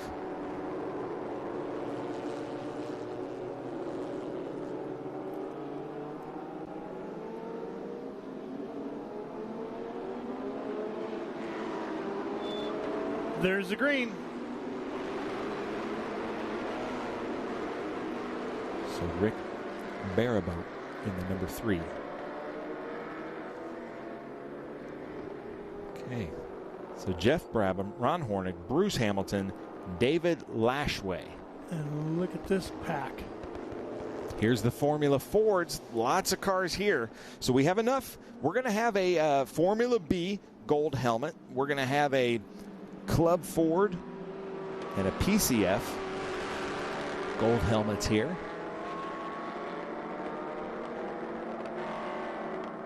Patrick Flynn in the number 29. Just like yesterday, gets off to a great start over the number 3B of Stuart Crow. and Harlan Crow in the 14.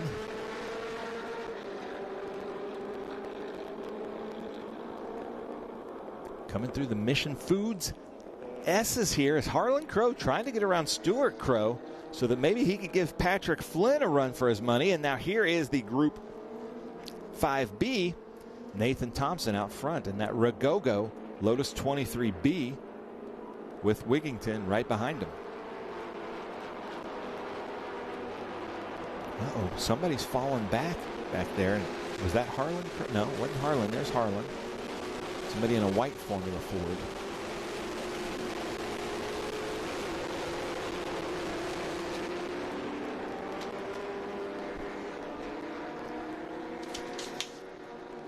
Here we go. And speaking of off-season, my wife just texted me 3 Christmas gift ideas as I was speaking there. Really? Yeah. So that will be happening in the off-season. Thoughtful. Yeah, if you want a nice bracelet. Here we go. Patrick Flynn leading the train down.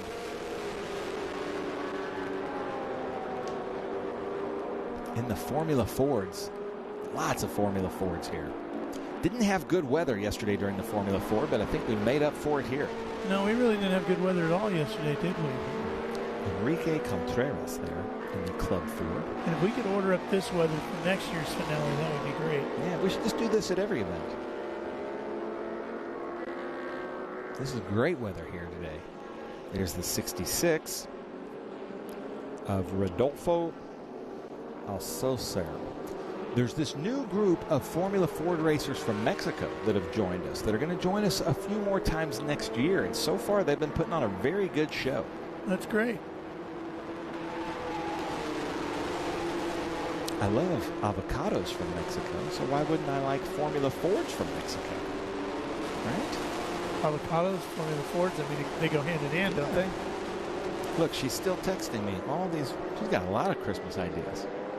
Well, hey, if you don't ask, you don't get, right? I guess so. So here we go. She's actually making it very easy for you. All you have to do is just get on the computer and start clicking boxes, right? Yeah, she just sent me her size and everything. So, oh my gosh. She is on the hunt. Happy wife, happy life. Yep. You'll have a wonderful Christmas, and she'll be thrilled, and you did well. Ty Coffey. Looks like he's making a pass through the Mission Food section.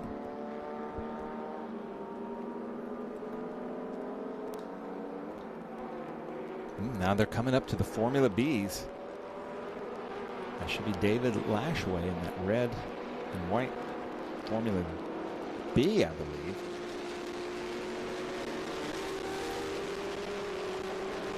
The 14 of Harlan Crow. You got around Stuart Crow.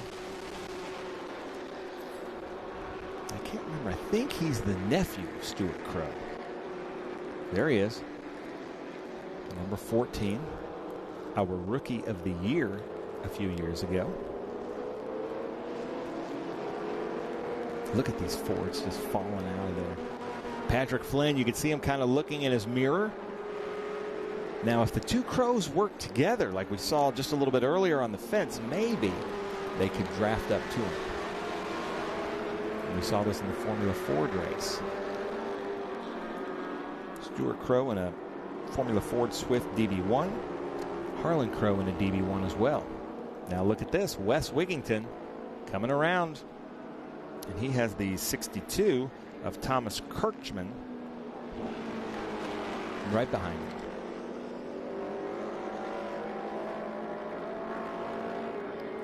Those Spec Racer Fords, that's how Dorsey Schrader got started. Lots of people, right? That was a very, very common way of doing it.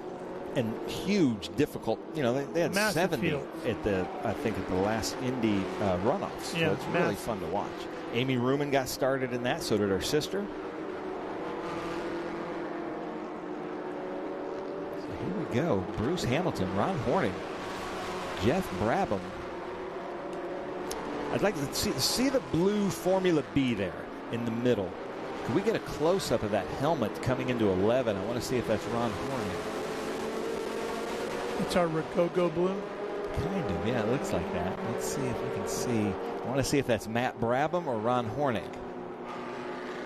Can't tell. Well, the helmet Matt had on in the Trans Am race. That's saying Hornick. We're going to go with that. Yeah, he had a very bright one because we sprayed it with champagne. So now Ron Hornig takes the lead here in Formula B. Could be Matt Brabham. Maybe he's got two helmets. I don't know. Maybe he didn't want to put on a champagne-soaked helmet. I don't know, but that's Ron Hornig there doing very well with Jeff Brabham. Jeff Brabham right behind in the 83, a beautiful car, and then Bruce Hamilton. Bruce Hamilton likes to battle out with these guys here. Like I said last year, we had David Brabham, Jeff Brabham, Matt Brabham, and Tonis Kasemets in a four-way battle for this trophy. And look at that beautiful blue. Quite the field. Yeah.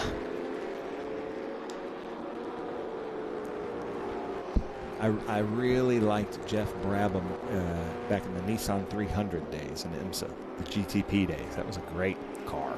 Yes, it was a stunning machine. We saw Bruce Hamilton in our Group 9 race, the Wings and Slicks. I think he got a top 5 finish.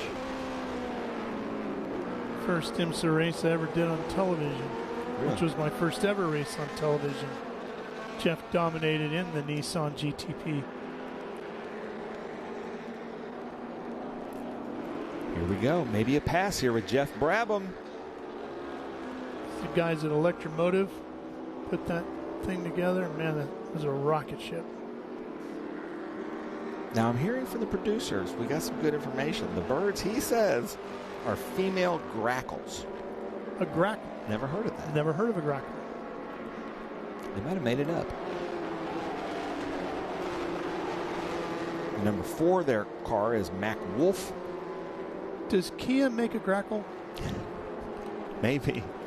Might be where he knows it from. Yeah.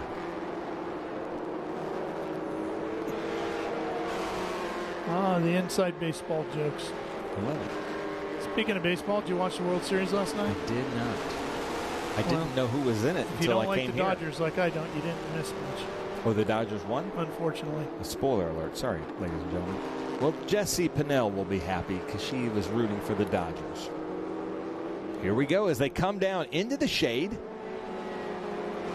And look at this grackle of cars coming up the hill. Oh, I like what you did there. Should be gaggle, right? Should be, but...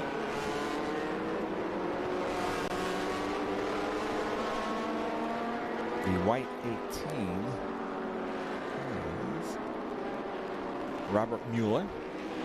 I love how they painted all around this racetrack like they did at Circuit Paul Ricard over in France. Different style, but I think it really adds something to it. Yeah, especially from these shots. Yeah. And they're getting around them. I love the red, white, and blue theme. Oh, man, that was a good pass there.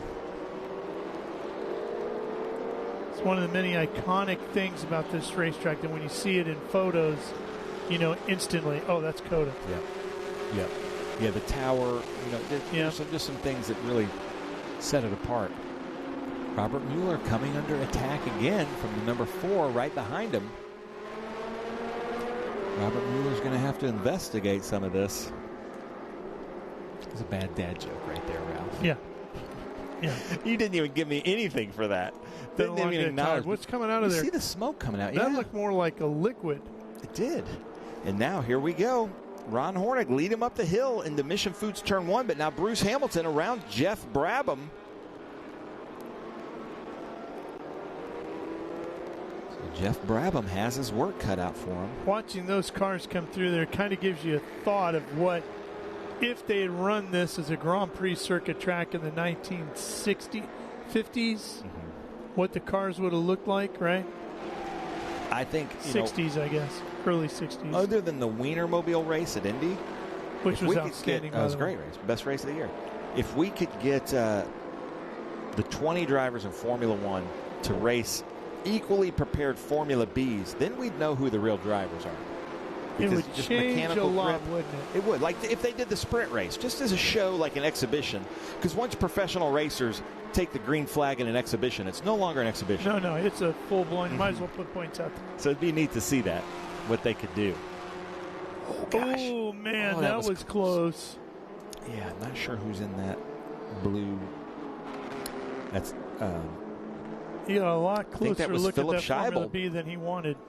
And I think Philip Scheibel is leading in our Sports Racer Fords. You know what? Just thinking about that, Ben, what you said there, it probably would completely surprise you as to who the winner would be, wouldn't it? Yeah. Because it might not be a guy like Verstappen. It might be somebody who's just a really good driver. It just happens to be in one of the lower teams. Yeah. Working his way up. Yeah. But I'd be surprised if it wasn't Verstappen. I was just going to say, come to think of it, it'd be Verstappen. And knowing him, he'd spend 1,000 hours on the sim in a Formula B just learning it. Yeah. But here we go. Ron Hornick, with 10 minutes left in this race, is leading this race.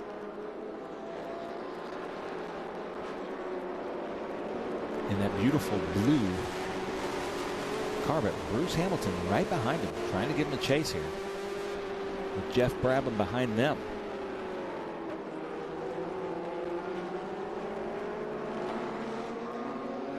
So now Jeff Brabham makes a pass on Bruce Hamilton. Bruce Hamilton had trouble on the out, and just that little bit, look at how much that killed his momentum. Here's our leaders in Formula Ford, and the Two Crows. Is Two Crows a murder of crows, or does it have to be three? Because Patrick Flynn, you might have a murder of crows behind you. Oh no, there's a 777 off. Caleb Ham in that 74 Crossley. Hopefully he can get that refired so we don't have to go full course. Yellow. All right, here we go. Patrick Flynn, Harlan Crow right behind him. Again, this is for a Gold Bell helmet, ladies and gentlemen. I like the white wheels there, Patrick Flynn. It says there's no set number of crows that make up a murder. All right, well, we'll call typically it. Typically implies a group of 3 or more. Shoot. Well, we're not typical. We're atypical. Yeah. Well, Patrick Flynn, you got a murder of crows behind you. Here we go, Harlan Crow. Followed by Stuart Crow. But I still think if these two would just work together. Oh, we got a full course yellow. Oh, man. Caleb Ham did everything he could to fire up, but he's taking off his belts. Caleb, hope you stay in the car. Harlan Crow, you got to give that back, buddy. It's a full course yellow. You can't make a pass. And you'll be disqualified if you don't give that back. So let's stay with them and make sure Harlan gives that back. He went kind of wide there, no? Oh, come on, Harlan. Give that back or else you won't have a chance. Maybe he's going to wait till the... Because I saw the full course yellow out up at 2. I don't know because it depends on where he thinks it came out. But surely he saw Patrick give him the corner, and then we got another car off there, driver's right, between 10 and 11. We're inside of 8 minutes. All right, and Patrick Flynn, you can see he's looking like, hey, are you going to give me this thing back? So Patrick Flynn, you might have to take the bull by the horns here and just pass him. Yeah, I think we're past the he's going to do it point. Yeah, Harlan doesn't know that he's got to give this back. Or doesn't care, one or the other, right? Yeah, he's kind of signaling to him. Look, there he goes. He's like, hey, man, you got to give this to me. And then they're coming up on the 777 of Ham. Okay, so now he's going, oh, man. Come on, guys. Come on, somebody radio to Harlan Crow to give this back. And now Stuart Crow is trying to get around.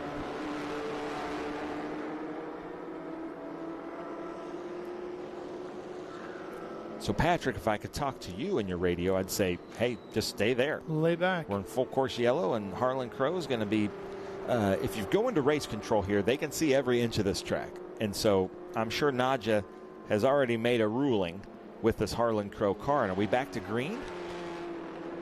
Looks like they're running back to green here. No, they're still full course yellow, right? It looked like they sped it up a little bit, didn't they? Yeah. Harlan Yellows Crow. are still out. Come on, Harlan, give that back. That looks like Frogger from up here. Yeah. One of my favorite episodes of Seinfeld. I love that episode. With the Frogger machine and George. So Pierce Crone, you're right. He's saying P4 in Formula Ford might win this if they keep passing under yellow like this. Yeah. All right, so it looks like Ron Horning behind the pace car, James Rogerson from Texas. Then it looks like it's Jeff Brabham and then Hamilton.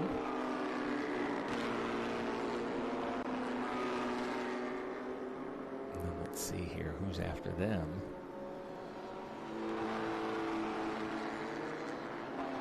So it's just a lot of lap traffic after them. Because right now it's saying Crow and then Flynn and then Crow. So this is going to be interesting what Flynn and Crow decide to do here.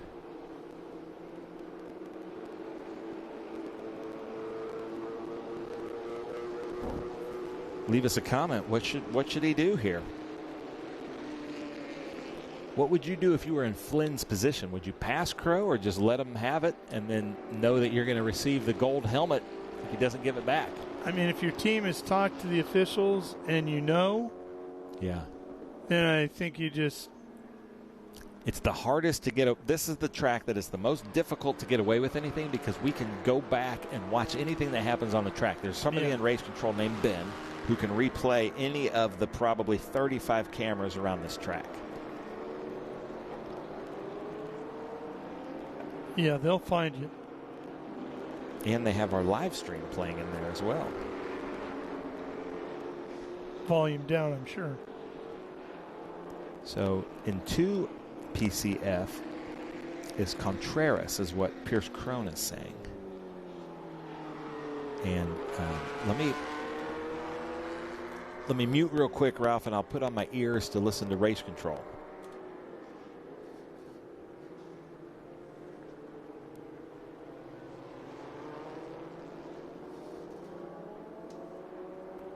Everybody in position behind the safety car, coming up on less than 4 minutes remaining. These guys can get this going again. There's one of those cars that's still sitting there.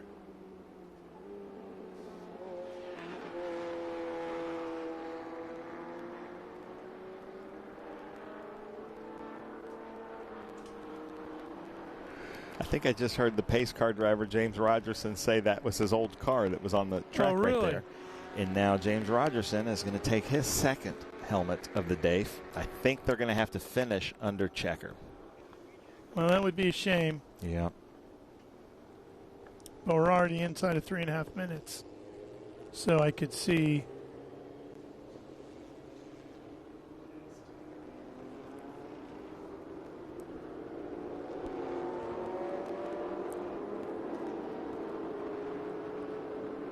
I think next year for Halloween, Ben, you should go as a gold helmet winner. Can't do that. I also can't wear a red SVRA hat because it's only for champions, well, man. It'd be fake. It wouldn't be a real one. I know, but it's like holding a fake Stanley Cup. Yeah, you can do that. I don't know. You put on a driver's suit, a Ricky Bobby suit. I don't want to confuse people into thinking I'm a fast race car driver. Put on a Ricky Bobby suit. Now I did wear a Ricky Bobby suit here, and everybody, while I was hanging up flags and banners, everybody kept coming up to me and saying, "Why are you wearing your race suit?" And I'm like, "I'm not sponsored by Wonder Bread." But here they go. Checker flag is out. The final checkered flag of the 2025 season. And it waves to Horning over Jeff Brabham. Hamilton will take third. Then it's going to get interesting. Flynn, Crow, and Crow. Yeah. So they're scoring Flynn up front, but I didn't see where he crossed the line. But it looks like he gave it back, so that's good.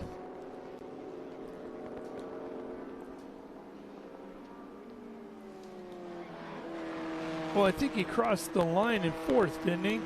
Because that's where it popped up when he went over. But he'd be first in Formula Ford. Yeah. And that's good, too, because I don't even think he and Crow are in the same... Oh, no, they are. They're both in 2 PCF. Comes the rest of the cars. So Crow did the right thing. I'm just not sure I would have done the same thing in his position. No? Well, I mean, again, it depends on the information you're getting from your team, right? Mm-hmm. Here's our Mission Foods race results page. Horning, Brabham, Hamilton, then that crazy battle between Flynn, Crow, and Crow. Baribeau, Contreras, Blakely, Alcácer. and the back half of the 20. That was a good race until it went double yellow, and I hate to end the season on a full course yellow, but we just couldn't get that 777 fired back up. All in all, though, Ben, it has been a fantastic weekend here. It's been a fun season. I've learned a lot. Ralph, I don't think the crowd knows how much Ralph has to put up with just an untrained clown sitting next to him all year long. So That's I appreciate not you that you're talking about. No, it is me. No, it's but not. I really appreciate it. No, it's not. You're a very talented man. More than patient with me, because I know I'm breaking so many rules in here. But, vintage racing is supposed to be fun. We so we're try having to fun. take a lighthearted approach to it, and hopefully our friends watching around the globe enjoy that. Oh, yeah. But big thanks to our guys, Live Race Media, who have done all the production work all season long, packaging up these races, cameramen, audio people, video editors, Brandon and Cam.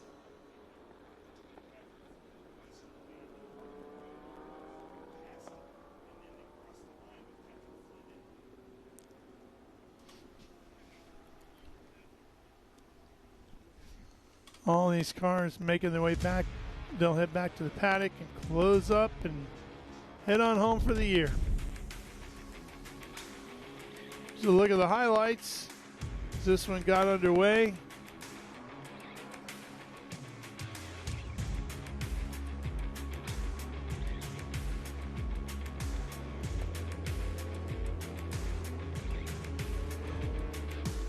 So Nadja, our race director and race control, was way on it. So I was just speaking to her on the radio, and she also saw Harlan Crow pass under yellow Patrick Flynn. So Patrick Flynn is going to be the gold helmet winner.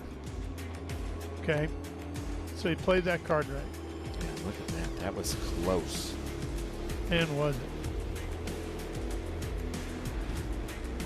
That's how, unfortunately, it finished. Caution flags out. Checkered flag waving.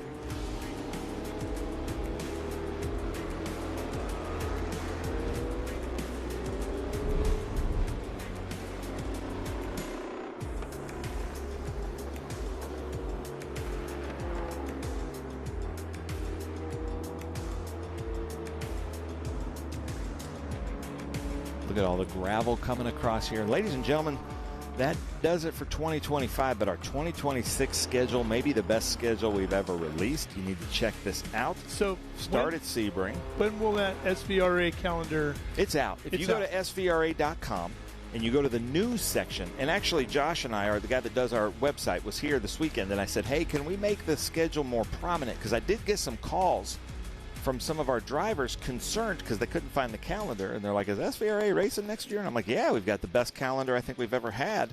So if you go to SVRA.com, go to the news section, you will see it. You can go to our Facebook or our social media channels. It's on there. But yeah, go to SVRA.com and look at our 2026 schedule. Not a duck in the bunch. Is there a crackle in there anywhere? There might be a few crackles. I can hear Eric yelling at some cars. They're trying to figure. It's one of the most difficult things to do is to figure out the podiums here, especially in these groups, because you can't see the side of the car. So if they don't have the number on the nose, it's really hard to separate the cars out. As we come through the food court area, that had a really good grilled cheese. And Ralph, you had a quesadilla there? Yes, I did. Yeah. And now we come over the Mission Foods, and then that is our winner circle. Here's our schedule, our schedule there. Oh, look at that. Some fantastic circuits. Sebring International Raceway, Michelin Raceway Road Atlanta, NOLA Motorsports Park. And ladies and gentlemen, it's more of a new motorsports park at NOLA, but you've got to go there. It's a really great track, fantastic facility. The people that work there, Aaron and David do such a great job. So check out NOLA Motorsports Park. Then we go to Sears Point, Sonoma Raceway, Road America, Lime Rock for the Memorial Day Classic, Mid-Ohio, like some great tracks in Indianapolis. And then there we go. Stuart Crow is mad at Patrick Flynn. This makes for some good TV right here. Yeah, they're You going can to need see a Stuart winter Crow. break between now and Sebring. And Stuart Crow is the one that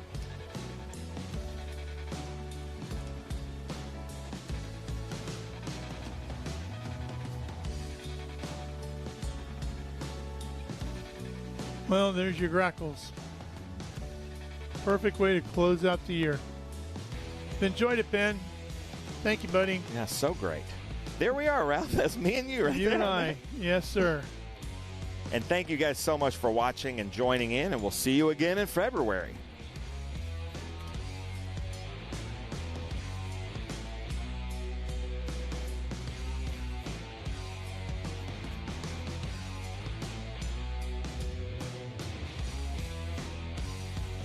Well, for Ford Martin and Ben Sissel, our entire live race media team, and our folks at Speed Sport 1, I'm Ralph Shaheen saying so long as we wrap up the 2025 season of SVRA competition. We'll see you at Sebring, beginning of the year in 2026 in March.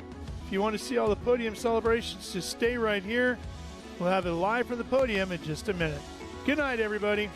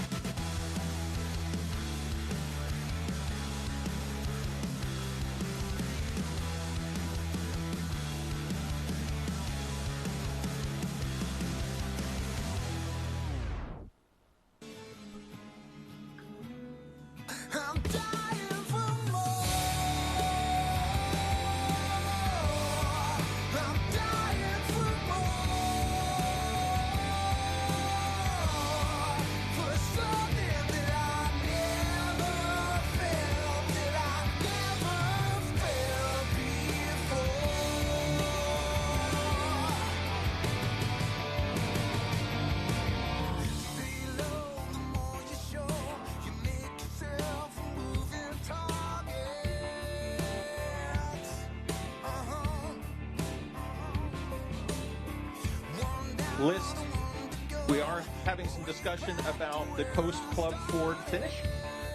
So we'll leave that some discussion. The race director is discussing that with them right now. We're in real time. So let us go. How about we go to our Group 5B? I believe they are here. And we're going to bring up Wes Wissington. Wigington. There's Wes. And he's brought his whole fan club out there with him as well. Wes, get up here. I'm going to talk to you at P3 right here. Your race was pretty fun out there with the rest of your 5B competitors. It was a great race. Sorry the yellow flag came out. I got passed right when it dropped, so ran third place the rest of the race. But it was a great race, and had good fun with the Spec Racer Ford guys.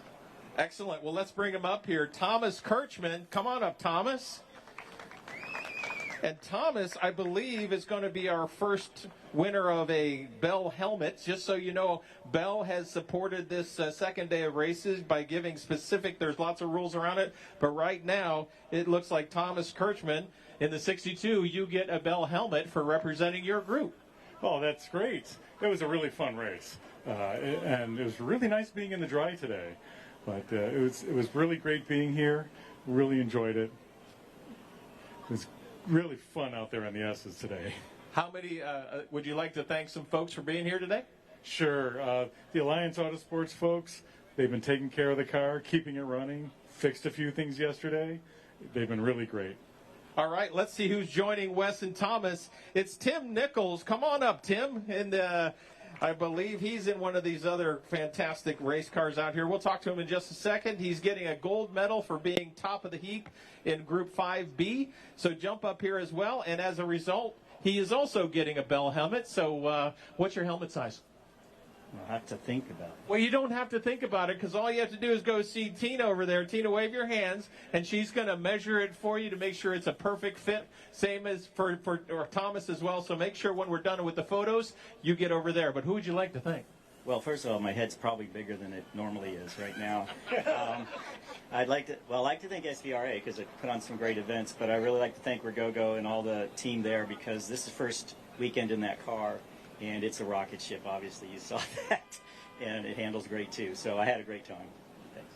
Excellent. I'm going to step out of the way. We're going to get some photos here of this group. This is Group 5B. I want to introduce Wes Winnington, Thomas Kirchman, and Tim Nichols one more time. Let's hear it for 5B. All right, thank you, gentlemen. Safe trips home. Let's go to our Formula B. They were out front the whole race. I want to bring up Bruce Hamilton, Jeff Brabham, and Ron Hornig. Bring up Ron Hornig, Jeff Brabham, and Bruce Hamilton. They're in these fantastic Formula B cars. They thought they were going to be last. Nope, I'm bringing you up first, or second. Come on up. And the Formula B, they were running out front for most of the race. Bruce Hamilton, P3. Jeff Brabham, P2. And Ron, guess what? We're gonna have to get your helmet size because you are also a winner of a Bell helmet.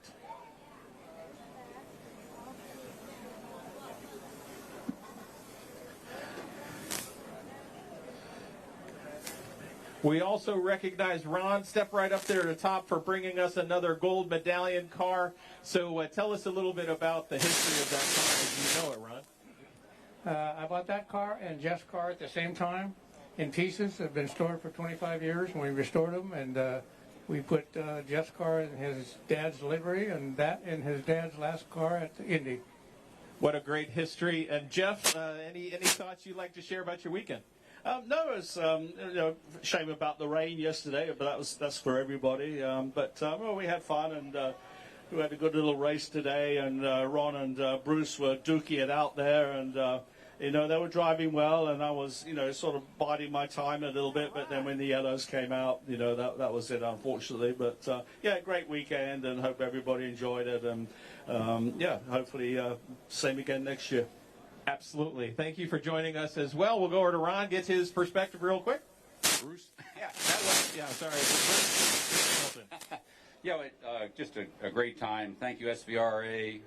Thank you, COTA, Cahill Motorsports, thank you very much. They prepared the car better than I drove it, but we still have a couple of gears left in it, I think. Anyway, great racing with Ron here, and of course Jeff. You know, he's a fantastic guy. Well, we appreciate being here, and there is a little bit of smell of gear oil. You're wafting it a little bit. All right, I'll get out of the way. Quick photo with this. This is our group Formula B. It is Bruce Hamilton P3, Jeff Brabham P2, and Ron Hornig in P1. There's our last photo. Let's hear it for our group Formula B. I'm going to jump over now to our Formula Fords, the FFs. Let's bring up 70. Bravo, Paul Wright. Paul Wright, did we catch you? Where's the 70? He might be around here. How about Alex? Alex? Did we catch Alex here as well? Are my Formula Fords not here? Are they coming? Let's skip over. We'll do 2 CF. I know I've got Mac Wolf here in the 4. Is Mac up here? Come on, Mac. Joining Mac in the 66 Alpha is Timothy Blakely. And again today, Enrique Contreras. P1, where's Enrique? And his whole crew he brought from Mexico.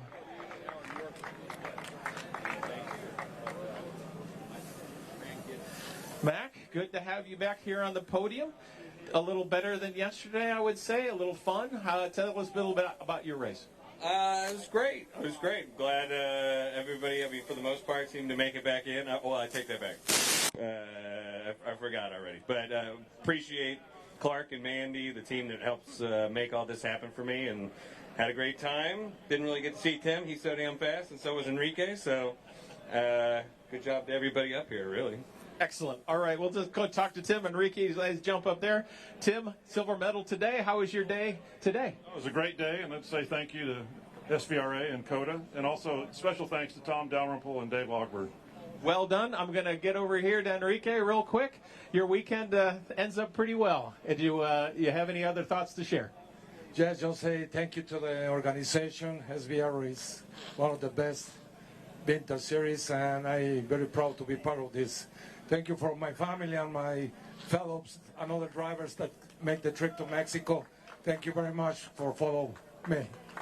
Very well. Stay there for a minute. I'm going to step out of the way while Julie gets a nice photo, and our friends down in the internet webs from Lucas here at Live Racing Media making this all happen. Thank you, gentlemen. Now, our folks over there, race director and everything, have been scribing. Your guys are good to go. Yep, thank you. Patrick is now. Yep. Copy that. Gotcha.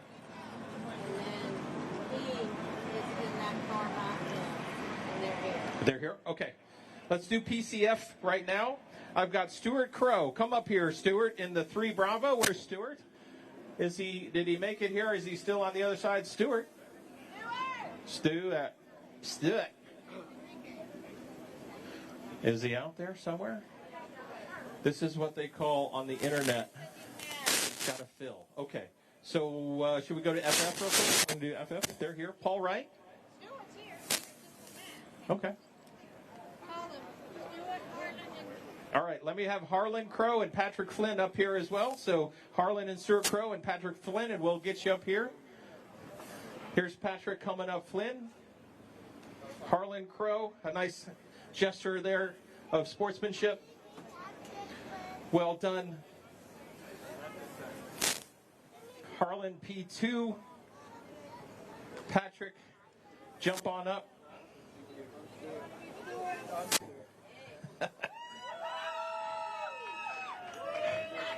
Excellent.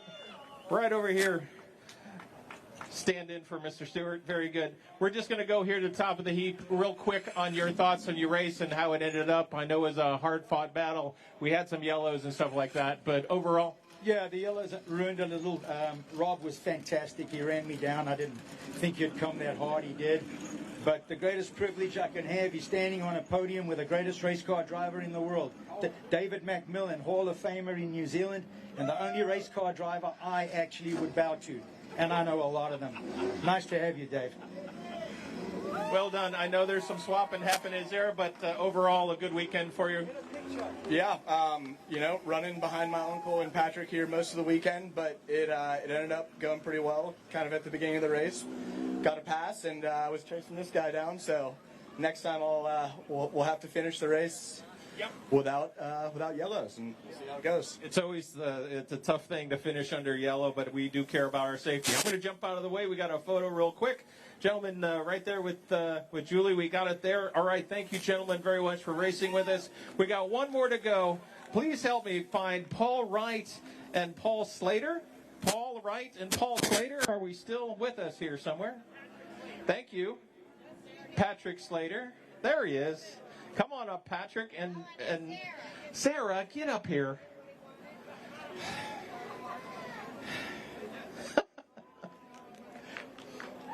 We're nothing but flexible on the SVRA paddock, but you know, it is always important to write down and tell us who's racing in the race car, you know, in case we need to do anything safety-wise, right? All right, let's jump them up. They're going to get their hardware right here. I'll get this right. Patrick Slater, come up here once you get your hardware. Let's hear it for Patrick. And the only one who's going to get more probably applause is Sarah Griffin. Get over here. Let's hear it for Sarah. Look at that. Our driver is hotter than yours. How about that sign out there? You got to get that sign over there, Lucas. I know you do. But look at that. That's fantastic. Zoom in real close. There you go. All right. Good weekend for you. Yesterday was crazy. Lightning strikes at the podium, right? We had to get you out of here. So just, Sarah, quickly about your weekend. Had the best time today. It was so much better. The track conditions were great, and it was just fun to be out there with everybody. Well done, Sarah. All right, Patrick, a couple extra notes. The sun is almost behind the building there, so enjoy your last bits of sunshine. Well, thank you. Great weekend. You know, today track conditions were phenomenal. Competition was fierce in our group. So, yeah, it was a great time. Excellent. All right, I'm going to get out of the way here. One last photo, and I'm going to recognize our helmet winners one more time. Enrique Contreras in 2CF. We have Ron Hornig in the group Formula B. We have Patrick Flynn in PCF, and Tim Nichols and Tom Kirchman. Fantastic weekend. That's the last SVRA race for the weekend. We're going to close things down, and we're going to say goodbye to our friends on the interweb as well. Thanks so much. Safe travels.